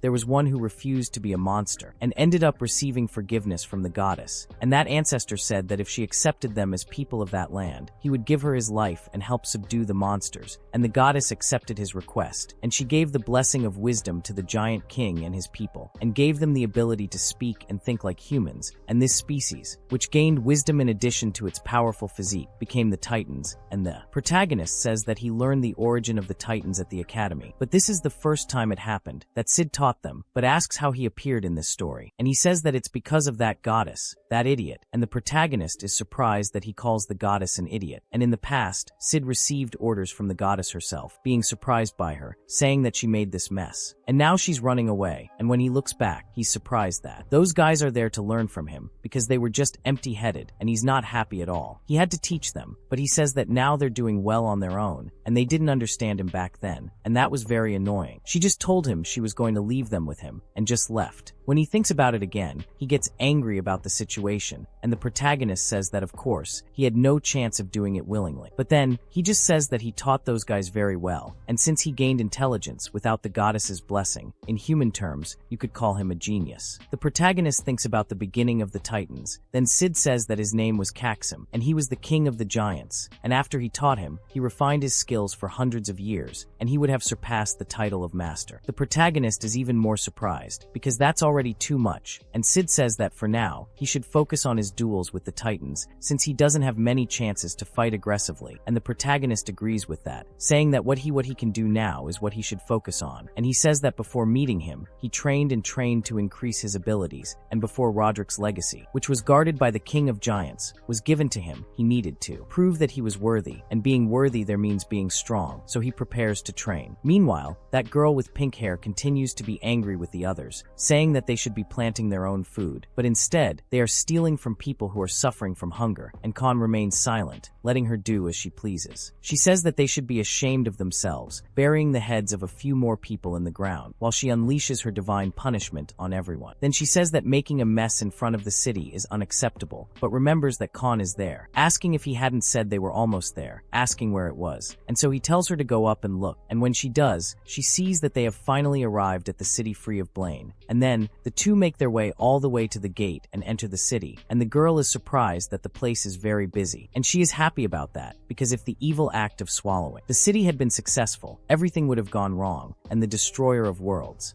he would enter the place, devouring everything, and those busy streets would be destroyed. And then she thinks about Leon, who stopped all that, saying that he made a great contribution to it, finding him a heartthrob, and Khan just agrees with her. But then the girl shouts, saying that they're going to the slums, but he questions why she wants to go to the slums, and she says that if it's him, they can go there anytime, because she wants to see the place that Leon saved. Khan then just agrees, saying that it's within his jurisdiction, so he can do it, saying that it brings back memories, and even though he looks like that back in his day, he was the boss there. But he doesn't even finish speaking, looking ahead, surprised along with the girl, and he questions what this is, wondering if that's the slum, because everything has changed, and that dark and sad neighborhood has become so vibrant that it's unrecognizable. He questions his hideout, realizing it's become an orphanage, so he calls the girl to go back, but she asks Khan to wait for her. Meanwhile, Caesar is having a drink. Caesar is having a little tea, and says it's a peaceful afternoon, and that he's enjoying himself, until someone knocks on the door. He wonders who could come at this hour, and when he goes outside, it's Khan himself, who says he hasn't seen him in a long time. Caesar just stares blankly, and slams the door in his face, but Khan is desperate, asking if he isn't being too rude, and telling him to open the door. But Caesar stays inside, slamming the door shut with all his might, full of hatred, and says he doesn't want his peaceful break disturbed by a vandal. Then, Elahin speaks to him from outside, surprising him, and he quickly opens the door, throwing Khan away. The girl then says she hasn't seen him in a long time, and Caesar is speechless, so shocked. Khan keeps calling him over, but this only makes Caesar even more irritated, asking why the saint is wandering around so much, and the girl is surprised by. He's being scolded, while Khan is surprised by what he's saying, and in doing so he says that the saint is absent without permission, asking if she knows what she did, and says that the main church and the Holy Knights of the Iron Chain had to go looking for her, asking why she went to UOL, but while he's scolding her, the girl remains seated, and he finds that strange, and she just smiles at him, and he starts to remember the past. When she was younger, when the girl wouldn't stay still, playing on top of a wall as a child, and he would tell her to come down because it was dangerous, and she would actually come down, jumping off from up there. At another time, she even kind of scribbled on the order's flags. Then he remembers that she had that same smile back then, and sees that there's no way around it, noticing that she hasn't changed at all, and Khan asks what their relationship is, and she says that Cesare is the person from the main church who has taken care of her since she was 3 years old, and Khan is surprised seeing the girl's face, but she says that there is something even more important, asking if he knows why she came there, telling Cesare that she needs the Oracle's day, and things get a little serious between them.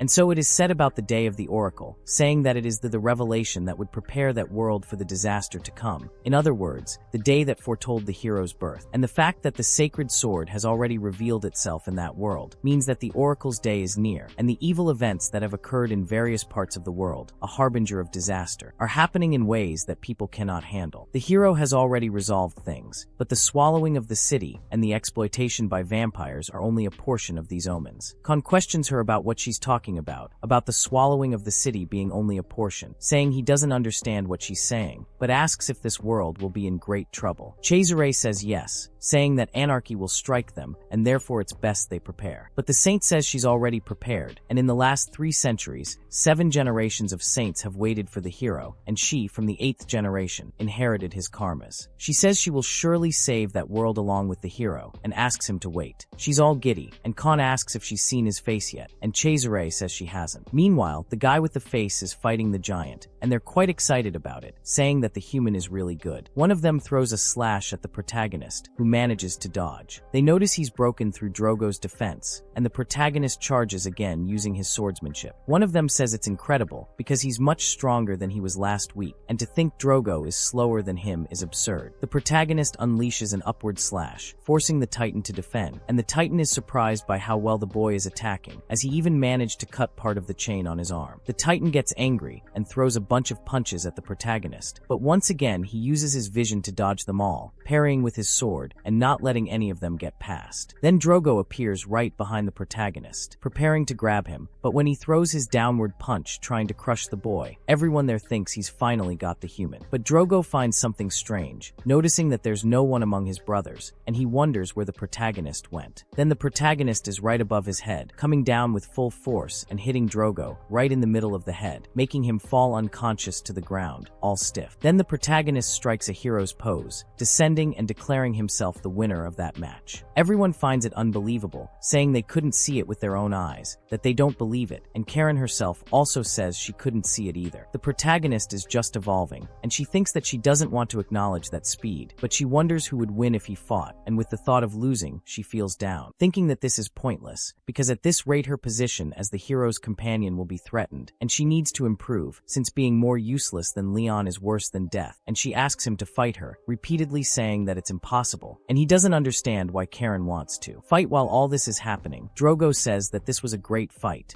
and the protagonist says he learned a lot from him, and he says that's what he should be saying, patting the boy on the back, who almost crushes the protagonist there. Everyone is shocked because he couldn't control his strength, and he starts apologizing to the protagonist, saying he hit him as if he were another Titan, and the boy is crushed on the ground like a mosquito, saying that everything is fine. Everyone there starts teasing Drogo, saying that this was a pathetic revenge, and he starts saying that wasn't the case. In the middle of all that chaos, Vulcan arrives, calling Leon, saying that he's looking for the protagonist. Leon asks about him, and Sid gives that knowing smile, saying that the Titan King Caxim is finally calling him. Then Vulcan takes them to a bridge, and says that from there it's a restricted area, and permission is required for entry, and that's as far as she can go. The Titan King only allowed the boy to enter, and she says that beyond that ravine, there's a break. The protagonist is dimensional, and if he goes there, a waterfall will appear. The protagonist doesn't quite understand this dimensional breaking thing, and Sid explains that's why the Titans live there, because the mission the goddess personally gave them was to subdue the monsters that came from the other world. The protagonist realizes that no one but the Titans could protect that infernal path full of rank A and S monsters, and he confirms that's exactly it. Reaching the waterfall, he wonders if the Titan King is there, but then he finds something strange. There's someone under the waterfall. That person asks if he's the human, and the protagonist trembles all over, feeling the pressure of those words. The Titan King asks if he's the one who asked about him, and the protagonist is tiny next to that guy. He notices how fast he is, asking when he got so close that he didn't even notice, since he's sure he was underwater. He comes face to face with the protagonist, and Leon trembles all over, noticing that he can't even move his body, and the giant king just keeps staring at him. The boy gets frustrated, but then manages to close his hand, saying that yes, he is the current hero Leon, and he came to recover the relic of the former hero and Roderick's relic. Then the Titan King listens and thinks about what the boy said, saying that he is emanating an energy similar to his own, questioning what his relationship is with the former hero, asking if they are from the same family, and the protagonist says that he is his disciple, but the Titan King says that this is impossible, telling him to look at him, because by the way he walks and looks, he knows that he learned Roderick's vision and steps, but he is far from mastering them completely, and those who were mentored by Roderick have been gone for a long time, and even some genres that in Generation 1 were in despair because they couldn't accept his techniques. Roderick stopped accepting disciples because this cycle kept repeating itself, and he questions if the boy knows how many others were like him who gave him the same feeling, and that's why he asks if the protagonist thinks he has the qualifications to want Roderick's relic, and Leon is completely down because he doesn't even have anything to say.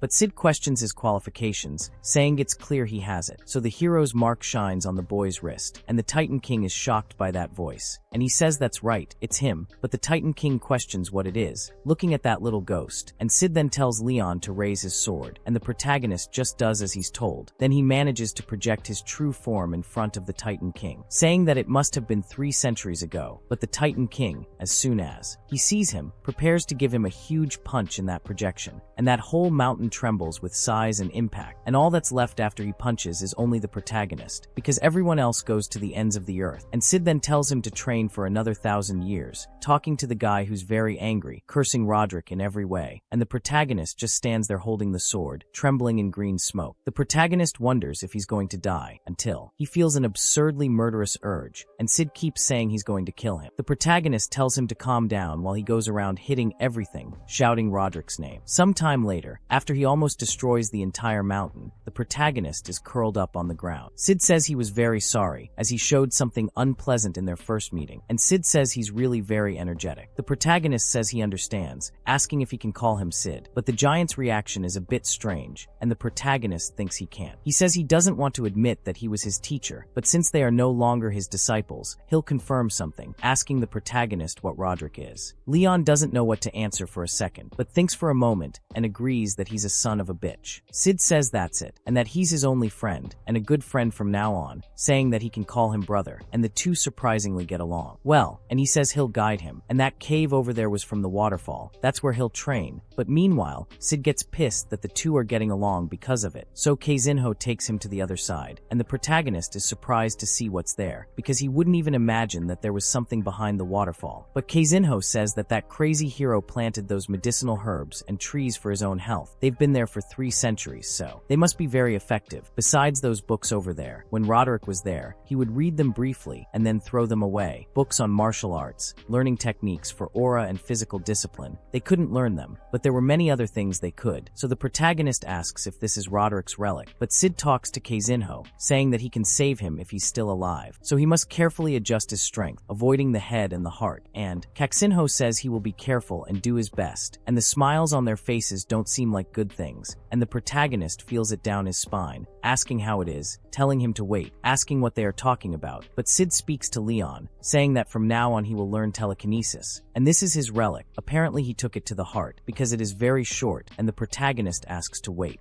asking about telekinesis, and he continues to, I don't understand what's happening, but Keizinho prepares to beat him up, and he says that the only way to learn telekinesis is after you use all your aura and stamina, and he will strengthen the ability to face near-death repeatedly. And that's all. In other words, he's going to almost kill you personally, and the protagonist thinks that being like that, he has to wait a little, because he's not emotionally prepared. My friend, I wouldn't want to be you for anything, and out of nowhere, Leon is calling Karen, asking her to cover him, and she asks him to wait a little, asking him to wait a second, because she's still fighting a monster, and she thinks she can't match his pace with her current abilities. And with that, the protagonist is wounded behind him, and when she looks back, he has his arm in the middle of his chest, calling for Karen as he dies, and she starts crying, telling Leon not to die, thinking that if he were a little stronger, everything would be better, and she starts screaming Leon, and ends up waking up, realizing that it was all a dream. Meanwhile, in the giant's village, she polishes her conical teeth, thinking it's not enough. She keeps thinking she needs to become stronger because the guardian of the coffin, the best assassin who rules the slums, is someone no one even dreams of challenging. If someone of the same rank appeared, she would completely destroy them. Even if someone stronger, she would be able to deal with them somehow, at least. But this time, she felt the bottom of the well. There are many strong people in this world, and there are several threats that could harm Leon. She remembers the last 2 who almost killed him, and she says that the hero's path is a destiny, and even the best assassin may not be of much help. On the contrary, it could be better for her if she followed her own path. There are only 2 scenarios. If she can't surpass her current abilities, she could end up dead, or with a very serious injury, facing a fate she couldn't handle alone, or Leon will return much stronger. Stronger than he already is, when he conquers the relic, and she thinks that finally, he wouldn't need her anymore, and she says loudly and clearly that she doesn't want to do that, thinking that she needs to become stronger. But she didn't continue training after becoming a great assassin, or rather, it wouldn't make sense to go back to training now, since she surpassed her own physical limits. swords. And it's not like she has a secret sword technique to train further, questioning if this is the limit of a person who was trained as an assassin, assuming that she doesn't know how to become stronger on her own. But someone knocks there, calling Karen, asking if she's there, and she's surprised, asking if Leon has returned. But what appears at the door is just a shadow of what he once was, completely slumped over, with a book and some fruit in her hand. He notices it's her, and she asks what he's holding.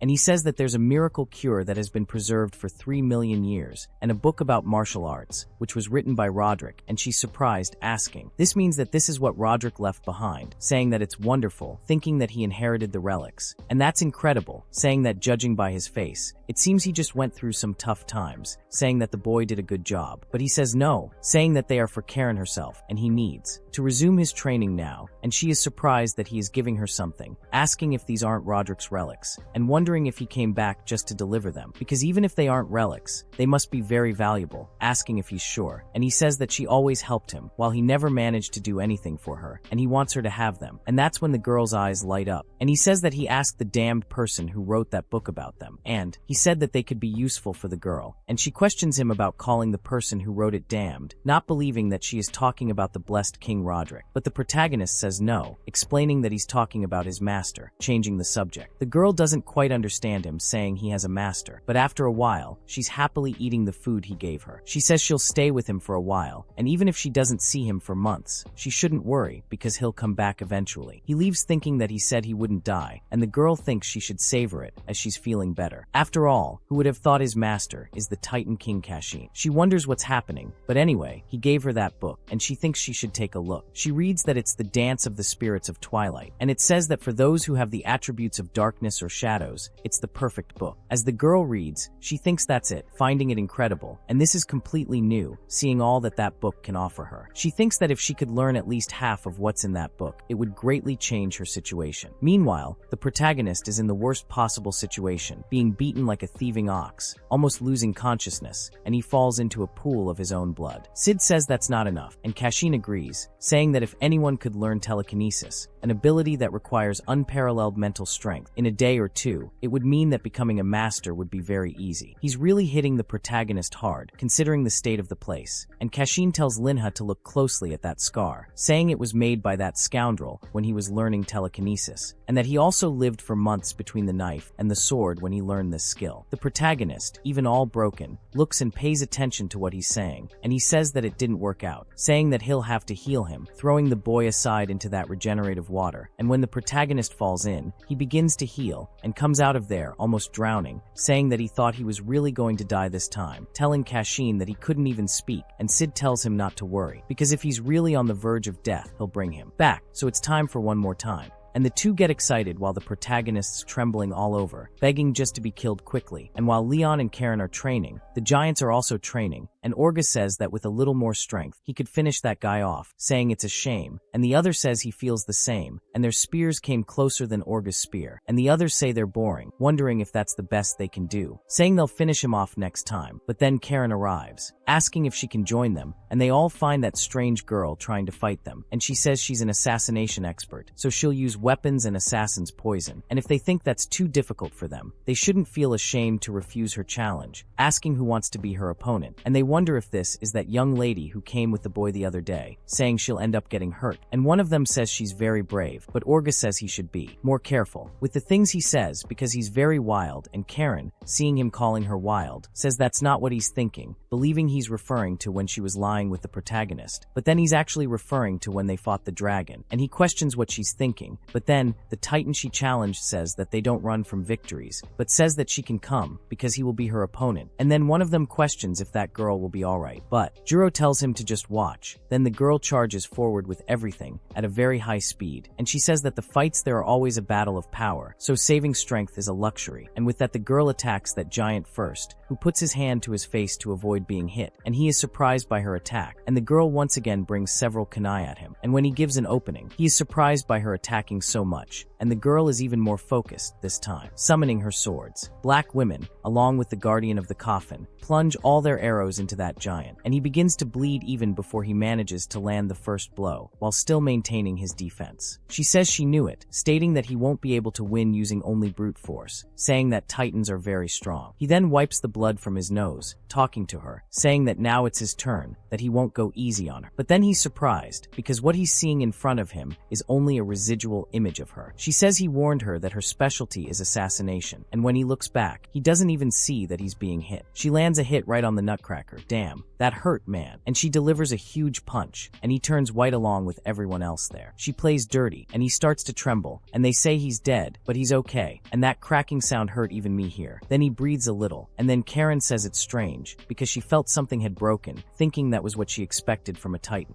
More resilient than humans, because a human would have definitely fainted. And at that point he gets very angry, saying that she is very agile and definitely not go easy on her. Meanwhile, the protagonist is also suffering there along with Saishin, and now he tries to throw his sword at him. But Saishin just brushes the sword away as if he were shooing a fly away, and the sword doesn't even make contact. And the protagonist is so surprised that he thinks he dodged the attack using only his hands. And he begins to realize that his attacks aren't working, so Saishin uses the same hand to pin the boy to the ground, crushing him completely, and calls him again while throwing him into the water, and returns once more, and the boy returns and gets beaten, returns and gets beaten, repeating this until he is extremely tired, and Leon thinks he is completely dominating the battle, and his movements are as light as the flow of a river, but they are as powerful as the water crashing from a waterfall, and Saishin orders the boy to go again, while the protagonist gets very angry, but Saishin questions what he is saying, and the protagonist activates his vision, completely changing his expression, and with that the Cid notices something, and Saishin says it seems they're finally going to leave. They realize the boy has begun to manifest his inner strength, so the protagonist asks them to get ready again. But Saishin appears behind him before he can even finish his sentence, telling him not to let his guard down. The boy is surprised, but ends up getting beaten up anyway, impaled on the rock, and completely bruised. Saishin wonders if he killed him again, and Cid says he might really be dead this time. After a while, the boy manages to crawl to the water little by little, and they realize he's still alive. When he jumps in, they ask if he's alright, and the boy just nods. Then Cid explains about the birth of the oracle, saying it resulted in the breaking of the sword's seal. It's said that thanks to this, the hero will finally be able to use his full power when the sword is complete, and Leon will be 10 times stronger than he is now. He wonders if this will be enough to prevent the disaster that awaits him in the future, or if this fate will be too difficult for the child who inherited the title of hero. He thinks that if it's Leon, he believes he will be more than capable. Meanwhile, a guy with a rather unpleasant face and 2 gold teeth is smiling as he walks around the corners, and he sees a guy kneeling in front of the gate. He says he knew it would be a nuisance, and doesn't know why he's there. Then he goes to Khan, who is kneeling there, asking what he's doing blocking his way, kicking Khan and asking if he wants trouble. But when Khan gets up and shows that he's almost twice his size, all 3 are terrified, and he questions what he said. That arrogant human even wonders if he's human. Then they apologize as they begin to get beaten up. Meanwhile, Sam is inside, completely amazed, looking at the pillar that looks like it's been hit at least 10,000 times by a wooden sword and a bucket that was used to drink water,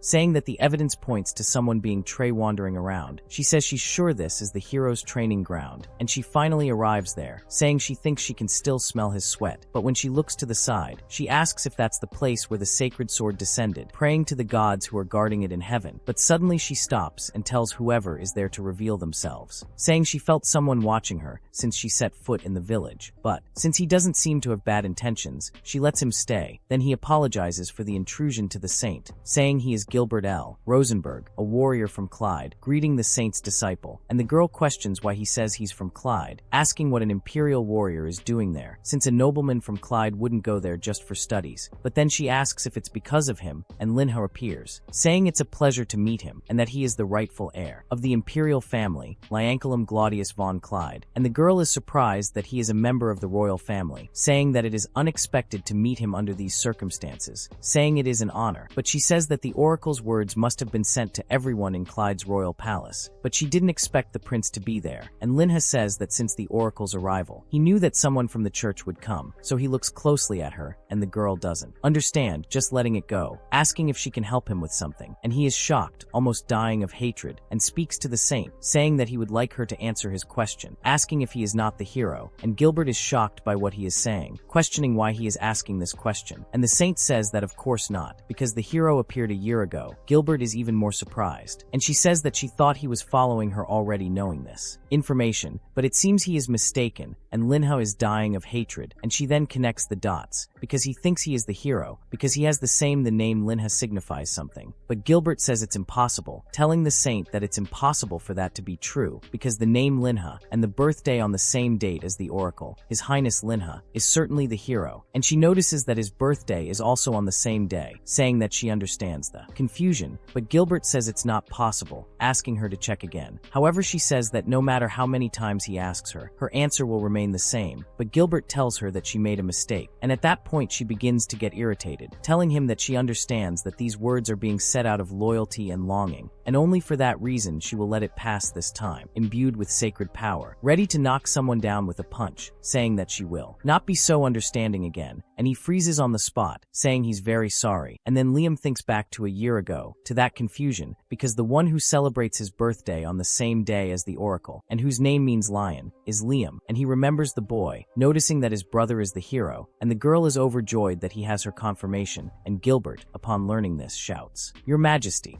And he also gets angry, remembering everything that happened, and from what the boy saw when he was little, because his father was being stabbed right in front of him, and he tried to call out to his father as he died, but the person who killed him was his beloved brother, saying that he was dead, and he called Liam to him, saying that if he killed him too, the throne would be his, getting close to the boy, almost reaching him, but at that moment, Gilbert appeared at the last second, and took the boy away, saving him and running away, and the king's brother ordered him to be found and killed, so with guards he died because of this order. But even so, Gilbert spoke to the boy, asking him not to forget, and that he is the rightful heir to this empire, and must recover the sacred sword on the day of the oracle's birth to be able to claim the throne, and the boy could only look at Gilbert, and that's why his eye was cut because of the battle, and this while he was telling Liam that he needed to survive, but finally the saint speaks to him at that moment, saying that she will follow her path now, but Gilbert calls her asking her to wait, saying he can't let her leave like this. Drawing his sword, he begs her once more, urging her to reconsider, but Liam finds Gilbert's actions strange. The girl asks if he didn't say he wouldn't be kind a second time, saying that loyalty doesn't lead to justice, and those who don't stop to reflect on their own mistakes never satisfy their desires. Then he says that for the empire, in the name of the citizens suffering under the mad emperor's reign, for the one who will be the light of that land, he attacks her, saying that Liam is the only one who can be his majesty, and he is the most appropriate person to become the hero. But the girl uses divine punishment on his stomach, opening a huge hole in the old man's stomach. Seeing this, Liam starts screaming for Gilbert, becoming uncontrollable, also going after the girl, drawing his sword and wanting to attack. But when he gets close enough, he throws an attack in her direction, but she manages to break his sword with her bare hand, saying that his attacks are not. They might hurt him, but she confesses that her speed is good, so he freaks out, telling her to shut up, asking how she can kill someone so easily, and still has the nerve to call herself the saint's disciple, saying that Gilbert was like a father to him, but she says he's not dead, and the boy questions what she's talking about, so she tells him to look, because he's already healed. That part of his stomach that flew off and disappeared is back in place, and the boy doesn't even believe it. But the saint calls Liam, saying that the hero or emperor of the kingdom of Clyde, if he could choose between being one of those options, which one would he choose? And Liam, seeing that he's in the middle of this crossroads, freezes at that moment, and the girl says that if the Clyde family is the root of all the evil that puts that world in danger, what would he do? Asking if he could treat people belonging to the empire and outsiders fairly, and more importantly, if he could prioritize other things instead of claiming the throne, and she says that's why it's impossible for him to become a hero, bidding farewell to the boy, leaving him stunned by what she just said. But meanwhile, our Liam is completely different.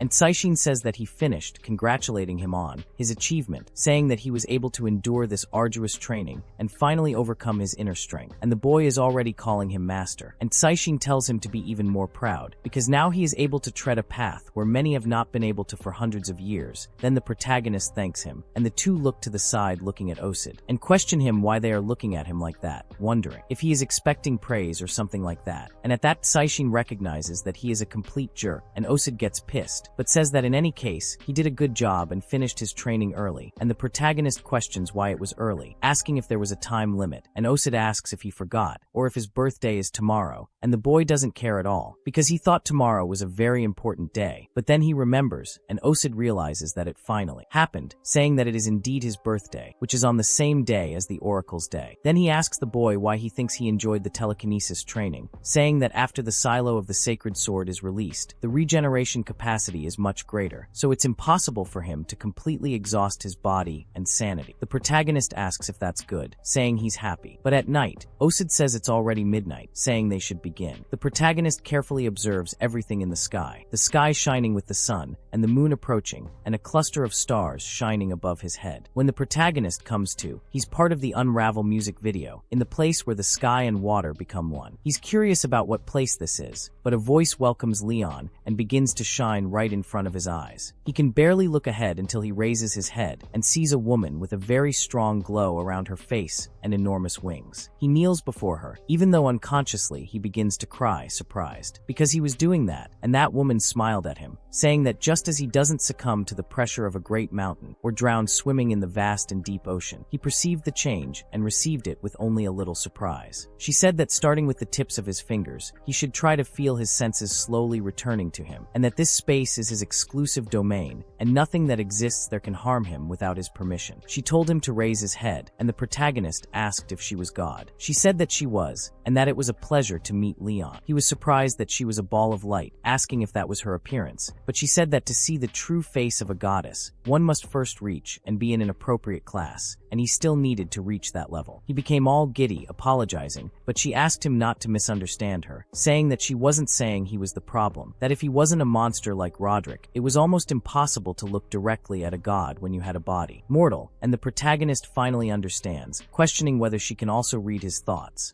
And she says that's exactly right, and it's the first time that Roderick, he met her, looked directly into her eyes, and asked if she was the goddess. He wasn't cute at all, but then she refocused, telling Leon to pay attention. She said that if he couldn't see a way, he should destroy the mountain, and if there wasn't a boat, he should part the sea. She asked if that made sense to him, questioning whether it didn't. But the protagonist supported her, simply thinking she was adorable. Now he understood why Elsid said she was a bit clumsy, but since she could read his mind, she said she wasn't clumsy at all. He apologized, reminding her that she could indeed know what he was thinking. She then said she would end the formalities there, telling Leon that this destiny wasn't just fate to bear, and if he didn't wish to follow that path, he should tell her now. This destiny was full of honor, but with every step he took, his feet would be soaked in blood, and it wasn't too late to live a normal life. And she can reverse all of this, and his life will return to being peaceful. But the protagonist speaks with the goddess, saying that he knows he's not an extraordinary guy, that he was born as an ordinary person who resented fate and lived consumed by feelings of inferiority, and was someone who couldn't make any progress, and he left the academy, and even though he gained a lot of experience, he knows better than anyone that he's not the ideal person to carry the title of hero, but he remembers that Sid said he is the disciple he himself chose, and he reaffirms once again that Sid chose him, and even if he has to put his life at risk, he still wants to prove that he made the right choice. And she then becomes happy, saying that she thinks she asked an unnecessary question, raising her hand to the boy, naming him the goddess's representative, and with that, everything there shines, and she says that with this title, she blesses him with the mark of the guardian engraved on the boy's chest, and the power to fight against the enemies of the world. With this power, she can transform sunlight and moonlight into energy, and also the mark of purification, engraved near his collarbone, saying that regardless of what inflicted him, this power is the absolute neutralizer for any poison, curse, and infection, and also the mark of prayer, right in the middle of his forehead, saying that it nullifies any disturbance of the mind, and strengthens his spirit and consciousness, and also increases his telekinetic power. And lastly, the mark of the observer, right in the middle of his pupil, and she says that it is the power to see the imbalance and flaws of the world, and see through people who are disguised, and speaks to her hero Leon, saying that this is all she has for him. Then she says that she is worried about his clothes, saying that she thinks Roderick's clothes would suit him well, and says that this is her birthday present, changing the protagonist's outfit, speaking to his sword Leon, saying that she is the one who doesn't know how to kneel in the midst of a raging storm, and she prays that the future holds good fortune and happiness for the boy. And with that, the protagonist is now truly the hero, so she continues smiling, saying that she will always be there. taking care of all of you. And a little before, when he asked Leon if he was aware that, according to the Oracle, he wasn't the one who should be there, and he thought it was about Leon. Originally, he was chosen to be the hero, but Osid didn't care about the goddess's decision, asking who cared, saying that his choice was Leon. He smiled, remembering that decision, and the goddess noticed this and told him that she refused to bow before destiny. Osid also denied the goddess's choice and said that he would believe in Osid's decision. With that, she saw the old hero completely transformed into the new one, smiling at the protagonist, and she could see part of her face. Then the protagonist finally woke up in the real world and was surprised to be back, but he was in freefall, flying from above to the ground, thinking about what the goddess had just done. Then Castinho and Osid looked back, and it was the protagonist arriving. Osid said that this return was quite remarkable, and the protagonist said that he thought he was going to die, but Osid gave him the welcome back, and the boy says he's back, feeling great after that fall, and that several of his stats have increased significantly. Osid says it wasn't bad at all, and he received 4 marks, saying that Idiot was very generous with him. Osid questions whether he was, since he doesn't know, asking Osid how many she gave him. Osid says she didn't give him any, and the protagonist just tells him to let him talk. Osid then says that normally she gives 2 or 3 at most, and the protagonist finally understands, because he's emanating strength and feels like he's been reborn. Meanwhile, Castinho congratulates Lion for becoming a hero, saying that this is his birthday present. A huge punch that almost hits the boy, but the protagonist manages to dodge in time against Castinho's absurd speed, surprising him. The protagonist doesn't even notice, because he managed to predict it, and Osid is excited about what happened. The protagonist then moves even further away, saying that he's sure he was out of his line of sight, and Castinho says that he's changed, but that outfit, it's the same as the one that Bastard used, saying he hates it, so the protagonist already expects him to come at him, and Castinho actually says he's going to kill him, and the boy receives the attack, but this time when he's pinned to the rock, he just walks away calmly, and not too badly hurt, and Castinho's hand gets stuck there, but he doesn't, surprised that he dodged again, and so Castinho goes at it again, trying to hit the boy, with several punches, seeing each of his fists coming towards him, thinking he can predict everything, saying it's a good idea, preparing to go after Castinho, saying that's all he'll do, dodging the attacks and closing the distance, and when he gets close enough, he jumps on Castinho's arm, and with that he throws a sword strike, thinking he actually hit him, but Castinho grabs the boy, as if he were a flea, grabbing him by the cloak, saying that's enough. He's 30 years away from defeating him, and with that the protagonist just accepts it, saying that he lost for his master, thanking him for the birthday present.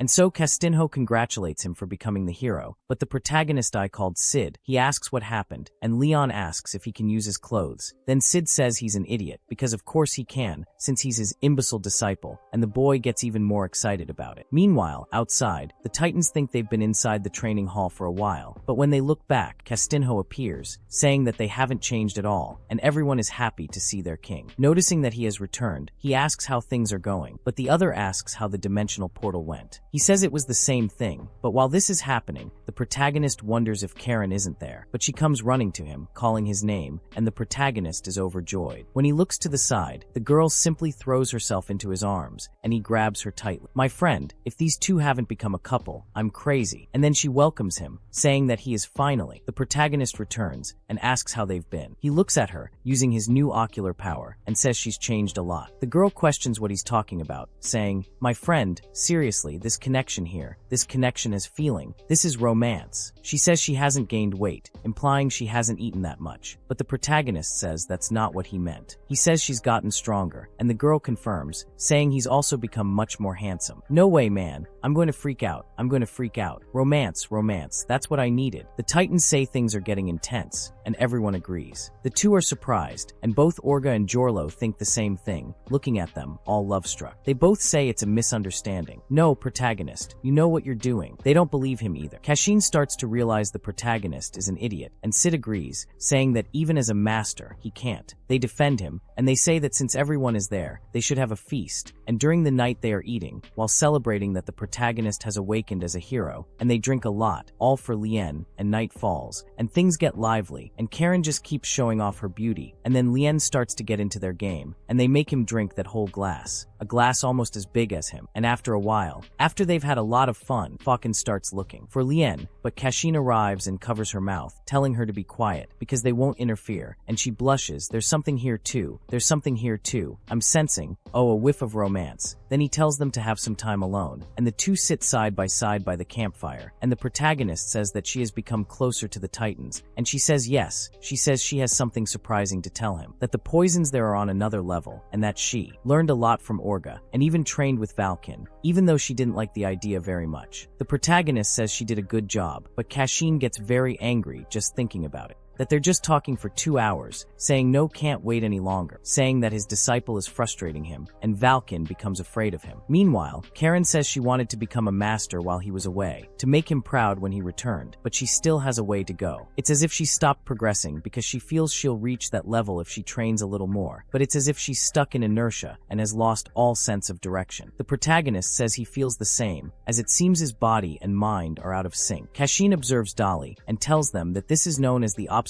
phenomenon, and they are both surprised. He says they think they're enjoying their time together, but they were just talking about training, saying that they are both beyond his comprehension. He then starts cursing Lee, who doesn't understand why he's being cursed. Karen asks him what the obstacle phenomenon is, and he says it must have crossed his mind, being someone of his level, hers, but if she's already almost a master, talent and effort aren't a problem, and now it's become a matter of chance. Sometimes it can take a decade to achieve your goals, while others take only a day, and the chance of becoming a master is the same. In other words, the chance of success is the most important thing there, and they are both surprised. Cashin says that the protagonist will probably need time to adjust to his new body before returning to training, and that this should take about 6 months. He thinks that's a long time, but then Cashin says that's why he's going to give them that chance, and they are both happy to hear that, with Leon saying it's perfect, saying that he will seize this opportunity, no matter what it is, and they will overcome it for sure.